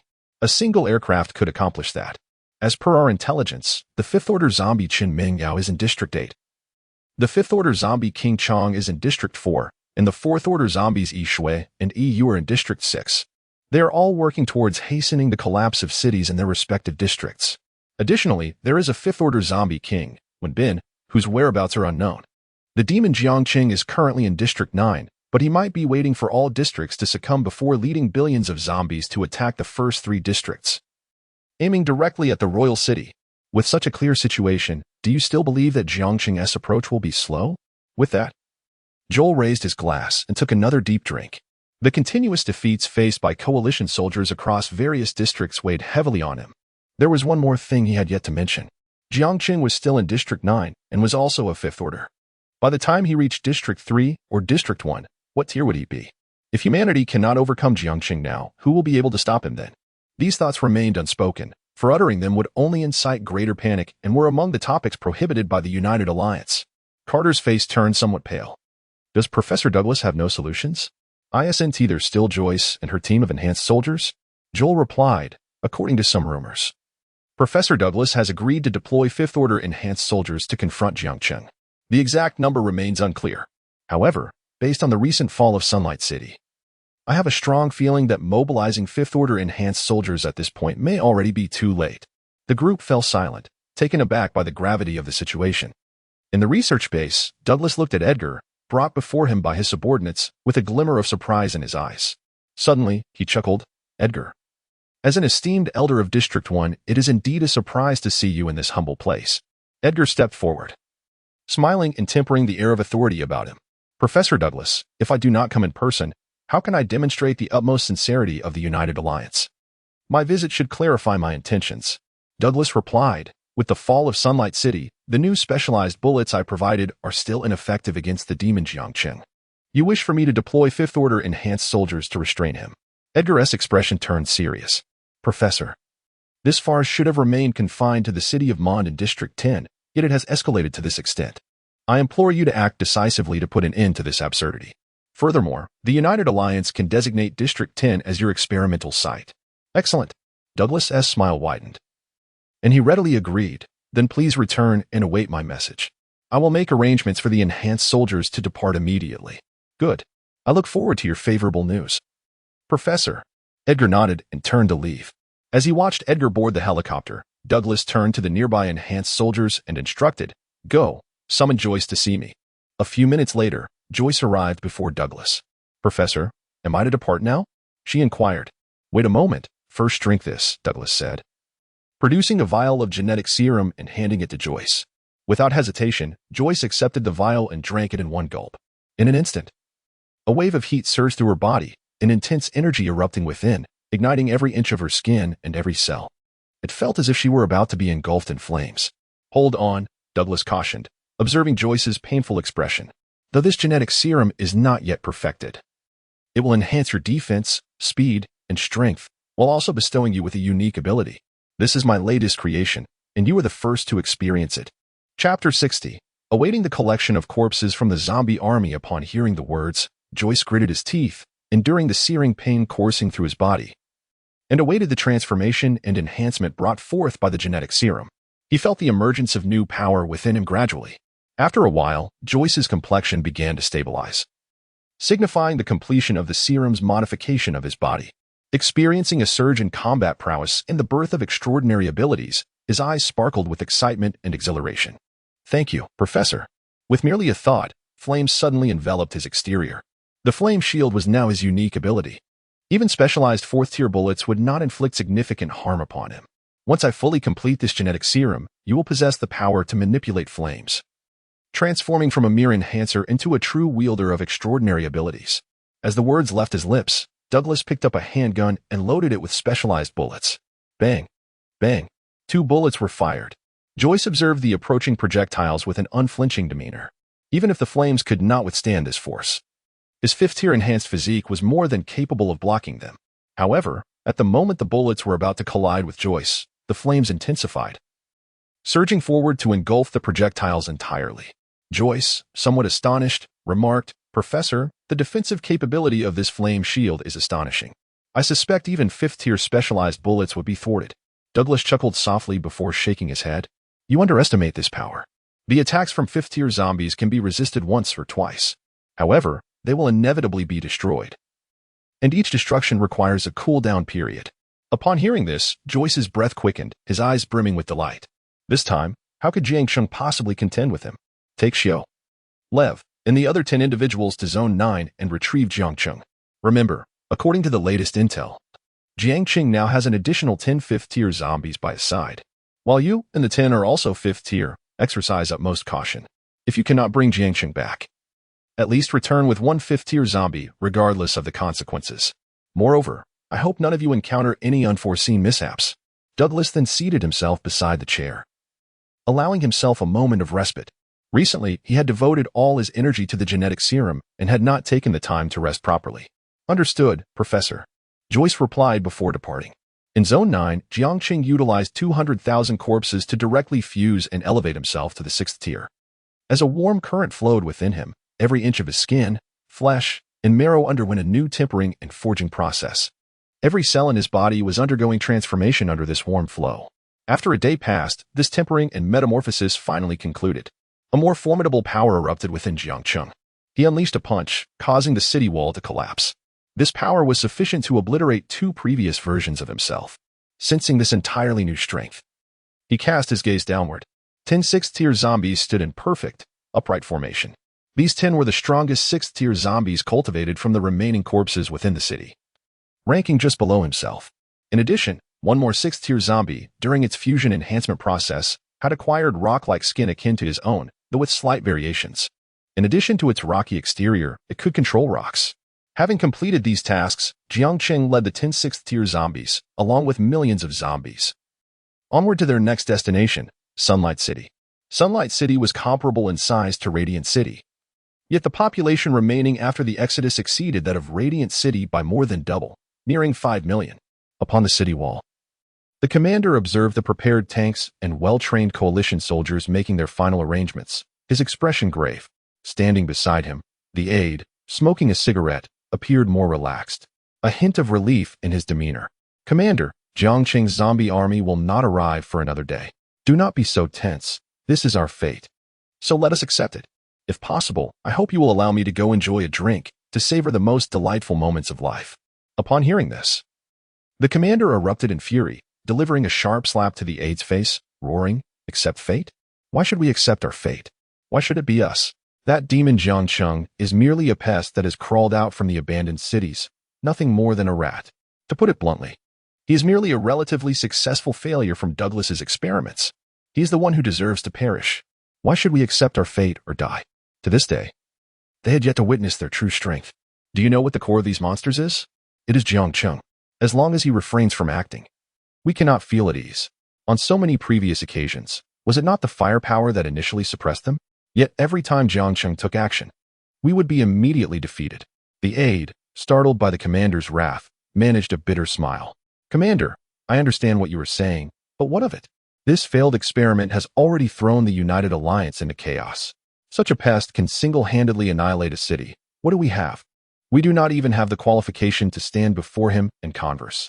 Zone 10 has fallen, and now only 1 in 10 cities remains in Zone 9. Faced with the demon Jiang Cheng, what other options do we have but to accept our fate? If survival were an option, who would choose death?" Upon hearing this, the commander's anger slightly dissipated. He took the half-smoked cigarette from the aide's hand and took a deep drag. He found himself at a loss for words. After all, what the aide said was indeed the truth. At that moment, a voice crackled through the earpiece. "Commander, the 5th-tier enhanced warriors have arrived at Sunlight City and are currently descending. Upon hearing this, a smile broke on the commander's previously strained expression, as a glimmer of hope ignited in his eyes. Finishing his cigarette, he flicked it aside and patted the aide's shoulder. No, we still have a chance to survive. The 5th-tier enhanced warriors have arrived. If they can halt the demon Jiang Cheng, it would be tantamount to stopping the zombie army, and we can live. You stay here. I will go receive them. Remember, there must not be the slightest error. The aide smiled and promptly replied, Yes, Commander. Before long, the commander arrived at the landing site of the enhanced warriors. He beheld 11 silver-armored warriors, each wielding silver blades, exuding a formidable aura as they descended from the helicopter. The leader among them was none other than Joyce. The commander hastily approached Joyce, his expression one of utmost respect. Lord Joyce, the demon Jiang Cheng will not arrive for another day. May I arrange for you to rest first? Joyce cast a cold glance at the commander and replied indifferently. No need. I will go personally. You all just prepare to collect the corpses from the zombie army. With that, Joyce, accompanied by Lev, Xiao, Boer, and the other 10, disregarded the commander and departed in their vehicle. Chapter 61. The humiliation and retreat of Joyce. The commander observed the confident demeanor of Joyce and his companions, his excited body trembling with anticipation. Joyce's final proclamation echoed in his mind, awaiting the collection of fallen corpses for the undead army. What incredible bravado and confidence! It appeared that following his previous failure, Joyce was now almost certain of victory. Orders were dispatched to monitor the movements of Lord Joyce and his comrades, preparing for the grim task of collecting the dead from the zombie horde. Upon the issuance of this command, an eerie silence enveloped the entire city of sunlight, as if every inhabitant held their breath. After a lengthy pause, astonished murmurs filled the air. Did I hear that correctly? Are we truly preparing to gather the corpses of the undead? Is Joyce's group merely the defeated remnants of the demon Jiang Cheng? Can they genuinely halt the demon's advance? Surely they can. They must prevail. Joyce's group now comprised only 5th-level enhanced warriors, capable of stopping the demon and restoring peace to the United Alliance. Gather the corpses of the undead. Lord Joyce shall triumph. Gather the corpses of the undead. Lord Joyce shall triumph. As the fervent chants resonated throughout the city, the coalition soldiers began to roar, igniting the spirits of all present. The actions of Joyce's group attracted substantial attention. Even the 11 elders of the United Alliance were gathered before their screens, keenly observing the unfolding battle. Hours later, Jiang Cheng led his advancing horde of undead, suddenly halting their march. 2 military vehicles kicked up clouds of dust as they sped toward them. From several hundred meters away, Jiang Cheng, utilizing the extraordinary eyesight of his 6th-level undead, recognized each occupant within the vehicles clearly. A smirk crept onto his lips. Stone, send them to their demise. Pay them back for how they tormented you last time. Yes, my king. Stone's figure shifted, the ground beneath him collapsing as his towering, 3-meter frame surged forward, hurtling toward the oncoming vehicles. Flames of fury ignited in his eyes as he let out a series of thunderous roars. The other 9 6th-level undead followed closely behind him, their collective roars reverberating with the might of 1,000 horses. Boom! In an instant, one vehicle was struck by Stone, sent flying and exploding upon impact. Another vehicle was crushed beneath his fist, its front end sinking into the earth as the back arched upward. Die. In the next moment, a cold snort emanated from within the wreckage, and Joyce, clad in silver armor and wielding a silver blade, charged forth to confront Stone. 4 others from the same vehicle kicked open the doors and followed suit. From the flaming remains of the vehicle, 5 5th-level enhanced warriors emerged, each locking onto a ravenous undead and advancing to engage. Stone raised his arm to block the descending silver blade, while his other fist swung forward. Having learned from his prior defeat, Joyce was no longer careless. Clang! The blade struck Stone's rocky skin, producing a sharp sound. As Stone's fist hurtled towards him, Joyce unleashed all his strength, aiming to incapacitate Stone before turning to attack the demon Jiang Cheng. However, a resounding impact echoed as their fists collided. Joyce instantly felt the force behind Stone's punch was even more formidable than during their last encounter, matching his own strength. The violent energy knocked him back. How is this possible? Again! Joyce exclaimed, disbelief etched across his face as he charged toward Stone once more. Not far away, Jiang Cheng observed the battle between Stone's undead and Joyce's warriors, his eyes narrowing. Within moments, he discerned the strength of Joyce's squad, feeling a twinge of surprise. The last time he encountered Joyce, he was merely a 4th-level enhanced warrior. Now, he was a 5th level. judging by his performance. Joyce's power far surpassed that of a typical 5th-level undead.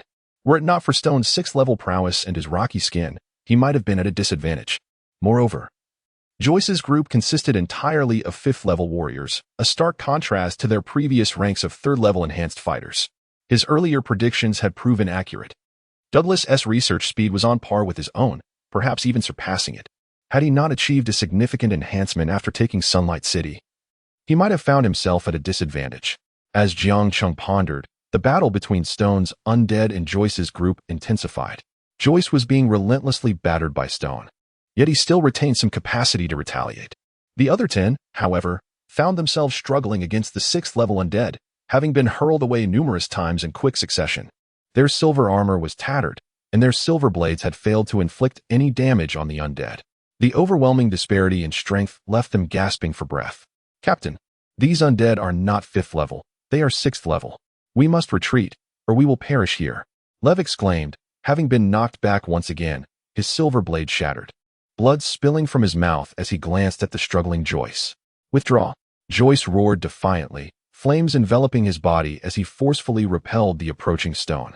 Without hesitation, he turned to flee. Witnessing this, Stone's undead immediately pursued them. "Do not pursue," Jiang Cheng commanded decisively, halting the actions of Stone and the others. In that final moment, the flames that engulfed Joyce's form instilled a sense of caution in Jiang Cheng, catching him by surprise. He had not anticipated that Douglas had not only elevated the combat capabilities of the 10 warriors, but also bestowed Joyce with extraordinary abilities. Should Joyce possess any hidden advantages, or if this was a deliberate strategy, pursuing them could lead to unforeseen consequences.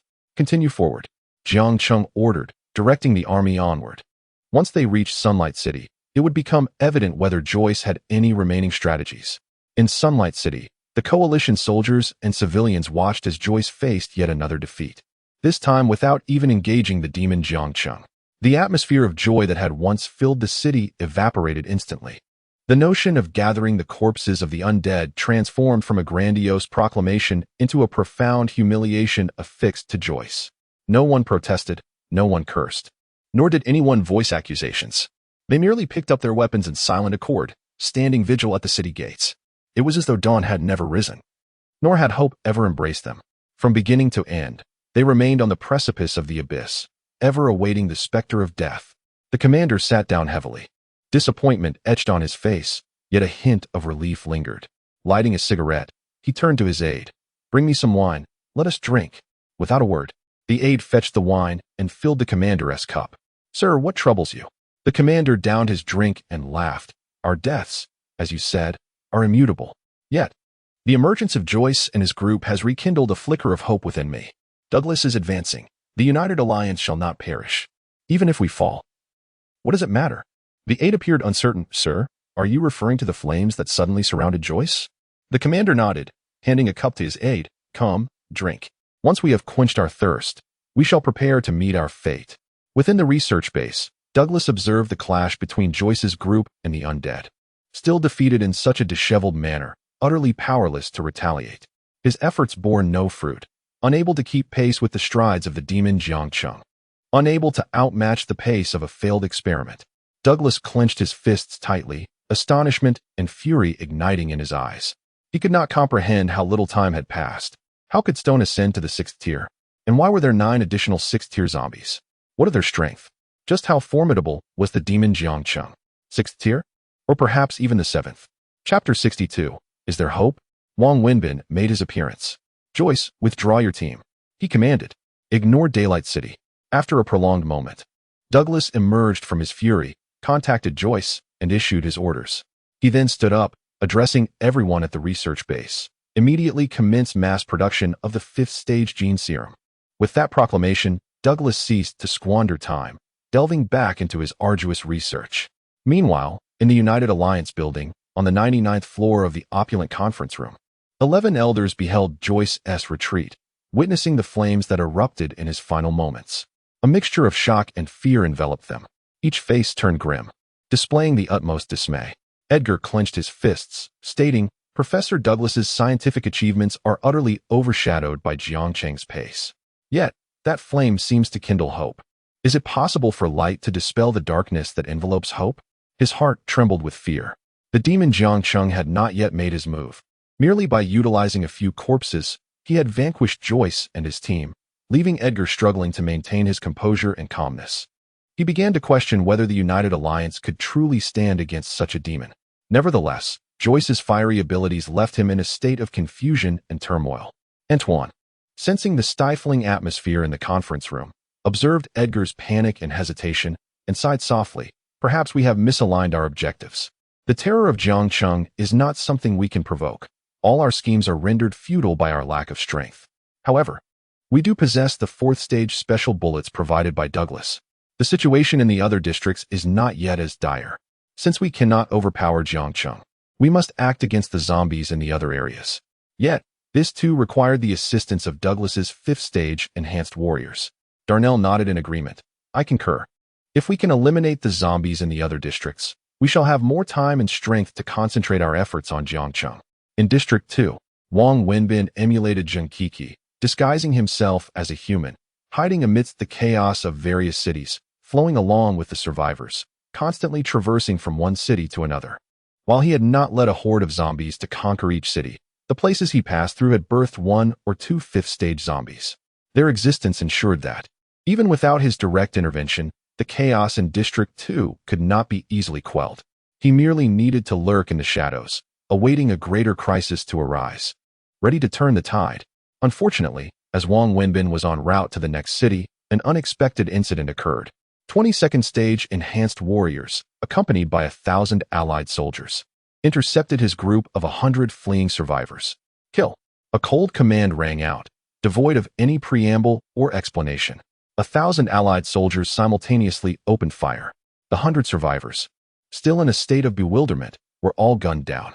Countless special bullets targeted Wang Wenbin's head. Seeing this, Wang Wenbin promptly abandoned his disguise. He reached out and seized a survivor, using them as a shield to absorb the onslaught of bullets. At last, I have found you, sneered the captain of the second stage Enhanced Warriors, his eyes locked onto Wang Wenbin. Did you truly believe you could hide among the crowd and remain unscathed? After days of observation, they had confirmed the presence of a zombie among the survivors. Yet, they were unaware of Wang Wenbin's true identity, mistaking him for an ordinary zombie. The sight of the zombie's emergence even brought a glimmer of joy to their eyes. Wang Wenbin regarded the 22nd Stage Enhanced Warriors before him and suddenly revealed a chilling smile. You were so eager to uncover my whereabouts, forcing me to reveal myself. But what will you do now?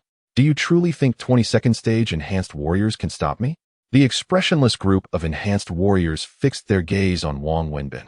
Uttering a single word, kill, the gunfire ceased as the 20 warriors charged toward Wang Wenbin. He moved swiftly, weaving through the crowd. The Enhanced Warriors, wielding long knives, expertly evaded his strikes, landing precise blows upon him. After 3 minutes of skirmishing, Wang Wenbin's expression grew more somber. Although the second stage Enhanced Warriors were weak, these 20 were well-trained, each positioned perfectly, coordinating seamlessly, presenting him with a rather troublesome challenge. Wang Wenbin suppressed his mirth and unleashed his full strength, no longer toying with them. In less than 5 minutes, all 22nd Stage Enhanced Warriors and 1,000 allied soldiers lay slain. Without hesitation, he proceeded to assimilate their bodies. With Jiang Cheng already at the 6th stage, it was time for him to elevate his own power.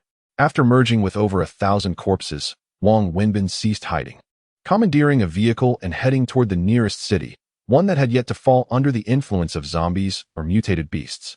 Not far away, in Hanyao City, the commander, armed with binoculars, witnessed the 20 Enhanced Warriors force Wang Wenbin into the open, only to be slaughtered by his claws.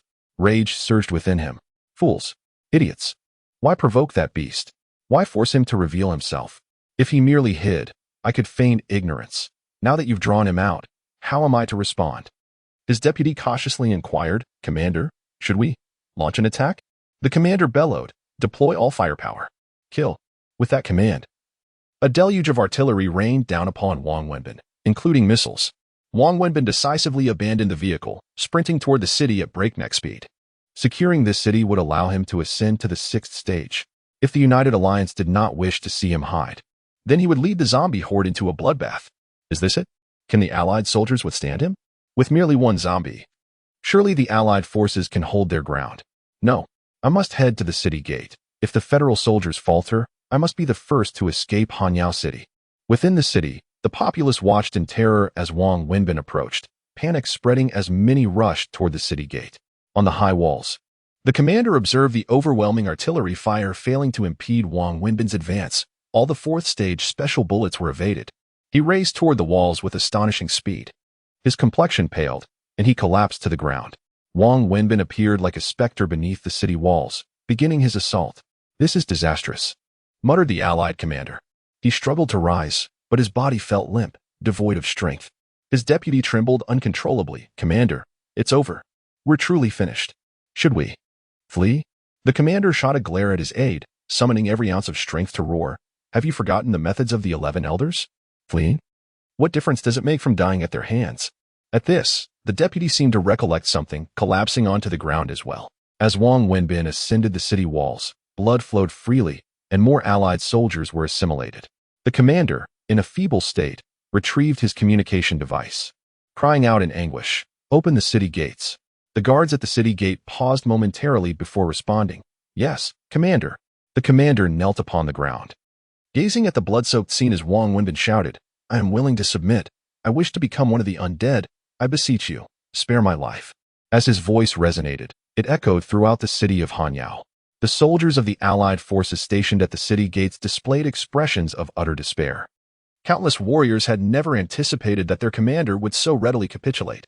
In the face of the approaching horde of zombies, he became the first commander to surrender to the undead. The dignity of the United Alliance lay in ruins. Meanwhile, the citizens within the city, under assault from the newly transformed zombies, echoed a cacophony of despair and helpless cries, their anguished wails filling the air. Wang Wenbin let out a cold smile, showing no reluctance in accepting the commander's surrender, decisively infecting him. Then, he resumed his relentless slaughter. Chapter 63, It Must Be Cleared. 6th Grade Zombie, Royal City. United Alliance Building, 99th floor, luxurious conference room. The district elder Edgar slammed his wine glass down with a fierce glare, exclaiming, "Damn it." He hit himself so deeply. Were those 20 enhanced warriors complete fools? Why didn't they report and just act? He then turned to the other elders, commanding, "Pass the word down to allocate all stored weapons to each district. Do everything in your power to eliminate more zombies. I will contact Douglas immediately and request the deployment of 5th grade zombies to swiftly suppress the 5th grade zombies in District 2. The first 3 districts must not descend into chaos." With that, Edgar hastily exited the conference room. Research base. Joyce stood beside Douglas, reporting in a voice barely above a whisper, "Professor, Stone and several other zombies have reached the 6th grade, and as for the demon Jiang Cheng, his strength surely surpasses that of Stone. I have disappointed you once again. Please punish me, Professor." Upon finishing, Joyce knelt on the ground, not daring to meet Douglas's gaze. Douglas paused his work, his expression serious as he asked, "6th grade? Are you certain? Did you sense any extraordinary abilities in them?" Joyce was taken aback, pondering for a moment before shaking his head. Aside from one zombie possessing rock-like skin for defense and the ability to manipulate stone, there are no other extraordinary powers. Douglas frowned, murmuring to himself, "That shouldn't be the case. Upon reaching the 6th grade, they cannot lack special abilities. It seems Jiang Cheng has yet to reveal his true strength." Joyce softly inquired, "Professor, what shall we do next? Now that Jiang Cheng has reached the 6th grade, possibly even the 7th, we cannot deal with him." Douglas shook his head helplessly, opening a drawer that contained 3 bullets. Each of these bullets could eliminate zombies of the 7th grade and below. They had not been used until now, as the intention was to capture Jiang Cheng alive. The situation had exceeded control. It was time to eliminate the threat. Joyce, seeing the bullets, felt a heavy pressure. To his surprise, aside from himself, the most exceptional enhanced warrior, the professor had a backup plan. "Professor, should I set out now?" Joyce asked. Douglas shook his head. "No. Remain here for now. Depart tomorrow." Joyce nodded in agreement. Then, Douglas spoke solemnly, "Barrett." As soon as he finished speaking, Barrett pushed the door open and entered quickly. "Professor." Douglas handed him a vial of genetic serum. "This is a 4th grade genetic serum. Drink it." Barrett's eyes gleamed with excitement as he took the vial with trembling hands. During Joyce's mission to capture Jiang Cheng, Barrett had already consumed a 1st to 3rd grade genetic serum under Douglas's guidance. Experiencing the terrifying power of an enhanced warrior and the extraordinary strength and speed beyond ordinary humans, Barrett was thrilled and restless at night. yearning for the 4th and 5th grade genetic serums. "Thank you, Professor," Barrett exclaimed, taking the 4th grade serum without hesitation and drinking it down in one gulp. In an instant, he felt an explosive surge of power within him. His cells and veins underwent a transformative change. A fervent glimmer appeared in Barrett's eyes. This is the power of the 4th grade. However, moments later, he suddenly felt a wave of intense pain throughout his body, instinctively letting out a cry of anguish as he collapsed to the ground, curling up like a cocoon. Douglas smiled with satisfaction, tossing another small vial in front of Barrett. "Barrett, from the moment you consumed the genetic serum, your life has been in my hands. Drink this, and you will be fine." Barrett was taken aback, his pupils dilating in disbelief. He never imagined that Douglas would resort to such a method to ensure his loyalty. The pain he felt dissipated instantly, but at that moment, he had no choice. The agony surged like flames, burning through his insides. Without time to hesitate, Barrett grabbed the vial, opened it, and swallowed the pill inside. As the pill went down, the pain gradually faded. Barrett stood up, suppressing any sign of anger, his face a mask of respect. "Professor, rest assured. My life is in your hands, and what I possess is granted by you. I will never betray you." Douglas regarded Barrett with indifference to his feigned loyalty. "Enough. Come to me every 2 weeks for the antidote. If you miss the time, you will undoubtedly die. Additionally, just complete the tasks I assign you. I will not interfere in anything else. But if you disrupt my plans..." Douglas's voice trailed off, his eyes glinting coldly. Barrett hastily assured, "Please rest easy, Professor. I know what to do and what not to do." Douglas wasted no more time, producing a vial of 5th grade genetic serum. "Drink this 5th grade serum as well. Once you have adapted to the 5th grade power tomorrow, go to District 2 and retrieve Wang Wenbin." Upon seeing the 5th grade serum, Barrett's smile widened. With 5th grade power, he would have genuine means of self-preservation. Even if he couldn't defeat the demon Jiang Cheng, he would at least have the chance to escape. However, upon hearing Douglas's task, Barrett's expression stiffened, his grip on the 5th grade serum trembling. "Professor, the United Alliance is after me, and the demon Jiang Cheng is looking for me as well. If I reveal myself now, it would be a death sentence. Moreover, Wang Wenbin is also a 5th grade zombie. If I go, it would be akin to a sheep entering a tiger's den." Douglas reassured him, "Do not worry, aside from you, there will be 2 other 5th grade enhanced warriors accompanying you. I will also handle the United Alliance matter. 3 5th grade enhanced warriors should have no trouble capturing a 5th grade zombie like Wang Wenbin, right? It won't be difficult. I won't let you down, Professor." Barrett replied eagerly. "All right, everyone disperse." "Yes." Barrett and Joyce responded solemnly, turning to leave. District 2. With the complete occupation of Hanyu City and the annihilation of its population, Wang Wenbin utilized 200,000 people to merge with the corpses, ascending to the 6th grade. He then used 1 million to cultivate 5 5th grade zombies. Leading an army of over 2 million zombies, he set off towards the next city. The United Alliance disapproved of his clandestine actions, so now, like Ishui Yu and Wang Chong, he would proceed openly. Yet, despite his 6th grade power, Wang Wenbin remained grounded. Jiang Cheng had already encountered obstacles from enhanced warriors above the 5th grade, though he had been defeated.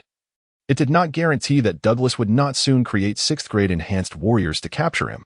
Time flew swiftly. 2 days passed in the blink of an eye. Wang Wenbin, leading an army of over 2 million zombies, was nearing Hanchun City. Unimpeded along the way, the journey proceeded smoothly. As they approached the city of Hanspring, one could observe fighter jets poised in the skies, ready for action. Outside the city, well-trained coalition soldiers had been awaiting their moment for quite some time. Tanks and missiles were in abundance, their numbers beyond counting. Wang Wenbin narrowed his eyes slightly, displaying a hint of seriousness. Chapter 64. The arrival of Barrett. The coalition warriors displayed remarkable courage, remaining resolute despite the fall of Hanau City. They did not flee in disarray. Such a formidable assembly, even if they were to capture this city, would likely suffer significant losses against the lower-tier zombie hordes. Only 3rd-tier zombies could barely withstand the might of fighter jets and missiles. 1st and 2nd-tier zombies would be obliterated in an instant under this force. However, before Wang Wenbin could ponder further, his expression suddenly hardened as his gaze fell upon a man at the city gate, instantly captivated. A murderous intent ignited in his eyes, surging violently within him, and a grin crept upon his lips. The scoundrel he had been desperately searching for had actually hidden here.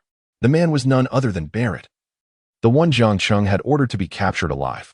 Yet, Wang Wenbin's expression shifted slightly as he sensed the overwhelming aura emanating from Barrett. He was now a 5th-tier enhanced warrior.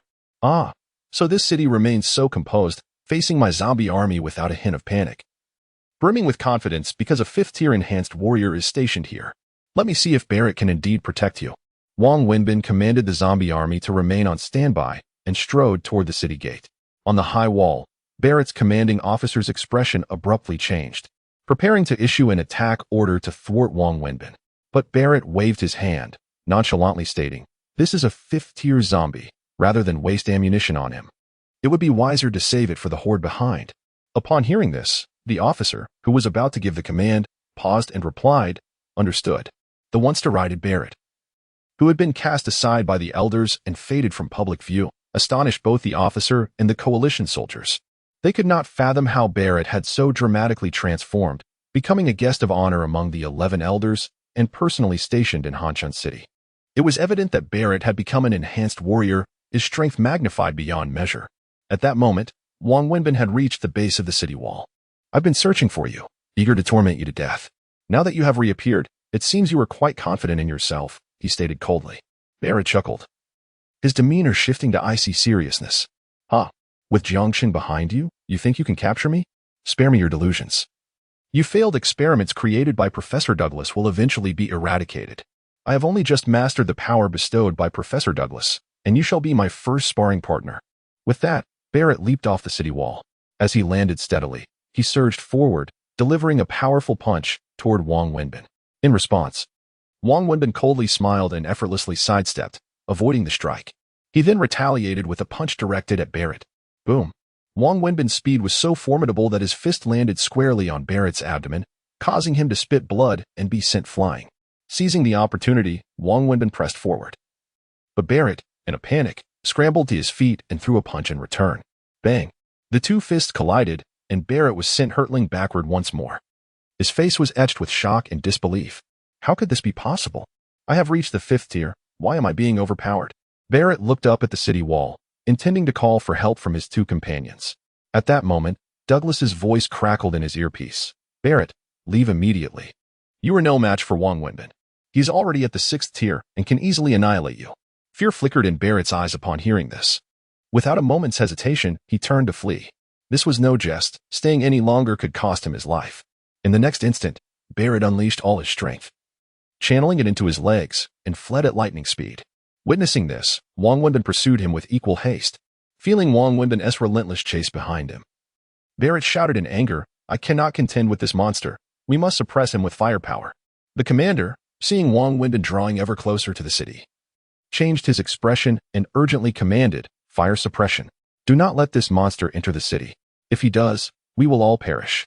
The coalition soldiers had witnessed Wang Wenbin's strength firsthand, both during the fall of Hanyao City and in the recent confrontation. It was clear that Wang Wenbin was not inferior to Wang Cheng or Yi Shui. If he were allowed to approach the city, there would be no one left to stop him. The coalition soldiers on the high wall immediately initiated fire suppression. The commander dashed toward the city, ordering various missiles and specially designed bullets to rain down upon Wang Wenbin. He began to evade continuously, and Barrett seized this chance to escape. In Zone 9, Jiang Cheng, through shared vision, watched Barrett flee, narrowing his eyes and clenching his fists. "Barrett, do not let me cross paths with you. Otherwise, your luck will run out." Observing Barrett's rapid ascent to a 5th-tier enhanced warrior with Douglas's assistance, Jiang Cheng's thirst for power intensified. With a command, he urged the zombie army to quicken their advance. Outside Hanshan City, Wang Wenbin felt a pang of self-recrimination as he watched Barrett escaping right beneath his nose. Fury ignited within him. "Kill." He ordered the zombies following him. He took a step forward, obliterating the tanks obstructing his path, and with a swift motion, he appeared at the city gate, swiftly scaling the high wall. The commander stood stunned at this sight. This zombie moves with astonishing speed. None of the firepower could touch him. Good heavens, this is disastrous. Quickly, notify them to open the city gate. With the situation escalating, the commander no longer dared to hold his ground. The citizens within the city were rendered speechless upon witnessing this. How could so much firepower and enhanced warriors fail to deter a mere zombie leader? It was a grave situation. This zombie leader was far too powerful, and the coalition was no match. The enhanced warrior from earlier had been forced back. They could hardly imagine what sort of being could stand against these monsters. They were simply too strong for anyone to halt their advance. Run. The city gate is already open. If we delay any longer, it will be too late. The expressions of the people within the city were grim, overwhelmed by a sense of helplessness. Even with the combined efforts of the coalition soldiers and enhanced warriors, alongside various firepower suppressions, they could not even stop a single zombie leader, let alone the demon. Jiang Cheng. Once atop the high wall, Wang Wenbin moved as if in a realm devoid of opposition, crushing everything in his path. Not a single soul could withstand him. In a matter of moments, the coalition soldiers had succumbed entirely. Only one commander remained. Having entered the city, he was just about to head towards the city gate to flee. However, Wang Wenbin had already caught up with him. The commander glanced back and, upon seeing Wang Wenbin behind him, was instantly overwhelmed by a sense of helplessness. He retrieved his communicator, intending to convey something. Yet, before he could utter a word, Wang Wenbin charged forward, his claws piercing the commander's throat, assimilating him. The army of zombies breached the city walls. Chapter 65, Jiang Cheng's injury and Douglas's apprehension. In the opulent conference room on the 99th floor of the United Alliance building in the Royal City, 11 elders gathered. Their expressions grim. None had anticipated that Barrett, the fifth-tier enhanced warrior dispatched by Douglas, would be subdued by Wang Wenbin after merely a few exchanges.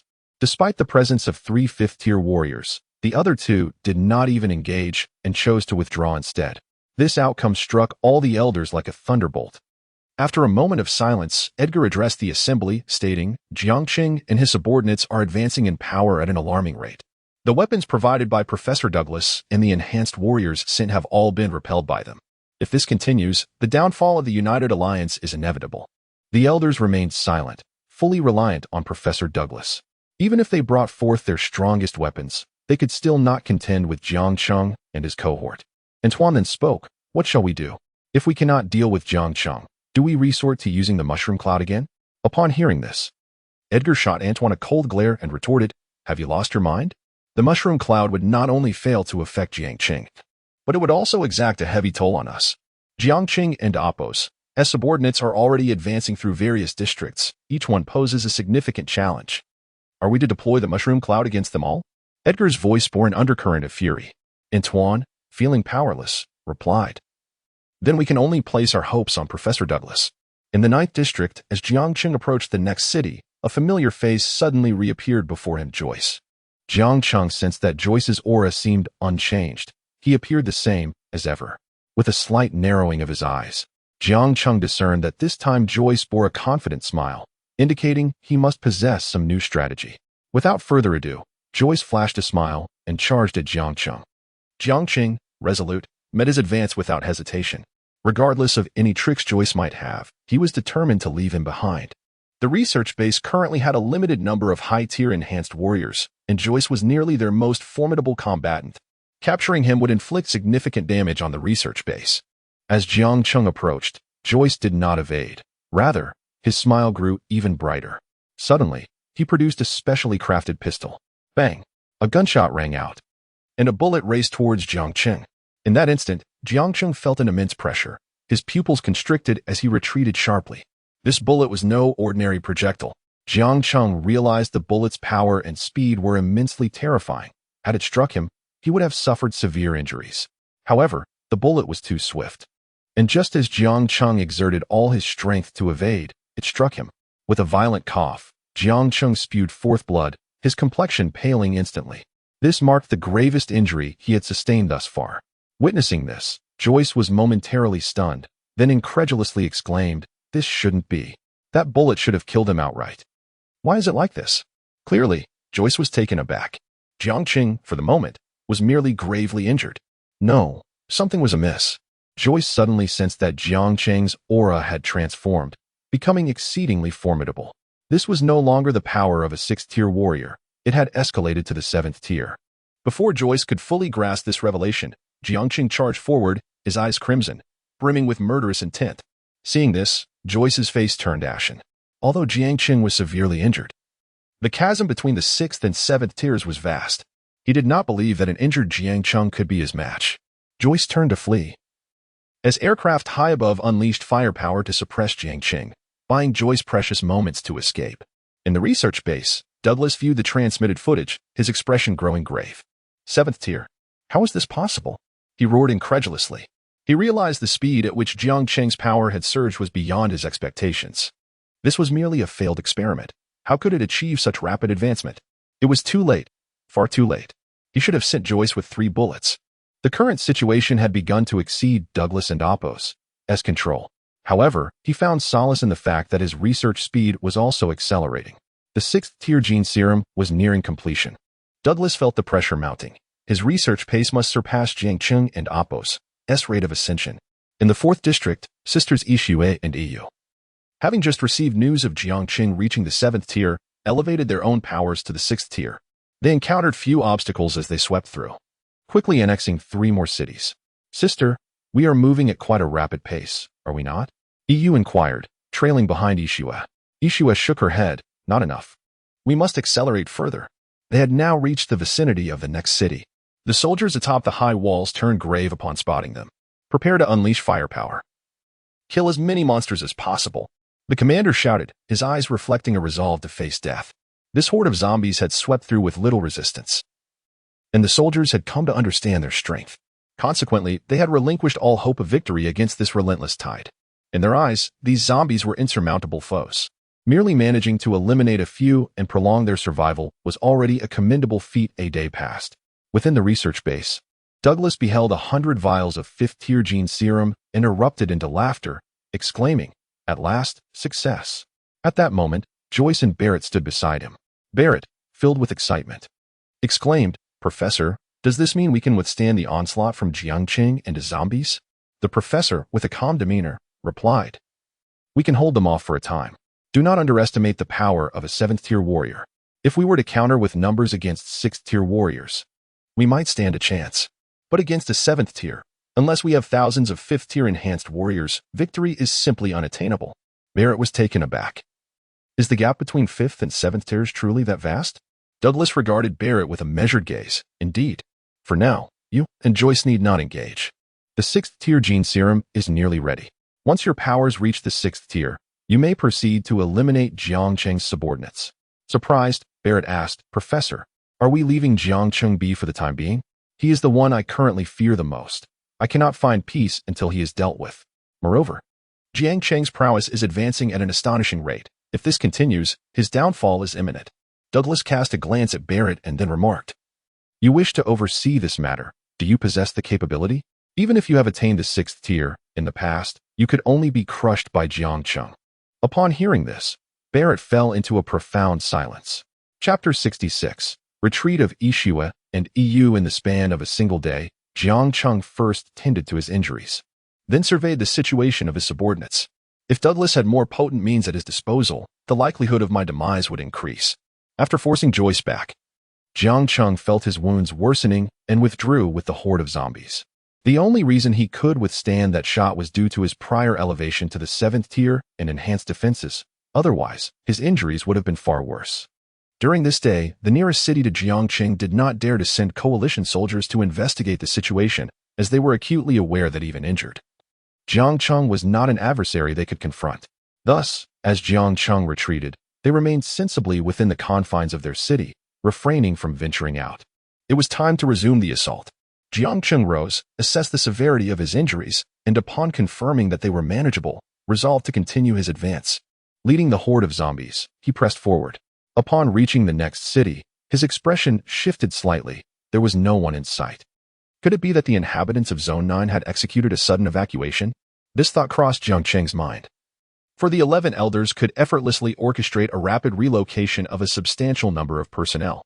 In Zone 4, the Yixue sisters were advancing when suddenly 10 enhanced warriors appeared. Initially, the sisters felt at ease, but in the next moment, they were taken aback.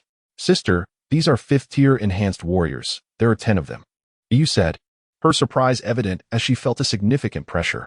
Although their own strength had reached the 6th tier, confronting 10 5th-tier enhanced warriors was still daunting. Behind these 10 warriors stood a substantial number of coalition soldiers, and overhead, fighter jets were poised for action. Various weapons had already locked onto the Yixue sisters. At the commander's signal, a deluge of firepower would rain upon them in an instant. Upon witnessing this scene, Yixue fell into contemplation. However, the enhanced warriors seemed uninclined to grant her any time for reflection. The 10 charged forward in unison. In an instant, they were upon the Yixue sisters. Engage. Ishue commanded resolutely. With her words, the two sisters met the onslaught of the 10 enhanced warriors. The sound of fists colliding echoed as initially. Ishue and EU maintained the upper hand. Yet, as time passed, they began to struggle against the relentless barrage of punches raining down upon them. At that moment, the commander atop the high wall, witnessing the unfolding chaos, urgently commanded, "Open fire."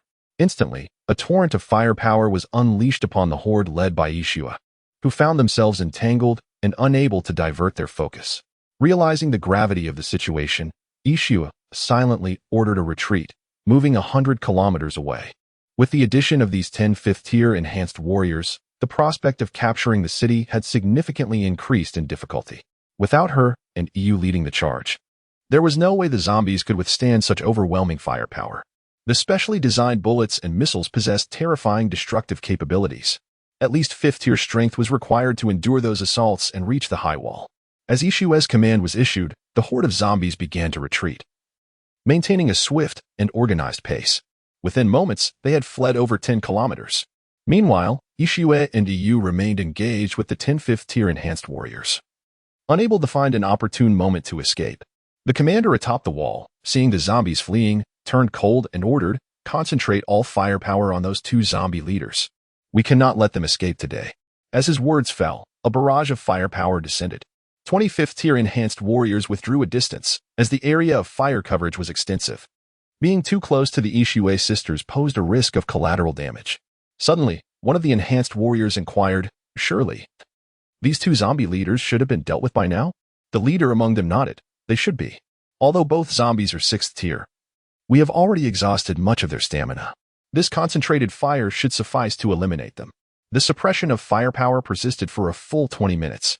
At that moment, the commander atop the wall felt it was time to halt the assault, raising his hand to signal, "Stop." As his voice echoed, the barrage gradually ceased, and the 20 enhanced warriors remained on high alert. They dared not underestimate the two zombie leaders.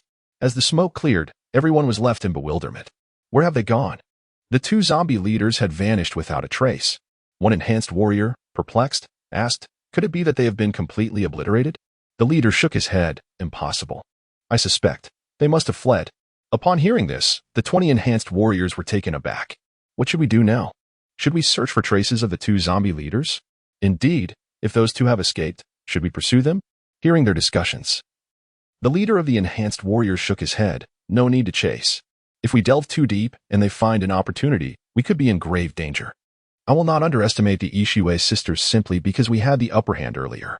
Their 6th-tier combat power, when unleashed, could potentially overwhelm even our 25th-tier enhanced warriors." Meanwhile, within the city, the populace watched the live broadcast of the unfolding events. Their spirits lifted. The earlier despondency was swept away. Did you see that? The coalition soldiers and enhanced warriors have truly repelled the horde of zombies. Indeed, I had almost lost hope. But to witness the coalition forces actually driving back the zombies is astonishing. Yes, these zombies were formidable, seemingly invincible, sweeping through without resistance from any enhanced warriors or soldiers. Yet now, they have finally been repelled. Ishue, leading the zombie horde, retreated 20 miles and paused only after confirming they were not being pursued. EU turned to Ishue, her expression grave. "The enhanced warriors sent by Douglas are growing increasingly formidable. What shall we do next?" Ishue's countenance mirrored her sister's concern. After a moment of contemplation, she replied slowly, "We shall await our opportunity." Chapter 67. The Dawn in the Heart. Jiang Cheng arrived in the 6th district, while Wang Wenbin faced a similar blockade from the enhanced warriors. Just as he approached the city, 25th-tier warriors stood before him. Has the power of these enhanced warriors truly escalated to such heights? Wang Wenbin furrowed his brow, glancing up at the high walls, where an overwhelming amount of firepower was already aimed at him. "Retreat," Wang Wenbin commanded, ordering the horde of zombies behind him to fall back. The majority of the zombies were not even 1st tier, rendering them nearly defenseless against the terrifying barrage of fire. The horde began to retreat in droves. At that moment, tanks suddenly rolled in from the surrounding area. The commander on the city wall observed this scene, instructing his men to allow the horde to retreat without pursuit. He dared not push too hard unless the zombie leader, Wang Wenbin, was eliminated. Upon receiving the command, the soldiers halted their actions. Just watching the horde of zombies made them uneasy. Meanwhile, within the city, people felt a surge of joy upon witnessing this scene, their confidence bolstered. Did you see? The zombies from the 4th district have been pushed back. Someone exclaimed. I saw it too. The leader of that horde was suppressed by the enhanced warriors and then retreated. The firepower that had little effect on the zombie leader proved significant against the other zombies. I thought we would only be able to keep running. But I never expected we could see the horde pushed back. How is Jiang Cheng handling things? As they conversed, someone suddenly mentioned Jiang Cheng, a nightmare lingering in the hearts of all. As this voice echoed, another responded, to my knowledge. All the people in the city that Jiang Cheng will encounter in the 9th district have already been evacuated. This means that Jiang Cheng is now facing entirely empty cities. Does this imply that we still cannot deal with this monster Jiang Cheng? Indeed, but the present inability does not equate to future incapacity. The crowd gradually began to feel a sense of relief. Although the zombie crisis had not yet been resolved, it was no longer the case that they were simply being crushed. Hope began to dawn in their hearts. In the Wang City, at the United Alliance building on the 99th floor, several elders were laughing heartily, their spirits lifted, dispelling the previous atmosphere of despair. Edgar raised his glass, exclaiming, Come, let us drink, to celebrate our first successful repulsion of the zombies led by Jiang Cheng. As his words fell, Antoine and the others eagerly lifted their glasses. Edgar, I raise a toast to you. Indeed, I toast to you as well. Under your guidance, we truly managed to repel these monsters. It was no small feat. We initially thought it would be impossible, yet Edgar succeeded. Elders from various districts showered Edgar with praise. Observing this, Edgar maintained a calm smile and remarked, The crisis is not yet fully resolved. Jiang Cheng is merely using empty cities to stall. Moreover, he will likely become aware of the situation soon. For now, we must buy more time for Professor Douglas. Once Professor Douglas has developed the 7th-tier genetic serum, the crisis we are facing will essentially be over. As his words concluded, various elders chimed in. What is Jiang Cheng, anyway? His subordinates have already been repelled. He poses no threat to us now. Indeed, in my view, resolving this crisis is only a matter of time. Upon hearing this, Edgar's smile remained, but internally he felt exasperated. This crisis was fundamentally rooted in Jiang Cheng. As long as he existed, the threat would never cease.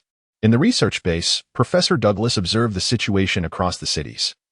A smile creeping onto his lips, it seems we have managed to stall. Unfortunately, the leaders of these monsters were predominantly 6th tier, although the enhanced warriors had reached 5th tier. Defeating 6th tier monsters remained a daunting challenge. 25th tier enhanced warriors could only claim a stalemate against 6th tier monsters. To slay them was nearly impossible. A moment's carelessness could result in several of them being killed in return. Thus, Professor Douglas did not instruct them to capture 6th tier zombies, but rather to bring back as many zombies as possible for research. If all goes well, the 7th tier genetic serum would be ready by tomorrow. At that point, Jiang Cheng would no longer pose a significant threat. A glimmer of cold ambition flashed in Douglas's eyes. Jiang Cheng, his failed experiment had brought forth such great peril. From the initial intent to capture him for research, he now only wished to eliminate him swiftly. Given Jiang Cheng's rate of evolution, it would not be long before he exceeded Douglas's control. Therefore, he needed to resolve this failed experiment promptly. In the 9th district, Jiang Cheng utilized vision sharing to assess the situation. Suddenly, his eyes narrowed slightly. His subordinates had been pushed back by numerous 5th-tier enhanced warriors. It appeared that a change of plans was in order. He had originally intended to elevate his strength to 8th tier, but achieving 8th tier required a staggering 200 million. This amount was far too great, and he could not gather it at present. Even if he managed to scrape together the funds, it would disrupt his plans. With everyone in the 2nd district having retreated, he decided to initiate an offensive against the 6th district. This encounter had made Jiang Cheng acutely aware of one point. Professor Douglas's advancements were accelerating rapidly. From 4th tier to 6th tier, it had taken only a brief period. He could not afford to slow down. Otherwise, he would inevitably be surpassed by Professor Douglas. In the 6th district, Yishui and EU halted after retreating more than 30 kilometers. They paused their journey. Sister, is there any news from Wang? EU inquired. Yishui shook her head, not at the moment. Suddenly, at that moment, Yishui received a message from Jiang Cheng. She abruptly stood up. Prepare yourselves. Wang will arrive here in 5 hours. Given Jiang Cheng's speed, traversing the mountains from the 9th district to the 6th district could not possibly be accomplished in just 5 hours. The only means of arrival was through flight. Hearing this, Yi became excited. As long as Wang comes personally, those 25th tier warriors are nothing to us. Time flew swiftly, and in the blink of an eye, 5 hours had passed. At this moment, Yishui and Yu felt an immensely powerful yet familiar aura. Wang has arrived, Yishui exclaimed in delight. Soon after, Jiang Cheng appeared in their line of sight. Yishui, let us embark and persist in our assault, Jiang Cheng remarked with a calm demeanor. Yishui promptly nodded in agreement, affirming. Indeed. At that moment, a glimmer of light sparkled in Yu's beautiful eyes as she murmured, with the king taking action. Those 26th-tier enhanced warriors shall undoubtedly be unable to withstand us. Subsequently, under Jiang Cheng's guidance, they continued their journey towards the next city. Chapter 68. The overwhelmed enhanced warriors at this moment, atop the high walls of the city that Jiang Cheng and his companions were about to assault, the commander lay resting. Unbeknownst to them, an impending danger was drawing near. Suddenly, the 25th-tier enhanced warriors, who had been resting on the walls, sensed something amiss. Their expressions shifted, and they sprang to their feet. Captain, do you feel it? One of the enhanced warriors inquired gravely. The captain nodded solemnly. I sense it. This power. It is terrifying. If I am not mistaken, Jiang Cheng has come in person. At this revelation, the remaining 19 warriors' expressions turned grave. 7th tier. I cannot even fathom the chasm that separates us, they murmured in silence. After a brief moment of contemplation, the captain spoke again. We have the advantage in numbers. We should be able to hold him off. Even if we cannot, we can escape. As they conversed, their voices roused the other allied troops and the commander, who were now tense with apprehension. A scene depicting Jiang Cheng's approach began to unfold within the city. Anxiety gripped everyone. Is Jiang Cheng coming again? What if the allied forces cannot contend with him? It was hard to imagine that Jiang Cheng would personally arrive, complicating matters significantly. Shall we flee? We did not expect Jiang Cheng's subordinates to be repelled, yet he himself has come, they muttered, their faces paling. Perhaps the allied troops had managed to repel Jiang Cheng's subordinates, but they were naive to believe they could do the same against Jiang Cheng himself. Let's retreat. One suggested, with Jiang Cheng's presence, the city will likely fall, and if we stay here, we may perish. I concur, we should not linger here any longer. The moment Jiang Cheng arrives, I know our coalition is doomed, another added. Do not be so disheartened, we still have 20 enhanced warriors. I believe we can trust in their capabilities, a voice interjected amid their growing despair. Meanwhile, within the Grand Assembly Room on the 99th floor of the United Alliance building, previously filled with a jovial atmosphere, silence fell as Jiang Cheng's image appeared on the screen. Edgar, incredulous, broke the silence. Isn't Jiang Cheng located in the 9th district? How could he traverse such a vast distance in such a short time? Moreover, none of our surveillance apparatus in the various cities detected him. His disbelief was palpable. He had anticipated that Jiang Cheng would not remain in the 9th district, hence he had assigned numerous personnel to monitor him. However, nobody could have foreseen that Jiang Cheng would evade such extensive surveillance and arrive here at such an astonishing speed. The elders present wore expressions of grave concern. What do we do now? If this continues, we are doomed. Jiang Cheng's strength is insurmountable. We cannot withstand him, they lamented, their faces betraying a sense of hopelessness. While they might have rallied against Jiang Cheng's subordinates, the arrival of Jiang Cheng himself extinguished their fighting spirit, leaving only thoughts of retreat. After a moment of silence, Edgar declared, I will contact Professor Douglas. Only he might stand a chance against Jiang Cheng. Meanwhile, at the research base, Douglas received the alarming message, his expression darkening. At his side, Barrett and Joyce observed his troubled demeanor with concern. Professor, what is the situation? Joyce inquired. After a moment of contemplation, Douglas replied. Jiang Cheng has moved from the 9th district to the 6th district with remarkable speed. However, I am not surprised. What astonishes me is his ability to bypass the United Alliance's surveillance and arrive undetected in the 4th district. Joyce and Barrett were taken aback by this revelation. Barrett, anxious, asked, Professor, should we head to the 6th district? He dreaded facing Jiang Cheng, who harbored a deep-seated animosity towards him. Surely, if he crossed paths with Jiang Cheng, he would stop at nothing to obliterate him. After a brief pause, Douglas responded firmly, we cannot go. Especially you, Barrett. If you go, the situation will become exceedingly complicated. Previously, Jiang Cheng prioritized the assault and refrained from excessive pursuit. Should you arrive, he would undoubtedly pursue you relentlessly, complicating matters further. Let him continue his advance, he added. The 6th-tier genetic serum and the specialized genetic weapon I have prepared for you will be ready soon. With that, Barrett sighed in relief, acknowledging that while he would have to go if ordered, it would likely mean his demise. In the 6th district, the commander on the high walls appeared pale, drenched in cold sweat, ultimately relinquishing the communications device in despair. His aide approached, inquiring, Commander, is there any support? The commander shook his head, stating, we have been abandoned. They said to delay as long as possible. At that moment, Jiang Cheng had arrived beneath the high walls. The 20 enhanced warriors exchanged glances, finally deciding to buy time. They leaped from the walls, and the leader shouted, "Initiate fire suppression." Jiang Cheng stood at the foot of the walls, his expression unperturbed as he gazed upward. Meanwhile, icy snow and icy jade seethed with uncontainable fury. As the 25th tier enhanced warriors descended, Jiang Cheng lunged forward, systematically dismantling them. Bang! Bang! With each punch. The impact sent the warriors flying back several meters. The enhanced warriors gazed in disbelief at the scene unfolding before them. Is the disparity between the 7th and 5th tiers truly this vast? Facing Jiang Cheng felt like an insurmountable challenge. It was a battle of an entirely different caliber. The enhanced warriors could hardly comprehend the magnitude of the situation. Chapter 69. Facing death with valor, humanity shall prevail before long. The 5th tier enhanced warriors had nearly all lost their will to resist, retreating in disarray. They had no desire to meet their demise in this place. Delaying any longer would surely lead to death at the hands of Jiang Cheng. At this moment, within the city, the citizens watched the scene unfold on their live broadcast devices, their expressions frozen in disbelief. The previously favorable situation, which had seen the zombie horde repelled, had drastically changed with Jiang Cheng's arrival. The 5th tier warriors were being crushed without exception, as their weapons suddenly seemed ineffective. In a matter of moments, the city was on the brink of collapse. On the high walls, the commander wore an expression of helplessness, a bitter smile etched upon his face. He was at a loss, pondering what kind of being, what kind of weapon, could possibly slay this man who approached with an unyielding countenance. Was this the embodiment of indomitable power? The commander's lips twitched as he attempted to utter something, but ultimately, he turned to his aide with a face full of resignation, sighing, "Open the city gates and let them leave. Our coalition forces shall hold until the very last moment." The aide, in a daze, nodded slowly and then retrieved the communication device, "Open the city gates." Within the city, the populace stood transfixed. Suddenly, news of the gates opening spread. "The gates are open. Let us flee quickly. If we linger any longer, we shall perish here."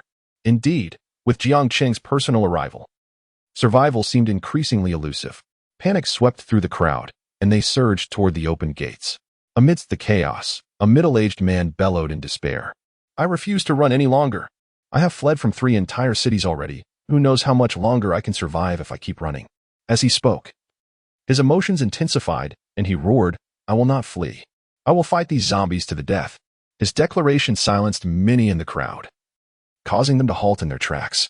2/3 of the people in this city had escaped from other places, some having fled from 6 or 7 cities. They understood the sentiments of this middle-aged man all too well. Endless flight only led to a profound sense of fear. They had no idea when it would end. Perhaps they would be slain by zombies along the way. Or perhaps they would succumb to misfortune while escaping and fall victim to the undead. They had witnessed far too many such cases. "I will not run any longer. To keep fleeing is meaningless. I would rather confront these monsters head-on. I have endured this existence long enough. I want to see if I can take a zombie down with me before I die." The shouts grew louder, merging into a chorus that seemed destined to pierce the heavens. Jiang Cheng, standing before the high walls, heard this cacophony of defiance and suddenly smiled, a sinister, chilling smile that was somewhat unsettling. "I am most intrigued. When this swarm of ants bands together, will they be able to exert any pressure upon me?" In the next instant, Jiang Cheng stepped forward with immense force, causing fissures to form in the ground as he became a blur, reappearing atop the high walls. The commander behind him stood in a stupor, eyes wide with astonishment as his lips twitched involuntarily. It was no wonder ordinary people, when faced with panic, typically chose to flee. After all, when confronted with the immovable, the knowledge of impending death renders one unable to overcome their inner dread.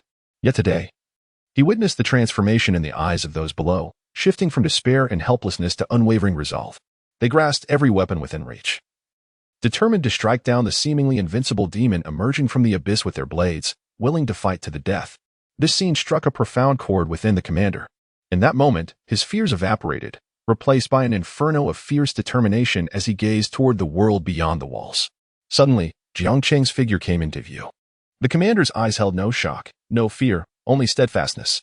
He activated the broadcasting device, establishing a connection. "I will sacrifice my life to slow your advance. If only by a moment. Perhaps we cannot stop you. Perhaps we shall all perish here. But I believe that humanity shall prevail." The voice, though soft, resonated clearly throughout the city. Those who heard it erupted in a roar. You vile creatures, if you wish to pass, you must first step over our bodies. Humanity shall triumph.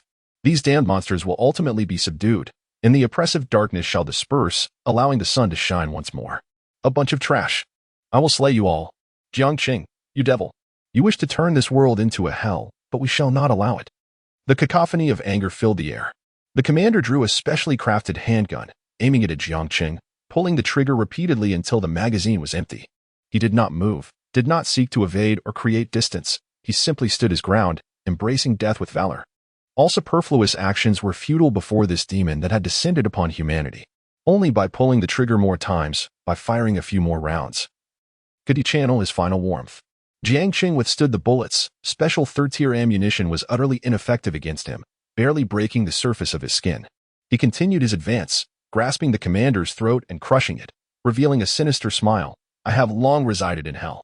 At that moment, the sisters Ishue led the zombie horde to the high walls, their wails echoing throughout. In the next instant, Jiang Cheng leaped down into the city, laughing maniacally. You all shall join me in hell. The coalition forces had nearly been obliterated, with no remnants remaining.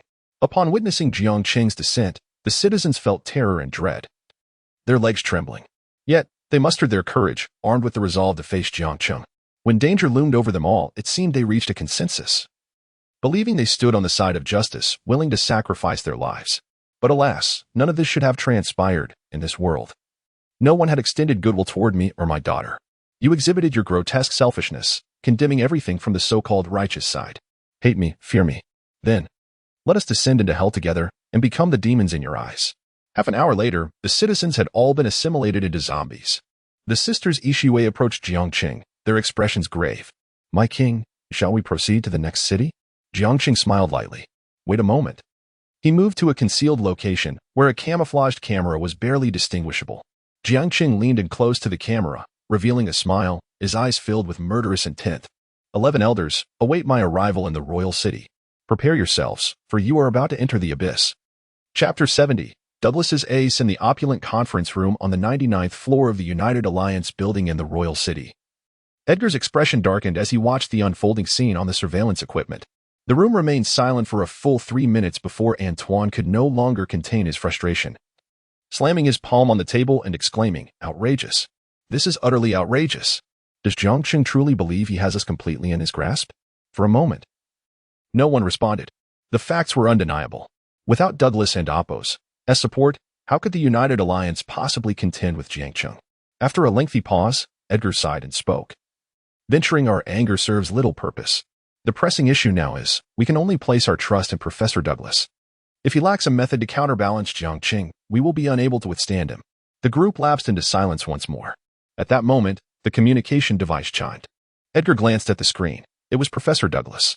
He promptly answered, Professor, do you recall the items I stored with you a decade ago? Retrieve them and deliver them to the research base with utmost urgency. There must be no room for error, Douglas instructed.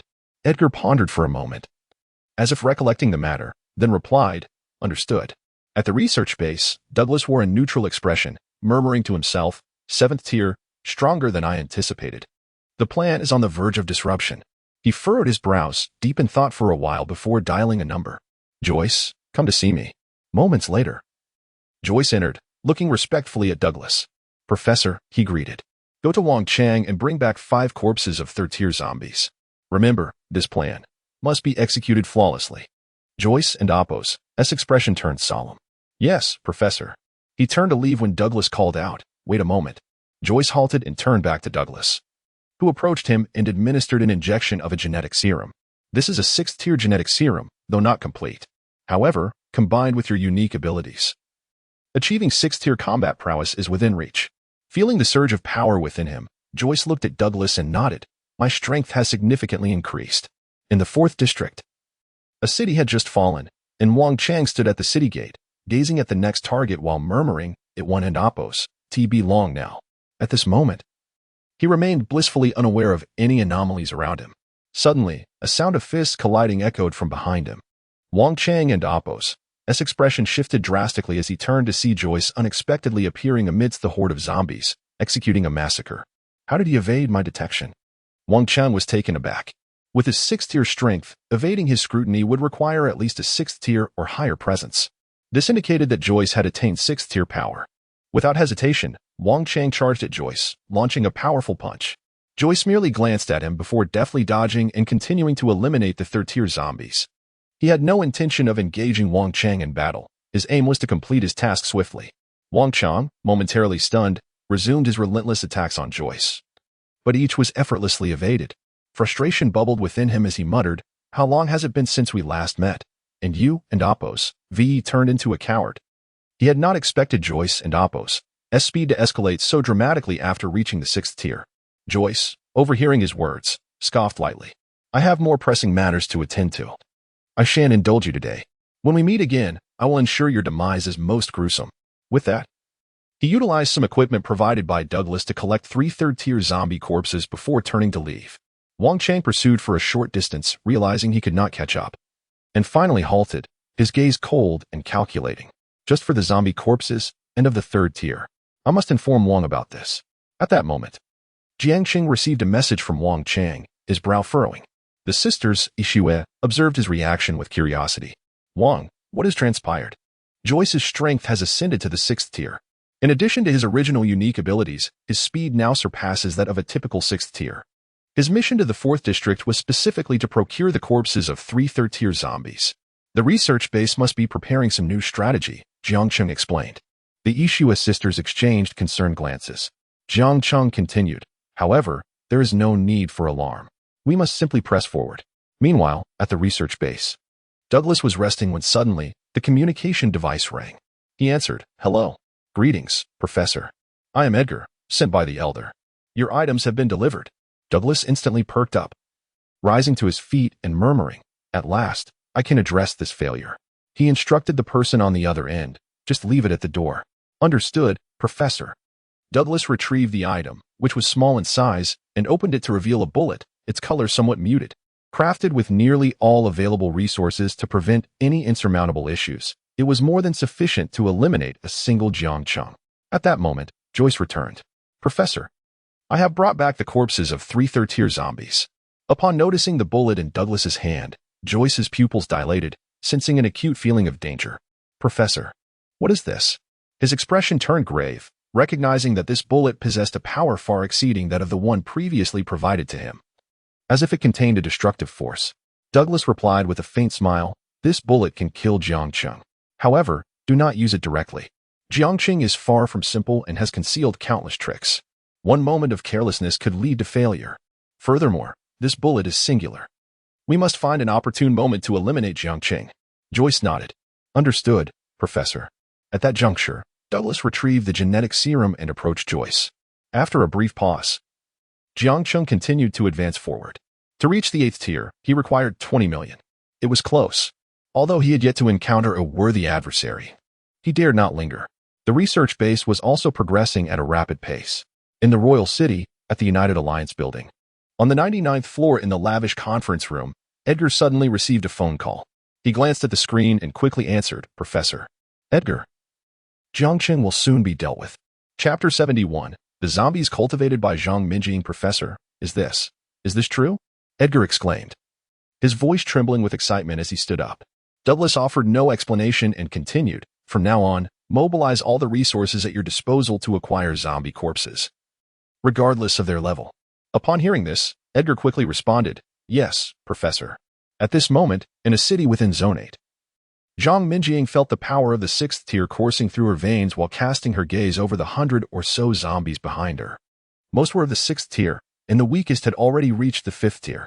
Despite cultivating such a multitude of high-tier zombies, a frown marred Zhang Minjing's face.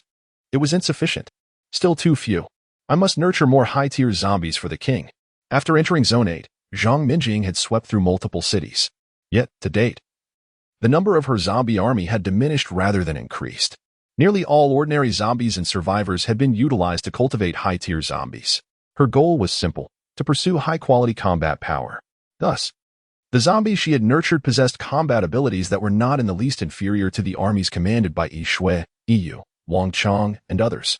At this moment, Zhang Minjing suddenly received a message from Jiang Cheng. "Continue advancing, with the focus on cultivating high-tier zombies." Upon hearing this, Zhang Minjing promptly replied, "Understood." At the research base, Douglas observed the situation in Zone 8, his expression shifting slightly as his gaze fixed upon Jiang Minjing and the horde of zombies behind her. How intriguing. It appears Jiang Cheng has concealed many strategies. This was an unexpected revelation for Douglas. The Shui sisters, Wang Wenbin and Wang Chang, drew all attention to themselves, leaving Jiang Minjing's situation largely unnoticed. Strange, why is the number so few? He reviewed the nearby surveillance equipment, most of which had succumbed, and concluded that this was undoubtedly Jiang Minjing's doing. Currently, the team behind Jiang Minjing left him perplexed. Douglas furrowed his brow and, after careful contemplation, made a decision. He would dispatch 10 fifth-tier enhanced warriors to investigate. Even if they were outmatched, they should be able to retreat safely. With this thought, Douglas issued his orders. Shortly thereafter, he entered his laboratory and opened a wooden box revealing an array of black garments that shimmered. The first-tier equipment had been fully developed and was entering mass production. Even ordinary coalition soldiers, donning these garments, would possess formidable combat strength, generally achieving the second tier. Douglas understood that merely relying on those enhanced warriors would be insufficient to withstand Jiang Cheng's relentless offensives. Although the weapons were highly lethal to ordinary zombies, Jiang Cheng could evade them effectively, rendering their impact rather limited. Thus, he opted to enhance the individual combat capabilities of the coalition soldiers, allowing them to better eliminate zombies. Production would be completed in no more than 2 days. At this juncture, Douglas sent a message to Edgar, instructing him to keep an eye on the situation in Zone 8. The enhanced warriors dispatched by Douglas soon arrived in Zone 8. Meanwhile, Jiang Minjing and her horde of zombies were atop the high wall, strategizing their next steps. Suddenly, Jiang Minjing's expression darkened slightly as she sensed an approaching presence. One of her subordinates approached her and whispered, "Leader, 10 fifth-tier enhanced warriors are coming toward us." Upon hearing this, Jiang Minjing nodded and replied coolly, "Let them come. They are merely a trifling nuisance." Her subordinate acknowledged, and soon, no one attempted to obstruct the enhanced warriors' approach. As the warriors drew closer, they sensed something was amiss. "Captain, doesn't this feel strange? By now, there should have been zombies to impede us, yet it feels too quiet," one remarked.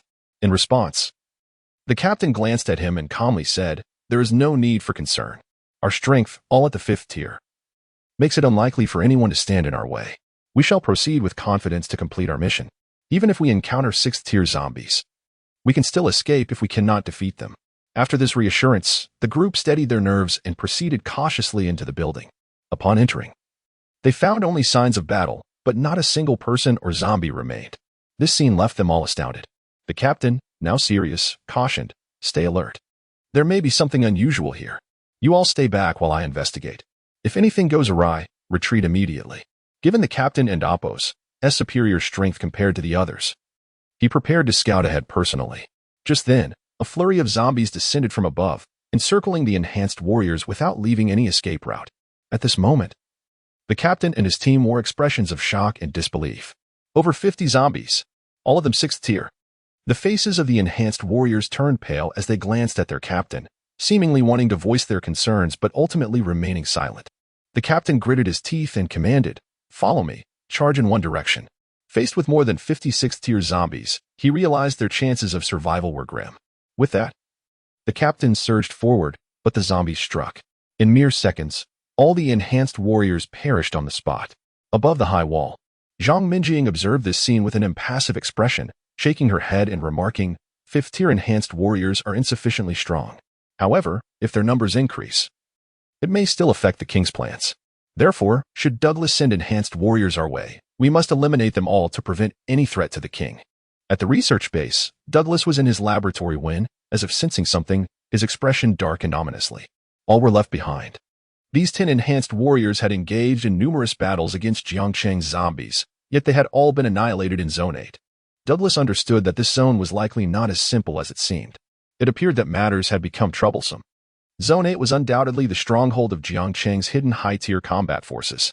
Chapter 72. The 7th-level enhanced warriors. Soon after, Douglas narrowed his eyes slightly and murmured, "However, their strength should not surpass Jiang Cheng's, it is merely their overwhelming numbers.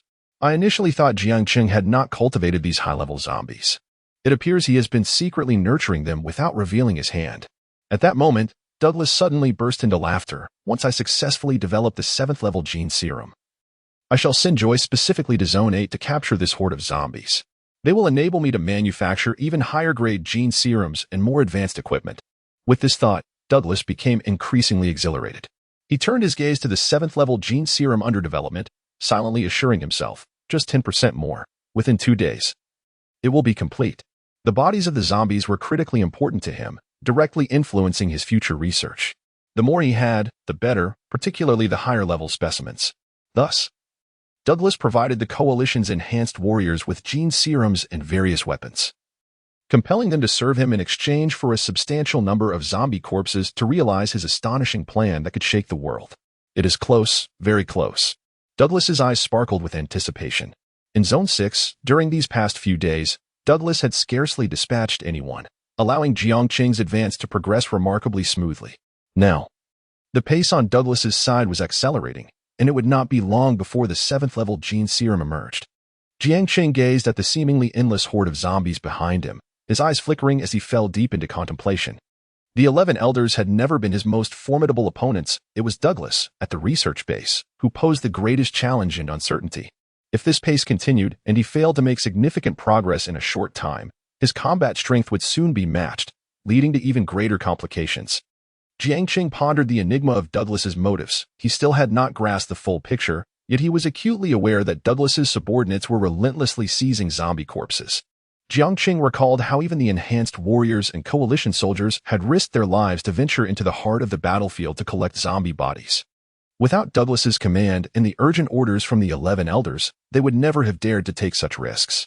Although Jiang Cheng could not discern Douglas's true intentions, he recognized that this most daunting presence was undoubtedly scheming something grand. Their brief respite signified a terrifying counterattack was imminent. Everything might just be the calm before the storm, Jiang Cheng murmured to himself. Then, he glanced at the horde of zombies behind him, internally affirming, that should suffice in numbers. Time to merge and upgrade. No sooner had the thought crossed his mind than the power within him surged dramatically, resulting in a qualitative transformation. Special ability, Undying, usable once a month, effect. Attacks from level 9 and below that could threaten the host's life may leave the host with a single breath to survive. Observing this special ability, Jiang Cheng felt a deep sense of satisfaction. It effectively provided him with an additional means of survival. His power surged instantly, reaching the 8th level. As he sensed the explosive increase in strength within him, Jiang Cheng's gaze gradually transformed into one of confidence. 8th level. At this moment, his individual combat strength should be unparalleled in this world. Douglas's rapid advancement would undoubtedly pose a significant threat, compelling him to take decisive action during this window of opportunity. He needed to accelerate his progress and seize favorable terrain. However, with Jiang Cheng's rising power, the zombie horde behind him began to dissipate. The Ishue sisters stood beside him, astonished to sense his strength had reached the 8th level.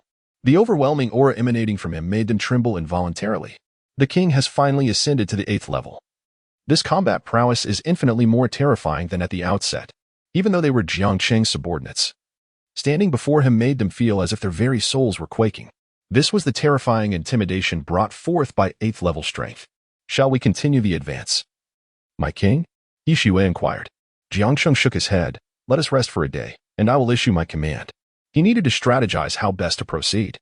Continuing without a clear purpose and blindly advancing was not an option, especially since the agreement between Douglas and the 10 elders had complicated the situation significantly. He must advance more efficiently while simultaneously weakening the 10 elders and the research base's combat capabilities. Upon hearing this, Ishue promptly replied, Understood. At the research base, Douglas summoned Joyce. Upon entering, Joyce looked at Douglas and asked, Professor, what do you need me to do? Douglas smiled faintly. The 7th level gene serum has been developed. Also, head to Zone 6 and eliminate that Jiang Cheng fellow. If he continues to grow, he will indeed disrupt our plans. Bring that bullet with you. Acknowledging with a nod, Joyce replied, Yes, Professor. Following this, Douglas elevated Joyce's strength to the 7th level. After completing these arrangements, Joyce departed. Douglas approached the monitoring equipment, observing everything intently. Jiang Cheng, I refuse to believe that I cannot eliminate you this time, Douglas thought to himself. Previously, he had attempted to confront Jiang Cheng several times, but each endeavor had ended in failure. Since then, he had remained particularly cautious, never daring to underestimate Jiang Cheng. This failure was not as simple as it appeared and had exceeded his expectations. To eliminate him, it must be done in one decisive strike. Otherwise, The situation would only become increasingly complex, diminishing his chances of success. This time, however, he was thoroughly prepared. The bullet required 7th-level strength to unleash its terrifying power fully. With only one bullet and one opportunity, Douglas was not impatient to act irrationally. He would wait until everything was ready before making his move. Now, with Joyce's strength elevated to 7th level and that bullet in play, even a 9th-level being would undoubtedly be unable to withstand it. He could not believe that Jiang Cheng would evade capture this time. At this moment, Douglas stepped into an unnoticed corner of the laboratory. His expression a mixture of excitement and concern, a multitude of emotions etched across his face. After ensuring no one was nearby, he opened a compartment in the right wall and pressed a button inside. Chapter 73, The Secret of Douglas in the Next Moment. The tiles before Douglas began to descend automatically, ultimately revealing a subterranean passage. Douglas descended into this hidden corridor, a repository of many of his secrets, constructed over more than 2 decades. Neither Joyce nor anyone who had accompanied him for years was aware of this. The basement was vast, filled with countless piles of zombie corpses, arranged in rows and columns, an overwhelming sight. At the center stood a machine in operation, and the nearby cadavers shared a distinct characteristic. They were utterly desiccated, their blood completely siphoned away by this apparatus. Douglas approached the machine, his gaze a fiery red, murmuring, "Soon, if I can bring Jiang Cheng's body here, everything will be perfect." In the royal city, within the United Alliance building, on the 99th floor, in a luxurious conference room, Edgar turned to the elders, his demeanor grave as he announced, "Professor Douglas has just relayed a message, instructing us to fully cooperate with Joyce in preparation for the extermination of Jiang Cheng." Upon hearing this, the elders stirred with excitement.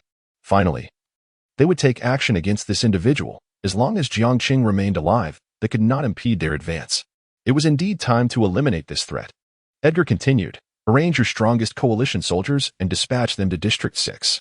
Remember, this plan offers only a single opportunity. It cannot fail. Unconditionally cooperate with Joyce."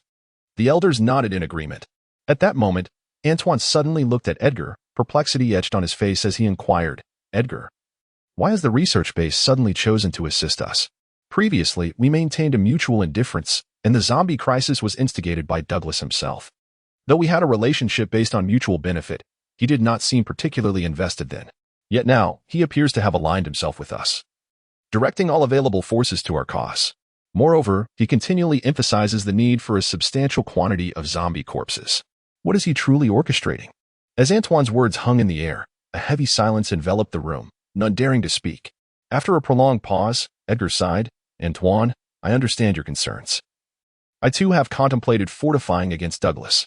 However, the primary reason remains that we cannot withstand this individual. Should we lose his protection? It is only a matter of time before we are besieged in the royal city. I have begun preparations, as entrusting our fates to another is perilous." Upon hearing this, the others fell into contemplative silence. Suddenly, one elder voiced a worry, "Edgar, if these matters come to light, we would be doomed. Should Douglas cease his assistance, no one could withstand the onslaught of Jiang Cheng. Our demise would be inevitable." Edgar regarded the elder with a calm smile, stating, "This is a secret known only to us elders. I trust that you are wise enough to keep this to yourselves. Enhancing our own combat capabilities is essential. Otherwise, eliminating Jiang Cheng will merely lead to the emergence of another Douglas. Our situation has not fundamentally changed." The others nodded in agreement. In District 6, Jiang Cheng prepared to advance as usual when he suddenly halted, signaling his companions to stop. The Yushues sisters exchanged puzzled glances but said nothing. They were bound to obey the king's commands unconditionally. Jiang Cheng's gaze shifted to the towering walls above, his eyes narrowing slightly. He sensed a perilous presence. Within, a 7th-tier warrior awaited them, accompanied by 65th-tier enhanced soldiers. Moreover, the city was devoid of ordinary citizens. Only elite coalition soldiers remained. Jiang Cheng spoke calmly, now possessing an exceptional ability to perceive his surroundings. This situation puzzled him. Douglas was so confident, allowing Joyce and a few subordinates to approach with the intent to capture him. This was not their first encounter. Douglas was no fool, dispatching forces without considering Jiang Cheng's strength. Thus, Jiang Cheng deduced that these reinforcements from Douglas must harbor terrifying strategies. His own power had surged, augmented by the undying ability. Yet he remained cautious. Upon hearing this, the Yushues sisters' expressions shifted. The research base's rate of advancement seemed alarmingly rapid. Had the king truly begun deploying 7th-tier enhanced warriors? Yushua asked in astonishment.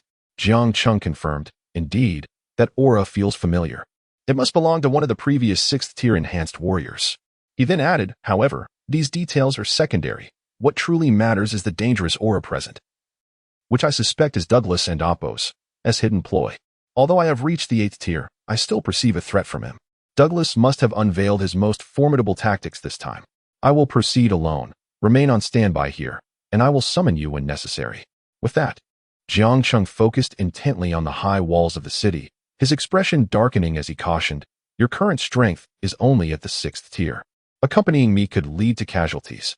Follow my orders.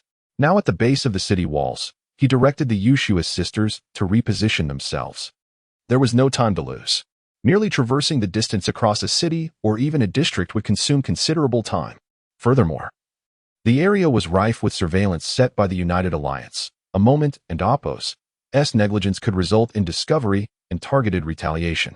Thus, the best course of action was to have the Yushua sisters remain in place while he ventured forth to investigate. Yushua responded, understood, my king. In the various districts where cities had yet to fall, broadcasts commenced. This time, the 10 elders and the research base were resolute in their intention to eradicate Jiang Cheng. They aimed to utilize live broadcasts to instill stability across the districts, alleviating panic and fear. At that moment, the leader responsible for the broadcast wore a broad smile as he addressed an elderly man before him, saying, rest assured, sir, I will ensure this operation is executed flawlessly, with no room for error. Chapter 74. The live broadcast to exterminate the demon Jiang Cheng. The elder's expression remained calm as he cast a fleeting glance at the leader before stating, remember, there must be no mistakes. Host, is everything in order? The leader responsible for the broadcast quickly assured, rest easy, Commander. There will be no issues. This host is our finest talent in recent years and will undoubtedly handle this matter adeptly. The elder nodded, his face devoid of emotion. After this live broadcast concludes, will I need to instruct you once more? The leader hastily shook his head, forcing a smile. Fear not, Commander. Once we eliminate the demon Jiang Cheng, I will ensure that all panic subsides, restoring the Unity Alliance to its former stability. The elder rose and strode towards the exit, leaving behind a solemn reminder. Remember, not a single mistake must occur. Should you succeed this time, the elder of the 6th district has promised to bring you to his side. Do not fail. The consequences are clear. Do you understand? The leader promptly affirmed. As the elder departed, the leader sat in stunned silence.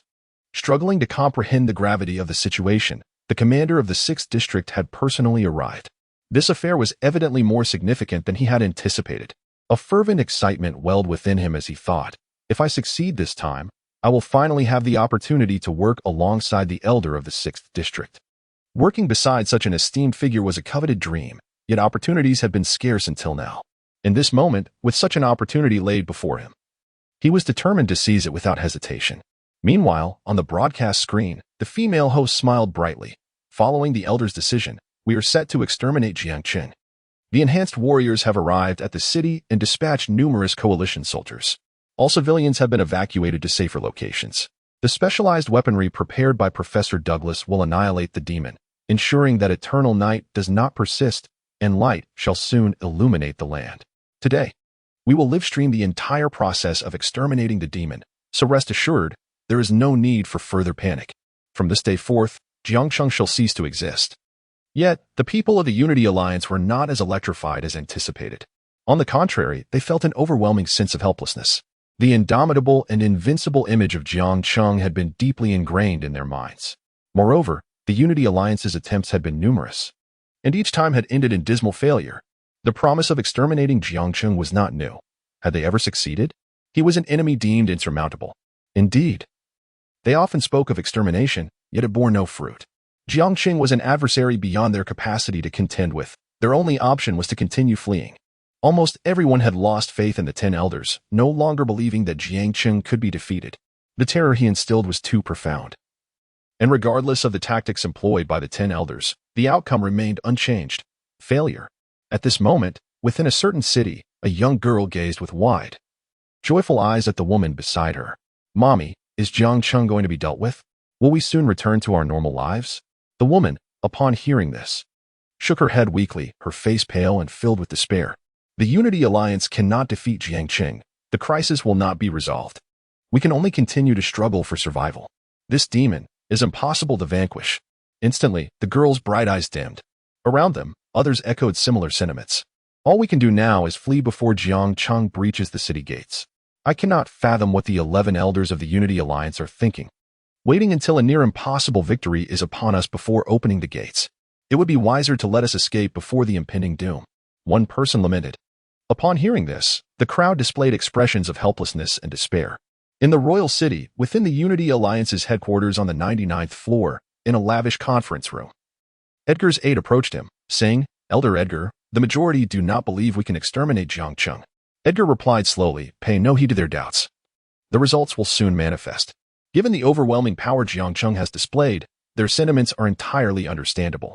At that moment, Edgar turned to the elder of the 6th district and inquired, "Is everything in order?" The elder of the 6th district nodded. "It is taken care of. Once Jiang Cheng is vanquished, we will swiftly restore stability to the entire Unity Alliance." Edgar acknowledged this with a nod. Now, we await news from Douglas. In the 6th district, Jiang Cheng drew ever closer, simultaneously gathering intelligence on the city. The enhanced warriors within the city showed no significant changes. There were no hidden powers among them. In light of this, Jiang Cheng resolved, "Let us charge forth." He soon found himself near the towering walls. At that moment, Jiang Cheng had entered the line of sight of the coalition soldiers. The commander, upon witnessing Jiang Cheng standing there, felt a chill run down his spine. Jiang Cheng had instilled an overwhelming fear throughout the Unity Alliance. Even with commendable composure, the commander could not maintain his calm upon seeing him. Without hesitation, he ordered, "We have located Jiang Cheng. Initiate fire suppression. Remember, do not cease until Commander Joyce gives the command." Just as Jiang Cheng took a few steps forward, a barrage of artillery and specially designed bullets rained down upon him, their numbers staggering. Boom! Explosions erupted as shells struck the ground, creating deep craters. The air filled with smoke and dust, obscuring visibility. The specialized bullets descended upon Jiang Cheng's vicinity in a relentless flurry. However, now at the 8th tier, these projectiles posed little threat to him. With his formidable defensive capabilities, the danger they presented was virtually negligible. In no time, Jiang Cheng advanced unharmed, effortlessly surmounting the walls and approaching Commander Joyce and the others. At that moment, the enhanced warriors stood tense, prepared for battle. Chapter 75, The Battle Commences. Doubts persist. Faced with such a terrifying presence, they dared not underestimate him. Yet, an uncontrollable tremor began to course through their bodies, a shiver emanating from the depths of their souls. Jiang Cheng was too formidable. Joyce, while feeling somewhat less intimidated, forced himself to maintain a facade of calm as he turned to Jiang Cheng, offering a faint smile. "Jiang Cheng, how many times have we met now?" Upon hearing this, Jiang Cheng shook his head, a subtle smile gracing his lips. "I am not quite certain. However, this should be the last time." Now, Jiang Cheng's strength had ascended to the 8th tier. He was not inclined to let Joyce escape. Instead, he intended to eliminate him here and now. How much time had passed? Douglas had already developed the 7th tier genetic serum. Joyce, being Douglas's right-hand man, knew that eliminating Jiang Cheng would significantly diminish his forces. Moreover, having reached the 8th tier, Jiang Cheng's path to the 9th would be fraught with challenges. He remained uncertain whether Douglas would succeed in creating a 9th tier genetic serum before he himself attained that level. Joyce chuckled at this. "Indeed, this shall be our final encounter." His expression then grew cold as he commanded, "Everyone, unleash your full strength. Today, we shall slay this demon." At his command, all the enhanced warriors surged forward, launching a coordinated assault against Jiang Cheng. Witnessing this, Jiang Cheng's expression hardened, and he stepped forward to engage. In mere seconds, the entire group was dispatched. Not a single one left standing. Joyce paused, momentarily taken aback, astonished at Jiang Cheng's rapid ascent back to the 8th tier. Yet, he remained unflustered. Armed with the trump card Douglas had provided him, dealing with Jiang Cheng was not insurmountable. Joyce refrained from confronting Jiang Cheng directly, opting instead to remain at a safer distance while observing the unfolding chaos. At the 8th tier, the disparity in combat power grew exponentially with each successive tier. Engaging Jiang Cheng directly could lead to swift demise. Maintaining distance was crucial to countering him effectively. Jiang Cheng narrowed his eyes, assessing Joyce from afar, as yet another wave of enhanced warriors charged recklessly towards him. Meanwhile, Joyce was meticulously searching for the right moment to strike. Not yet. The opportunity must be seized perfectly. The reaction speed and agility at the 8th tier were astonishingly swift. Any misstep could be fatal. Joyce fixated on Jiang Cheng's figure, calculating his next move. In a different location, the coalition commander observed Jiang Cheng's ferocity and strength, a sense of unease creeping into his heart. Could they truly win? The commander pondered this question, yet found no answer. Meanwhile, this scene was broadcast live, leaving viewers in stunned silence. Indeed, this demon proved to be invincible. So many enhanced warriors had charged forward only to be obliterated in an instant. There was no doubt this was beyond the capabilities of the 10 elders. They could never triumph over such a demon. From the outset, I had my doubts, and now it was evident, this demon only grew stronger. At that moment, people from various districts felt utterly powerless. Jiang Cheng maintained his seemingly unbeatable demeanor. Each enhanced warrior that approached him fell within mere seconds, terrifying and horrific. In the face of such overwhelming might, they could scarcely imagine how the coalition or the research base could possibly overcome Jiang Cheng. It seemed hopeless. Despair and helplessness enveloped nearly everyone in the United Alliance. Jiang Cheng's strength extinguished any flicker of hope. The female host, witnessing this spectacle, felt an inner turmoil, struggling to maintain her composure. Yet, her expression remained unchanged as she addressed the audience. Please, trust in the coalition and Professor Douglas. Although Jiang Cheng appears invincible, he must possess weaknesses. This time, both the research base and the coalition come with unwavering determination to prevail. Yet, her words fell on deaf ears. The audience was acutely aware of Jiang Cheng and Appo's formidable prowess. They could hardly conceive of how the coalition and these enhanced warriors could possibly defeat him. In District 1, Zhang Kiki was sharing a drink with the coalition vice commander, playfully exclaiming, "Commander, your drinking ability is remarkable." The commander raised his glass with a hearty laugh, of course. In the entire United Alliance, few can match my capacity for drink. At that moment, another vice commander nearby chuckled softly, "Don't boast too much. Have you forgotten how you were out drunk just the other day?" The commander bristled at this remark, but suddenly received a text message, causing his expression to shift dramatically. The other vice commander inquired, "What's wrong?" After a brief silence, the commander replied, "Elder Edgar has ordered me to send my best enhanced warriors to stall Jiang Cheng." He then expressed his reluctance. "These warriors are my finest. Sending them to confront that demon means they will not survive. I've just been informed that the 5th and 6th tier enhanced warriors sent from the research base were all annihilated in mere seconds. My own warriors are merely 4th tier. They would meet the same fate." The other vice commander fell silent, then asked, "Why is this happening? Are we merely sending them to their deaths?" Zhang Kiki, listening intently, feigned indifference. The commander shook his head, expressing his frustration. "If I show the slightest hesitation, Elder Edgar will remove me from command. I've heard that the research base has some formidable means to subdue this demon. We must buy time for them to find the opportune moment." Both commanders fell silent. And then one resignedly said, "There is nothing we can do about this. Let us drink." Chapter 76, Retreat. Have we truly triumphed? Zhang Kiki was taken aback. Professor Douglas from the research base was not to be underestimated in the slightest. Their relentless pursuit of strength had never waned.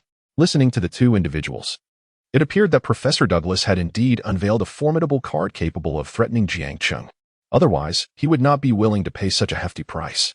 A significant number of elite enhanced warriors had been dispatched, relentlessly sent to engage Jiang Cheng, even if they were swiftly eliminated. The goal was to provide Joyce with the most opportune moment. Immediately, Zhang Kiki utilized her communication device to relay the information to Jiang Cheng. At that moment, her eyes were filled with trepidation. "My lord, please be safe in Zone 6. The two sisters, Yishui and Yu, gazed anxiously at the towering walls nearby. "Sister, should we proceed?"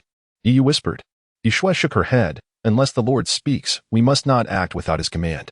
We follow the Lord's orders above all." Yu nodded in agreement. At this moment, Jiang Cheng advanced forward, but numerous enhanced warriors surged toward him, obstructing his path. A cold smirk played on his lips. "Bring it on." With that, Jiang Cheng lunged into battle. Each punch he threw marked the demise of an enhanced warrior.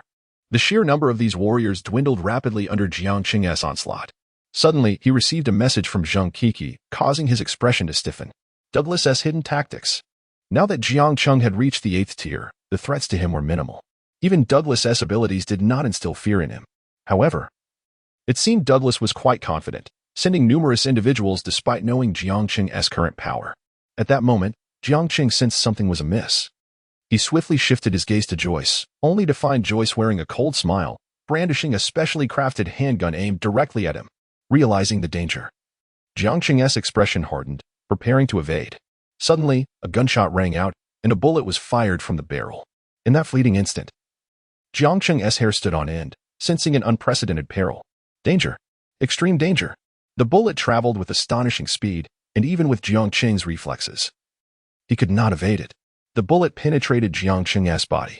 His countenance shifted to one of acute discomfort as he felt the vitality within him dissipate, only to abruptly halt. At that moment, Jiang Cheng realized. It seemed the immortality ability had activated. Immortal. It could shield him from a fatal blow. Yet, he felt utterly weakened. Jiang Cheng hurriedly sought to escape, but the enhanced warriors were intent on pursuing him. Joyce waved his hand, stating, "No need to chase. He is undoubtedly doomed. If we pursue now, he may fight to the death, resulting in unnecessary casualties." The enhanced warriors nodded in agreement, halting their advance. Watching Jiang Cheng's retreating figure, Joyce smirked derisively. "Ah, Jiang Cheng. Even if you've reached the 8th tier, what does it matter? Ultimately, you shall perish at my hands." He then activated his communicator, contacting Professor Douglas and uttering but 3 words. "It has succeeded." Following this, Joyce turned to the nearby commander, saying indifferently, "Send someone to tidy up the scene." The commander, still in shock, stared blankly, struggling to comprehend the unthinkable. This seemingly invincible entity, akin to a demon, had truly been vanquished? Had it truly been resolved? As Joyce's voice reached his ears, the commander snapped back to reality and promptly replied, "Understood."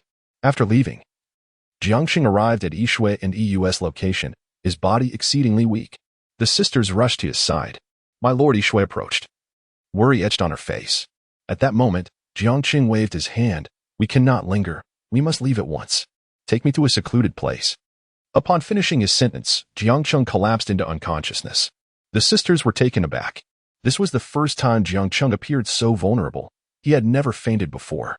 Yishui's expression turned grave as she glanced at the approaching horde of zombies. "We must leave immediately and find a deserted location until the Lord awakens. Our foremost task is to protect him." At that moment, the entirety of the United Alliance was transfixed, watching the live broadcast in stunned silence. After a prolonged pause, disbelief washed over them. Indeed, they had never imagined that Jiang Cheng, this seemingly invincible being, could truly be repelled. The research base had triumphed. Eventually, someone trembled and spoke in astonishment. We have truly won. This demon has been driven back." "Pinch me. I must be dreaming. The demon has genuinely been repelled. We have vanquished the demon." "You're not mistaken. We have indeed won. Jiang Cheng has been pushed back." At this moment, tears welled in the eyes of nearly everyone, as they erupted in joyous roars. For a time, they had all lived in fear, devoid of any sense of security. Each day was spent wondering if the zombie horde would soon invade their city. The coalition and the research base had faced repeated failures against Jiang Cheng. They had hardly dared to dream that one day the coalition soldiers and the research base could drive Jiang Cheng back. And not only that, but they had severely injured him. At that moment, the female host in the live broadcast room was momentarily stunned upon witnessing the event. However, she quickly regained her composure, her face alight with elation. "It has succeeded. We have indeed driven back and grievously wounded this demon. Now, we merely need to seize the advantage and eliminate Jiang Cheng. This crisis will soon be resolved." Observing this turn of events, the leaders exchanged glances, and one bellowed, "Execute the tasks I have assigned to you immediately. Remember, it must be completed with utmost speed." Upon hearing these words, the individuals promptly responded, "Yes, leader." At this moment, the leader's face shone with excitement, knowing that the dawn of better days was fast approaching. Just then, the commander of Zone 6 approached. The leader, noticing him, quickly rose with a smile. "Commander." The commander regarded him with a grave expression. "Remember, there must be no slip-ups this time. The 10 elders regard this matter with utmost seriousness, understand?" Upon hearing this, the leader nodded vigorously. "Rest assured, Commander, there will be no issues." Chapter 77. The 7th-stage Enhanced Warrior Barrett. At this moment, the commander-in-chief, having completed his task, turned and departed.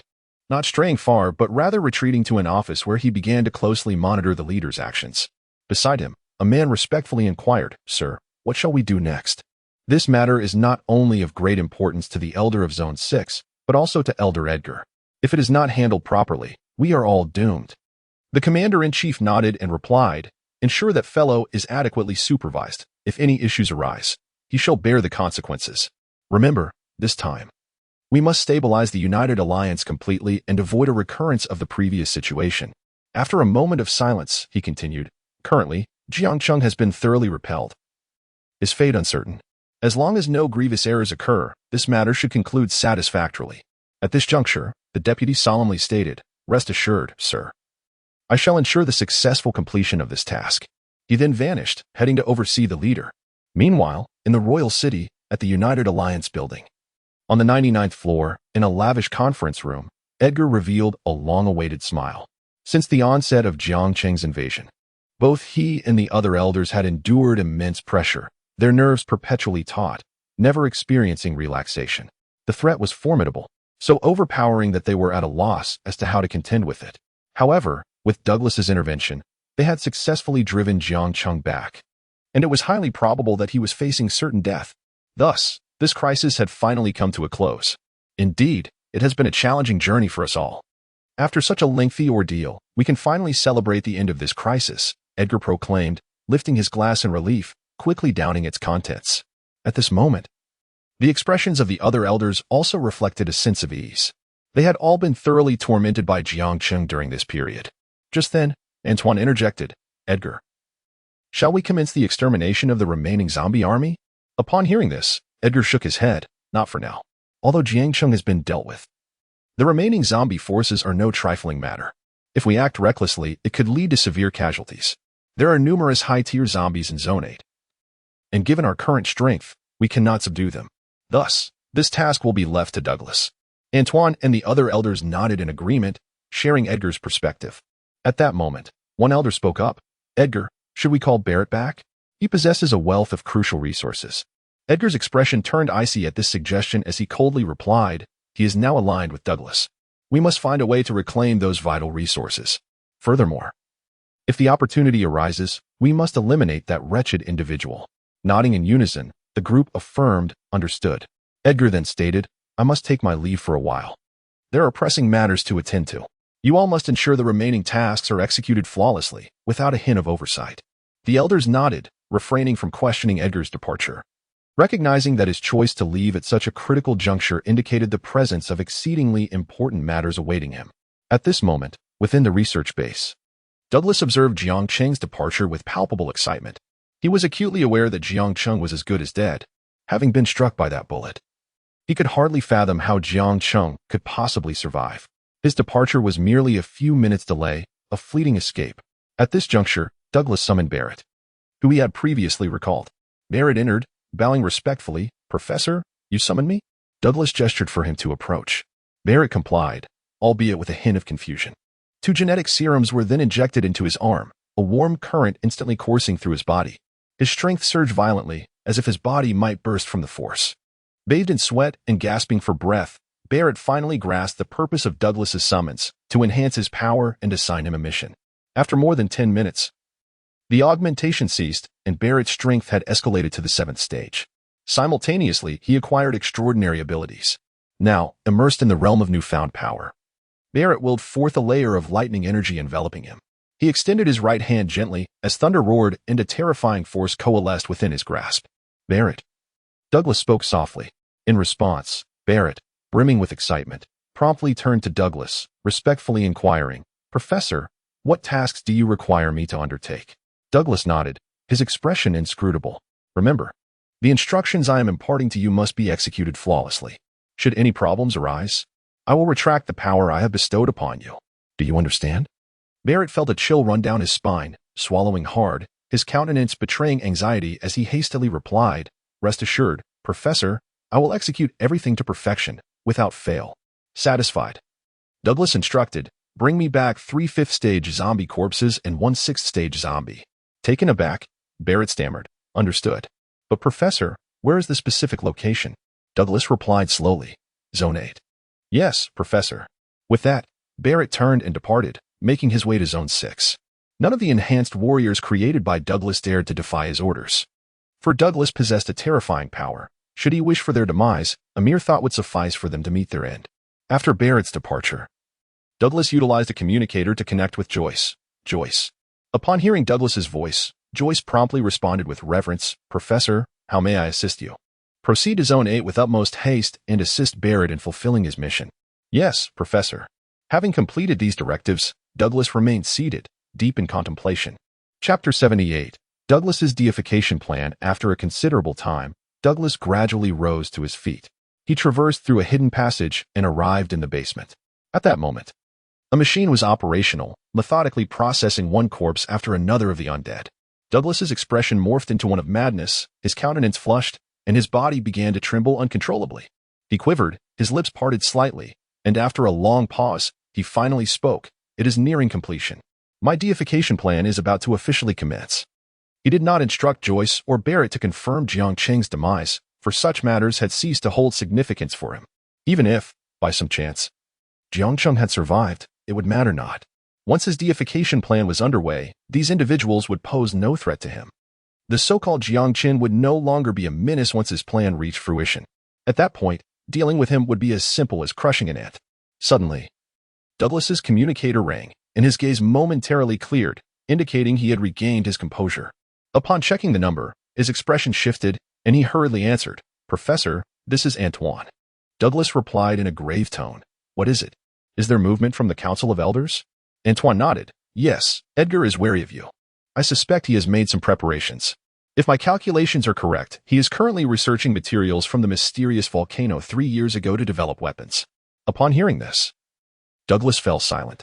The materials from the mysterious volcano? Had it been any other substance, he might not have taken it seriously. But that location was firmly under the control of the United Alliance, with no leaks permitted. Even during the Alliance's most challenging times, when they sought his aid, they were adamant about keeping that place secure, while conceding on other matters. Thus, Douglas understood that there might indeed be something concealed there. He had once gone to great lengths to procure a small fragment, and the power it contained was undeniably terrifying. At that moment, Douglas's expression fluctuated between light and dark. After a considerable pause, he finally spoke. "Continue to monitor. Report any news to me immediately." Antoine promptly nodded. "Yes, Professor." Douglas leaned against a nearby surface, remaining silent for a long time, before hoarsely uttering, "Edgar, you old fool, you truly remain undeterred. However, you could never have anticipated that Antoine is actually one of my own, could you? Ha." After approximately 5 minutes, he rose and muttered, "If I could acquire some materials from that place for my deification plan, it might achieve perfection. Unfortunately, Edgar has guarded it too zealously, forbidding anyone from encroaching. Should I attempt to seize it forcefully, I fear his 15 mushroom clouds would detonate instantly." Edgar had placed those 15 mushroom clouds nearby when he discovered that location, precisely to deter Douglas and other factions from encroaching. Until the deification plan was flawlessly completed, Douglas dared not launch an assault on that place. "Edgar, that place. Let it remain under your watch for now. However, after some time, whether you can maintain that vigilance is uncertain." Subsequently, Douglas approached the machine, where 2 lines of data were displayed. Sequence 11, completion progress 68. To create this machine, Douglas had expended his fortune and sent his subordinates to plunder vast resources from various positions within the United Alliance. 68%? I never expected that even with the standards set at a minimum of 20%, I would require such an abundance of resources.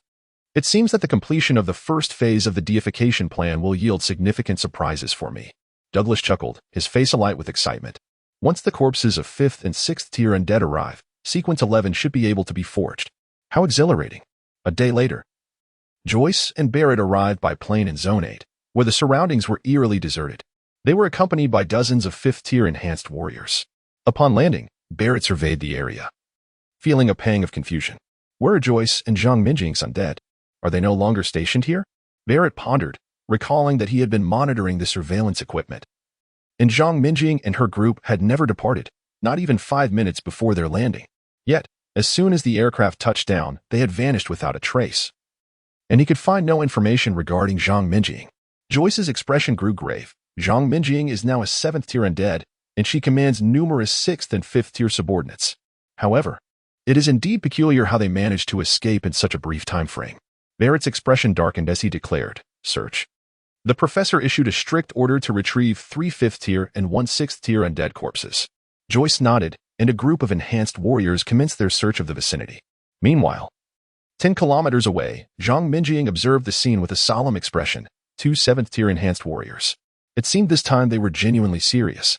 behind Jiang Minjing. One of the undead inquired, "Boss, what are our next steps? Have we been able to contact Wang?" Jiang Minjing shook her head. "Thus far, Wang has not communicated with me, but Yishua has provided some information. Currently, Wang is likely still unconscious. We shall remain here and wait for Wang to awaken. Do not act rashly." The undead nodded, understood. Jiang Minjing then cast her gaze towards Joyce and the others in the distance, whispering, "Conceal your presence entirely. They should not be able to detect us. When the time comes, they are likely to withdraw on their own. If they approach us and the risk of discovery arises, then we shall strike without hesitation." The group nodded in agreement. "Yes, boss." Unbeknownst to them, Douglas's determination to capture them was monumental. Should Joyce and her companions fail to locate them, it would result in their demise. Under such immense pressure, it was inconceivable that Joyce and her group would cease their search without a resolution. The distance between Joyce's group and Jiang Minjing's party continued to diminish, and 3 full hours had already elapsed. Chapter 79, The Hidden Strength of Jiang Minjing. At this moment, Jiang Minjing finally realized that Joyce and her companions seemed unwilling to relent. As the distance between Barrett and her group diminished, Jiang Minjing opted for silent communication. "Once they draw near, act immediately without hesitation, understood? I will confront Joyce. The 6-tier zombies must unite to combat Barrett, while the remaining 5-tier zombies will handle those enhanced warriors." Her voice was grave, for she harbored a persistent sense of foreboding. The auras of Barrett and Joyce were inscrutable, and she could not be certain of her victory over them. The other zombies, upon hearing her words, nodded gravely in agreement. Joyce and her companions drew closer. Frustration mounted within Barrett as he pondered the whereabouts of the elusive zombies. Where on earth had those damn zombies gone? How can they hide so effectively?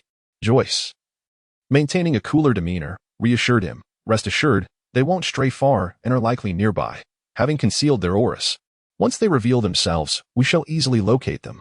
Upon hearing this, Barrett nodded but growled, "Let them hide. Once I find them, I will make them wish they had never been born." His eyes narrowed as he sensed something, prompting him to warn Joyce, "Stay alert. I feel they must be close." Joyce, taken aback, questioned, "Are you sure? We've been unable to detect their presence for so long. How could you suddenly pinpoint them, given that Barrett's strength was comparable to his own?" Joyce spoke with a calm demeanor. Had it been another subordinate, he would have berated them for such a comment. With their strengths nearly equal, Barrett's assertion could waste precious time and grant Jiang Minjing a chance to escape, jeopardizing their mission. Barrett paused, then admitted, "I lack concrete evidence, but my intuition tells me Jiang Minjing and her group are nearby." Joyce felt a surge of frustration rising within him, ready to unleash a tirade, but just then, a multitude of figures materialized simultaneously, their collective aura surging towards Barrett and Joyce with terrifying force. The onslaught of over 100 6-tier zombies was aimed squarely at Barrett. Joyce's expression shifted dramatically as he bellowed, "Barrett, retreat at once. Do not allow them to encircle you." He belatedly recognized that Jiang Minjing had also been concealing her strength, not revealing her full capabilities. It was truly formidable. Even though they were enhanced warriors of the 7th tier, being ensnared in such a trap would spell certain doom. Barrett momentarily stood in stunned silence, realizing how accurate his instincts had been. He was swiftly roused from his stupor by Joyce's voice, unleashing a surge of thunderous energy that enveloped him as he staggered back. Jiang Minjing's primary target was Joyce. Upon her ascension to the 7th tier, she had acquired a unique ability, water manipulation. With a flick of her mind, several 10-meter-long columns of water surged forth, encircling Joyce. Joyce, witnessing this, was stricken with horror and hastily summoned flames that engulfed him. "This strength is nearly on par with mine and effectively counters my water manipulation ability," he thought, momentarily stunned. Jiang Minjing had concealed her capabilities far too well. During their advance on the city, she had never revealed this unique power. When matched in strength, a water-based ability would undoubtedly thwart him. This was a precarious situation. Joyce felt a sense of helplessness but steeled himself to charge forward. Meanwhile, Barrett was grappling with the relentless onslaught of over 100 6-tier zombies. He was struggling to maintain his ground against the tide. Each time he repelled one, another took its place, while his enhanced warrior subordinates had all perished without exception. After all, nearly 100 5-tier zombies could dispatch 30 enhanced warriors in no time at all. At this moment, both Barrett and Joyce contemplated retreat. Damn it, Joyce seethed inwardly. Although he wished to withdraw and had the means to do so, the thought of Douglas's methods rendered him despondent. Just then, their communication devices buzzed. "Retreat." The command rang out. Upon hearing this, both men felt an immense weight lift from their shoulders as they focused their energies to break through a corner and escape. Jiang Minjing's eyes narrowed as she commanded, "Pursue." Opportunities to capture these two 7th-tier enhanced warriors are scarce. If we miss this chance, we may never get another. However, the two were sprinting away with remarkable speed, evading any attempts to hinder their escape. As they neared the city, Jiang Minjing's expression turned serious. "Stop. We cannot hold them. Let us find a safe place to hide." Jiang Cheng was their linchpin. Therefore, they must wait for him to awaken before formulating a strategy. Jiang Minjing understood that capturing the two would not be easy. Had they been able to do so, they would have already succeeded. Even if they could kill them, the cost would be unacceptable. Upon hearing Jiang Minjing's words, her companions halted and began to withdraw. Joyce and his companion fled swiftly, not daring to glance back. Suddenly, they sensed the auras behind them receding, and they exhaled in relief. Soon, they reached the aircraft, hurried aboard, and only felt secure once it took flight. Jiang Minjing concealed her power too well, and her subordinates worked in perfect harmony. "I had hoped to seize a few of them, but found no opportunity," Barrett remarked. Joyce, his brow furrowed, replied, "Jiang Minjing is undoubtedly the strongest force under Jiang Cheng. We should return and consult the professor. However, Jiang Cheng is likely dead. Without him, his forces will pose no threat. We will eventually eliminate them." A day later, the two returned to the research base, feeling anxious. This mission had ended in utter failure. Uncertain of how Douglas would respond to their failure, they entered the research facility only to find him waiting for them. Chapter 80. Stabilizing public sentiment. Douglas's expression remained composed as he spoke slowly. "For the time being, do not seek out Jiang Cheng, and refrain from any actions in the 8th District. Although it is highly probable that Jiang Cheng is already deceased, we should refrain from making any rash moves until we have definitive information. The combat capabilities he left behind are still exceedingly formidable." Upon hearing this, the two nodded in agreement, simultaneously releasing sighs of relief. If they were to be dispatched to the 8th District to confront Jiang Minjing, they feared they might not return alive. Douglas continued, "I have sent you a coordinate location. Your sole responsibility is to go there." The two picked up their communicators and glanced at the coordinates, momentarily taken aback. Barrett queried, "Isn't this the place Edgar has been keeping hidden all along? He has been conducting research there without divulging any information." He felt a twinge of trepidation, as he had only known a general outline of its significance during his time as one of the 12 elders, without any specific details. He had not anticipated that Douglas would acquire it. He distinctly remembered how Edgar had always been extremely cautious around Douglas, never easily revealing such coordinates. At this revelation, Joyce was astonished, incredulity etched on her face. Really? Edgar was nearly prepared to exhaust his entire resources to enlist the professor's aid. "I cannot believe he was secretly plotting this." Having spent considerable time by Douglas's side, Joyce was well aware of these intricacies. Douglas smiled faintly. "Edgar is quite calculating. If he lacked such ambitions, he would not have ascended to power among the 12 elders. However, he is now one of the 10 elders." As he spoke, Douglas seemed to recall something, his expression darkening as he said, "If he dares to scheme, he must be ready to pay the price. This time, your mission is simple. Just bring back a stone from that location." Both Joyce and Barrett were taken aback by the simplicity of the task. Joyce remarked, "This seems rather easy. We might as well bring back a whole cart." Douglas looked at Joyce with a smile. "The United Alliance is far from the feeble image it presents. All their hidden strengths lie therein. That location is seen by Edgar as a crucial asset in his struggle against me, and he will not relinquish it easily. Moreover, even though you have both reached the 7th tier, entering there is not a trivial matter, as Edgar and his associated professor have developed advanced surveillance equipment." Joyce was momentarily startled, realizing the true extent of Edgar's capabilities. "Understood, Professor," she replied. Soon after, the two set off. After watching them depart, Douglas's demeanor darkened. He paced restlessly in the laboratory, his voice low as he murmured to himself, "This is troublesome. Jiang Cheng's subordinates misjudged their strength, and Edgar is revealing his fangs. The plan must be temporarily halted. Perhaps a further assault on Jiang Cheng's subordinates?"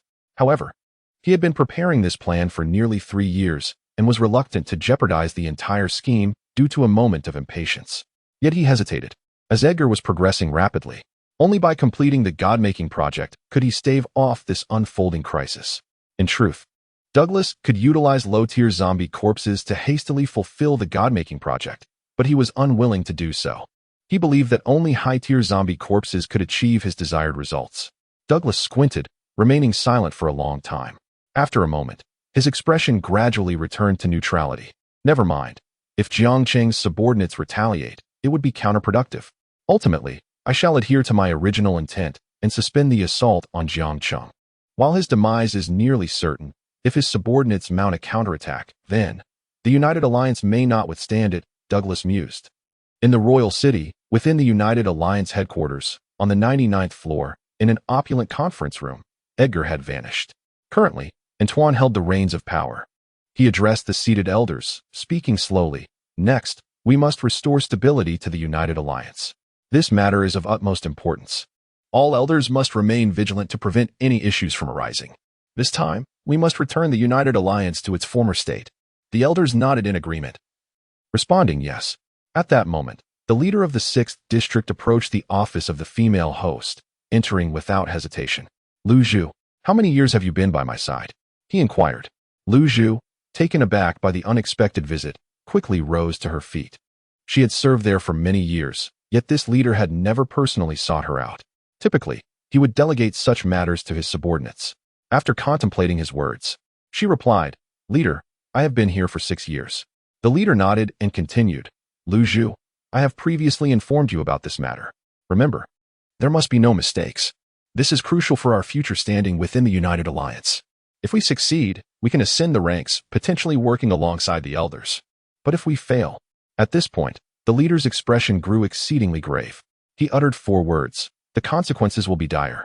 He could barely fathom the wrath he would face should they fail. Upon hearing this, Lu Zhu's complexion paled. Rest assured, leader, I will ensure this matter is handled correctly. Soon, all members of the United Alliance received a notification that a live broadcast would commence in 10 minutes, during which recent developments concerning the United Alliance would be clarified, including whether the crisis brought about by the demon Jiang Cheng had truly come to an end. At that moment, the atmosphere within the United Alliance was charged with anticipation. Their hearts had been in turmoil during this period. Had Jiang Cheng truly perished or not? Countless inquiries had flooded in over the past days. But they have been waiting until today to make an announcement. Did you hear? The United Alliance is finally addressing Jiang Cheng's situation. Finally, I've been waiting for ages. When I watched the last broadcast, I felt Jiang Cheng must have died. He was barely holding on when he fled. Chapter 81. Edgar's plan indeed, at that moment. His visage was as pale as a ghost, and his condition was dire. If he had merely sustained a typical injury, why would he have been in such a desperate rush to flee? Those enhanced warriors were hardly his match. Had this demon perished? It seems that this matter has finally reached a conclusion. If this continues, we might as well spend our days merely evading danger. A return to normalcy is on the horizon. Various voices resonated throughout the districts. Nearly everyone yearned profoundly for their former lives, free from zombies, devoid of the demon Jiang Cheng, no longer living in constant dread of an advancing horde. Soon, almost all members of the United Alliance directed their gaze towards the broadcasting equipment, or watched the live stream from the comfort of their homes, awaiting the elders' response. The broadcast commenced officially, and all eyes were riveted to the screen. Lu Zhu's figure appeared on the television, her smile radiant as she addressed the camera. In recent days, I trust everyone has been eagerly anticipating whether the demon Jiang Cheng has indeed perished, whether this crisis has come to an end, and if we may return to our normal lives. At that moment, the entire populace awaited Lu Zhu's pronouncement. With a gentle smile, she slowly declared, Now, I can responsibly assure you on behalf of the elders that this matter is conclusively resolved. Within a month, you shall all resume your normal lives. However, we must allow the United Alliance a bit of time to eradicate the remaining zombies. Rest assured, it will be accomplished within this time frame. As her words echoed, nearly all members of the United Alliance erupted in exhilaration. Previously, they had been apprehensive, yearning for a definitive answer from the 10 elders, as it signified whether they would continue to live in an atmosphere of fear. But now, with Lu Zhu's declaration, their anxieties were finally quelled. A silence enveloped the cities of the United Alliance for several seconds, followed by a cacophony of jubilant cheers. It was indeed a remarkable achievement. They no longer had to dwell in fear. Before long, life would improve, free from the nightly terror of being jolted awake, perpetually guarding the city gates against Jiang Cheng or his horde. I once believed I would never witness this day. I thought Jiang Cheng was invincible. Yet now, I can only express my gratitude that the 10 elders did not abandon us. Voices of elation reverberated through the air, each face alight with joy. Meanwhile, the 9 elders monitored the reactions from various districts and cities in the conference room. Upon witnessing this scene, they finally exhaled in relief. It seemed that this plan had unfolded without a hitch, successfully soothing the hearts of the United Alliance's populace. They had meticulously plotted this strategy, fearful of any potential missteps. And only now could their anxious hearts finally find peace. Antoine, feeling a profound sense of relief, remarked with a smile, "It appears the plan has unfolded exactly as we anticipated." The live stream lasted an hour, during which the entire United Alliance was able to relax completely. "I believe normalcy will soon return, and our plan will be successfully concluded." At this moment, the leader who had been anxiously watching Lu Zhu's broadcast felt a wave of relief wash over him upon witnessing such a favorable response. Suddenly, he received a message. The task was executed flawlessly. "The elder requests your presence in his conference room tomorrow." This message was from the commander of the 6th district. Upon reading it, the leader's excitement was palpable. "Success! Success! Soon, I shall have the opportunity to work alongside the elder." While his current position was respectable, it paled in comparison to serving directly by the elder's side. Having successfully completed his task and received the message, he finally exhaled deeply, having been on edge for far too long, fearing even the slightest mishap. At this juncture, Lu Zhu had concluded the broadcast and returned to her resting area. The leader, taking up his communicator, sent her a message, "Well done." In the 6th district, the sisters Yixue and Yu, carrying the unconscious Jiang Cheng, had not ventured far.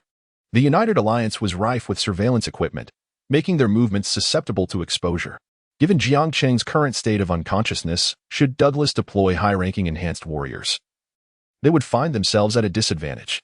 Hence, they remained in the 6th district, seeking refuge in a secluded city nearby, where the surveillance devices had been previously dismantled and which had long been abandoned by the elders of the United Alliance. Yixue gazed at the unconscious Jiang Cheng. Her eyes filled with concern as she softly murmured, "My king, when will you awaken?" Her current duty was to protect Jiang Cheng until he regained consciousness. Beside her, Yu shared the same sentiment, her expression a mixture of worry and indignation as she proclaimed, "Sister, why don't I return to confront them? Those high-ranking enhanced warriors must have departed by now." Yixue's countenance darkened at her words, and she chastised, "Remain here and guard the king. We shall wait until he awakens to discuss anything further." At that moment, Yixue received messages from Zhang Minjing, Wang Chang, Wang Wenbin, and others inquiring about Jiang Cheng's condition.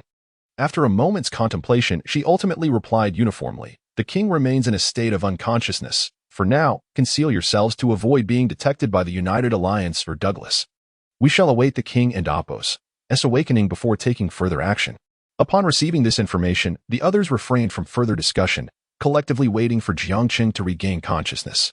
Meanwhile, Edgar, situated in the northern reaches of the world, descended slowly in a helicopter. Several days had elapsed since he left the conference room, during which he had taken a day to shake off numerous tales. He understood that the plan he had long concealed had likely leaked a small portion of its details. Yet the precise coordinates remained well guarded. Unbeknownst to Edgar, the specific coordinates had indeed been compromised. There are far too many eyes. It seems Douglas had foreseen this. Edgar mused as he touched down. With the assistance of his subordinates, he had successfully eluded at least 6 different pursuers. Edgar was acutely aware that his plan had likely come to Douglas's attention. Chapter 82. Lava Armament. Edgar proceeded forward, when suddenly a group of coalition soldiers clad in fiery red armor, wielding long blades, approached him with solemn expressions. They addressed him respectfully as elder. Edgar nodded in acknowledgement and inquired, "Has the research on the 2nd-tier lava armament been successful?" Since Edgar discovered and took control of this location, he had dispatched his most esteemed professor along with a dedicated team for research, resulting in significant progress. He regarded this site with utmost importance, ensuring that his elite forces remained stationed here, undeterred even by the dire crises faced by the United Alliance. One of the soldiers nodded and replied, "Elder, the professor has indeed made advancements. Just 2 days ago, the first phase of the 2nd-tier lava armament was completed and is now officially in use. I believe the 2nd phase will not be far behind." Upon hearing this, Edgar's expression brightened with joy. "That is splendid," he responded, then continued, "What is the combat effectiveness of the 2nd-tier lava armament?" The soldier quickly replied, "Based on assessments from various practical tests, it can now rival 6th-tier zombies and enhanced warriors. However, it lacks unique abilities, which may render it slightly weaker in direct confrontations. Edgar nodded, elated at the prospect of finally possessing high-tier combat power under his command. He then inquired, "When can we expect mass production?" The soldier answered, "In 2 days, 60 sets of the second-tier lava armament will be completed. Furthermore, the professor assured us that we can guarantee the production of 50 sets each month thereafter." Edgar maintained a calm demeanor, although astonishment surged within him. If this continued, his military strength would soon rival that of Douglas. He then instructed, "Allocate some of the professor's time to begin research on the second phase. How much can combat power be enhanced upon its completion?" The soldier replied, "It could reach 7th tier, though it would still be somewhat inferior compared to those enhanced warriors and zombies with unique abilities." Upon hearing this, Edgar felt a surge of excitement. He had long struggled to match Douglas and Jiang Cheng, not only due to the inferiority of his lower-tier forces but also because his high-tier capabilities were ruthlessly overwhelmed. Now, with the latest advancements in the research of this mysterious power, he estimated that he would soon possess the strength to contend with Douglas. Inwardly, Edgar mused, "Douglas, you have schemed for so long, yet you have overlooked a crucial step. I shall shatter all your plans, and that day is not far off." He had previously sensed that Douglas's schemes were far more intricate than he had imagined, but at the time, he lacked the means to thwart him, resorting instead to providing resources and seeking assistance. Now, however, everything had changed. His wings were about to unfurl. Turning to the coalition soldier, Edgar's gaze became serious. "From now on, elevate all defenses to the highest level. Not even a fly should be able to penetrate. Do you understand?" The soldier promptly affirmed, "Yes, Elder Edgar." Edgar then entered the designated area, with the guarding soldiers parting to allow him passage. Unbeknownst to him, 2 figures had stealthily followed in his wake since his arrival. These 2 were Joyce and Barrett. They had hurried to this location after being dispatched by Douglas, skillfully evading various forms of surveillance along the way. What they had anticipated was Edgar's own timely arrival. Joyce turned to Barrett and asked, "Should we act now?" Barrett surveyed the surroundings, noting the surveillance devices that blended almost seamlessly with the environment, detectable only because of his prior knowledge. He shook his head gravely and replied, "We should wait for the right opportunity." Joyce, somewhat dismissive, retorted, "The surveillance capabilities of the United Alliance pale in comparison to the Professor and Oppo's, with the tools he has provided. Avoiding these monitors should be a trivial task." Barrett, with a wry smile, explained, "The surveillance devices they are currently using were ones that had previously remained unfinished. The Professor has hardly focused on them recently. The ones he provided us are virtually impossible to evade. I hadn't realized they had completed these devices, concealed by Edgar and utilized in this location." After a moment of contemplation, Joyce asked, "What should we do then?" Barrett replied slowly, "We must wait until the guards are distracted. Just a moment will suffice." As Edgar ventured deeper into this enigmatic realm, each step felt increasingly oppressive. Even with his thermal-resistant gear, a coalition soldier accompanying him whispered, "Elder, the heat here intensifies daily, while we are clad in lava armament and feel little effect. Your prior thermal gear offers no protection." Startled, Edgar realized the implications of this revelation. His communications with this site had been sparse to prevent any leaks, primarily limited to inquiries about research progress. This place was indeed shrouded in mystery. At that moment, the soldier produced a set of first-tier lava armament and presented it to Edgar, saying, "Elder, donning this lava armament will shield you from the surrounding heat." Edgar nodded and put it on. As expected, the oppressive heat diminished significantly. "Have you ventured into the depths?" Edgar inquired. The soldier shook his head. "No." One warrior in second-tier lava armament attempted to go deeper but nearly perished from the heat before reaching any significant depth. Since then, we have refrained from further attempts. Chapter 83, The New Lava Armament. Edgar nodded, a solemnity in his gaze revealing the gravity of the situation. It seemed that this enigmatic realm was far more terrifying than he had ever imagined.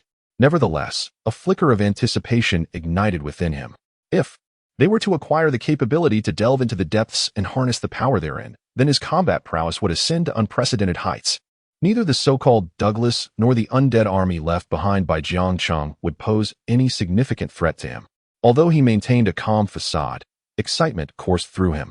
He turned to the soldiers of the allied forces beside him and spoke with measured deliberation. "We must expedite our progress here. Once the new lava armament materializes, be sure to make another attempt. The depths undoubtedly conceal a multitude of secrets and formidable powers. We must seize these strengths for ourselves." Upon hearing Edgar's words, one of the allied soldiers nodded in agreement. "Yes, Elder." Before long, Douglas entered the laboratory.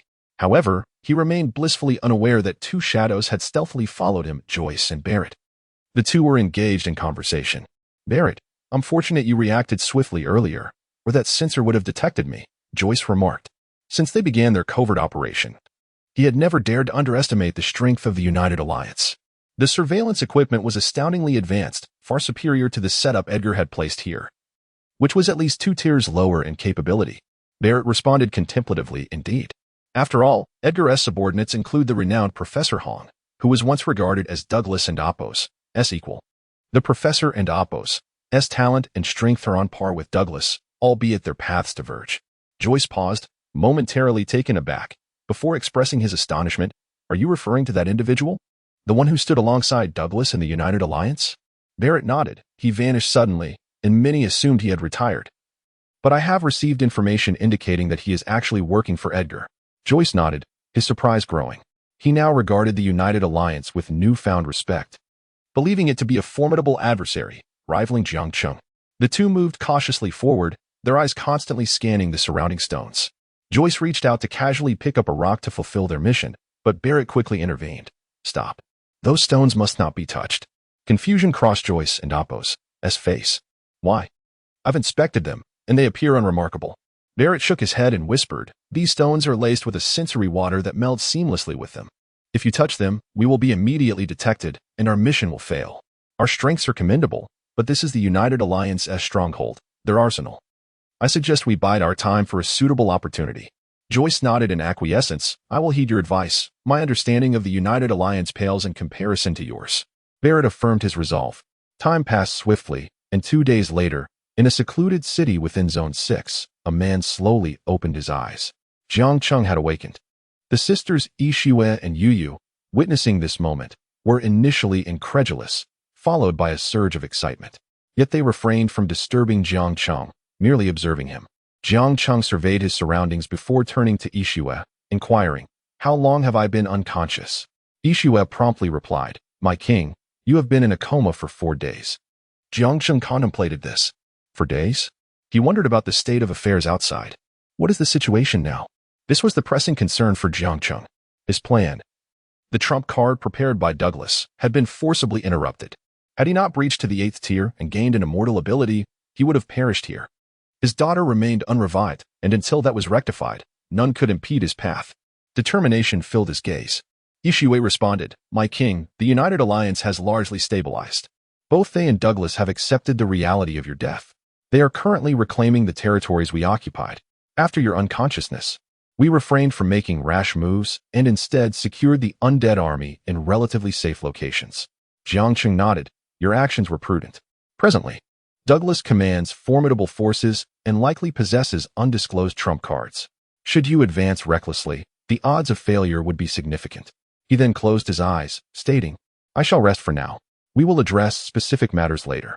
Despite his awakening, Jiang Cheng remained exceedingly weak and in need of recuperation.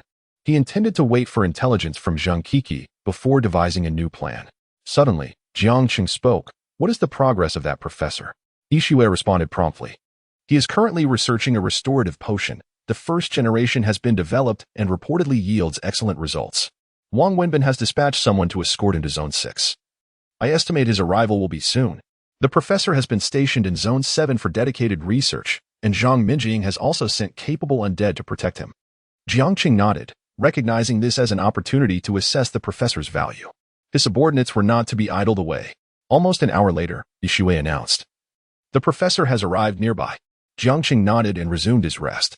At that moment, the professor, guided by Yu, approached with urgency, frequently glancing at her, exclaiming, "Is the king all right? The restorative potion I have developed is exceptionally effective and will surely heal his injuries." Internally, the professor silently hoped the king must not be harmed. Chapter 84. The Restoration Potion. After all, it was quite a challenge to find someone as capable as Jiang Cheng, who could also provide the resources he desired for research. Yu brought the professor to Jiang Cheng's side, where Jiang Cheng opened his eyes to look at the professor and remarked, "The time has come to demonstrate your worth." The professor chuckled, exuding confidence as he replied, "Rest assured, Wang, my value will undoubtedly match your investment." With that, he produced a vial of the restoration potion and continued, I have thoroughly examined the various tiers of zombies and the combat strength of the enhanced warriors. Given your injuries, I estimate they could only have been inflicted by a formidable 9th-tier adversary. After a meticulous examination, the professor rendered his judgment. Jiang Cheng nodded in agreement. It was indeed difficult for any being below the pinnacle of the 9th tier to inflict such severe wounds upon him. The professor then smiled confidently and handed over the restoration potion, stating, "Your injuries have already begun to mend significantly. This potion will expedite your recovery. Within a day, you shall be fully healed, with no lingering effects." Upon hearing this, Jiang Cheng took the restoration potion and drank it down in one gulp. Almost immediately, he could feel his injuries healing at an astonishing rate. District 1. Zheng Kiki walked closely beside the commander, intertwining her arm with his as they attended a grand banquet. At that moment, the commander smiled at several attendees, saying, "Now that Jiang Cheng has been dealt with, we have much less to worry about." The others, upon hearing this, began to express their relief. Indeed, the previous day had been filled with relentless toil and tension, leaving little room for relaxation. "Commander, your companion this time is quite impressive. Where did you find her?" Initially, the guests echoed the commander's sentiments, but soon many turned their attention to Zheng Kiki at his side. The commander laughed in response. "I met Kiki while having drinks with one of my subordinates." Zheng Kiki smiled faintly. It is an honor to be by the commander's side. Neither the commander nor the other leaders were enhanced warriors. In fact, they were not even of low-tier status. Zheng Kiki found it exceedingly simple to use her allure to distract them. Hearing this, the attendees cast knowing smiles towards Zheng Kiki. The commander then took his seat. "Commander, it seems that you have been handling all affairs in District 1 lately. Has Elder Edgar completely entrusted everything to you?" Someone inquired with surprise. They were unaware that Edgar had left the United Alliance temporarily for other matters, merely observing that all District 1 affairs were now under the commander's purview, which astonished them greatly. "Indeed, Commander, please take me under your wing. You must be Elder Edgar's most trusted subordinate now. Do ensure that you assist the younger generation." Amidst the flattery, the commander began to feel quite elated. "Oh, it's nothing. Merely a temporary arrangement while Elder Edgar is away," he said, feigning humility while inwardly reveling in his newfound authority. Currently, as Edgar's proxy, he wielded considerable influence in District 1. His mindset had shifted dramatically. Upon hearing this, someone seized the opportunity to inquire, "Commander, Elder Edgar has left?" After a pause, he added, "At such a crucial juncture, he chose to depart?" This individual was genuinely astonished. Indeed, under normal circumstances, the United Alliance has only just stabilized. And with the recent downfall of that demon Jiang Cheng, how could he leave now? There must be something of greater importance at hand. Elder Edgar undoubtedly has numerous responsibilities. The crowd turned their gaze towards the commander, hoping to glean some insight from him. At this moment, Zheng Kiki turned to the commander with a curious smile, seemingly innocent but actually intent on gathering vital information for her king. The commander suddenly froze, clearly realizing he had misspoken. His expression shifted to one of hesitation as he pondered how to redirect the conversation. Just then, a faint red glow emanated from Zheng Kiki's eyes. The light was so subtle that the commander barely noticed it, and it went unnoticed by everyone else as well. The commander, however, quickly adopted a different demeanor. He began to speak with a grin. "As I have heard, Elder Edgar has a significant plan underway. Moreover, it concerns the future status of our United Alliance." As he spoke, his expression turned gravely serious. Zheng Kiki, upon hearing this, fell silent for a moment. What kind of plan could compel Elder Edgar to depart at such a critical moment? The others, too, grew increasingly curious. At that moment, one individual whispered, "Commander, what kind of plan could lead Elder Edgar to abandon such important matters?" As the words left his lips, the entire assembly turned their eyes toward the commander. In response, the commander lowered his voice and said cautiously, "This matter is of utmost importance. You must not let it slip outside this circle. Otherwise, not only I, but you too shall face dire consequences." Hearing this, the expressions of several individuals shifted abruptly as they grasped the gravity of the situation. The commander continued in a hushed tone, "Years ago, Elder Edgar discovered a mysterious location. Within it lies a power so formidable that even the United Alliance could scarcely comprehend a fraction of it. At that time, he ordered its containment." He then smiled with a hint of pride. "I was the one who personally undertook that task, and even among the other elders, very few are aware of it. Now, I have heard that Elder Edgar has begun to harness that power." At this revelation, Zheng Kiki's expression changed dramatically. She had not anticipated that Edgar, who had always relied on Douglas, concealed such a terrifying strength. I must inform Ishue immediately, she thought. Just then, Jiang Kiki received a message from Ishue, which conveyed that the king had awakened. Upon receiving this news, Jiang Kiki felt an overwhelming surge of excitement, barely managing to maintain her composure. Yet, her heart soared with joy. Jiang Kiki thought to herself, my king has finally awakened. Chapter 85, The Exposure of Joyce. I knew it. Wang could never fall here. However, the information obtained from the commander indicated that this matter would likely severely impact Wang's plans. Consequently, Jiang Kiki prepared to seek an opportunity to inquire about the specific location. Yet, given the current circumstances, it was not the right time. Her enchanting abilities could not simultaneously control so many individuals, and a moment's distraction could lead to their escape, causing her carefully constructed network in District 1 to collapse in an instant. Soon, after a sumptuous meal, the commander stood up with a faint smile, stating, "All right. That will be all for today. I have numerous responsibilities daily. The vast District 1 is nearly all under my purview." With that, he casually embraced Jiang Kiki and departed. Once the commander left, those inside cast knowing smiles at his retreating figure. Suddenly, someone spoke up. It seems the commander will be exhausted tonight. Indeed. That woman beside him is truly enviable. Yes, I wonder where he found such a gem. The group continued to enjoy their drinks and conversation. The commander, upon returning to the presidential suite with Jiang Kiki, wore a look of greed, preparing to pounce. At that moment, Jiang Kiki revealed a smile and pushed her enchanting abilities to their utmost. In an instant, the commander became dazed. Jiang Kiki successfully captivated him and began to softly inquire. "Commander, what are the coordinates of that mysterious place? What exactly is the plan?" The commander, still in a daze, obediently responded to her questions. "As for the specific plan, I am unclear. Those in District 1 who know are likely few. Only the Elder Edgar maintains tight control over this information, fearing any leaks. Regarding the coordinates." Soon, the commander disclosed the exact coordinates to Jiang Kiki. After receiving this information, she relayed it back to Jiang Cheng. In District 6, near a secluded city. Upon receiving Jiang Kiki's information, Jiang Cheng's expression shifted slightly. Edgar's plan? The mysterious location? Jiang Kiki's message was not only sent to Jiang Cheng but also to Zhang Minjing, Yishui, and others. This meant that several of Jiang Cheng's key subordinates were now aware of this information. At that moment, Jiang Cheng turned to Yishui and said, "Yishui, prepare yourself. We shall depart for these coordinates tomorrow." After a pause, he added, "Let Zhang Minjing also set off, but do not act recklessly. Once nearby, ensure you are not detected. Remain hidden. Wait for my command." Upon hearing this, Yishui nodded vigorously, replying, "Yes, Wang." The next morning, Jiang Cheng slowly opened his eyes. Realizing that his injuries had completely healed, the professor had hastily left after delivering the recovery potion the previous day. Jiang Cheng mused to himself, "It seems this professor's skills are quite commendable." At that moment, Yishui approached him, inquiring, "Wang, all the zombies are ready and can depart at any moment." Jiang Cheng nodded in response, "Good. By the way, aside from researching the recovery potion, what else is the professor studying?" This piqued his curiosity, as he had been too occupied to pay attention to such matters. Yishui replied, "As far as I know, in addition to the recovery potion, the professor is also studying armored suits. He has been utilizing numerous zombies and beast corpses as energy sources to power the armored suits. It seems the initial prototype is nearing completion. According to him, the first-generation armored suits can triple the combat power of zombies at around the 6th tier." Hearing this, Jiang Cheng nodded. It appeared that his decision to shelter this professor had proven to be a wise choice. "All right, let us set off. It is time to uncover what Edgar is hiding." Jiang Cheng's eyes gleamed with murderous intent.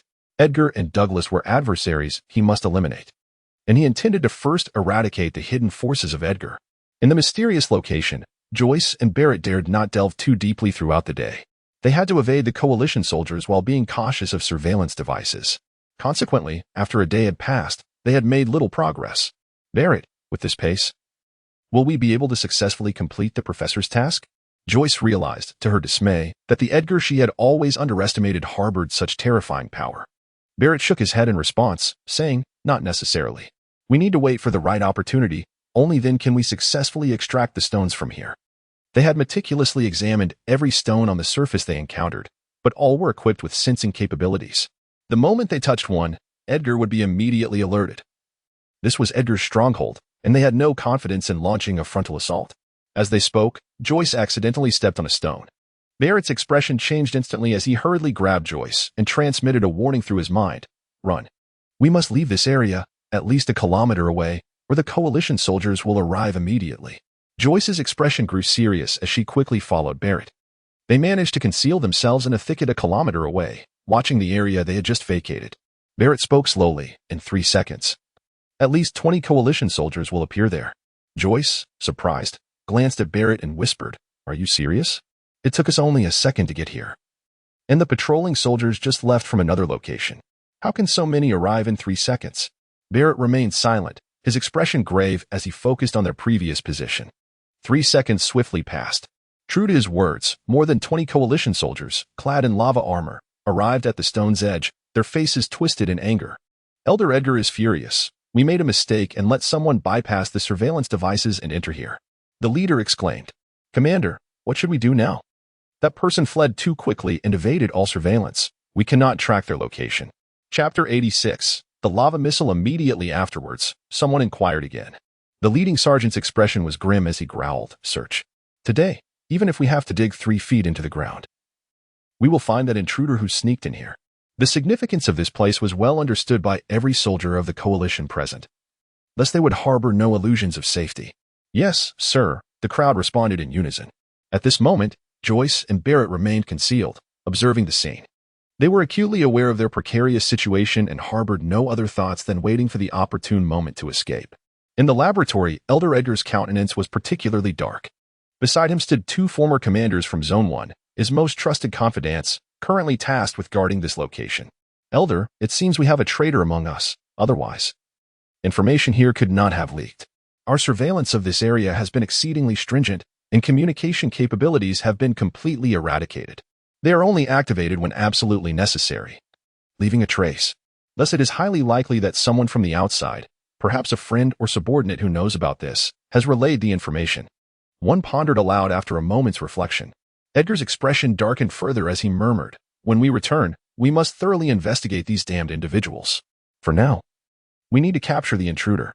Upon hearing this, the 2 nodded and proceeded to mobilize the coalition forces, preparing for a large-scale search. Meanwhile, Edgar remained rooted in place, his eyes glinting with murderous intent. "Douglas, it appears the traitor you planted within the United Alliance is among my closest aides. You must consider carefully, huh? I will make you pay dearly for this." Now, with his elite forces taking shape, Edgar felt no trepidation towards Douglas as he once did. He intended to root out all of Douglas's spies. When the time was ripe, he would eliminate them all. Subsequently, Edgar did not dwell on this matter excessively. He had absolute confidence in his 2 subordinates. He then approached the professor. "Professor, how goes the development of the lava missile?" At this, the professor's eyes turned icy, filled with boundless malice. "Douglas has grown increasingly audacious. Since he covets this place, I shall ensure he descends into hell." The lava missile, a weapon that could be described as the most terrifying creation of the United Alliance thus far, lacked the extensive range of a mushroom cloud. However, within a limited distance, it could unleash unfathomable power. Upon hearing this, the professor cast a sidelong glance at Edgar, his voice chilling. "The lava missile is not so easily produced. It has been 3 years, and we still lack one final step.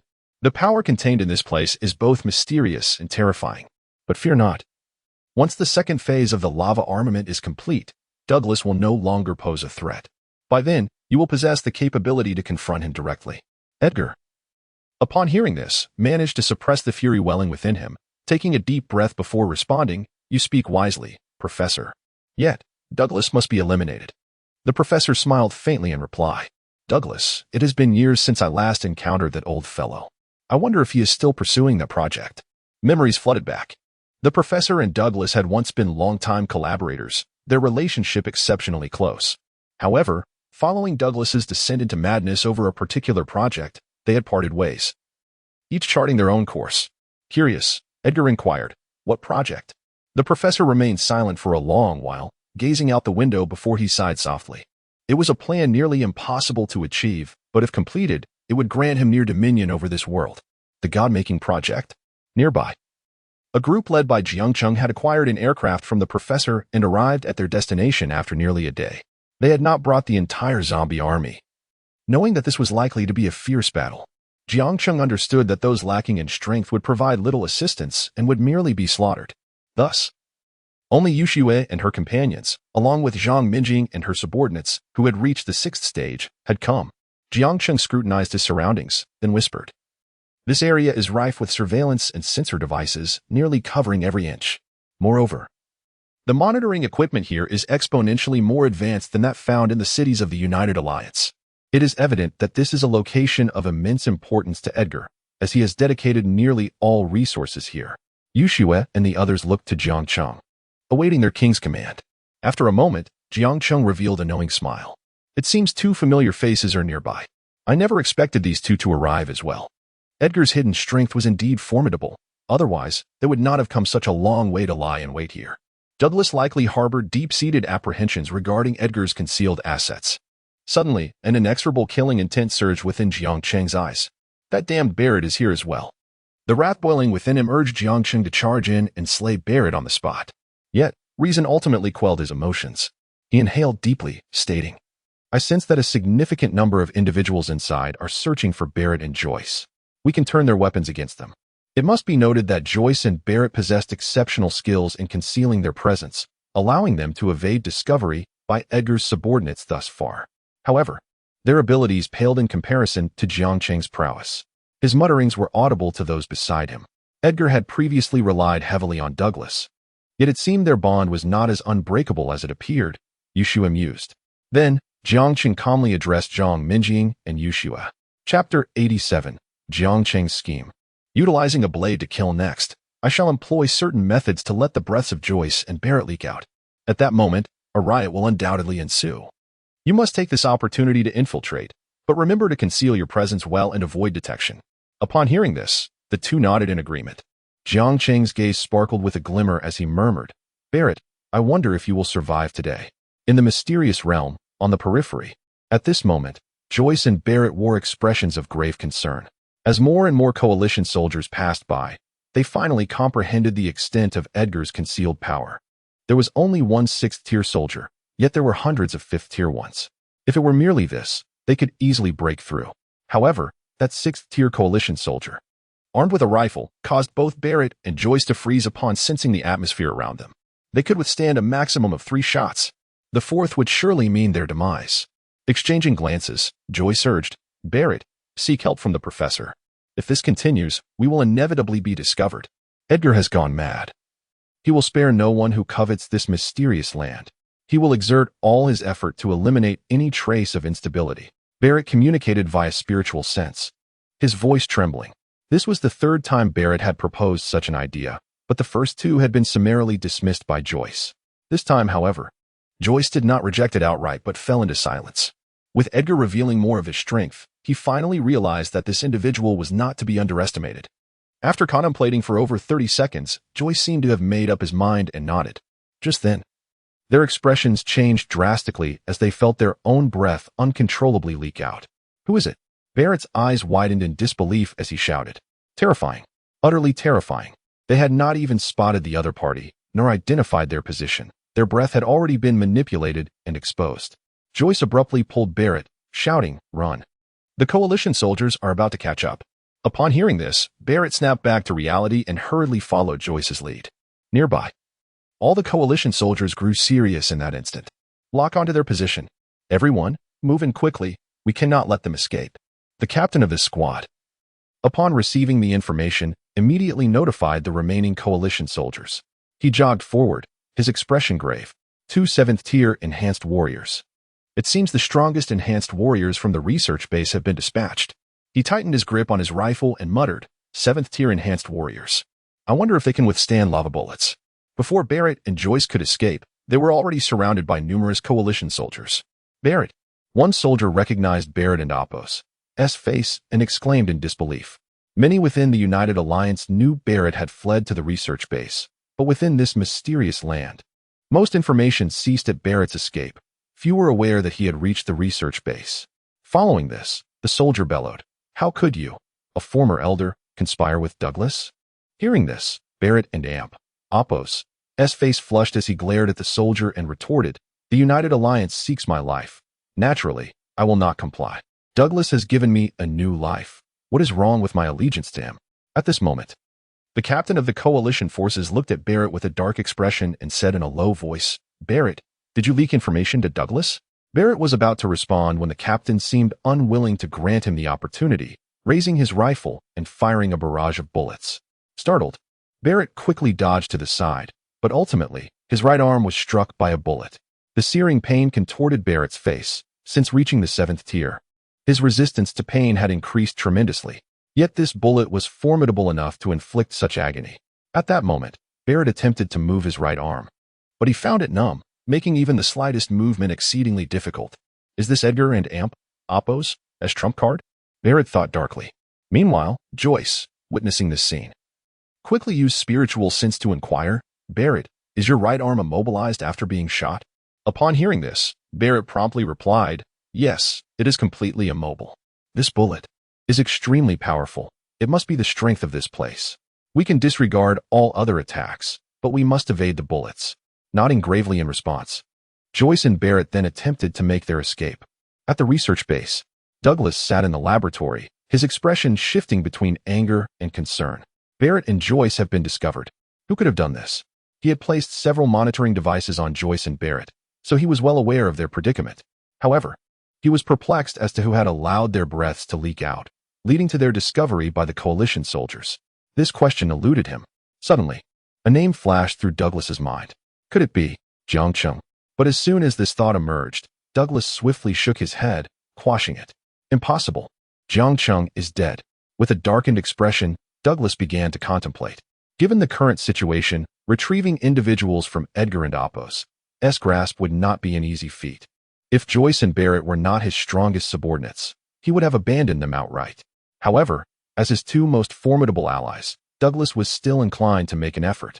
After a brief moment, Douglas formulated a plan to expedite the Divine Creation Project. Then, to stabilize Edgar first. In the mysterious land. Within the laboratory, Edgar observed the scene on the projector, his expression darkening. Indeed, it was Douglas. He has truly lost his mind, daring to send people into my territory. Currently, the two former commanders of Edgar have returned. They looked towards him, and one spoke up. Elder, what shall we do next? Chapter 88.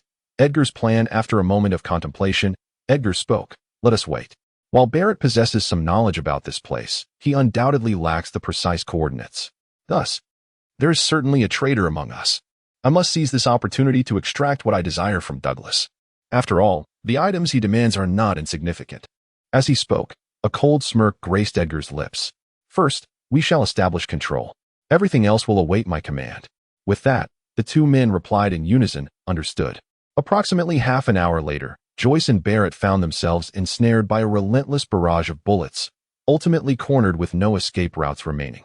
Following Douglas's instructions, they chose to surrender. In their current predicament, their hopes rested solely upon Douglas. Soon after, they were bound with specially designed ropes and transported to the laboratory. Joyce and Barrett exchanged glances, both filled with a sense of helplessness. What now? Joyce inquired telepathically. Barrett shook his head, responding with resignation. Our only hope lies with the professor. Given Edgar and Oppos' nature, if we were of no use, we would already be dead. He is merely waiting for the professor. Joyce replied. We have underestimated Edgar's strength. The two fell silent for a moment. Their lack of a proper understanding of Edgar's capabilities had led to their current dire situation. At that moment, Edgar cast a dark glance at Barrett, his voice icy. Barrett, you truly are something. Barrett remained silent. In his past, Edgar had shown him some degree of favor, and his rise to become one of the elders of the 12th district had largely depended on Edgar's support. Edgar then continued. When you chose to leave, I bore no ill will. Yet you dared to conspire with Douglas against me, almost succeeding in your treachery. As he spoke, his gaze grew increasingly frigid as he approached Barrett, gripping his throat with one hand, his fingers tightening as if he wished to choke the life out of him. However, Barrett's ordinary strength posed no real threat. He soon released Barrett and glared at him with a chilling intensity. Barrett remained silent. Ever since aligning with Douglas and utilizing the genetic agent, his fate was no longer his own. Everything was firmly in Douglas and Oppos' grasp. Then, Edgar spoke indifferently. I will not kill you for the time being. Your survival hinges on Douglas's sincerity. If he shows none, then death awaits you. Next, Edgar stated flatly. Take them to the cell. Remember, if I do not issue instructions by noon tomorrow, dispose of these two immediately. The others nodded in agreement. At that moment, Edgar approached the professor, speaking softly. This time, I intend to compel Douglas to relinquish the technology behind the genetic agent. If our coalition soldiers can reach the 7th tier and harness the power of lava, their combat capability will be significantly enhanced. The professor replied coolly, the genetic agent is, aside from the God-making project, the most valued asset in Edgar and Apo's eyes. I believe the likelihood of him being willing to part with it is not particularly high. However, if you seek lower-tier options, there may be some possibility. Edgar nodded and inquired, if you were to acquire the technology for lower-tier genetic agents, could you develop higher-tier ones? The professor pondered carefully before answering, yes, but the pace would undoubtedly be much slower than Douglas's. After all, he is the true genius in this field. Edgar nodded in acknowledgement. That will suffice. At the research base, Douglas contemplated deeply. Before noon tomorrow, should I go there? I shall refrain from making demands. We will address everything upon arrival. Douglas hesitated. Choosing to venture into the mysterious realm would undoubtedly place him in jeopardy, a perilous situation for him. After careful consideration, Douglas reached a conclusion. Joyce and Barrett are currently the most suitable candidates for the genetic agent. I must retain them. However, he understood that once he entered that place, it would likely be impossible to return. After a moment and Apo's thought, Douglas found clarity. The God-making project must be expedited. Delaying would jeopardize their safety. He had persevered thus far to ensure that the first generation, Sequence 11 of the God-making project, achieved its most perfect form. Yet now, to retrieve these two valuable allies, he could no longer afford to wait. Subsequently, Douglas approached the hidden compartment, opened it, and descended within. At that moment, a multitude of desiccated zombie corpses lay before him, their energies and blood utterly drained, leaving behind only husks. 30 bodies remained, placed beside the machine, which now registered 99 completion, with only the final percentage remaining. Once these 30 bodies were processed, the project could be completed. However, numerous flaws would persist, far from his ideal vision of perfection. Better to finish early. We can pursue greater perfection later, Douglas mused silently. He then manipulated the machine, devouring the energy stored within the corpses. After a brief moment, the machine's reading surged from 99 to 100. Upon witnessing this, Douglas smiled slightly, though a hint of regret lingered in his gaze. Sufficient. This time, he intended to make Edgar pay a price. His decision to expedite the God-making project was not solely to rescue Joyce and Barrett, but also to forcibly seize some resources from Edgar. He believed that the formidable redstones possessed extraordinary properties. If he could gain control over even a portion of such resources, the subsequent enhancement of his power would become significantly easier. Soon after, Douglas approached the rear of the machine, where an iron door resembling a warehouse entrance was sealed shut, albeit of a different material. He stepped to the side and entered a series of commands on a screen, causing the iron door to slowly rise. At last, within the door stood a man of normal height and human form, yet his expression was devoid of emotion, his eyes lacking any discernible feeling. At that moment, Douglas slowly approached. Chapter 89. Douglas arrives. As Douglas approached, the seemingly emotionless man suddenly knelt on one knee and reverently proclaimed, "Master." In that fleeting moment, Douglas scarcely perceived his movement, leaving him unable to gauge his true strength. Is this the God-making project? Douglas mused. To realize this ambition, he had painstakingly seized the corpses of zombies. For Jiang Cheng, the zombie bodies held significant value. His subordinates would never discard them so easily. Thus, not only did he expend considerable effort in slaying zombies, but even in acquiring their corpses, vast resources and manpower were consumed. "Rise," Douglas said calmly.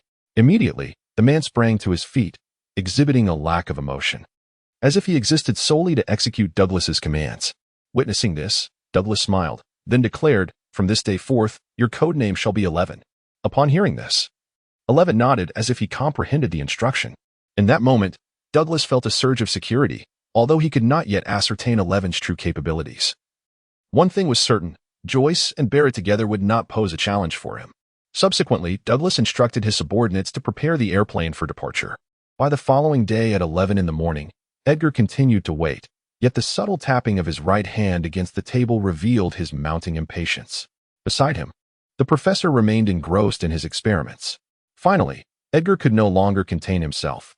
"What do you think Douglas will bring as a trump card?" He had meticulously calculated Douglas's potential strategies, concluding that the other party lacked any significant threats against him. Even the unfinished God-making project, he believed, could not be completed in less than 24 hours. The professor replied coolly, from my understanding of Douglas, the most formidable threat to you this time will likely be the God-making project. After a brief pause, he continued, it is the most enigmatic of his schemes, and no one else is privy to its specifics. Edgar nodded thoughtfully. Is it possible to manufacture a lava missile in advance, albeit with diminished effectiveness but considerable power? Despite his confidence in his current standing, he felt compelled to prepare for any unforeseen developments when facing the enigmatic Douglas. Upon hearing this, the professor smiled. I have already devised one, though. Its explosion radius is rather extensive and could easily affect us. It is best to avoid using it unless absolutely necessary. Edgar nodded in agreement, feeling a measure of relief. Although his combat capabilities had begun to take shape, the looming presence of Douglas still instilled a degree of trepidation in him. After all, Edgar was among the few who understood how Douglas had previously vanquished Jiang Cheng, a demon thought to be invincible. As noon approached, Edgar's expression darkened, and he muttered, as of now, Douglas has yet to arrive. It seems he intends to abandon his two subordinates. He was prepared to order his men to eliminate Joyce and Barrett. Suddenly, the professor interjected, wait. Hearing this, Edgar halted his actions and turned to inquire, what is it? Professor? The professor spoke gravely. Douglas has arrived. However, he is accompanied by someone whose strength I cannot ascertain. Yet, I am hesitant to confirm whether the God-making project has been completed. Edgar nodded, his demeanor growing increasingly serious. Based on all the intelligence he had gathered, Joyce and Barrett were nearly the strongest fighters under Douglas and Appos' command. Even these two could not warrant such a description from the professor.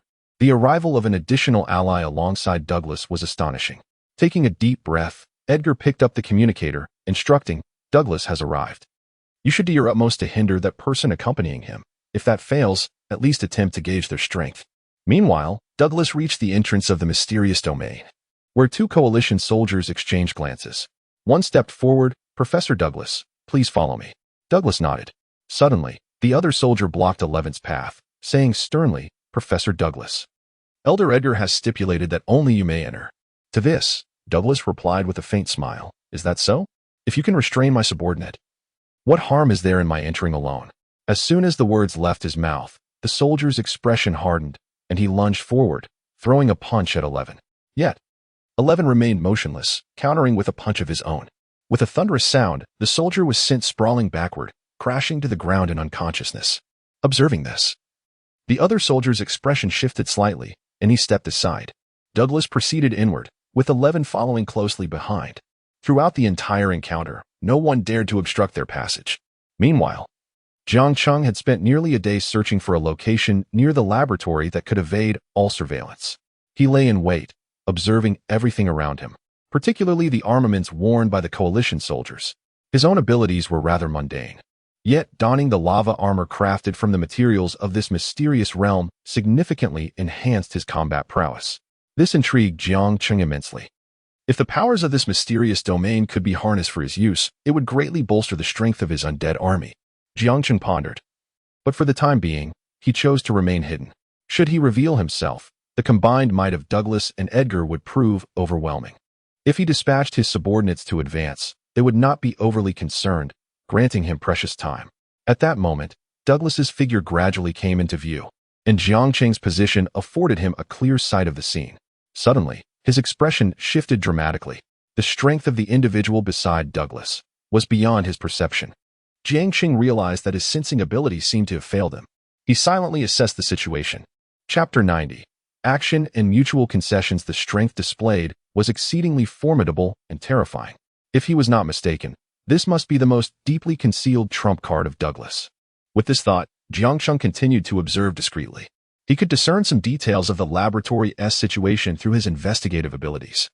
It appeared that the initial confrontation between Douglas and Edgar was about to commence. Jiang Cheng quietly mused that, given the methods Douglas had exhibited, he had also prepared himself. He planned to seize the opportunity amidst the chaos to procure a few stones from this mysterious place for the professor to study. Before long, Douglas entered the laboratory accompanied by 11. His gaze swept across the room, ultimately resting upon the professor. Douglas suddenly smiled and said, Warren, it has been many years since we last met, hasn't it? Warren replied calmly, indeed. Douglas approached Warren and chuckled. It has been nearly a decade since I left without a word. For all these years, I had no news of you. So, You have ended up working for that old fellow Edgar. Warren merely cast a glance at Douglas without responding. Subsequently, Douglas turned his attention to Edgar and inquired, Edgar, I concede this time. What is it that you desire? Edgar spoke, the method for producing gene agents up to the 6th tier. If you can accept this, I will allow you to take Joyce and Barrett with you. Douglas chuckled softly. I assumed you would want me to disclose the list of individuals I have placed within the United Alliance. Edgar's expression remained indifferent as he slowly replied. That is unnecessary, for I will investigate these matters thoroughly myself. Douglas smiled faintly and fell into contemplation. After a moment, he finally spoke. I can agree to the 6th tier at most. However, in addition to releasing Joyce and Barrett, I also require 100 pounds of stone from here. How does that sound? Upon hearing this, Edgar initially seemed taken aback, but his expression swiftly darkened as he replied sternly, Douglas, do you not realize whose territory this is? In his prior plans, he had anticipated that Douglas would be willing to concede to the 6th tier, and that would suffice. However, he was now confronted with the unexpected demand for an additional 100 pounds of stone. It was as if Douglas had failed to comprehend his predicament. In response, Douglas merely smiled, his eyes narrowing slightly as he coldly stated, I would not mind engaging in a battle with you here. As he spoke, 11 stepped forward, prepared for combat at any moment. Edgar, witnessing this, coldly remarked, Douglas, do you truly wish to fight me? He was straining to contain the fury boiling within him. He had expected Douglas to temper his arrogance upon entering his domain, yet the reality was contrary to his expectations. Douglas retained his previous haughty demeanor, seemingly dismissive of him. Douglas replied with a faint smile, then let us proceed. His purpose for being here was to take some of the stones back with him. Upon his arrival, he could clearly sense the terrifying power contained within these stones. If he could forge a powerful set of equipment for 11 using these stones, their combat effectiveness would increase significantly. Edgar's eyes narrowed slightly as he said, Very well, let it be as you wish. In the next moment, a throng of allied soldiers burst into the laboratory, led by one who began firing his rifle repeatedly at 11, originally facing away from them. 11 sensed the impending danger and swiftly evaded a barrage of bullets. The allied captain was taken aback. Even Barrett, at the 7th tier, could not entirely evade his bullets. While this enigmatic figure before him exhibited such terrifying capabilities, however, he quickly regained composure and continued to fire. The captain kept his gaze trained on 11, but suddenly, 11 vanished from sight. Stunned, the captain wondered where he had gone. In the next instant, 11 appeared behind him, delivering a powerful kick that sent the captain flying, leaving him unconscious on the ground. Witnessing this, Edgar and Apos' expression sharpened, a flicker of surprise in his eyes. This individual possesses remarkable strength. From this scene, he could discern that Douglas's audacity in arriving here and making demands he could not accept stemmed from this mysterious man's presence. At that moment, Wolf glanced at 11 and then at Douglas, stating coolly, Douglas, it seems you have indeed completed the god-making project. In response, Douglas smiled faintly. It appears you possess some discerning eyes. After all, if you could not recognize this, it would not be the person I know. With a complex expression, Wolf shook his head and said, Douglas, your obsession with this project has driven you to madness, even at the cost of inciting this crisis. Do you have any idea how many lives have been lost within the United Alliance because of you? Douglas chose not to answer this question, but instead turned to Edgar, stating calmly, Joyce and Barrett, along with 100 pounds of stone, I wish to take with me. Let today's matters conclude here. Douglas refrained from attempting to eliminate Edgar in one fell swoop and claimed this mysterious place for himself because he understood Wolf. The energy contained within this mysterious location was far too terrifying, and Wolf had been studying it for an indeterminate duration. He undoubtedly harbored powerful means. Thus, Douglas preferred to make mutual concessions rather than force Edgar into a corner. Upon hearing this, Edgar's expression fluctuated between uncertainty and determination. Suddenly, he turned to Wolf. After a moment of silence, Wolf said, 50 pounds at most. If you are unwilling, I shall detonate the lava missile. As he spoke, he pressed a button, and a missile was delivered to their vicinity. Upon seeing the missile, Douglas's expression turned grave, for he sensed an exceedingly terrifying power emanating from it. The danger was palpable. If Wolf were to detonate this lava missile here, he would undoubtedly perish. Douglas then replied calmly, Very well. After a pause, he looked at Edgar and said slowly, Edgar, I shall return. Chapter 91. Exchange of resources and results. Suspicion. Upon hearing Douglas's words, Edgar merely smiled faintly, showing no sign of taking them to heart. He turned to his subordinate and instructed, "Please bring Joyce and Barrett here. Professor Douglas must be quite anxious by now." His subordinate complied, "Yes, Elder."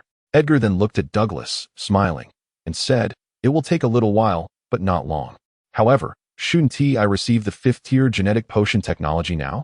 Douglas chuckled softly and retrieved it from his bag, handing it over to Edgar. He had prepared 2 different options long before arriving. Edgar took it without examining it himself, passing it to Professor Wall beside him. After reviewing it, Professor Wall nodded slightly in approval. Only then did Edgar smile again and add, "I will bring you 50 pounds of stone shortly." Douglas nodded in acknowledgement. At that moment, Joyce and Barrett were brought in, and upon seeing Douglas, their faces lit up with smiles, for they understood they had been saved. Douglas glanced at them, and then turned back to Edgar, saying, "Give me the stone. I am ready to leave." Edgar smiled and gestured for his subordinate to bring the stone. Once Douglas received the 50 pounds of stone, he left without hesitation. Edgar watched their figures fade from view, and after they disappeared, he turned to Professor Wall and quietly inquired, "Professor, do you have confidence in developing a higher-tier genetic potion?" Wall pondered for a moment before responding, "I am confident, but it will require some time." Hearing this, Edgar nodded, beginning to feel a sense of anticipation. Enhanced warriors. Combined with lava armor, what heights of power might they achieve? Meanwhile, hidden in the shadows, Jiang Cheng, who had been monitoring their every move, mused to himself, "It seems both Edgar and Douglas possess remarkable capabilities." Earlier, when one of Douglas's subordinates made a move, Jiang Cheng was quick to sense the formidable aura emanating from him. It was quite powerful. Yet Jiang Cheng felt there was more to the opponent's strength than what was revealed. Edgar's lava missile, though still imperfect and merely a rudimentary version, instilled a significant sense of pressure in Jiang Cheng. It was imperative to elevate to the 9th tier soon. Jiang Cheng thought to himself, the distinction between the 9th and 8th tiers is monumental. Although Douglas's bullet could slay those at or below the 9th tier, it was only because he underestimated the true power of the 9th tier. Had Jiang Cheng possessed 9th tier strength at that time, he would have been entirely capable of countering it. Shortly thereafter, Jiang Cheng also vanished from the scene. Barrett and Joyce walked alongside Douglas as they exited the mysterious realm. They exchanged puzzled glances at Douglas's companion, sensing an overwhelming aura of intimidation emanating from him. They were undoubtedly no match for him. Despite their many questions, they refrained from voicing them. "Professor, if we provide them with the method for producing genetic potions, could they later develop higher-tier genetic potions on their own?" Barrett asked. The method for creating genetic potions had always been exclusive to Douglas. Now that it had reached Edgar, it was akin to adding wings to a tiger for them. Once they possessed the method, coupled with lava armor, their combat capabilities would reach terrifying heights. At that point, Douglas might not be able to control them. In response to this, Douglas merely smiled lightly and said, "Wolf's strength is formidable. He is entirely capable of developing the subsequent higher-tier genetic potions. However, we will always remain ahead, and as time progresses, the gap between each tier is quite significant. Therefore, there is no need for undue concern." After a pause, Douglas continued, "What truly worries me is the lava armor that Wolf is researching. Its combat power is far beyond my expectations." Nevertheless, Douglas no longer felt as apprehensive. His divine creation plan had officially commenced. He was uncertain where the limits of 11's power lay, but he knew that 11's strength was at least at the 9th tier. However, he did not disclose this to Joyce and Barrett, who, despite their curiosity, wisely chose not to inquire further. At that moment, Douglas turned to the two of them and said slowly, "Your task moving forward is to hunt down zombies and bring back their bodies.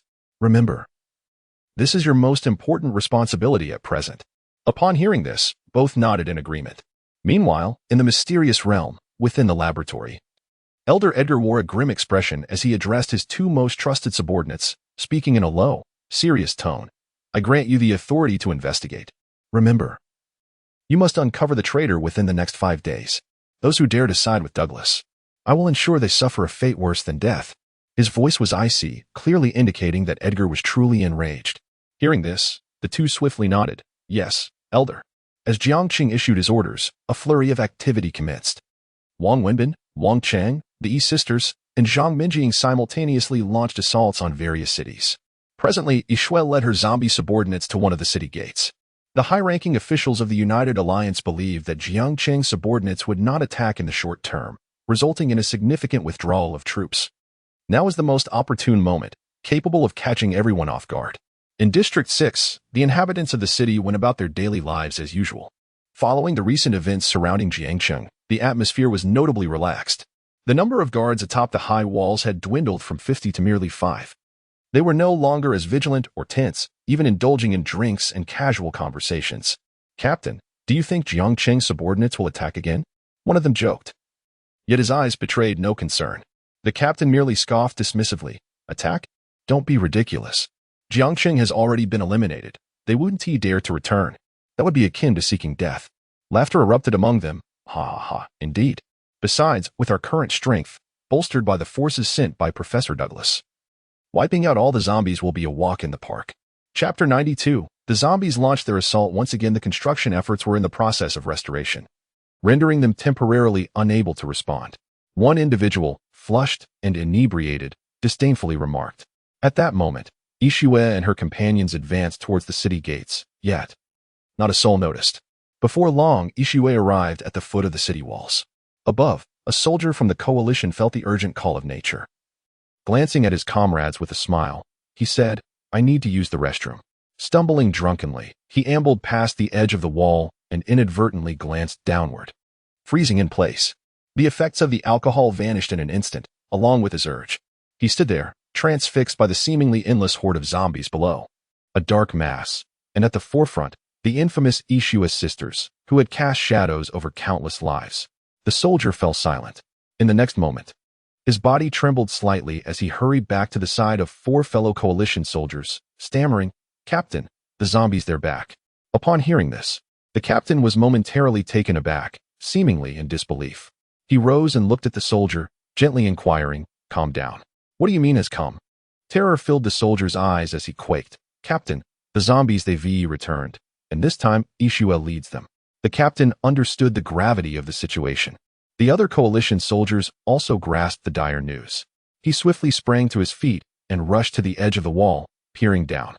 The instant he comprehended the scene, he nearly stumbled back, remaining silent for 3 seconds before bellowing, "Quick, order everyone to evacuate. We must abandon this city at once to minimize casualties. We cannot allow this horde of zombies to grow stronger."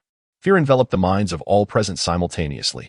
Following this, one soldier hurriedly pulled the alarm and broadcasted the message to all. Within the city, the alarm blared, and the announcement followed. "This is a level 1 alert. All city gates must open immediately. Please evacuate through the nearest gates."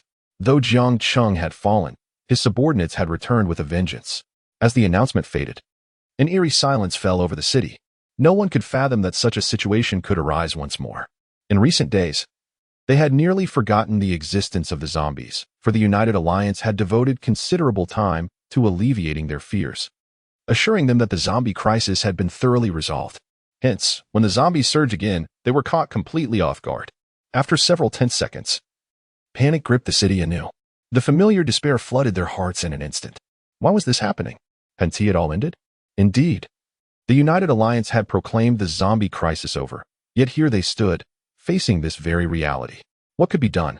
There was but one option: to flee with all haste, for remaining would be tantamount to courting death. A cacophony of voices erupted as realization dawned upon them, and they surged towards the various gates. Beneath the towering walls, Ishuet too heard the broadcast. A cold smile crept across her face. It seemed everything unfolded precisely as she had anticipated. She then utilized her spiritual sense to inform EU that they could commence their assault. Long before, she had positioned her zombie army at the nearby gates, ensuring they lay concealed. Thus, none were aware of their proximity. The suddenness of these events left them flustered and overwhelmed, leading to numerous oversights. At this moment, Ishua stood still, her gaze fixed upon the coalition soldiers who nervously watched from above. With a chilling expression, she commanded, "Let us proceed. Let the United Alliance know that we have returned." As her words fell, Ishue and her legion of zombies leaped into action, charging towards the high walls. District 9. Wang Wenbin led his horde of zombies to this location. Previously, District 9 had been largely consumed, and since Jiang Cheng has fallen into unconsciousness, the United Alliance had begun its restoration efforts. Wang Wenbin had been dispatched here. With an unsettling grin, he approached the city gates. His strategy mirrored that of Ishue's, sending some zombies to lay in ambush before the city. Meanwhile, he took position beneath the walls to instill fear. The coalition soldiers tasked with guarding District 9 routinely glanced at the surveillance equipment, expecting another uneventful day. However, that single glance left them utterly stunned. "See, Captain," one soldier stuttered. The captain, currently resting, was disturbed by his subordinate's interruption, his expression morphing into one of irritation as he slowly opened his eyes and coldly questioned, "What is it? Is there something you cannot handle?" The soldier's stammering intensified. "And no, it's not that, Captain. We have a serious problem. A formidable zombie lieutenant from Jiang Cheng's faction has arrived at our gates, and he brings with him at least 100,000 zombies." Upon hearing this, the captain's demeanor shifted dramatically, his face paling. He dashed to the edge of the wall, peering down to see Wang Wenbin grinning menacingly at him, flanked by a legion of 10,000 zombies. The captain felt a chill run down his spine as he trembled, muttering, "We're done for, it's truly over." He hurriedly turned to his fellow soldiers, a glimmer of hope in his voice. "Didn't Professor Douglas leave behind some enhanced warriors? Is there anyone left to defend our city?" Since the crisis brought by Jiang Cheng had seemingly subsided, the captain had neglected his duties, remaining oblivious to the current state of affairs. His subordinate sighed and replied, "Captain, those enhanced warriors have already withdrawn. Even the superior weapons have been taken away. We have no means to contend with this horde of zombies." At this, the captain deflated like a punctured balloon, collapsing onto the ground. Chapter 93. Must hold for 10 days, it is all over. His eyes glazed, he murmured to himself. Suddenly, as if struck by a thought, he shouted, "Quickly, activate the alarm. Broadcast to everyone that the zombies are back. Open the city gates and let them out. We are doomed." With that statement, the captain seemed to lose all his strength.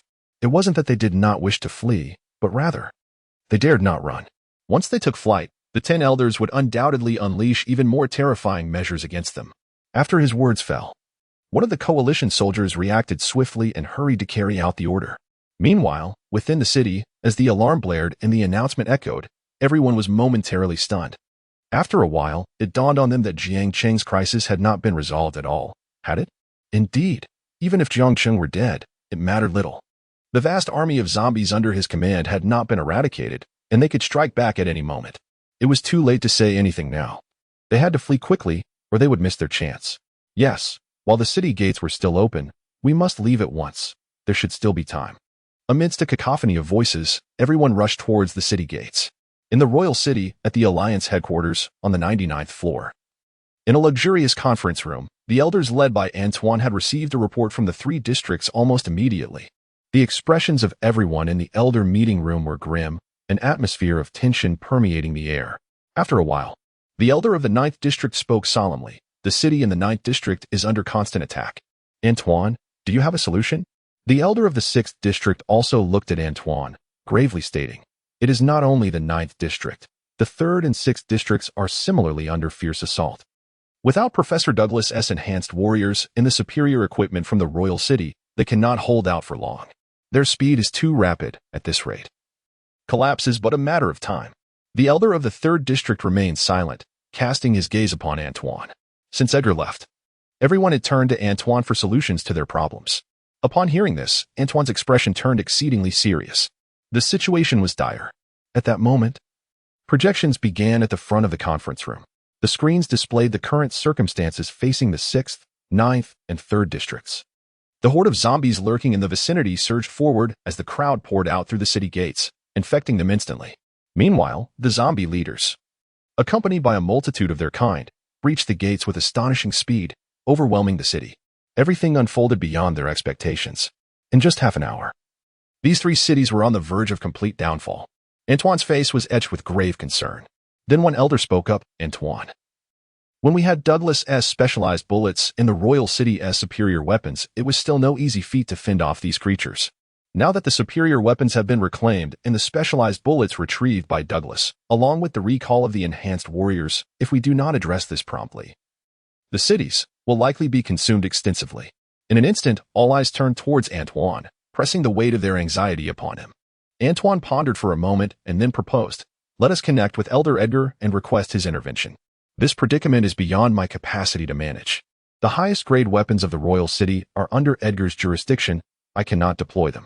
As for Douglas, he is well aware of the discord between Douglas and Edgar. He does not expect Douglas to extend his assistance." Upon hearing this, several elders fell silent, eventually nodding in agreement. Antoine dialed the phone, and almost instantly, Edgar answered, his visage appearing on the large screen. Antoine was about to speak when Edgar interjected. I am aware of the situation. I initially thought that with Jiang Cheng and Apos' death, this group would quiet down, but they retaliated much sooner than anticipated. After a pause, Edgar continued, Antoine, you have my permission to utilize the royal city's highest-grade weapons.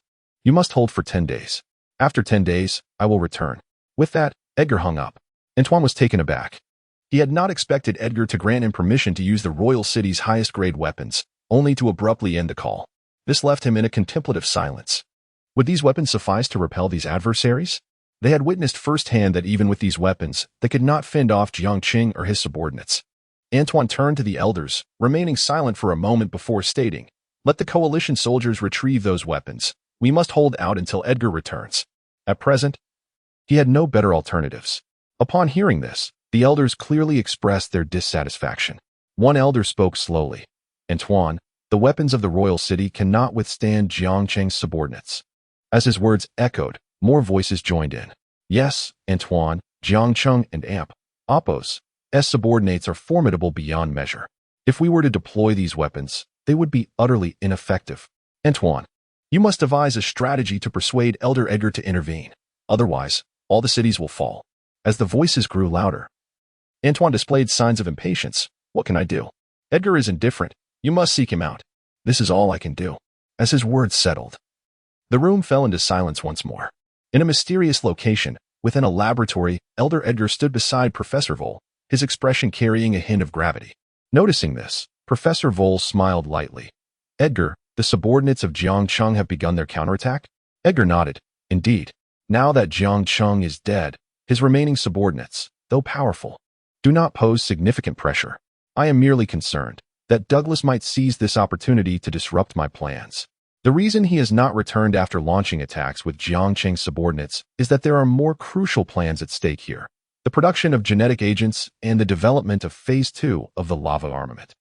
If both can be completed simultaneously, then Douglas will no longer have any reservations. Chapter 94 approaching the 9th level. Upon hearing these words, Professor Wall offered a faint smile, reassuringly stating, there is no need for concern. Even if the United Alliance is forsaken, it can be reclaimed, cannot it? Edgar nodded in acknowledgement, understanding the principle behind it. However, he remarked, we cannot afford to lose the royal city. To this, Professor Wall replied calmly, in 10 days. At most, everything will be accomplished. By that time, you will be able to eradicate all of Jiang Cheng's subordinates completely. Once the lava missile is completed, Douglas will no longer be a source of fear. After departing from the mysterious land, Jiang Cheng temporarily settled in District 1, disguising himself as he began to establish a life there. Currently, he was working in a bar when a server approached him respectfully, saying, the boss requests your presence in the private room.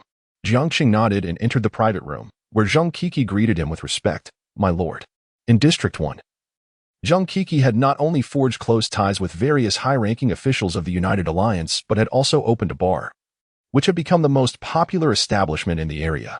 It was well known that the bar had an exceptionally beautiful and alluring owner. Jiang Cheng found a seat and looked at Zhang Kiki, inquiring, do you have any new information? Zhang Kiki shook her head, responding, while I have approached several trusted subordinates of Edgar, their positions are not insignificant. The information regarding Edgar's subsequent plans seems to be tightly sealed. Even they are unaware. All I know is that they appear to be researching a new phase of the lava armament. After a pause, she added, however, from what I gathered, Edgar seems to have no intention of returning anytime soon. The meeting with the 10 elders was rather unpleasant. Jiang Cheng nodded, having sent Zhang Kiki to gather information regarding the elders' future plans. As for the second point, it was about how Edgar would respond to the impending attack from Ishue and her group. It appeared that Edgar was plotting something significant. He was somewhat familiar with the situation regarding the lava armament. If it were merely an upgrade, it would not pose a considerable threat to him. At present, Edgar was unafraid of Douglas. Thus, Jiang Cheng sensed that Edgar's intentions were far more complex than they seemed. Is he planning to drag this out for 10 days? It seems more complicated than that, Jiang Cheng mused. He then instructed, engage more with Edgar's subordinates, and try to gather as much information as possible. Zhang Kiki replied affirmatively, understood. Shortly thereafter, Jiang Cheng exited the private room. Have you heard? District 6, District 9, and District 3 are all facing crises now. I had warned that Jiang Cheng's subordinates would retaliate fiercely. The 10 elders have decided to withdraw troops. Edgar has recalled the special ammunition and summoned the enhanced warriors back. Currently, those 3 districts cannot withstand Jiang Cheng's counterattack. I suspect those districts are doomed this time. As this was said, others continued. Indeed, it's baffling what the 10 elders are thinking, daring to dismantle the defenses entirely. Now, Jiang Cheng's subordinates can conquer those cities with minimal effort. Don't worry too much. The 10 elders won't allow those cities to fall so easily. I estimate it won't be long before they take action. With Jiang Cheng dead, they seem to have lost their backbone. Once the 10 elders decide to act, exterminating them will be a trivial task. After all, with Jiang Cheng, the nearly invincible entity, gone, how could the remaining ones be more challenging to deal with? Various voices echoed around, while Jiang Cheng, listening to these words, maintained a stoic expression as he returned to his duties. They had no inkling that the demon they viewed as nearly invincible, Jiang Cheng, was actually right beside them. 10 days swiftly passed. Over the past 8 days, the United Alliance had exhausted all efforts to delay the inevitable, yet it proved insufficient.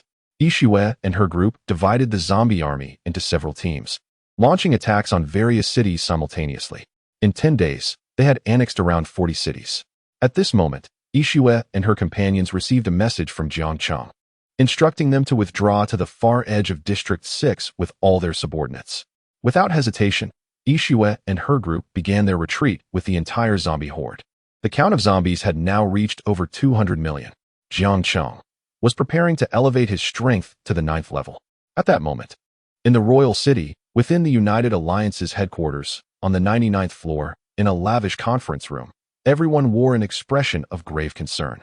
In these 10 days, we have lost a total of 40 cities, with countless individuals assimilated. Even if Jiang Cheng is dead, we cannot stop his subordinates. Fortunately, the mood among the members of the United Alliance remained relatively stable compared to before, as Antoine spoke slowly, having truly grasped the terror that Jiang Cheng's subordinates embodied. They were simply unstoppable. However, with Jiang Cheng's demise, the members of the United Alliance felt a sense of stability. They believed that as long as they waited for the 10 elders to prepare to strike, exterminating this group of zombies would be a simple matter. At this moment, an elder from District 3 spoke softly. Is Elder Edgar still not back? If he doesn't return soon, the entire United Alliance will descend into chaos. 10 days. Losing 40 cities, this could not continue. Upon hearing this, Antoine replied, Elder Edgar has stated he is preparing to return. After this statement, the elder's emotions stabilized somewhat. Suddenly, news arrived, and a projection displayed the scene of the zombie army retreating. The elders were taken aback upon witnessing this. One elder exclaimed, why are all these zombies retreating? If they continued their assault, there would be no one in the United Alliance capable of dealing with them. Another elder added, yes, isn't this a bit too peculiar? Previously, when these zombies attacked, they never backed down like this. All the elders found this scene perplexing and hard to believe. Antoine was equally bewildered. Soon, all the elders fell into deep contemplation, pondering what Jiang Cheng's subordinates were truly scheming. Chapter 95. Breaking through the 9th level at this moment. The door of the conference room was suddenly pushed open, and Edgar walked in, a faint smile gracing his lips. Behind him trailed 2 individuals clad in lava armor. Upon his entrance, the atmosphere shifted as everyone seemed to find their anchor. Elder Edgar, you have finally returned. Elder Edgar, is the plan to eliminate Jiang Cheng's subordinates to be prioritized now? Yes, although Jiang Cheng's minions are not as terrifying as he is, they are still formidable. If we do not eliminate them, we may find ourselves under sudden attack at any moment. The elders voiced their concerns. Edgar gestured for silence, and the room fell into an expectant hush. His expression darkened as he coldly stated, the matter concerning Jiang Cheng's subordinates must be addressed. However, among our 10 elders, there appears to be a traitor. The revelation hung in the air, and the elders exchanged alarmed glances. Elder Edgar, I have always served the United Alliance and have never betrayed it, one elder protested.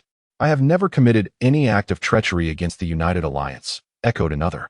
In an instant, all the elders clamored to defend their loyalty. Edgar, with a calm demeanor, reassured them, rest assured, I have already investigated who has betrayed our United Alliance. Suddenly, he turned his gaze toward Antoine, a cryptic smile playing on his lips. Antoine, have you truly never betrayed the United Alliance? Upon hearing this, the 2 elders nearest to Antoine hastily shifted away, fearing association. Antoine, momentarily taken aback, broke into a cold sweat and hastily replied, "Elder Edgar, I swear I have never betrayed the United Alliance." With a serene smile, Edgar countered, "Then please explain the communications you had with Douglas 3 months ago, 1 month ago, and 18 days ago. Your contact with Douglas not only went unnoticed by us, but you also evaded the United Alliance's surveillance." The other elders now turned their astonished gazes toward Antoine, their expressions reflecting disbelief. Despite their collaboration with Douglas, the relationship had always been tenuous.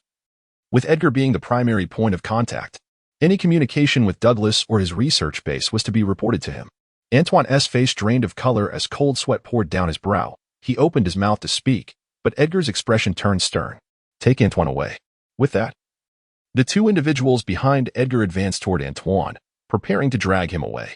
Panic overtook Antoine's composure as he exclaimed, "Elder Edgar, spare me this once."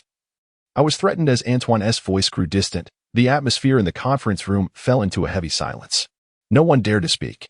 Finally, Edgar broke the stillness with a calm declaration, "Aside from Antoine, there are no other traitors among the elders."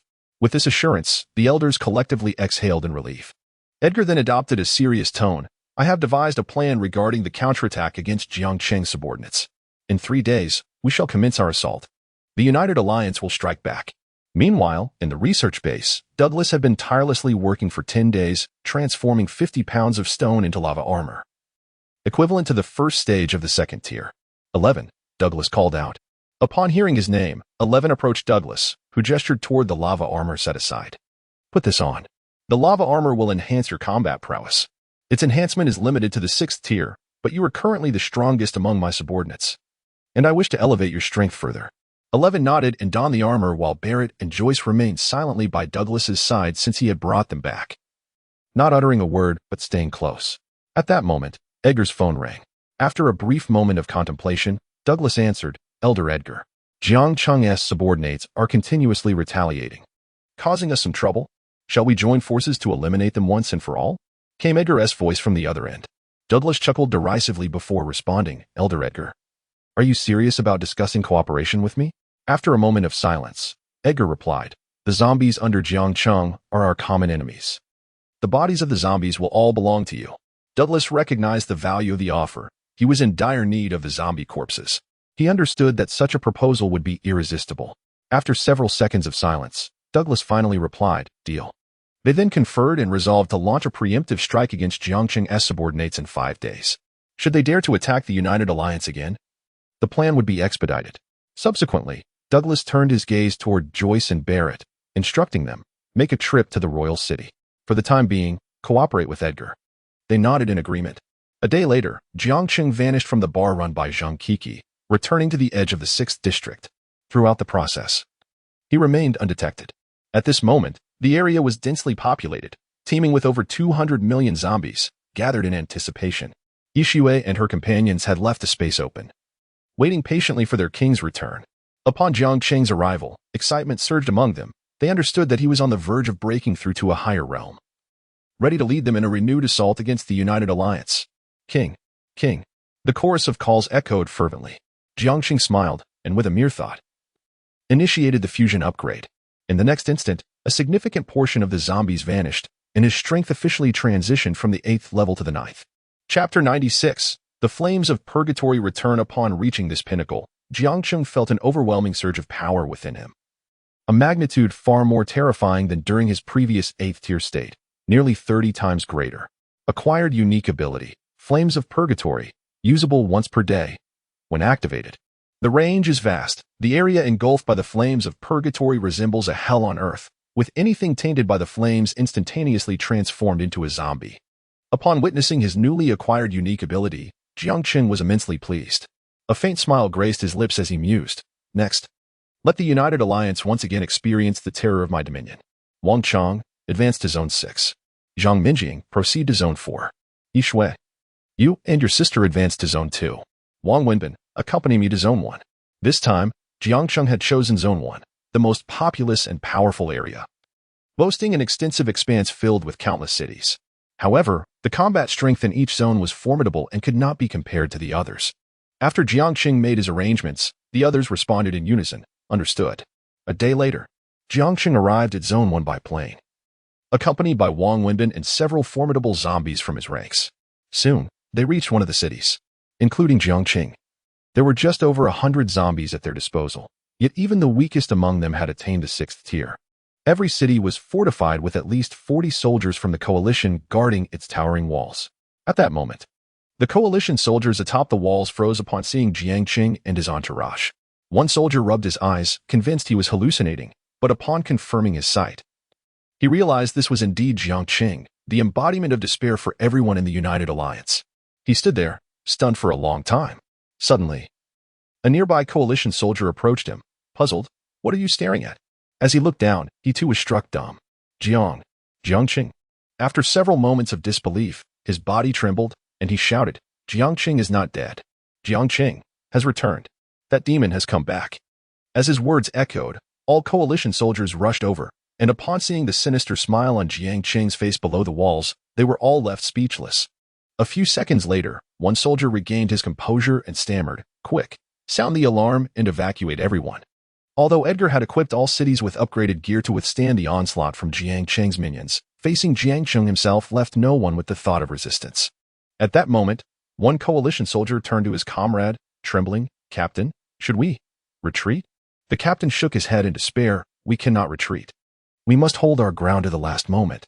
It was not that they did not wish to flee, but the elders' methods were ruthless. Then, with a leap, Jiang Cheng landed atop the walls. The soldiers recoiled in fear, their eyes wide with terror. "I have returned. Are you prepared to descend into hell once more?" Jiang Cheng said with a chilling smile.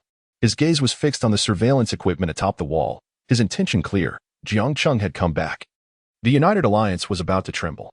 The coalition soldiers, attempting to muster courage to speak, found their words caught in their throats the moment they looked up at Jiang Cheng. Then, Jiang Cheng began to ascend into the air until he hovered above. Inside the city, the inhabitants witnessed the images displayed on their screens and the alarm blaring, leaving them frozen in shock. They beheld the face that had once instilled fear, dread, and despair, rendered speechless, their minds blank. This state of paralysis persisted for nearly a minute. "Jiang Cheng is not dead. Jiang Cheng is alive. I knew it. That demon would not perish. We are doomed. Truly doomed. Doomed. The entire United Alliance was doomed." The oppressive aura emanating from this demon was even more terrifying than before. Everyone felt their very souls tremble. In their overwhelming fear, they momentarily forgot to escape. At that moment, the captain of the coalition soldiers urgently called out, "Order everyone to open the city gates immediately. Let as many people escape as possible. We cannot confront Jiang Cheng." Upon hearing this, a coalition soldier rushed to relay the message to those guarding the city gates. Meanwhile, Jiang Cheng merely observed the scene with indifference, unhurried. The range of the flames of purgatory was sufficient to envelop the entire city. To this point, he had not sensed any force capable of resisting the flames within the city. Inside, panic erupted. "What are we waiting for? Run! Jiang Cheng is a monster. Those coalition soldiers are no match for him. If we don't flee now, it will be too late." With the city gates now open, the urgency to escape escalated. At this moment, everyone reacted, hastily attempting to evacuate. But it was already too late. Jiang Cheng's body ascended higher, and he looked down, roaring. Flames of purgatory. In the next instant, a terrifying blue flame enveloped the entirety of the city, descending rapidly. The sky itself became shrouded in blue flames. Witnessing this, both the coalition soldiers and the city's inhabitants were left in shock. What is happening? These blue flames did not merely cover the city. They extended hundreds of miles in every direction. Soon, the entire city was engulfed in blue flames, cries of agony and despair resonating within. In no time, the city fell completely. Jiang Cheng's return echoed throughout the entire United Alliance. In the royal city, within the United Alliance headquarters, on the 99th floor, the lavish conference room was filled with a palpable tension. Edgar's expression was grim, and the other elders wore equally grave faces. They had never anticipated that Jiang Cheng was not dead and had returned with vengeance. Edgar, with a somber countenance, watched the unfolding scenes on the screen, his eyes filled with trepidation. Chapter 97. The collaboration of Edgar and Douglas. He could sense that Jiang Cheng's strength had grown even more formidable. Moreover, the techniques Jiang Cheng employed this time were entirely unfamiliar to him.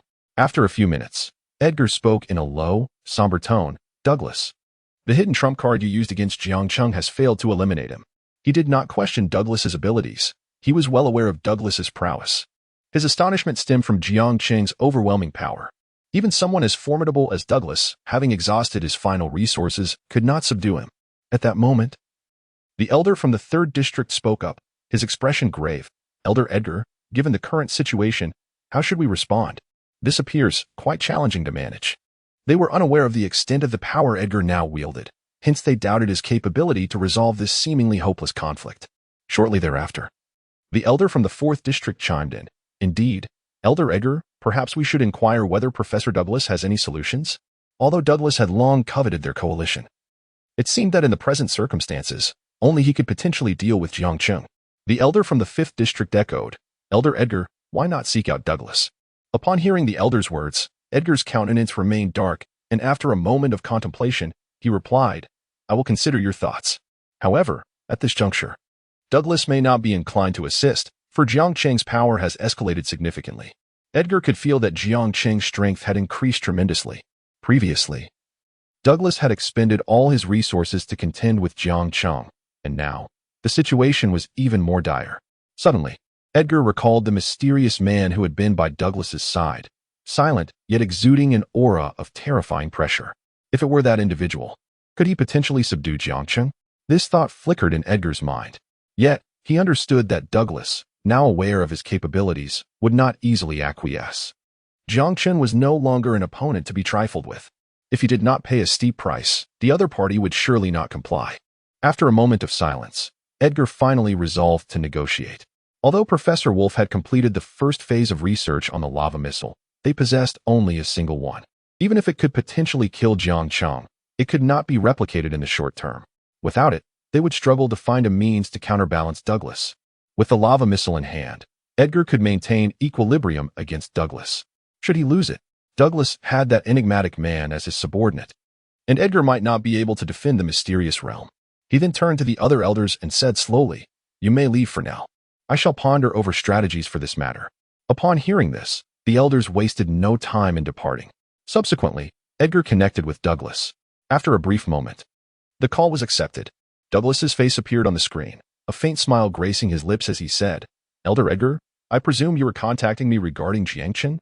From the moment Edgar had sent the video request, Douglas had anticipated this very topic. Edgar nodded and stated, Join me in dealing with Jiang Cheng. Until this individual is eliminated, neither you nor I shall find peace. In response, Douglas chuckled lightly. Currently, Jiang Cheng's primary target is you. I am not significantly involved. When he comes seeking me, I shall act then. It is not too late. Edgar fell silent for several seconds before asking, What do you require? He understood that Douglas would need substantial incentives to take action. Douglas, upon hearing this, laughed. If you can procure 1,000 pounds of stone, I shall act by tomorrow. If not, you may employ your own methods against Jiang Cheng. If I recall correctly, you possess only one weapon, yes? You must consider carefully. Should you expend it, your deterrent power will diminish greatly. At these words, Edgar's expression darkened considerably, his gaze fixed intently on Douglas's image on the screen. He remained silent, his breathing becoming somewhat labored. 1,000 pounds of stone. Currently, he had merely 1,200 pounds in stock, and extracting more would require considerable effort and cost. However, the present circumstances left him no choice but to refrain from outright refusal. After a moment, Edgar steeled himself and replied, Very well. Douglas seemed unsurprised by this outcome, merely smiling faintly. Since you have agreed, my subordinates will arrive tomorrow. Rest assured, this matter will proceed without any unforeseen issues. With that, Douglas terminated the call. Edgar stared at the screen, his eyes brimming with a murderous intent. Moments later, he spoke in a low, ominous tone. Douglas, one day, I shall ensure your demise. In an instant, news of Jiang Cheng's return swept through the entire coalition, plunging everyone back into a state of panic and despair. Faced with this terrifying, demonic presence, they did not even need to see his face. Simply hearing information about him sent shivers down their spines. Did they not proclaim Jiang Cheng was dead? Had this demon not been vanquished? How could he reappear now? The coalition's leaders had undoubtedly spread falsehoods. How foolish they had been to believe them. It was futile to voice such thoughts now, for Jiang Cheng would inevitably confront them, and such a being was beyond their capacity to resist. Indeed, they had exerted every effort to resist, yet in the end, they merely appeared as pitiful ants in the eyes of their adversary. Alas, it seemed they would revert to their former state, fleeing at the slightest hint of danger. The members of the coalition continued to speak, attempting to alleviate the terror within their hearts. Meanwhile, the elders were privately cursed by the populace more times than they could count. At this moment, in the royal city, the elder from the 6th district regarded Lu Zhu and his leader with a deeply furrowed brow. Is there any way to manage this situation? Remember, I want everyone to remain calm and not succumb to panic. Chapter 98.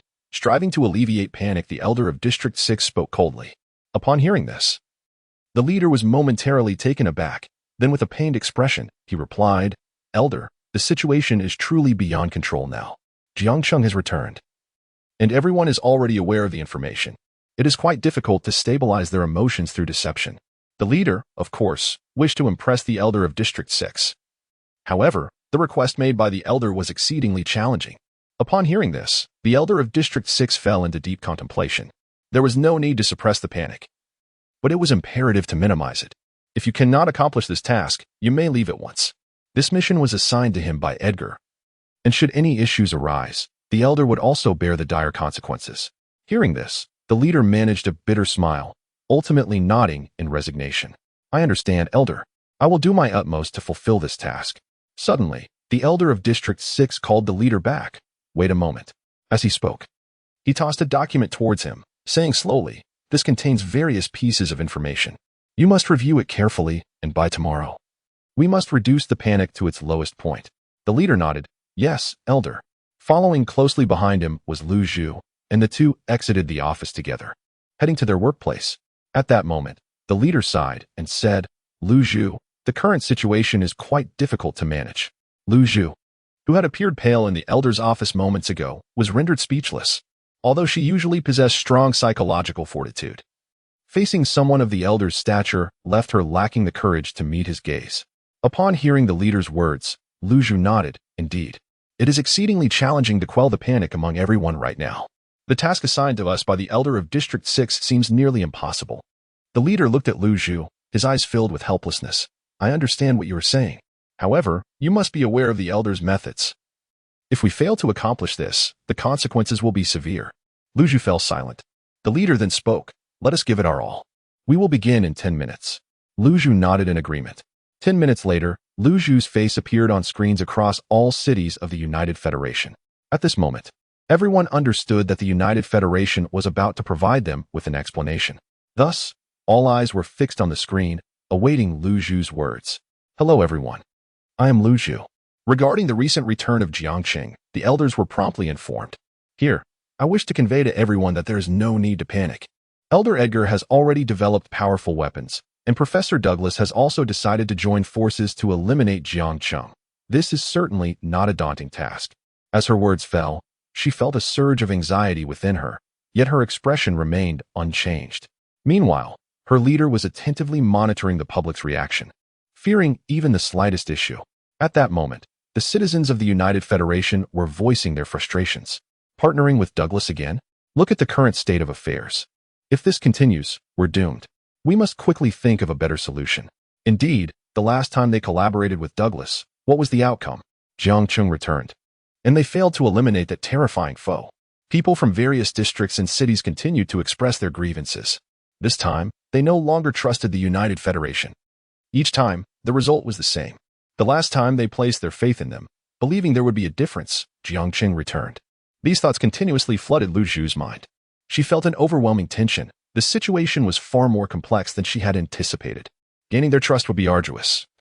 Yet she aimed to alleviate their panic as much as possible. Lu Zhu reflected that the elders of the United Federation had provided her with substantial information to help her succeed in this arduous task. For instance, Edgar's trump card and the formidable warriors surrounding Douglas. Although the people of the United Federation might not believe it, convincing them was something Lu Zhu needed to achieve. After adjusting her demeanor, Lu Zhu looked back at the screen, smiling as she began. Everyone may not fully trust the United Federation or the elders at this moment. However, I urge you to grant the elders another chance. Elder Edgar's subordinates have successfully developed a weapon capable of defeating Jiang Cheng. Furthermore, Professor Douglas possesses formidable combat strength. While Jiang Cheng may seem powerful now, he is certainly not insurmountable. Although we did not manage to eliminate Jiang Cheng last time, he sustained heavy injuries. As you can imagine, otherwise, he would not have taken so long to reappear. As her words concluded, the mood among the citizens of various districts began to calm. It seemed plausible. Upon reflection, They realized Lu Zhu was right. Though Jiang Cheng was not killed last time, he had indeed suffered significant injuries, which explained his prolonged absence. Given Jiang Cheng's previous actions, it was unlikely he could hide for too long. He would undoubtedly emerge at the first sign of trouble. I suspect that this time, Elder Edgar is indeed telling the truth. Both Douglas and the United Federation's combat strength must have improved considerably. A multitude of conversations echoed throughout the various districts of the United Federation. It was evident that the citizens were gradually beginning to believe Lu Zhu's words. At that moment, Lu Zhu heard her leader's voice. The results are promising. Keep going. The emotions of the citizens were steadily stabilizing, and it would not be long before they returned to a state of calm. Upon hearing this, Lu Zhu felt a slight sense of relief. Since stepping into this role, she had been under immense pressure. Hearing of positive results now allowed her to breathe a little easier. Lu Zhu continued. This time, Elder Edgar has stated that he intends to collaborate with Professor Douglas to launch a direct assault on Jiang Cheng and his cohorts. Chapter 99. 1,000 pounds of stone. Moreover, they would not cease their efforts until they witnessed their bodies with their own eyes. Let us once again place our trust in the United Alliance and Elder Edgar. As Lu Zhu's words faded, the emotions within the various districts of the United Alliance gradually settled, with only a small fraction still stirred. I found Lu Zhu's sentiments to be quite valid. It is perhaps wise to place our faith in the United Alliance and in Edgar once more. Indeed, this time, it seems there may be a genuine opportunity. Soon, the earlier panic began to subside. At that moment, Lu Zhu heard a voice. Well done, the situation has stabilized significantly. Now, proceed according to the usual plan and complete the task. Following this, Lu Zhu continued to execute the plan as initially intended. Meanwhile, the elder of the 6th district remained vigilant in his office, monitoring the emotions of all within the United Alliance. Edgar had entrusted him with this delicate task, which was indeed quite challenging. However, it appeared that they were on the path to success. At this point, the elder of the 6th district let out a sigh of relief, thinking, it should be fine now. After a pause, his expression shifted to one of resignation. I hope that Elder Edgar can successfully deal with Jiang Cheng this time. Otherwise, it could become quite troublesome. Currently, the major elders were all hopeful, wishing for Edgar to resolve the matter with Jiang Cheng swiftly. Before long, Lu Zhu's live broadcast concluded successfully, and the various districts of the United Alliance had largely regained their composure. In District 1, Jiang Cheng, accompanied by his subordinates, arrived at the next city. He glanced at the time and murmured, the Inferno fire still has 8 hours of cooldown. Subsequently, he turned his attention to the soldiers of the coalition stationed upon the high walls. One soldier, maintaining vigilance, noticed Jiang Cheng's approach and, upon looking up, was momentarily taken aback. He hurriedly shouted, Jiang Cheng is here. Quickly, notify Elder Edgar. As Jiang Cheng's whereabouts were still uncertain, Edgar had instructed the coalition soldiers to inform him immediately upon locating Jiang Cheng. Throughout his journey, Jiang Cheng had managed to evade all surveillance devices until this moment, when he was finally discovered. Upon hearing this, the soldiers atop the walls trembled and rushed to inform Edgar. At this time, Edgar had not remained in the conference room. Instead, he had moved to an inconspicuous corner of the royal city, unnoticed by anyone. Douglas sat before him, smiling as he remarked, Edgar, this seems to be the first time you've invited me to the royal city. Quite a rarity. Edgar's expression remained calm as he replied, special circumstances. Otherwise, I would never have allowed you entry into the royal city. Beside Douglas stood a man clad in lava armor. This was 11. His expression remained impassive, exuding a chilling aura that deterred anyone from approaching. Edgar, however, appeared immune to this presence. He simply regarded Douglas with indifference, then glanced at 11, muttering, as expected of you, you acquired that stone not long ago and have already developed the lava armor. Moreover, it's at the 2nd tier, 1st stage. Upon hearing this, Douglas merely smiled before saying, let us discuss serious matters. I have seen the video of Jiang Cheng. He is quite formidable now. If we attempt to confront him with our previous understanding of his abilities, we will undoubtedly suffer a crushing defeat. In response, Edgar stated calmly, I am well aware of that. After a brief pause, he continued, the enhanced warrior by your side should possess 9th tier strength, correct? At this, Douglas's demeanor chilled, and he replied coldly, do not pry too deeply. Edgar pressed on, what are your plans? Douglas replied coolly, you provide the stone, and I will forge it into bullets to deal with the individuals surrounding Jiang Cheng. You should have already developed the 2nd tier of lava armor, correct? Nearly. We can deploy some, as there are still quite a few high-tier zombies under Jiang Cheng's command.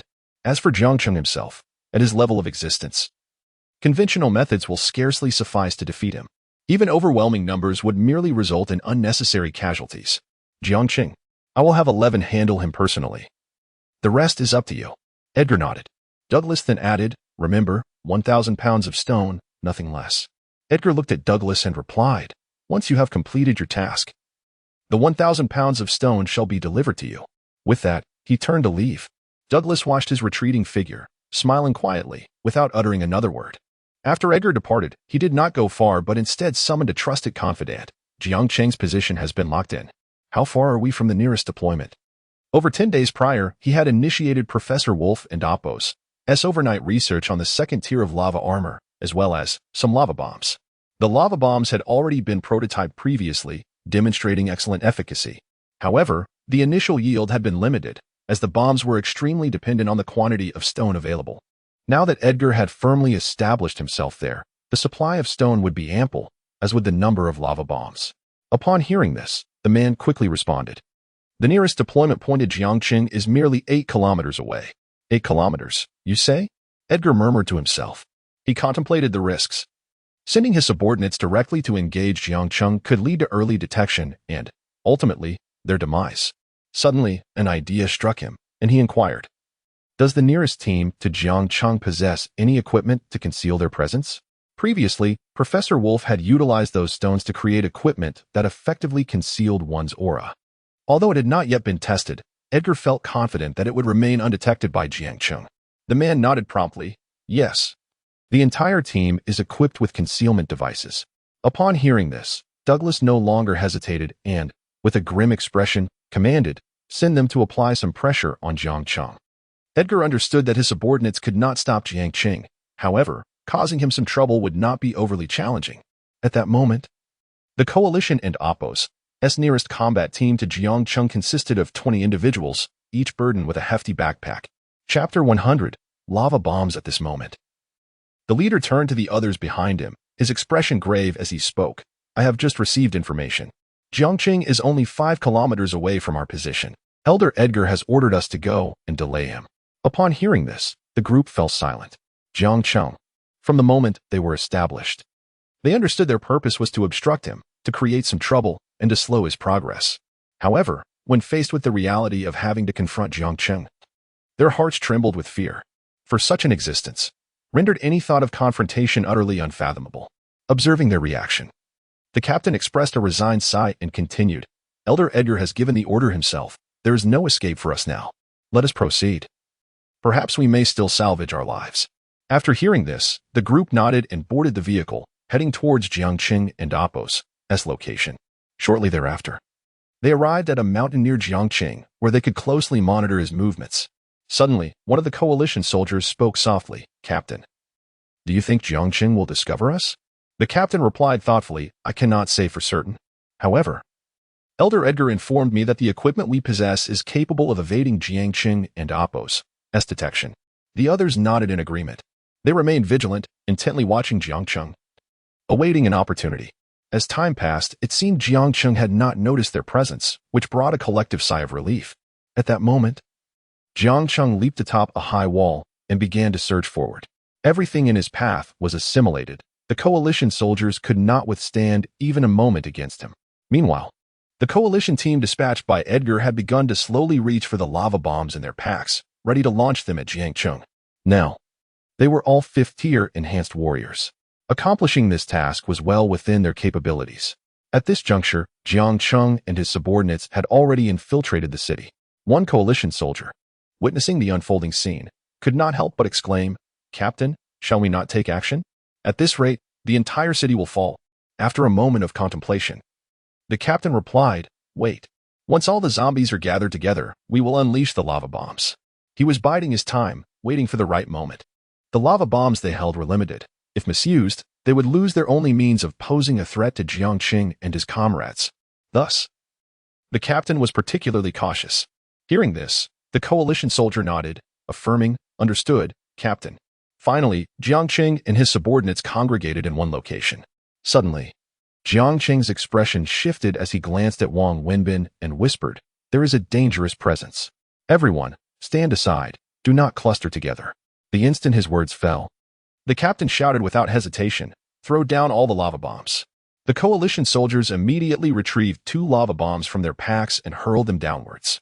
During their descent, the bombs were concealed well enough that Jiang Cheng initially failed to detect them. However, after a moment, Jiang Cheng's expression changed as he looked up, his pupils constricting. "Retreat to the sides. Do not remain here. Move with utmost speed." He sensed that the power of the lava bombs was formidable. While they posed no direct threat to him, his subordinates would undoubtedly fall victim if struck. At that moment, Jiang Cheng's subordinates had dispersed, no longer clustered together. Boom, boom, boom. The crimson waves of flames engulfed the entire city in an instant. The zombies under Jiang Cheng and Appo's command, those below the 6th tier, were completely annihilated. Those around the 6th tier suffered heavy casualties, while the 7th tier zombies were severely wounded. Yet, Jiang Cheng remained unscathed. The captain, witnessing this, expressed his frustration.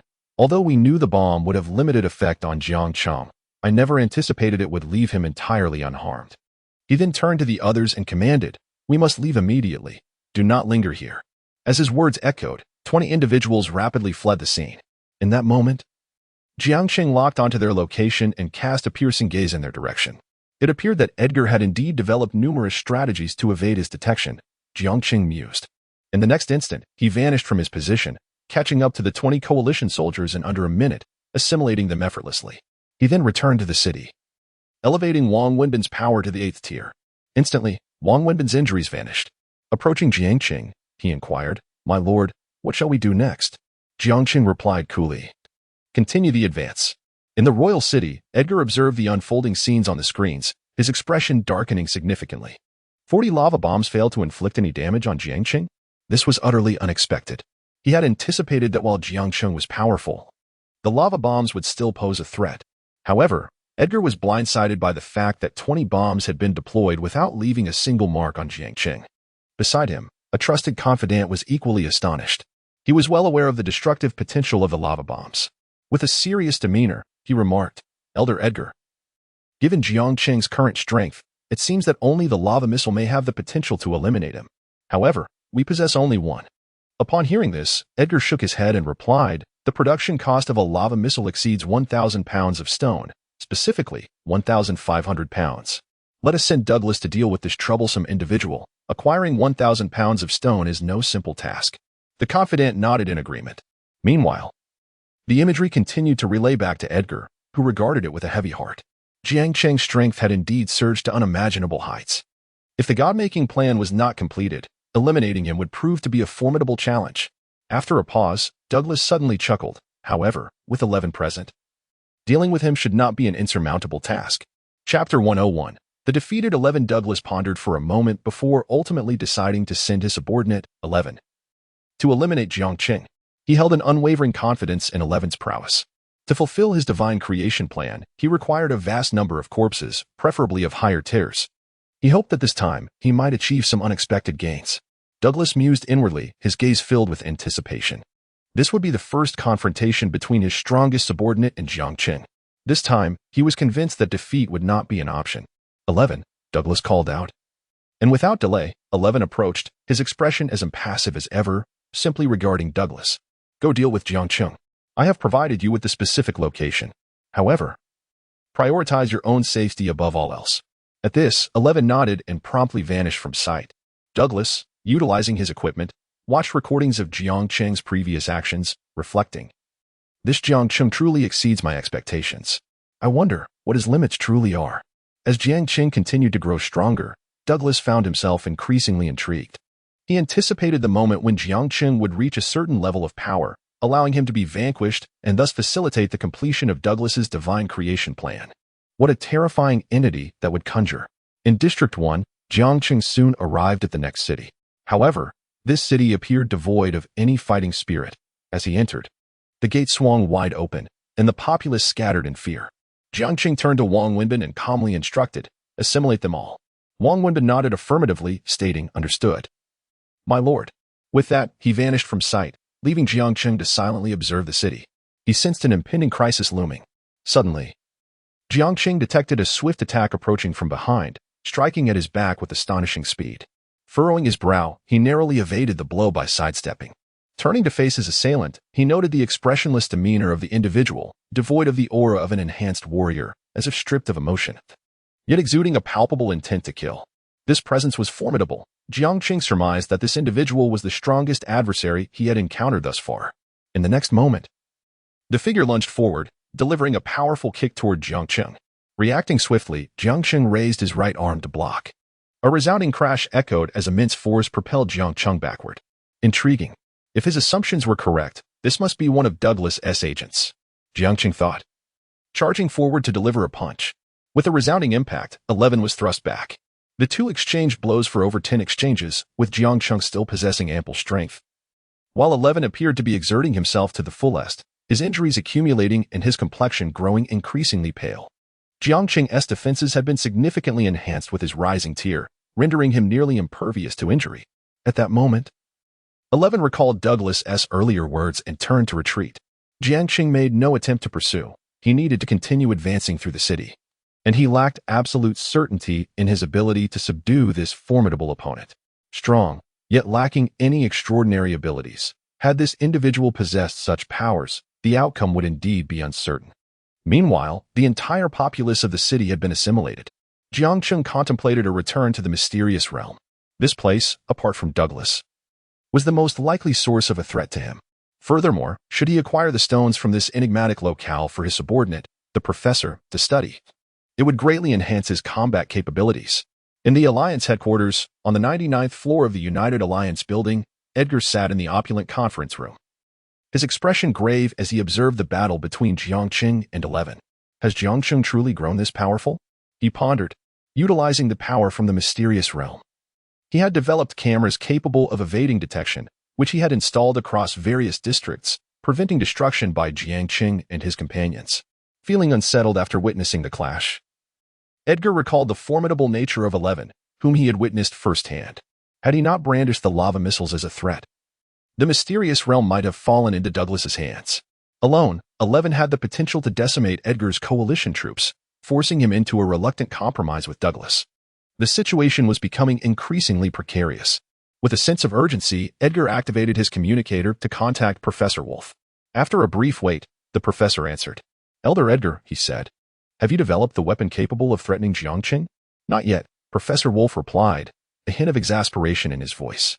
It takes time to devise a means to counter a being who can withstand 40 lava bombs without a scratch.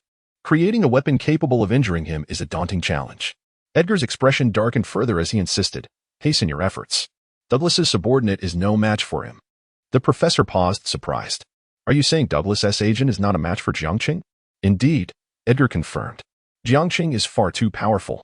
Douglas currently lacks effective means to counter him. You must expedite your research. If this continues, Jiang Cheng may very well reach the Alliance headquarters. If all else fails, we may have to resort to using the lava missiles. I will work as swiftly as possible, Professor Wolf replied, and soon after, their communication ended. Edgar set down the device, fatigue etched on his face as he continued to watch the looping footage, gritting his teeth. Jiang Cheng, Douglas. Once I fully harness the power of the mysterious realm, I will ensure you both pay dearly for your actions. At that moment, in the research base, Douglas received a video from Edgar. Curiosity piqued, he opened it, and as he watched, his expression shifted from astonishment to confusion, then disbelief. He had not anticipated that 11. Chapter 102, Douglas and Edgar joined forces, only to be defeated by Jiang Cheng. Douglas, having great confidence in his most formidable subordinate thus far, was taken aback by the outcome. Although he had been uncertain about the true strength of 11, he firmly believed that at the very least, he would not fall to Jiang Cheng. However, this result compelled him to acknowledge that his judgment had been gravely flawed. With a furrowed brow and a grave expression, Douglas realized that not only was Jiang Cheng alive, but his power had significantly increased. The current Jiang Cheng was far more terrifying than he had ever imagined.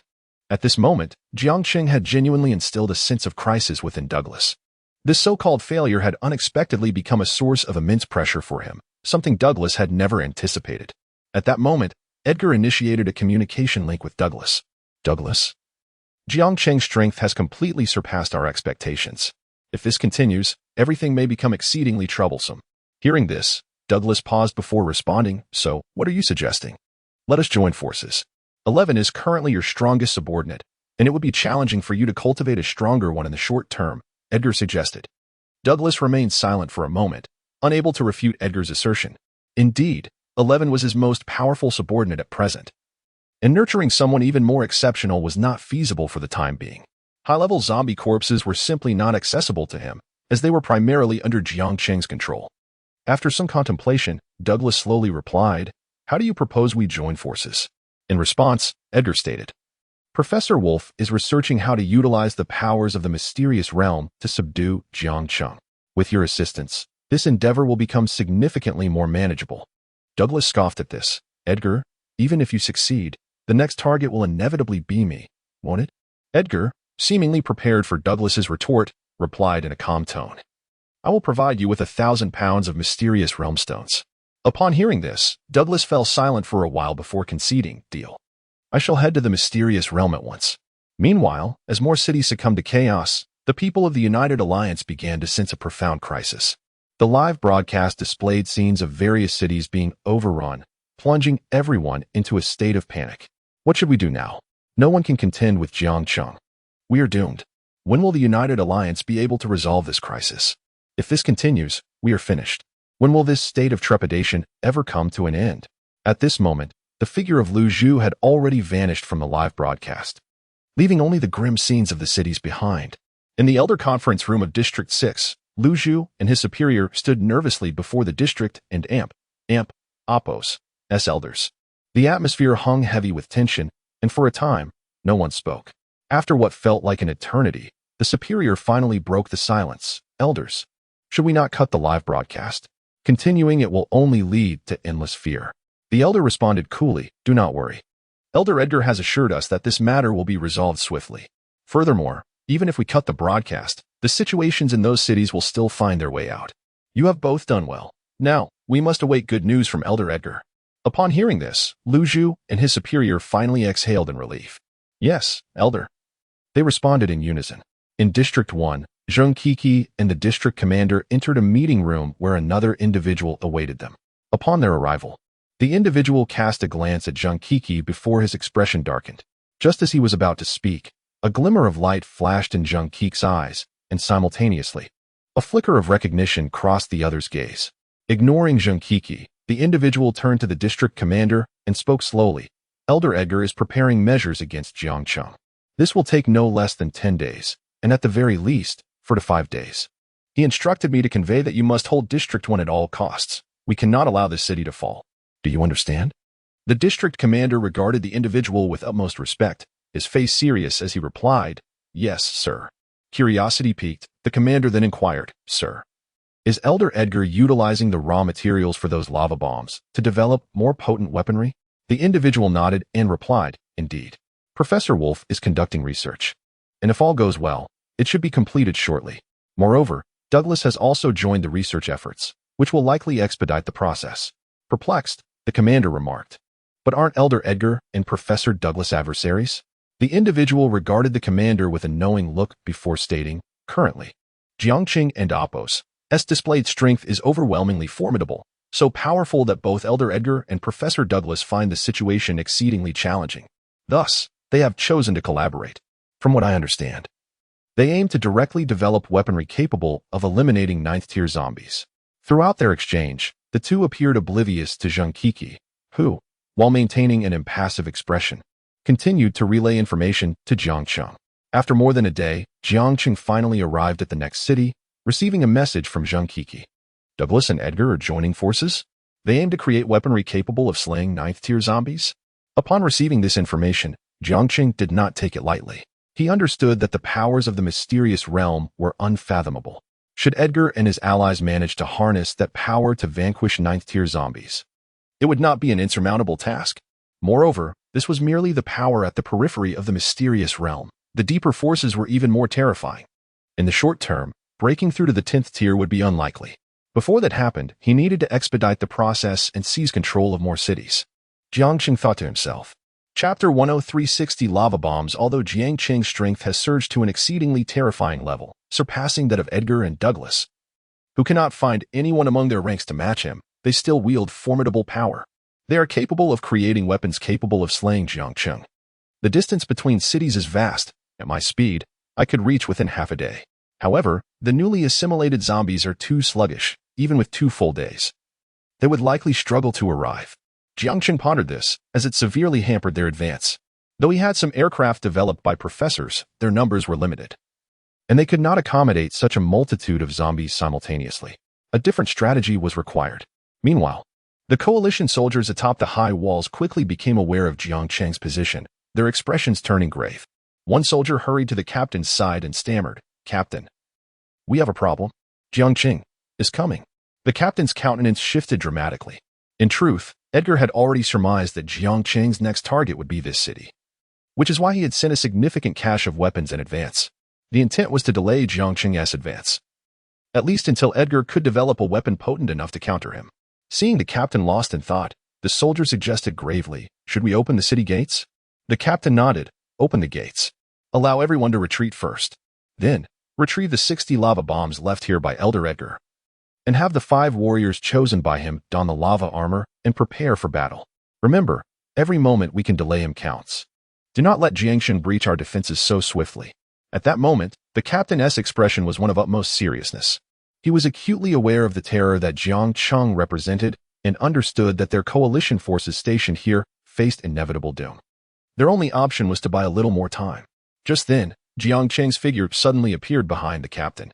The soldier in front of the captain visibly paled, fear overtaking him as he pointed behind the captain. Startled, the captain turned around, only to be left speechless, collapsing to the ground, his face ashen, his voice trembling. "Why you?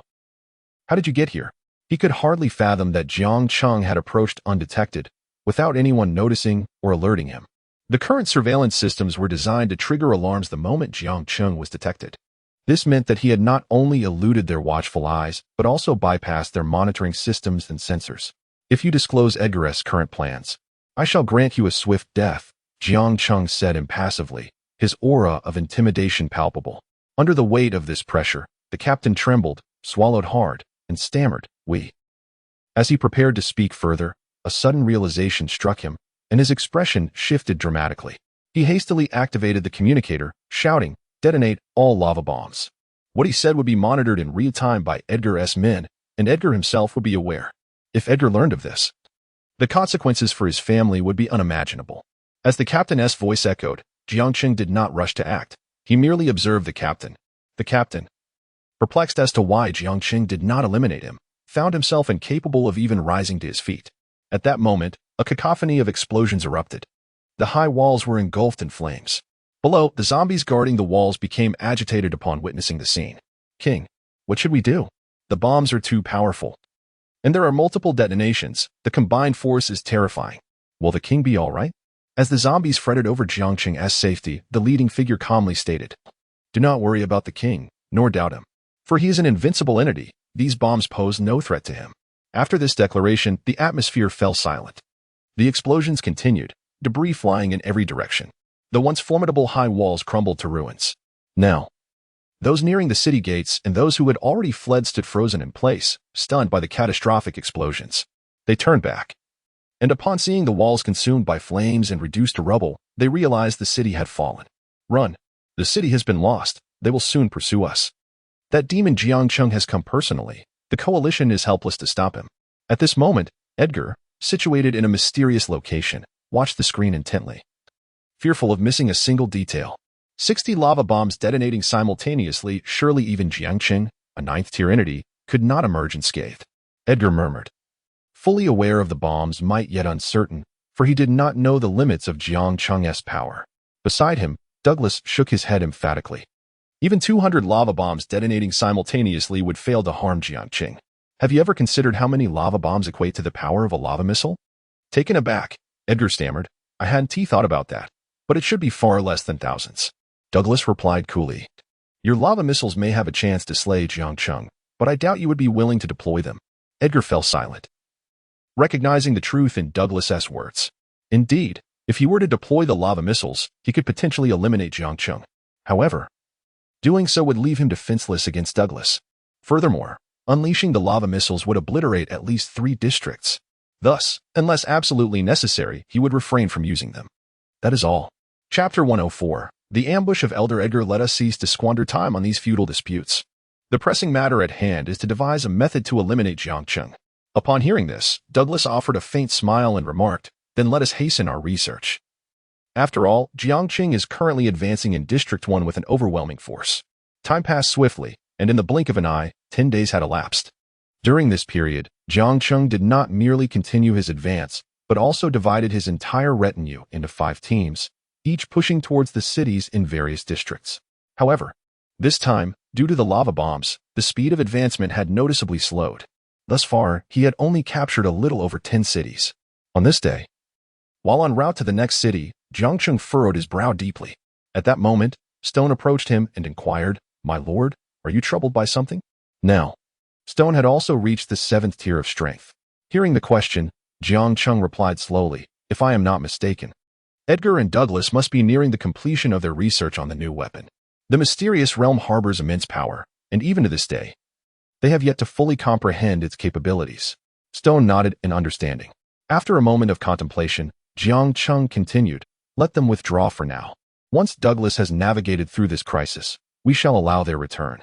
Upon hearing this, Stone nodded and began to convey the message telepathically to the others. After completing this task, Jiang Cheng did not rush to take action but remained stationary, quietly waiting. The army of zombies behind him also stood still, awaiting further instructions. At that moment, atop the high walls, the coalition soldiers fixed their gaze intently upon Jiang Cheng, who stood at the forefront of the zombie army. Seeing him remain motionless for an extended period, anxiety began to spread among them. "Captain, what shall we do? Jiang Cheng has not advanced. Does this mean we will fail the task assigned by Elder Edgar?" One soldier expressed his concern. Another, equally grave, added, "Indeed, if this continues, we shall encounter great trouble." In response to their worries, the captain and Apos' expression turned serious as he said slowly, "We must not act rashly. Jiang Cheng is not an adversary we can confront head-on. Our priority is to maintain our position and prevent him from breaching the city." Meanwhile, in the royal city, on the 99th floor of a lavish conference room, only 2 individuals occupied the space, Edgar and Douglas. Both were intensely focused on the screen, their expressions grave. "Edgar, it seems Jiang Cheng has sensed something. He is not advancing. If this continues, the lava bombs we have set here will serve no purpose," Douglas said, his tone laced with concern. The current lava bombs differed from their predecessors. These were designed to slow Jiang Cheng and Apos' movement. Should his speed be diminished, their subsequent actions would be considerably easier, enabling them to employ all the measures they had prepared against Jiang Cheng. Edgar replied, "These lava bombs are well concealed. Logically, there should be no chance of Jiang Cheng detecting them." Scarcely had he finished speaking when an astonishing scene unfolded before them. Jiang Cheng soared into the air, hands clasped around swirling flames, an image they were not unfamiliar with. Douglas, momentarily stunned, exclaimed, "Jiang Cheng, could this be the power from before? Is it possible he can utilize this strength more than once?" After Jiang Cheng previously unleashed the infernal fire, both Douglas and Edgar had remained on high alert regarding this particular ability. However, since that time, they had not witnessed Jiang Cheng wield it again, leading them to believe it was a one-time power. Now, they were forced to reconsider. Edgar's expression turned grave as he stated, "It appears that indeed may be the case. Let us strike directly. Jiang Cheng has already sensed the presence of those lava bombs, and prolonging this will be futile." In District 1, Zhang Kiki gazed at the intoxicated commander beside her, casting him a flirtatious glance. A glimmer of light flickered in her eyes, mirrored in the commander's gaze. She then sweetly inquired, "Commander, what was the operation you mentioned regarding Elder Edgar last time?" The commander, somewhat incoherent, stammered, "What I mentioned last time. I recall now. Elder Edgar, in collaboration with Elder Douglas, has developed a force akin to lava missiles. However, its explosive range is not as extensive as that of the lava missiles. They have also prepared several different weapons, all aimed at ensuring Jiang Cheng's complete eradication here." Upon hearing this, Zhang Kiki nodded, a hint of seriousness flashing across her eyes. She promptly conveyed this information to Jiang Cheng. At that moment, as Jiang Cheng hovered in the air and received Zhang Kiki's message, he communicated telepathically with Stone, instructing him to lead the entire zombie army in retreat. "A force akin to lava missiles. My unique ability, immortality, is sufficient to withstand this attack. However, if Stone and the others are struck by this power, they may face total annihilation." Jiang Cheng pondered silently. Although he had not directly encountered the might of the lava missiles, he had felt their terrifying aura at the time. Even a fraction of their power, be it half or a third, would be enough to obliterate Stone and his forces. With the infernal fire at his disposal, he could swiftly consume this city. Upon hearing Jiang Cheng's command, Stone acted with utmost urgency, leading the zombie army in a hasty retreat. At this moment, numerous coalition soldiers clad in lava armor approached Jiang Cheng, each wielding a rifle, all aiming at him from various angles.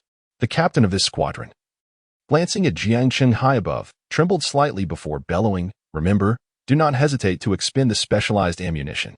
Elder Edgar has instructed us to suppress Jiang Cheng with firepower." As soon as he finished speaking, a barrage of specialized bullets rained down upon Jiang Cheng from all directions. Sensing the power of these projectiles, Jiang Cheng narrowed his eyes slightly. This seems quite intriguing. A faint smile played upon his lips. Chapter 105. The third stage lava bomb in the face of the relentless barrage. Jiang Cheng's afterimages flickered at various positions. Yet, numerous bullets still found their mark upon him. At this moment, Jiang Cheng assessed the potency of these projectiles with clarity. 10 of such bullets could extinguish a 6th-tier zombie, while 200 would suffice to vanquish a 7th-tier one. He mused silently, observing the bullets raining down from all directions. Forming an estimate of the quantity wielded by the coalition soldiers, it was evident that the number was sufficient to obliterate the zombies under his command. The bullets traveled at incredible speed. Even though Jiang Cheng had ascended to the 9th tier, he was still struck by a fair share of them. However, these projectiles could not even breach his skin. On the high walls, the coalition soldiers, witnessing this spectacle, were left utterly astounded. They noted that these bullets seemed utterly ineffective against Jiang Cheng. At that moment, the captain's expression turned grave. One of the coalition soldiers turned to him and remarked, "Captain, it seems these bullets hold no effect on Jiang Cheng. Should we resort to other weaponry?"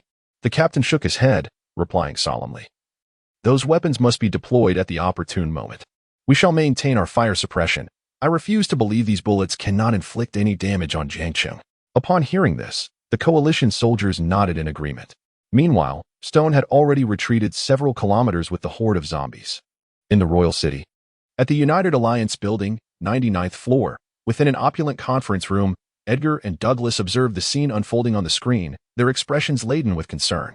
"This appears to diverge from our expectations," Edgar stated slowly. He and Douglas had previously tested the bullet's efficacy and were convinced that, in sufficient numbers, they would pose a threat to Jiang Cheng. Yet now, as these bullets were deployed against him, they realized that Jiang Cheng's strength was far from what they had anticipated. Amid such a dense hail of fire, not only could Jiang Cheng evade the majority of the bullets, but those that did strike him seemed utterly impotent. Breaching his skin proved to be a formidable challenge. Douglas's countenance mirrored Edgar's seriousness. "We have underestimated Jiang Cheng's capabilities. He is not merely 9th tier. He stands at the pinnacle of that tier. His subordinate, 11, possesses 9th tier strength, yet was ruthlessly crushed by Jiang Cheng." What Douglas had not expected was the astonishing level of Jiang Cheng's defenses. They had not anticipated that these bullets could kill Jiang Cheng, but they had hoped to inflict some wounds to diminish his combat effectiveness. This, they believed, would enable their subsequent weaponry to function optimally, thus ensuring the success of their plan. However, they had still underestimated Jiang Cheng. Silently, they watched the screen, neither speaking. After a prolonged silence, Douglas finally suggested, "Let the coalition soldiers utilize the subsequent weaponry. Continuing as we are will only lead to a stalemate with Jiang Cheng, ultimately allowing him to find an opportunity to eliminate all the coalition soldiers. At that point, the plan would be utterly doomed." Edgar pondered for a moment before responding. "Very well." He then communicated with the coalition soldiers engaged in battle with Jiang Cheng. In District 1, atop the high walls, the coalition soldiers, not daring to pause, relentlessly suppressed Jiang Cheng with firepower. At that juncture, the captain received the notification and ceased his orders. He turned to the soldiers behind him and stated firmly, "3 of you, come with me. The rest, maintain fire suppression." Upon hearing this, the 3 nearest soldiers halted their actions and followed him, while the others continued their barrage. At that moment, Jiang Cheng, observing the unfolding events from below the high walls, instantly comprehended their intent. These individuals were preparing to deploy new weaponry. Without a moment's hesitation, he braced against the onslaught of bullets and ascended the high wall, determined to thwart these coalition soldiers. Yet, before he could reach the summit, a colossal lava bomb descended from the sky. Jiang Cheng's expression hardened. He sensed that this bomb harbored tremendous power. If he were to be struck by it, he would undoubtedly suffer severe injury. Thus, without a moment's delay, he retreated to the side. However, The bomb seemed to track him relentlessly, completely locking onto his aura, despite his afterimages appearing at various locations. The lava bomb consistently followed him, never losing its grip. Atop the high walls, the captain waved his hand, declaring, "Ceasefire suppression." Although these bullets are potent, against an entity like Jiang Cheng, a considerable number must land simultaneously to yield any effect. While he is currently targeted by this third-stage lava bomb, evading these bullets remains a trivial task for him. Upon hearing the captain and Apos' words, the coalition soldiers lowered their weapons, approaching the edge of the high wall to observe the unfolding scene. One soldier inquired of the captain, "Captain, is this third-stage lava bomb our most formidable weapon?" The captain, aware of the information only he possessed, shook his head, replying, "No, this is our second most powerful weapon. The strongest is the fourth-stage lava bomb, possessing 5 times the power of this third-stage variant." At this moment, a coalition soldier, puzzled, asked, "Captain, why not deploy the fourth-stage lava bomb directly?" The captain responded, "The remote control for the fourth-stage lava bomb resides with Elder Edgar." Meanwhile, after evading the onslaught for several minutes, Jiang Cheng suddenly directed his gaze towards the high wall. "If I can lure this lava bomb to the wall and detonate it at the moment of impact, I can retreat to the edge, minimizing the damage it inflicts upon me." With this thought crystallizing in his mind, Jiang Cheng refrained from immediate action, opting instead to bide his time. He was uncertain whether the coalition soldiers could alter the bomb's trajectory. He needed to wait until they were completely distracted, their focus diverted from him before making his move. Only then could he ensure complete success. At that moment, a coalition soldier gazed down at the scene unfolding below. Chapter 106. The astonished Edgar as time passed. The coalition warriors gradually lowered their guard. At that moment, one of the soldiers suddenly recalled something and turned to the captain, speaking slowly, "Captain, what if Jiang Cheng directs the bomb towards us?" Upon hearing this, the other coalition fighters also looked towards the captain. He smiled lightly and reassured them, "Do not worry. I possess a remote control that can alter the course of the lava bomb. Jiang Cheng cannot bring it here." The soldiers nodded in agreement. At that instant, Jiang Cheng seized the opportunity of their distraction and swiftly ascended the high wall.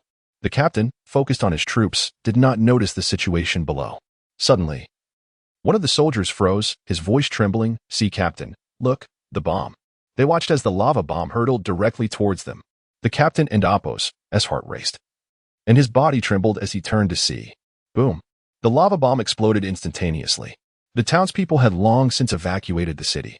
Within a 10-mile radius, only this group of coalition warriors remained.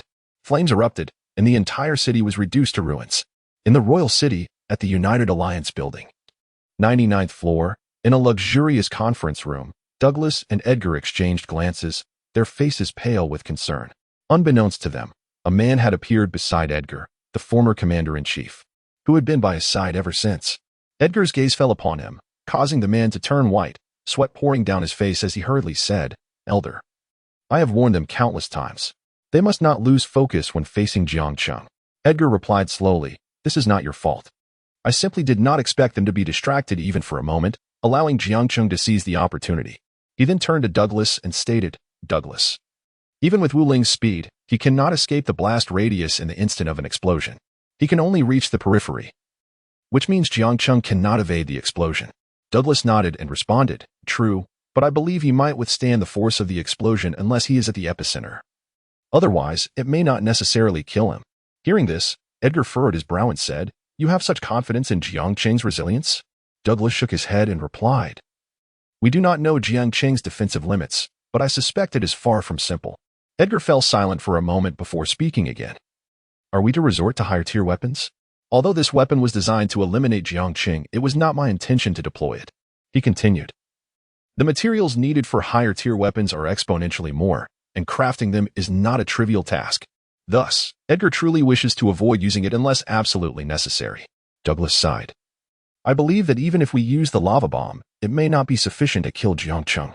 Edgar, taken aback, replied, "Douglas, you place too much faith in Jiang Cheng."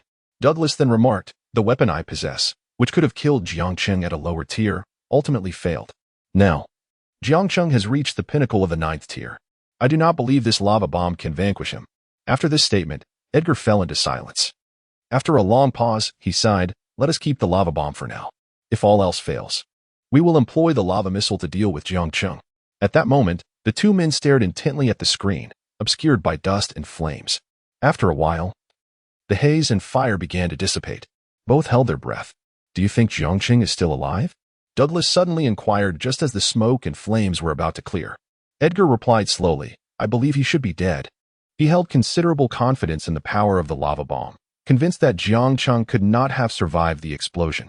In response, Douglas stated, "I think Jiang Cheng is still alive." After a pause, he added, "Moreover, intact."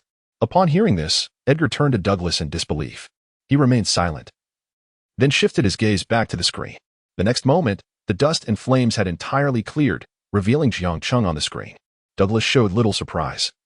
But Edgar was utterly astonished, unable to believe that Jiang Cheng had indeed emerged unscathed, just as Douglas had predicted. Edgar looked at Douglas gravely and asked, "How did you discern that?" Douglas shook his head and replied, "I am not entirely certain. I just sensed. Jiang Cheng is not so simple, and this time, after his reappearance, I have never witnessed his limits." In District 1, Zheng Kiki was at a bar while many patrons engaged in conversation. "Have you heard? Elder Edgar and Professor Douglas have prepared a weapon capable of annihilating that demon, Jiang Cheng," one patron declared. "I doubt it will work. That demon's power is terrifying. Have you not noticed? No matter what methods Elder Edgar and the others employ, they have been unable to kill him. This time will likely be no different." Another patron lamented. The atmosphere grew tense. Suddenly, another patron interjected, "I have heard that Elder Edgar possesses some mysterious powers, and this weapon is forged from those very powers. Jiang Cheng will undoubtedly perish this time." Following this, another voice chimed in, "Let us wait for the outcome. Discussing it now is futile." As he finished, others echoed his sentiments, "Indeed, we shall see the results. Once Elder Edgar and the others have dealt with Jiang Cheng, we can revisit this conversation." Chapter 107. The vanished Jiang Cheng. Each time news of Jiang Cheng's impending demise circulated, I found myself believing it, only to be met with the same outcome each time.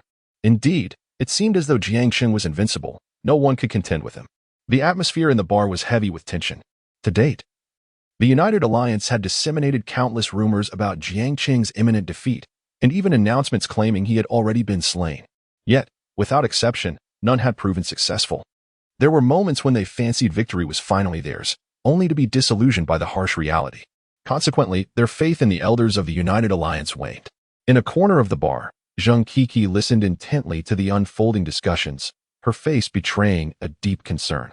The mysterious power, a collaborative creation of Douglas and Edgar, seemed to possess formidable strength. Would one be safe? Zheng Kiki harbored no doubts regarding Jiang Cheng's prowess. Yet the combined might of Douglas and Edgar's enigmatic force instilled a sense of unease within her. Having spent considerable time in District 1, she had heard tales of the terrifying nature of this mysterious power. In a flurry, Zheng Kiki utilized her connections in District 1 to obtain footage of Jiang Cheng's presence there. She scrutinized the video, which ended abruptly at the moment of an explosion, as the surrounding surveillance equipment had been obliterated. After much deliberation, she discerned that, at the moment of detonation, Jiang Cheng had evaded the blast, remaining a full 10 kilometers from the epicenter. A sigh of relief escaped her lips.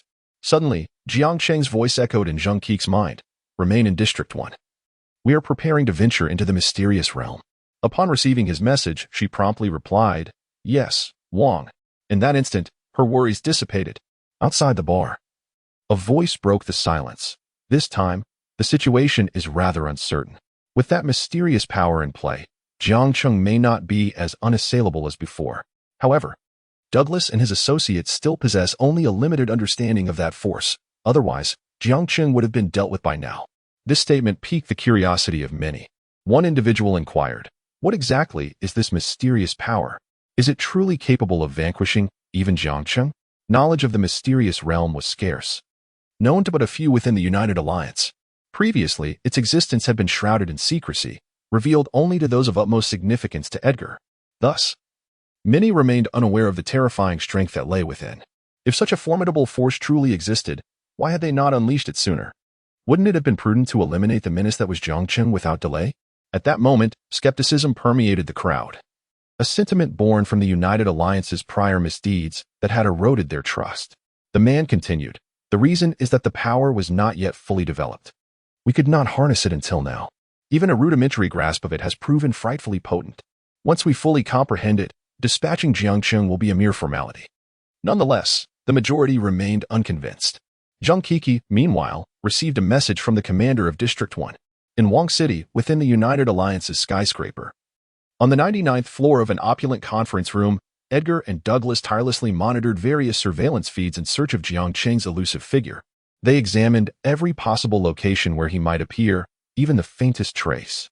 Douglas's expression was grave as he remarked, "The surveillance equipment you are utilizing is not easily evaded. It is both dense and discreet. Yet, thus far, there has been no sign of Jiang Cheng. His ability to conceal himself is astounding." Edgar, equally solemn, pondered aloud.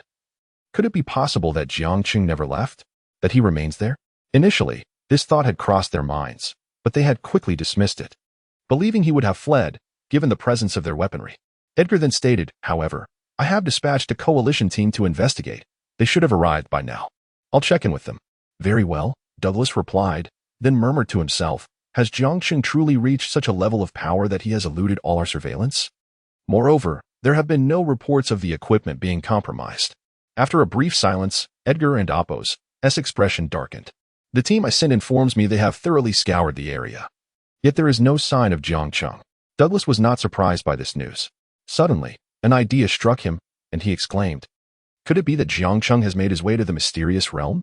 Douglas was uncertain whether Jiang Cheng was aware of the mysterious realm, but he suspected he might. Edgar and Appo's face grew grave as he responded, "We must return to the mysterious realm immediately. For me, it is imperative that nothing goes awry there. Should we lose access to it, my strength would vanish along with it. I have relied on its power thus far." At that moment, nearby the mysterious realm, Jiang Cheng, Wang Wenbin, and Shirtu stood together. He gazed towards the enigmatic site and said, "You two remain here. I will enter and take a look." Chapter 108. Edgar's concerns. Jiang Cheng possessed a profound understanding of the capabilities of his subordinates. Faced with the formidable powers wielded by Edgar, they stood little chance of resistance. Should they venture forth, Jiang Cheng would need to divide his attention to assist them. Upon hearing his words, the three men nodded in unison, affirming their agreement. Meanwhile, within the enigmatic realm, in the laboratory constructed by Edgar, Professor Wolf observed the progress of his research on the screen, murmuring to himself, "It won't be long now once this weapon is developed. Dealing with Jiang Cheng will be an effortless task." At that moment, he appeared visibly excited. Recently, Edgar and Douglas had been consumed with worry over Jiang Cheng's affairs. Unable to focus on anything else, their enhancement in combat prowess had been rapid. Yet neither Douglas nor Edgar anticipated that Jiang Cheng's growth and power surpassed theirs by an unfathomable margin. Even the weapon jointly developed by Edgar and Professor Wolf would be incapable of vanquishing Jiang Cheng, despite its construction utilizing the energies of the mysterious land. At this juncture, a figure beside Professor Wolf spoke slowly. "Professor Wolf, Elder Edgar has transmitted some footage. Would you like to review it?" To this, Professor Wolf replied, "It must pertain to those weapons that failed to eliminate Jiang Cheng, correct? Based on my prior assessments, those weapons should be incapable of resolving the matter, given Jiang Cheng's well-documented strength." The man beside him appeared taken aback before nodding. "Indeed, Jiang Cheng has not been neutralized, and we can no longer pinpoint his exact location. The surveillance equipment you developed has been evaded by him." Upon hearing this, Professor Wolf was rendered speechless. While it came as no surprise that the surveillance devices failed to capture Jiang Cheng's whereabouts, he found it astonishing that such well-concealed monitoring equipment could be evaded, especially since even the high-ranking soldiers of the coalition armed with advanced lava gear should have been incapable of eluding detection. Previously, Jiang Cheng's movements had always been successfully tracked. After a moment of silence, Professor Wolf finally spoke. "It seems Jiang Cheng has concealed a considerable amount of his abilities thus far. But if he has evaded all surveillance equipment, where could he be?" This thought plunged Professor Wolf into deep contemplation. Suddenly, a realization struck him, and he exclaimed in astonishment, "He can't possibly be intending to come here, can he?" Whether Jiang Cheng was aware of the information regarding the mysterious realm was uncertain to both Professor Wolf and Edgar. However, they deemed it a distinct possibility. The man beside Professor Wolf, still astonished, countered, "That seems rather unlikely, doesn't it? How could Jiang Cheng possibly know of this place? It is sufficiently concealed, and currently, everyone in the United Alliance harbors a deep-seated animosity towards him. The number of individuals privy to the secrets of the mysterious realm is exceedingly few." At that moment, the man received a message and turned to Professor Wolf, slowly stating, "Elder Edgar and Professor Douglas are on their way. They believe Jiang Cheng may have learned of the information regarding the mysterious realm. Moreover, Elder Edgar has instructed you to prepare all weapons. Should Jiang Cheng appear in the mysterious realm, we must deploy them immediately with the aim of eliminating him. Professor Wolf, bearing a grave expression, nodded. If Jiang Cheng approaches, I fear none of our coalition warriors will withstand him for even a moment. There is no doubt regarding his current strength. Our only hope lies in those weapons to potentially bring him down. At this juncture, the man hesitated, inquiring, Professor Wolf, should we prepare the lava missiles? Among all our current weapons, they may possess the highest likelihood of neutralizing him. Professor Wolf's countenance darkened upon hearing this. The destructive power of the lava missiles was unparalleled in their research. Once deployed, it was likely that they would all perish as well. After a moment of contemplation, he finally replied, let us prepare them. If we do encounter Jiang Cheng, the lava missiles may be our only chance at truly eliminating him. The man nodded in acknowledgement, saying, understood, Professor Wolf. He then exited the laboratory to commence preparations for activating the weapons, while Professor Wolf meticulously checked all surveillance equipment, ensuring everything was in order before observing various locations. He was anxious that Jiang Cheng might have infiltrated unnoticed, yet he found no evidence to suggest this. After thorough inspection, Professor Wolf confirmed that the surveillance devices had not captured any information regarding Jiang Cheng, yet he remained uneasy. At that moment, Jiang Cheng skillfully evaded numerous surveillance devices while collecting stones from the ground. His purpose for this visit was solely to gather some stones before departing. A full-scale assault on this place was beyond his current capabilities. The power of the lava missiles was something he could not withstand. Despite his unique ability to evade death, there were limits, and the lava missiles clearly exceeded that threshold. Having spent nearly an hour collecting stones without detection, Jiang Cheng had amassed close to 1,000 pounds. It was time to leave. He contemplated taking them back for his subordinates to study, for he had perceived the essence of the mysterious realm's power. Moreover, upon holding the stones, he realized that those individuals were not well versed in harnessing their energies. Had they been able to utilize even 30% of the stone's potential, the previous lava missile could have easily claimed his life. Jiang Cheng surmised that Edgar and the others had merely grasped about 10% of the stone's capabilities, insufficient even to compel him to deploy his unique abilities. With that, Jiang Cheng decided against lingering any longer and turned to depart. Chapter 109. The Wrath of Edgar. Upon reaching the outskirts, Jiang Cheng was immediately approached by Wang Wenbin and others. At this moment, Jiang Cheng slowly declared, we must depart immediately. He intended to take the stones back for his subordinate, the professor, to examine. If they could truly harness the power within, Jiang Cheng believed that the combat capabilities of his zombies would be significantly enhanced. Without delay, Jiang Cheng and his companions left the area swiftly. He sensed that Edgar and his associates had not yet returned, and he had left no trace of his acquisition of the stones from this mysterious locale. Half an hour later, Edgar and Douglas finally arrived. Both bore solemn expressions as they exchanged glances. Edgar, I believe Jiang Cheng has already been here, Douglas remarked. Edgar pondered for a moment before inquiring, are you certain? Professor Wolf and the coalition soldiers had thoroughly scoured the area without uncovering any sign of Jiang Cheng. The surveillance equipment here was of a caliber far superior to that in the United Alliance, and despite Jiang Cheng's formidable strength, he should not have been able to completely evade detection. Though Edgar harbored similar suspicions, he recognized that Jiang Cheng had no known destination beyond this enigmatic site. If he were to escalate attacks on the city, they would have been alerted long ago. Subsequently, Douglas and Edgar entered the mysterious realm. Upon seeing their return, Professor Wolf stood and addressed Edgar, stating, Elder Edgar, thus far, there is no specific information regarding Jiang Cheng. However, I suspect he has been here, albeit without concrete evidence. Edgar nodded and replied, just stay vigilant. He remained convinced that Jiang Cheng had not come, as he held unwavering confidence in the surveillance equipment positioned in the mysterious area. Suddenly, a coalition soldier rushed in, appearing anxious. He approached Wolf and said, Professor Wolf, have you ordered anyone to mine the stone quarry in recent days? Upon hearing this, Wolf looked puzzled, shaking his head.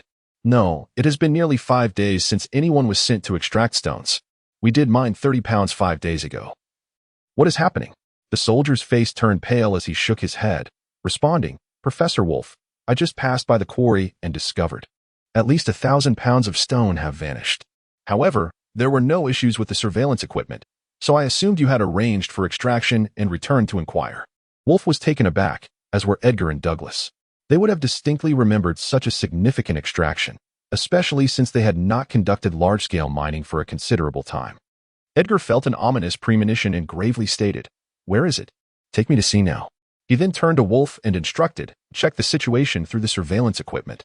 Without hesitation, Professor Wolf activated the surveillance system to observe the area. Upon examining the footage, he was left speechless, as he realized that a portion of the process appeared to have been deliberately omitted. Consequently, he had remained oblivious to the events that transpired. It became abundantly clear to Professor Wolf that Jiang Cheng had indeed orchestrated this operation, meaning he had already been here and had extracted a full 1,000 pounds of stone. Seeing the expression on Wolf's face, Edgar's countenance darkened. Why? How is it that this individual could evade so many layers of scrutiny? He even managed to carry out these actions under the watch of the surveillance equipment without us noticing. He finally comprehended the depth of Jiang Cheng's power, which had reached an unfathomable level. At this moment, Douglas looked at Edgar and said, "We must join forces to eliminate Jiang Cheng. His rate of growth is terrifying.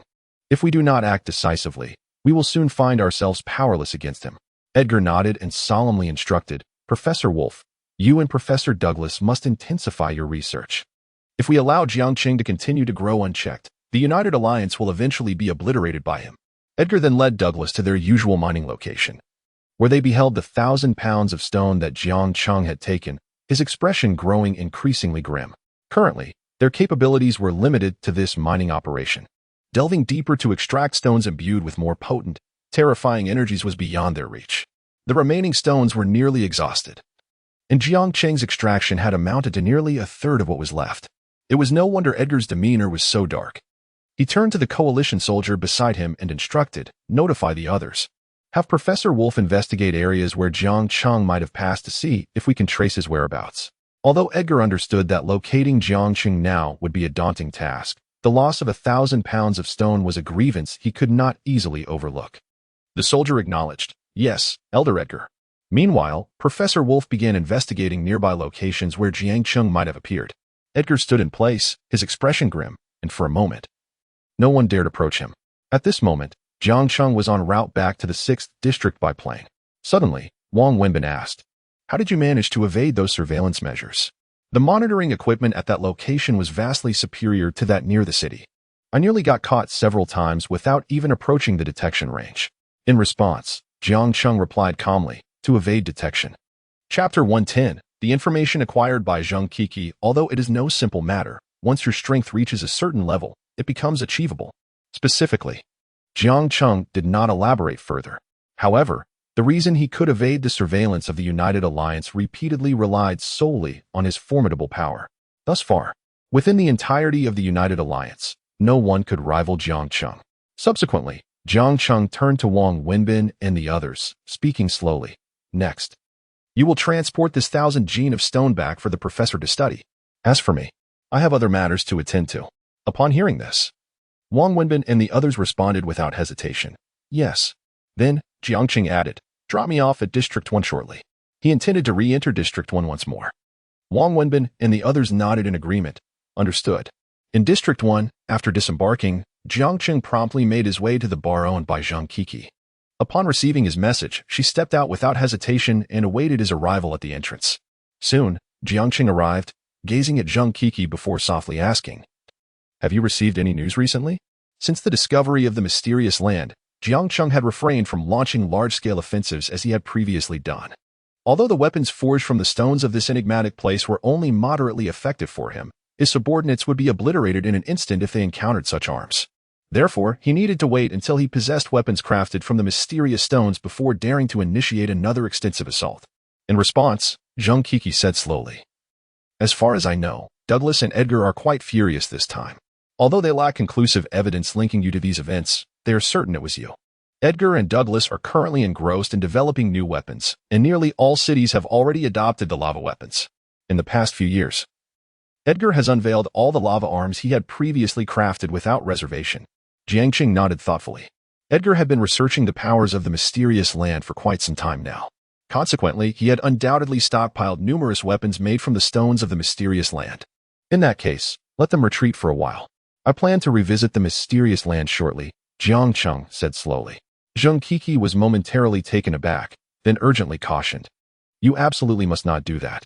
Currently, every corner of the mysterious land is guarded by coalition soldiers. If you are discovered, Even if you dispatch them swiftly, the news will reach them immediately. Moreover, Edgar has declared that if you dare to venture into the mysterious land again, he will detonate the lava missiles, ensuring mutual destruction. Jiang Cheng replied calmly, "That is of little consequence. My intention is merely to negotiate the distribution of the stones from the mysterious land." After a pause, he added with a hint of disdain, "If Edgar possesses the courage to perish alongside me, he would not have left his lava missiles unused until now." Zhang Kiki nodded in understanding, though her expression remained filled with concern as she implored, "Please be cautious." Jiang Cheng nodded reassuringly, saying, "Rest assured." Meanwhile, within the mysterious land, a commanding officer gazed at Edgar, hesitating before speaking. "Elder Edgar, if Jiang Cheng truly appears here, must we deploy the lava missiles? Should that occur, there would be no possibility of survival." Edgar regarded him coolly, responding, "That is, of course, out of the question. We shall not use the lava missiles unless we are utterly cornered and left with no other option. The mere dissemination of this information is intended to enhance our deterrent effect, making Jiang Cheng think twice about returning." Suddenly, Edgar recalled something, adding, "I have heard that the zombie army has fully retreated. Moreover, they did so simultaneously, even those in the midst of an offensive turned and left without hesitation. Previously, I had heard whispers of this, but at the time I was preoccupied and did not pay it much heed. Now that I have a moment to reflect, it strikes me as peculiar." Upon hearing this, the commanding officer quickly affirmed, "Indeed, just moments ago, the zombie army retreated all at once." Edgar furrowed his brow, pondering, "Strange. Why did they choose to withdraw precisely at this moment? And simultaneously, no less." After a pause, Edgar seemed to recall something, inquiring, "By the way, when were all our lava weapons delivered to the cities?" The commanding officer replied, "Roughly at the same time as the zombie army's retreat." Edgar's expression darkened as he murmured, "This is all too coincidental. While Jiang Cheng may withstand those lava weapons, his subordinates will undoubtedly falter. It is a curious coincidence that the moment our lava weapons were dispatched to every city, the zombie army decided to withdraw." With a grave demeanor, Edgar continued, "It appears that Jiang Cheng has received information from within the United Alliance. There are individuals among us who are relaying messages to him and his group. Although many are privy to this information, each of them holds at least some degree of influence." The commanding officer was taken aback, responding, "That cannot be. There has never been a case of zombies entering specific cities except to attack them." Edgar shot him a sidelong glance, stating sternly, "Do you have evidence proving Jiang Cheng entered the mysterious land? Can you confirm that he took away that 1,000 gene of stone?" The officer faltered, then shook his head with a wry smile, admitting, "I cannot." Edgar instructed, "Investigate each district to see if there are any individuals frequently in contact with Jiang Cheng and his group." "Yes, Elder," the commander replied before promptly departing. In the meantime, Elder Edgar remained seated, his expression grave. It would still be some time before Jiang Cheng arrived, but he was certain he would come. Chapter 111, Jiang Cheng and Oppos. Estimand Edgar was certain that Jiang Cheng would return to the mysterious land to seize some of the mineral resources. Suddenly, a wave of doubt washed over him. What could Jiang Cheng possibly want with these minerals? If he intended to forge them into weapons, he would require a professor of Douglas's caliber to achieve that. At that moment, Edgar's gaze fell upon Douglas, who stood not far away. He approached him and voiced his concerns. After listening, Douglas pondered for a moment, then seemed to have an epiphany. "If I and Oppos, am not mistaken," he said, "Jiang Cheng has a top-tier professor under his command." Edgar was taken aback, his expression turning inquisitive. "Are you sure? I've never heard of this before." Douglas shook his head slowly. "I cannot be certain. It's merely a conjecture. Long ago, I knew a professor, though I never learned his name, and it seems few did. However, his capabilities were on par with mine, and in the realm of research, he was far more zealous than even Professor Wolf. I had heard rumors about him not long ago, but recently, I inquired and learned that he has vanished." Edgar contemplated for a moment before responding. "Are you suggesting that he may have been abducted by Jiang Cheng?" Douglas shook his head again. "No, what I mean is that he likely sought refuge with Jiang Cheng. If he indeed allied himself with Jiang Cheng, then those minerals in his possession could swiftly advance our adversary and Oppos' progress." Edgar fell silent. It was clear that they needed to bolster their defenses. They absolutely could not allow those minerals to fall back into Jiang Cheng's hands. Now, Douglas had resolved to expedite the creation of a weapon capable of eliminating Jiang Cheng. Otherwise, if Jiang Cheng returned to the mysterious land at this juncture, it would spell disaster. Jiang Cheng had arranged for Zhang Kiki to secure a flight for him, transporting him to the vicinity of the mysterious land. Soon, he found himself at the edge of this enigmatic realm. Observing the situation within, he chuckled softly. It seems Edgar and Apos, as precautions are indeed plentiful this time. At that moment, the mysterious land was heavily guarded, with a coalition soldier stationed every few paces. However, Jiang Cheng had no intention of sneaking around. He strode directly into the mysterious land. As he entered, several soldiers clad in magma armor spotted him. Their expressions turned grave as they regarded him. "Stop where you are. Withdraw," one soldier commanded, his voice trembling with fear. As he spoke, numerous coalition soldiers rushed over, their faces etched with concern. An unsettling silence fell over the group. Jiang Cheng merely cast a sidelong glance at the soldier, who nearly collapsed from fright. He then proceeded further, and with each step, the soldiers instinctively parted to let him pass. They knew that even united, they stood no chance against Jiang Cheng. They would only be trampled underfoot. It was wiser to step aside and allow him to advance. Meanwhile, the commander rushed over, his face pale and his demeanor grave as he turned to Edgar. "Elder, Jiang Cheng is coming. The coalition soldiers have cleared a path, and he is approaching us." Upon hearing this, Edgar was momentarily stunned, caught off guard. He had anticipated Jiang Cheng's arrival, but had not expected him to arrive so soon. The commander continued, "Elder, what shall we do next? The distance between us and Jiang Cheng is such that if we deploy any weapon other than the magma missiles, we too shall perish. The explosive range of those missiles is far too extensive. We cannot withstand it." Edgar's expression darkened. "Unless we are cornered, we must not resort to using them. Let Jiang Cheng come closer first. We shall ascertain the purpose of his visit today." At that moment, the door swung open, and Jiang Cheng stepped inside. Edgar's countenance was grave as he regarded Jiang Cheng. "The fact that you were able to find this place suggests that someone within our coalition is aiding you." Jiang Cheng met Edgar and Apos' gaze but did not respond to the question. Instead, he stated coolly, "From this point forward, I demand half of the mineral resources here." At this proclamation, Edgar's expression darkened considerably, and he replied sternly, "Jiang Cheng, do not push your luck. 1/10 is my bottom line. If you agree to this, we shall consider today's matters settled. Furthermore, from now on, each extraction will yield 1/10 for you." Edgar had not anticipated that Jiang Cheng would demand 50% right from the start. Jiang Cheng shot Edgar a glance before reiterating 50%. Upon hearing this, Edgar fixed his gaze on Jiang Cheng, his voice low and intense. "Do you wish for mutual destruction? The power of the magma missiles is more than sufficient to end your life here." He attempted to leverage the threat of the missiles to force Jiang Cheng to relent. Jiang Cheng smiled coldly in response. "I am right here. You may deploy the magma missiles at your convenience." He then added with a menacing grin, "It's either 50% or mutual destruction. The choice is yours. I shall grant you 1 minute." Edgar and Apos' expression remained impassive, but internally he was taken aback. Clearly, he had not anticipated that Jiang Cheng would refuse to yield even a fraction. Time ticked away. At that moment, Douglas stood nearby, with 11 at his side. Douglas suddenly turned to 11 and asked, "If you were to face him, how confident are you in defeating him?" Previously, Douglas had pitted 11 against Jiang Cheng, but 11 had suffered a crushing defeat. During this time, Douglas had been diligently enhancing 11's abilities, yet he still could not fathom Jiang Cheng's strength. After a moment of consideration, 11 replied, "I have no confidence. If I were to confront him now, defeating me would likely be even easier than last time." At that point, Jiang Cheng directed his gaze at Edgar, his voice cold. "Time is running out, since you have yet to make a decision." Chapter 112. Compromise. "Let me make the decision for you." With that declaration, Jiang Cheng stepped forward, preparing to take action.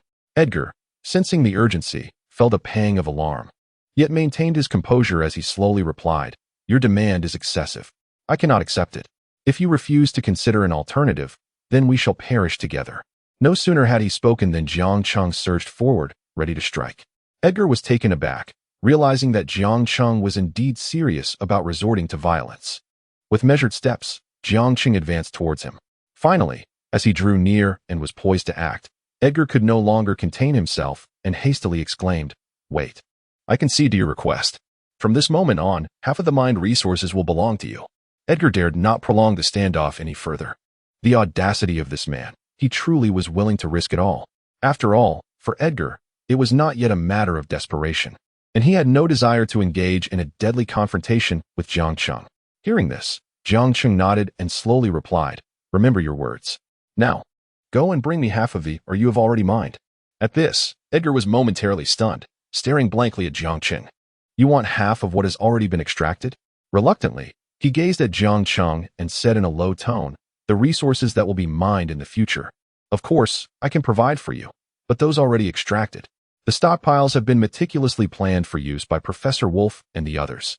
Jiang Cheng's demand disrupted their arrangements. Jiang Cheng looked coldly at Edgar and stated firmly, "I will give you 5 minutes. If I do not see thee or I require after that time, then you shall bear the consequences." Edgar could tell from Jiang Cheng's demeanor that he was not jesting. He glared at Jiang Cheng for a long moment before gritting his teeth and conceding, "Fine. I agree." He then instructed his subordinates to bring forth half of the stockpiled resources. Upon hearing Edgar's command, the coalition soldier quickly understood the gravity of the situation. Soon, the soldier returned with the ore, placing it beside Jiang Cheng.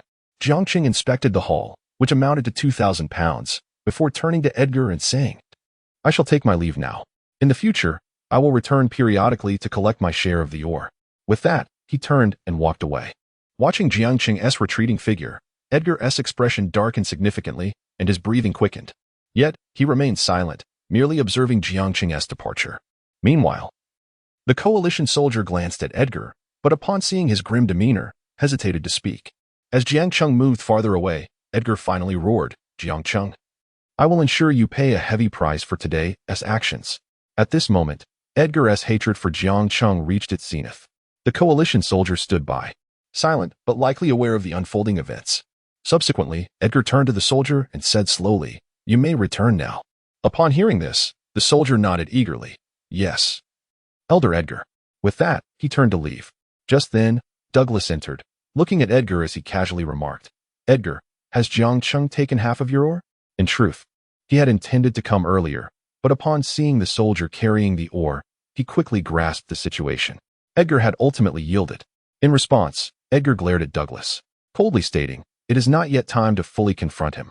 I never anticipated that this man would audaciously come to us." This realization bewildered and shocked Edgar. Douglas responded with a faint smile. "Jiang Cheng has calculated that you would not dare to engage in mutual destruction. However, he is astutely aware, by demanding only 50%, he avoids cornering you to the point where you might resort to triggering a volcanic missile." Edgar replied gravely, "From now on, you and Professor Wolf must collaborate to expedite the development of a weapon capable of neutralizing Jiang Cheng. If this continues, once Jiang Cheng's power reaches a certain level, we will be unable to contend with him." Upon hearing this, Douglas said slowly, "Acquire as many zombie corpses as possible. The higher the level, the better." As Jiang Cheng grows stronger, Douglas realized that they could no longer afford to remain passive. Even if he assisted Edgar in creating a weapon to eliminate Jiang Cheng, once that threat was eradicated, Edgar would then turn his sights on him. Edgar nodded in agreement, stating, "Understood." In the following 3 days, Jiang Cheng refrained from launching any attacks. Meanwhile, throughout the various districts and cities of the United Alliance, uncertainty began to arise among the populace. At this moment, in District 1, within the bar owned by Jiang Cheng, the district commander expressed his frustration in her private room, saying, "Elder Edgar has inexplicably begun interrogating the commanders across various districts. It seems he suspects that someone is colluding with that demon, Jiang Cheng, to leak information." As he spoke, the commander grew increasingly agitated. "I have served alongside Elder Edgar for many years and have never contemplated betraying him. Yet, the 2 men accompanying him took me away for a day of questioning. Furthermore, we all harbor deep-seated hatred for that demon Jiang Cheng. How could anyone possibly collude with him?" The commander's animosity towards Jiang Cheng was no less than anyone else's. However, unbeknownst to him, the woman beside him was, in fact, sent by Jiang Cheng. Most of the information Jiang Cheng received was disclosed through her. Nevertheless, the 2 men accompanying Edgar had failed to uncover this, as Jiang Cheng had been exceedingly cautious. Before those 2 men arrived to take him away for questioning, Jiang Cheng had already used her unique abilities to erase the memories of everyone she had encountered. Moreover, she left no evidence behind, which ultimately led to her not being discovered. Chapter 113. Jiang Cheng's reappearance. Subsequently, the chief commander remarked, "This time, Elder Edgar is truly furious. Every chief commander in each district has been summoned for investigation, including those who might possess information about the mysterious realm." As he spoke, a grave expression settled upon the commander's face. Elder Edgar's wrath is indeed formidable, and the repercussions are exceedingly dire. Having served alongside Edgar for many years, he is acutely aware of the terror that accompanies Edgar's fury. Jiang Cheng nodded in understanding. At this juncture, after completing the investigation of all individuals privy to the secrets of the mysterious realm, the two men returned to the enigmatic domain. They approached Edgar, who turned his gaze towards them and slowly inquired, "Have the investigations concluded?" They nodded in affirmation. One of them then spoke, "Based on the information I have gathered, none of these individuals have any issues. Not a single one has had contact with Jiang Cheng." He paused momentarily and continued, "Of course, it is also possible that Jiang Cheng left no trace behind. After all, the surveillance equipment placed in this mysterious realm is of the highest caliber." Douglas had previously dispatched his subordinate to evade these monitoring devices to see if it was possible to enter the mysterious realm undetected, but ultimately, he was easily discovered, failing to evade even the first line of surveillance. This time, the primary aim was to ascertain whether the subordinate commanders exhibited any signs of allegiance to Jiang Cheng. Their lack of such indications is, naturally, the most favorable outcome. Edgar holds these two individuals in the highest regard. Presently, Jiang Cheng has become aware of the secrets of the mysterious realm and has extracted a considerable amount of or from him. These matters have diminished in significance. His primary concern is the potential betrayal of his subordinate commanders. At this moment, Edgar added, "Jiang Cheng's methods are exceedingly terrifying. We cannot rule out the possibility that he stealthily infiltrated our ranks without our notice. After all, if even our surveillance equipment failed to detect him, it would not be difficult for him to follow us and locate the mysterious realm." The two men nodded in agreement. Edgar continued, "I suspect Jiang Cheng will soon commence his siege. We must retain as many zombie corpses as possible to present to Professor Douglas when the time comes." Upon hearing this, the two men nodded, affirming, "Understood." Meanwhile, Edgar approached Professor Wolf and inquired, "What weapon are we researching this time?" 3 days had elapsed, and Edgar anticipated that Jiang Cheng would soon launch another offensive, causing him to feel a sense of urgency. In response, Professor Wolf looked at Edgar and slowly replied, "We are developing bullets that can autonomously track Jiang Cheng until they strike him." This initiative had been in preparation prior, with substantial resources allocated to create these bullets, fully locking onto Jiang Cheng. However, due to time constraints, it had not been completed. If successful, a mere 3 bullets striking Jiang Cheng would ensure his demise. Edgar nodded and then asked, "How soon will it be finished?" Professor Wolf replied, "It will require 1 more day." At this moment, Jiang Cheng, accompanied by an army of zombies, returned to District 1. This time, he commanded an additional 1,000 third-tier zombies, all clad in armor.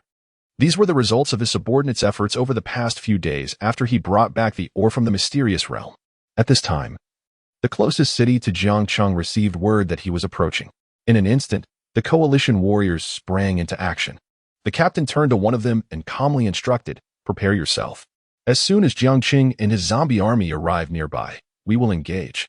Remember, we must wait until the entire zombie army is in proximity before deploying the lava bombs. If it is just Jiang Cheng, we must refrain from using them. These lava bombs are highly lethal to ordinary zombies, but they are nearly ineffective against Jiang Cheng." The coalition warrior nodded in agreement, stating, "Understood." He then proceeded to the location where the lava bombs were stored. Meanwhile, the captain addressed the remaining members, stating, "Jiang Cheng is formidable, and Edgar has already been informed. Reinforcements are on their way, but they will require some time. During this interval, we must defend this city resolutely." The others responded in unison, "Yes, Captain." At that moment, Jiang Cheng appeared at the base of the city. Upon seeing him, the captain's expression turned exceedingly grave, while the other coalition warriors turned pale, their bodies trembling slightly. They too understood that even the lava bombs would not suffice against Jiang Cheng. One warrior turned to the captain, his face tense. "Captain, it truly is only Jiang Cheng who has come alone. What shall we do next? If he had brought his entire army, it would be manageable. We could deploy the lava bombs without hesitation. Although these bombs cannot kill Jiang Cheng, they would effectively deal with the zombies behind him. But now, he approaches us alone." The captain fell silent. After a moment, he slowly replied, "Let us observe his intentions. With him alone, even if we exhaust all our lava bombs, we cannot hope to defeat him."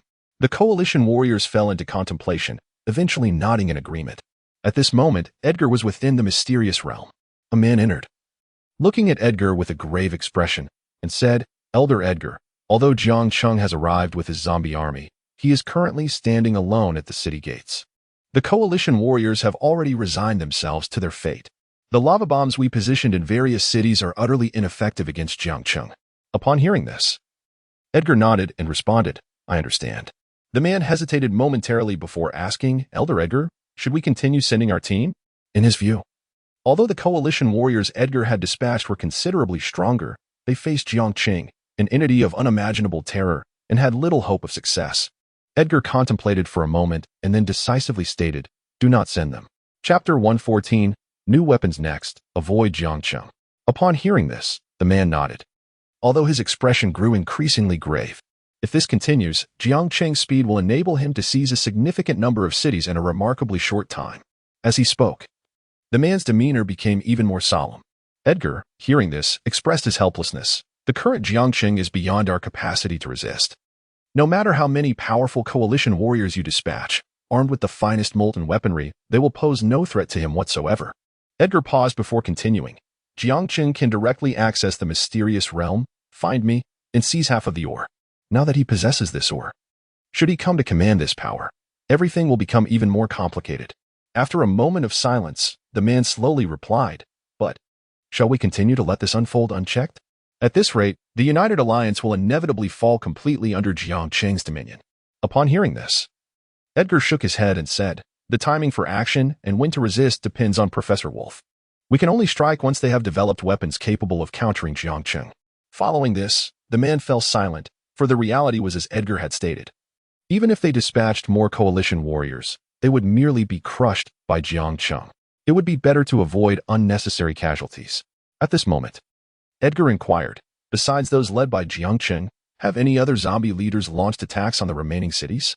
He had promised Douglas to prepare several additional zombie bodies for him. If other zombie leaders were to attack different cities, he might have the opportunity to eliminate some zombies. After a moment's contemplation, the man shook his head. "No.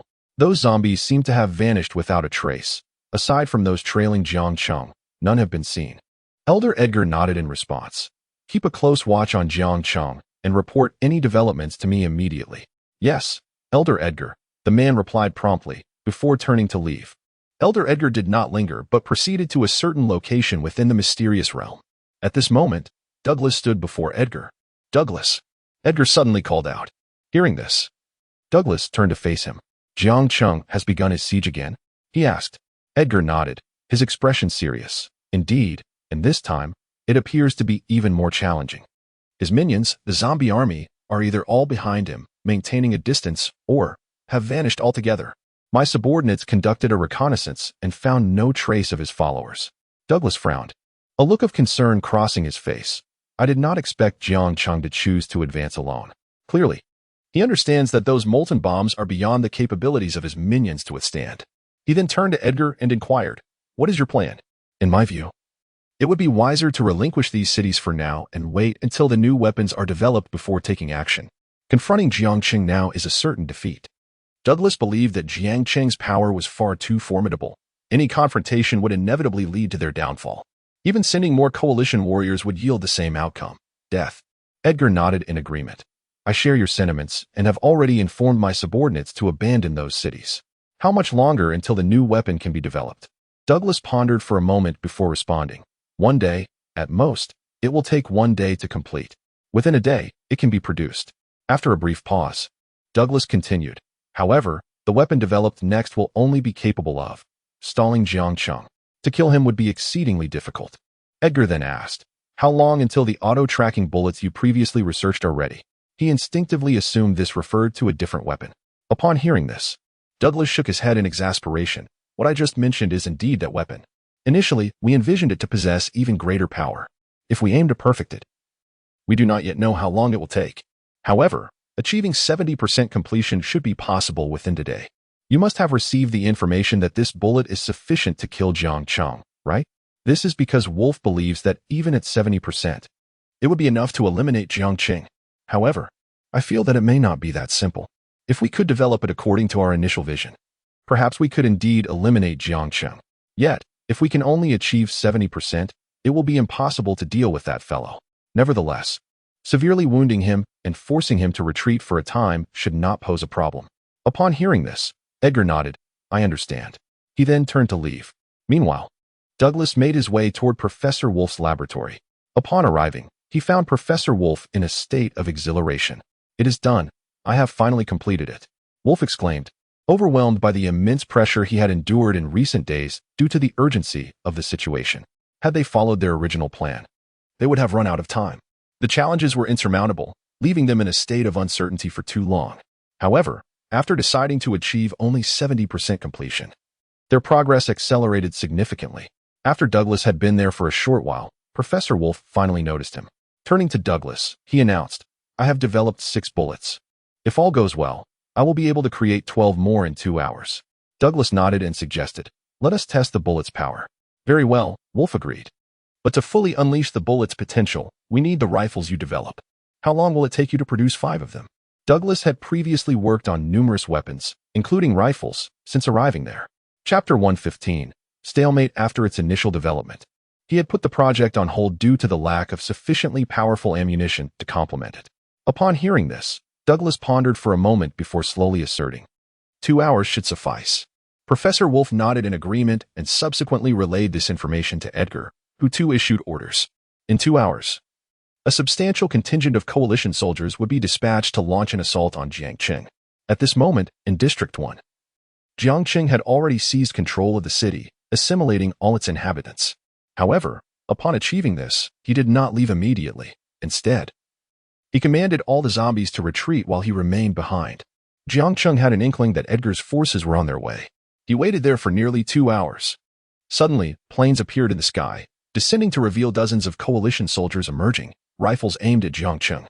Above, a helicopter hovered, its occupants, Douglas and others, observing the scene below. Their focus entirely on Jiang Cheng. At this juncture, Professor Wolf confidently declared, trust me, these bullets are undoubtedly capable of eliminating Jiang Cheng. In response, Douglas remarked, inflicting heavy damage is feasible, but killing him will prove to be quite a challenge. Professor Wolf cast a glance at Douglas before responding. We shall soon ascertain whether these bullets can indeed slay Jiang Cheng. His confidence was palpable. Douglas nodded, choosing not to elaborate further. Meanwhile, standing atop the high walls, Jiang Cheng scrutinized the coalition soldiers. Each soldier was clad in lava armor, which he noted appeared significantly stronger than those he had encountered previously. Suddenly, he recognized a familiar figure among them, 11, standing beside Douglas. 11 also donned lava armor, his expression inscrutable as he fixed his gaze on Jiang Cheng. At that moment, having locked onto Jiang Cheng's position, several soldiers at the forefront opened fire, unleashing 3 bullets. In that instant, Jiang Cheng sensed a perilous aura. These bullets posed a lethal threat. Without hesitation, he darted aside, only to discover that the bullets seemed to pursue him relentlessly. No matter how he maneuvered, they remained in close proximity. As he evaded, Jiang Cheng contemplated his predicament.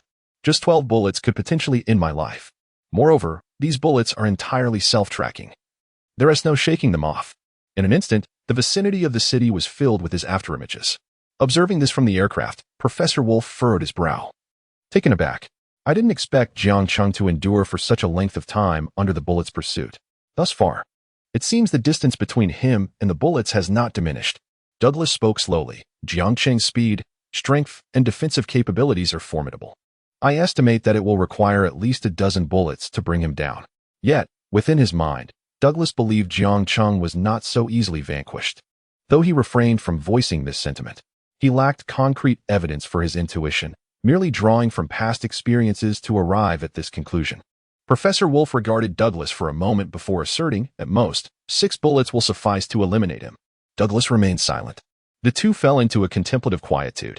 Meanwhile, Edgar gazed intently at Jiang Cheng below, his expression grave. Why do I sense that Jiang Cheng does not tire? Just as before, he evades attacks at this speed without seeming to slow down. What is the limit of his stamina? Though enhanced soldiers excelled in various aspects compared to ordinary humans, their endurance too had boundaries, unlike Jiang Cheng's apparent boundlessness. Douglas replied thoughtfully, Jiang Cheng has reached the 9th tier, and he is among the pinnacle of that tier. Perhaps he does possess limits, but they are undoubtedly beyond our capacity to discern. Edgar fell into silence at this assertion. Suddenly, he turned to Douglas and inquired, Douglas, how much longer do you require to develop the 9th tier genetic serum? Taken aback momentarily, Douglas sighed. The 9th tier genetic serum? I would need at least 3 months. provided I dedicate myself fully to this endeavor. Furthermore, even if I were to succeed in creating it, achieving Jiang Cheng's level of power would be impossible. Even among the 9th tier, there exists a significant disparity. Edgar nodded in acknowledgement. Presently, Douglas devoted nearly all his time to weapon research. Jiang Cheng's existence posed a substantial threat to both Douglas and Edgar. At this moment, Jiang Cheng continued to evade the bullets.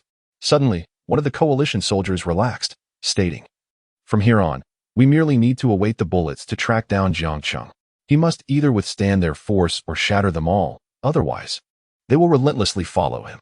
Another soldier chimed in, "Indeed, at this rate, it won't be long now. The bullets are exceedingly swift. Jiang Cheng must maintain this pace indefinitely. His stamina will eventually wane. These bullets contain the power of the mysterious stone mines, enabling them to sustain this speed for at least 5 days. I refuse to believe Jiang Cheng can maintain this pace for that duration."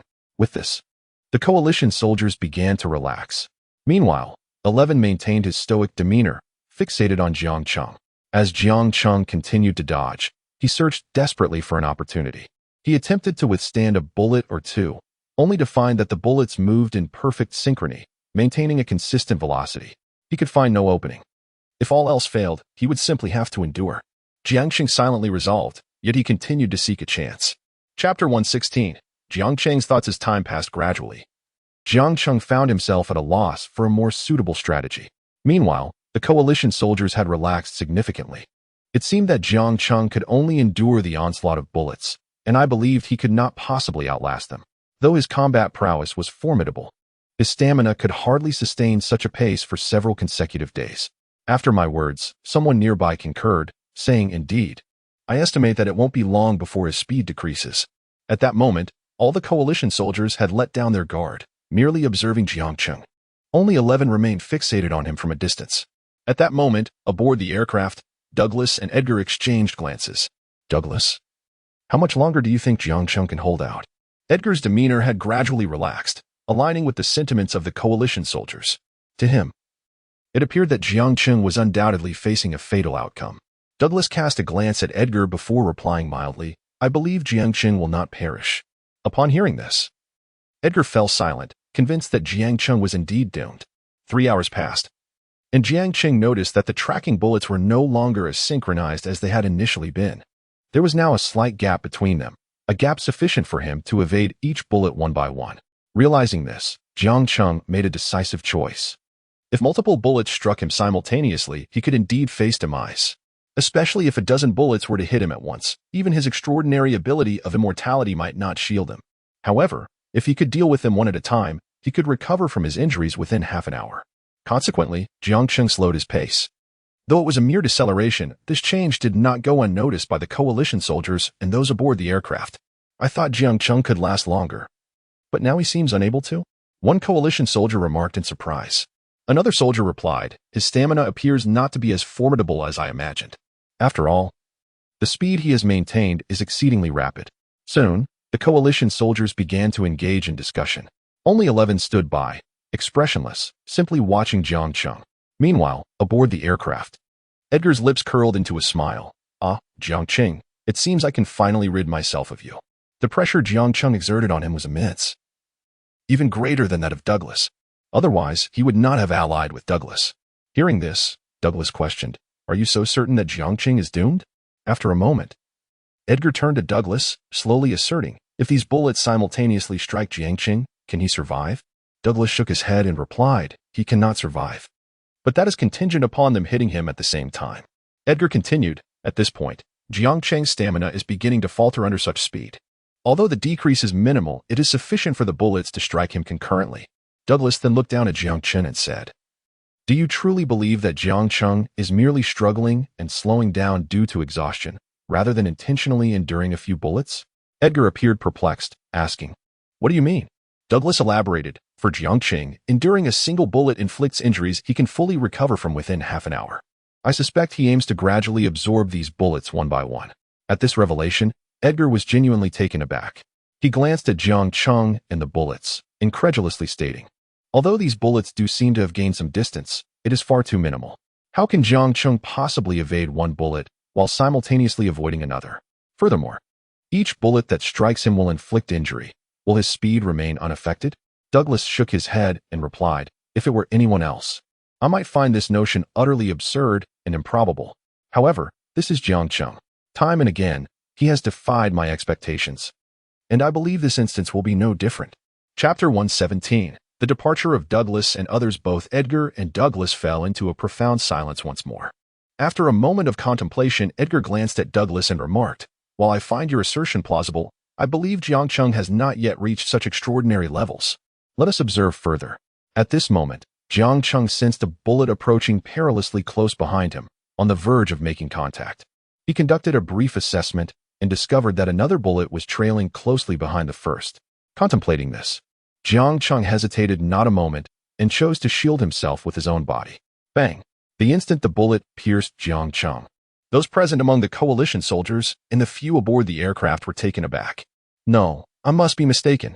Jiang Cheng truly dares to endure this with his flesh? They speculated that after taking the first bullet, the subsequent one would undoubtedly pierce him as well, and there would be no escaping it for Jiang Cheng. The murmurs of disbelief echoed among the crowd. However, contrary to their expectations, after withstanding the bullet, Jiang Cheng appeared unaffected and swiftly evaded the impending danger, returning to his previous speed. Witnessing this, the onlookers were left utterly astonished, exchanging glances filled with incredulity. How was this even possible? They wondered. After enduring the bullet, his expression remained unchanged, and he maintained his original pace. Indeed, this was beyond comprehension. Jiang Cheng was truly formidable. Meanwhile, aboard the aircraft, Edgar remained transfixed by the scene below. The reality of Jiang Cheng enduring the bullet and still maintaining his speed left him utterly bewildered. Beside him, Douglas's expression remained steady as he slowly articulated, I knew Jiang Cheng was not to be underestimated. His willingness to endure such a bullet indicates he possesses absolute confidence. Douglas continued, do you have other weapons prepared? If this continues, Jiang Cheng will systematically deflect all the bullets, rendering our preparations entirely futile. At this, Edgar fell silent. The remaining weapons posed no threat to Jiang Cheng. Unless they employed a lava missile, only such a weapon could potentially endanger him. As Douglas absorbed this, he turned to Edgar with a grave demeanor. It is time to leave. We cannot remain here any longer. Jiang Cheng is beyond our capacity to handle. Once he gradually nullifies all the bullets, eliminating both you and me will be child's play for him. Upon hearing this, Edgar regarded Douglas thoughtfully before conceding. I will heed your counsel. Let us depart. Douglas nodded in agreement, then added, wait a moment. I will call 11 over. He wished to ensure 11 did not fall victim to Jiang Cheng's hands, as he was currently his most formidable asset. Edgar acknowledged this, and at that moment, the coalition soldiers appeared relatively at ease. Suddenly, 11 began to distance himself, leaving the others somewhat perplexed. However, they refrained from commenting. When 11 was far enough away, one soldier remarked, that fellow seems to be one of Douglas's subordinates. Why has he suddenly left? Another quickly chimed in. He has always been this way since I first encountered him, emotionless, never uttering a word, indeed one of Douglas's men. Subsequently, 11 approached beneath the aircraft. At this moment, the airplane gradually descended and came to a halt on the ground as 11 boarded. The coalition soldiers were left in a state of confusion. Why did he leave so abruptly? What is happening? Elder Edgar and the others are departing. The coalition soldiers were all bewildered. The current situation seemed favorable. Yet the elders chose to leave. The leader among the soldiers finally spoke. Enough of this speculation. We must first deal with Jiang Cheng. We can address other matters later. With that, the coalition soldiers refocused their attention on Jiang Cheng as he deftly evaded the bullets. Time passed slowly, and after 5 hours had elapsed, the coalition soldiers began to feel a sense of panic. Throughout this ordeal, Jiang Cheng had successfully absorbed one bullet after another, and each time he appeared only moments away from receiving yet another. Chapter 118. Exploring the depths of the mysterious realm at this moment. The coalition soldiers were engulfed in chaos. What should we do? If this continues, Jiang Cheng will undoubtedly absorb all the bullets, and when that happens, we will be assimilated. Indeed, we cannot afford to let this persist, otherwise, our demise is inevitable. The coalition soldiers began to contemplate solutions, hoping to devise a countermeasure against Jiang Cheng before he could finish absorbing these bullets. However, as time elapsed, they realized that none of their current methods posed any threat to him. Suddenly, someone remarked, is it possible that Elder Edgar and the others chose to flee because they were already aware that Jiang Cheng could absorb these bullets? Just moments ago, 11 had abruptly departed from their midst, leaving with Edgar, Douglas, and the others aboard a plane. At that time, they had not given it much thought. But now it seemed highly likely that Douglas and his companions had foreseen Jiang Cheng's ability to absorb the bullets, prompting their early departure. The coalition soldiers exchanged glances, and someone suggested, "What if we run? Even if we stay, we cannot contend with Jiang Cheng. His strength far surpasses our capacity to handle."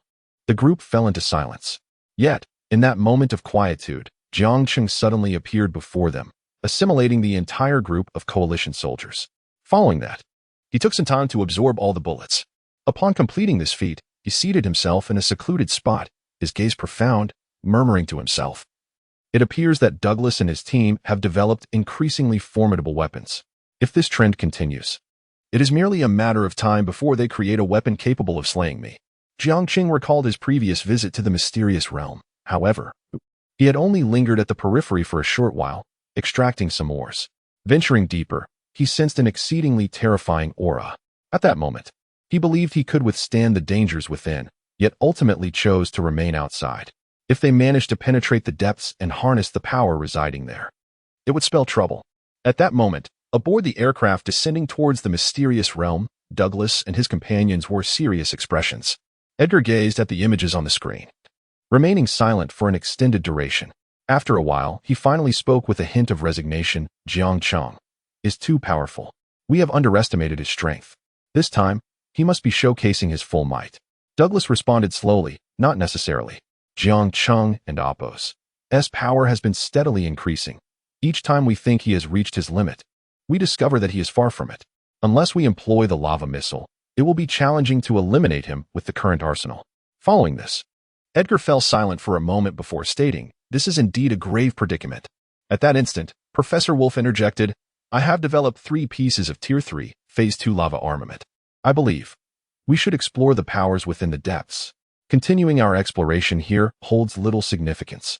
Moreover, crafting a weapon capable of killing Jiang Cheng is no small feat. The self-guiding bullet is already the most potent weapon I can currently produce.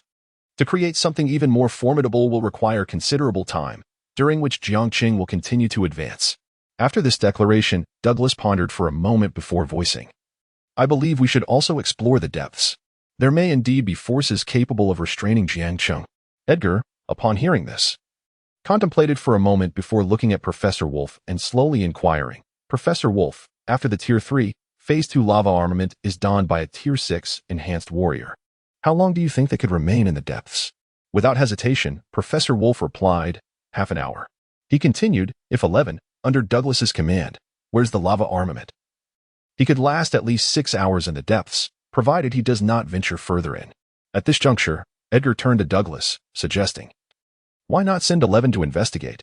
I will assign 2 Tier 6 enhanced warriors to accompany him on this reconnaissance." Upon hearing this, Douglas hesitated. Even remaining here, he could feel the terrifying aura emanating from the depths. He understood that while 11 might endure for a while clad in the lava armament, the dangers lurking within were far from trivial. Chapter 119. A Dream. The grand finale. After a moment of silence, Douglas ultimately decided to allow 11 to venture forth. After all, it seemed that without 11's exploration, they would be unable to uncover the depths of the unfathomable terror lurking within.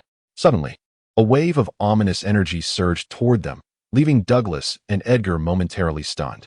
They could distinctly feel this presence pressing upon them, exuding an overwhelming dread.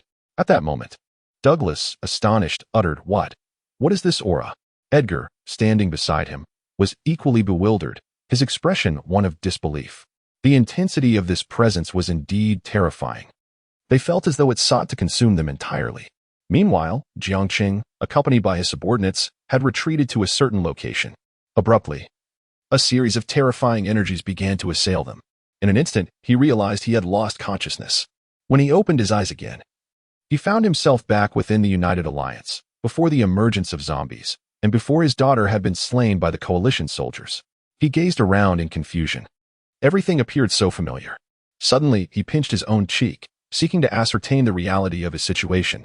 With a sharp intake of breath, Jiang Cheng felt a wave of pain. Although he had reached the 9th tier and had nearly lost all sensation, this time, the pain was distinctly palpable. He was utterly bewildered. Could it be that everything that had transpired was merely a dream? He remembered every detail of the events that had unfolded, yet it seemed that all of it might indeed have been a mere illusion. The surroundings felt so incredibly real. Unexpectedly, a little girl came running toward him, her face alight with joy as she called out, "Daddy! Daddy!" At this sight, Jiang Cheng was once again taken aback. In that moment, he realized that his memories of the past had become increasingly hazy, eluding him. He recalled that something had occurred previously, but when he tried to reflect on it, the specifics were lost to him. Nevertheless, gazing at his daughter filled his heart with uncontainable joy. In his current memory, it felt as though he had only just seen her moments ago, yet there lingered a profound sense of longing as if it had been ages since their last encounter. He embraced her, tears streaming down his face. At that moment, Edgar sat in the opulent conference room of the United Alliance, observing the scene before him. He suddenly felt as if he had forgotten something important.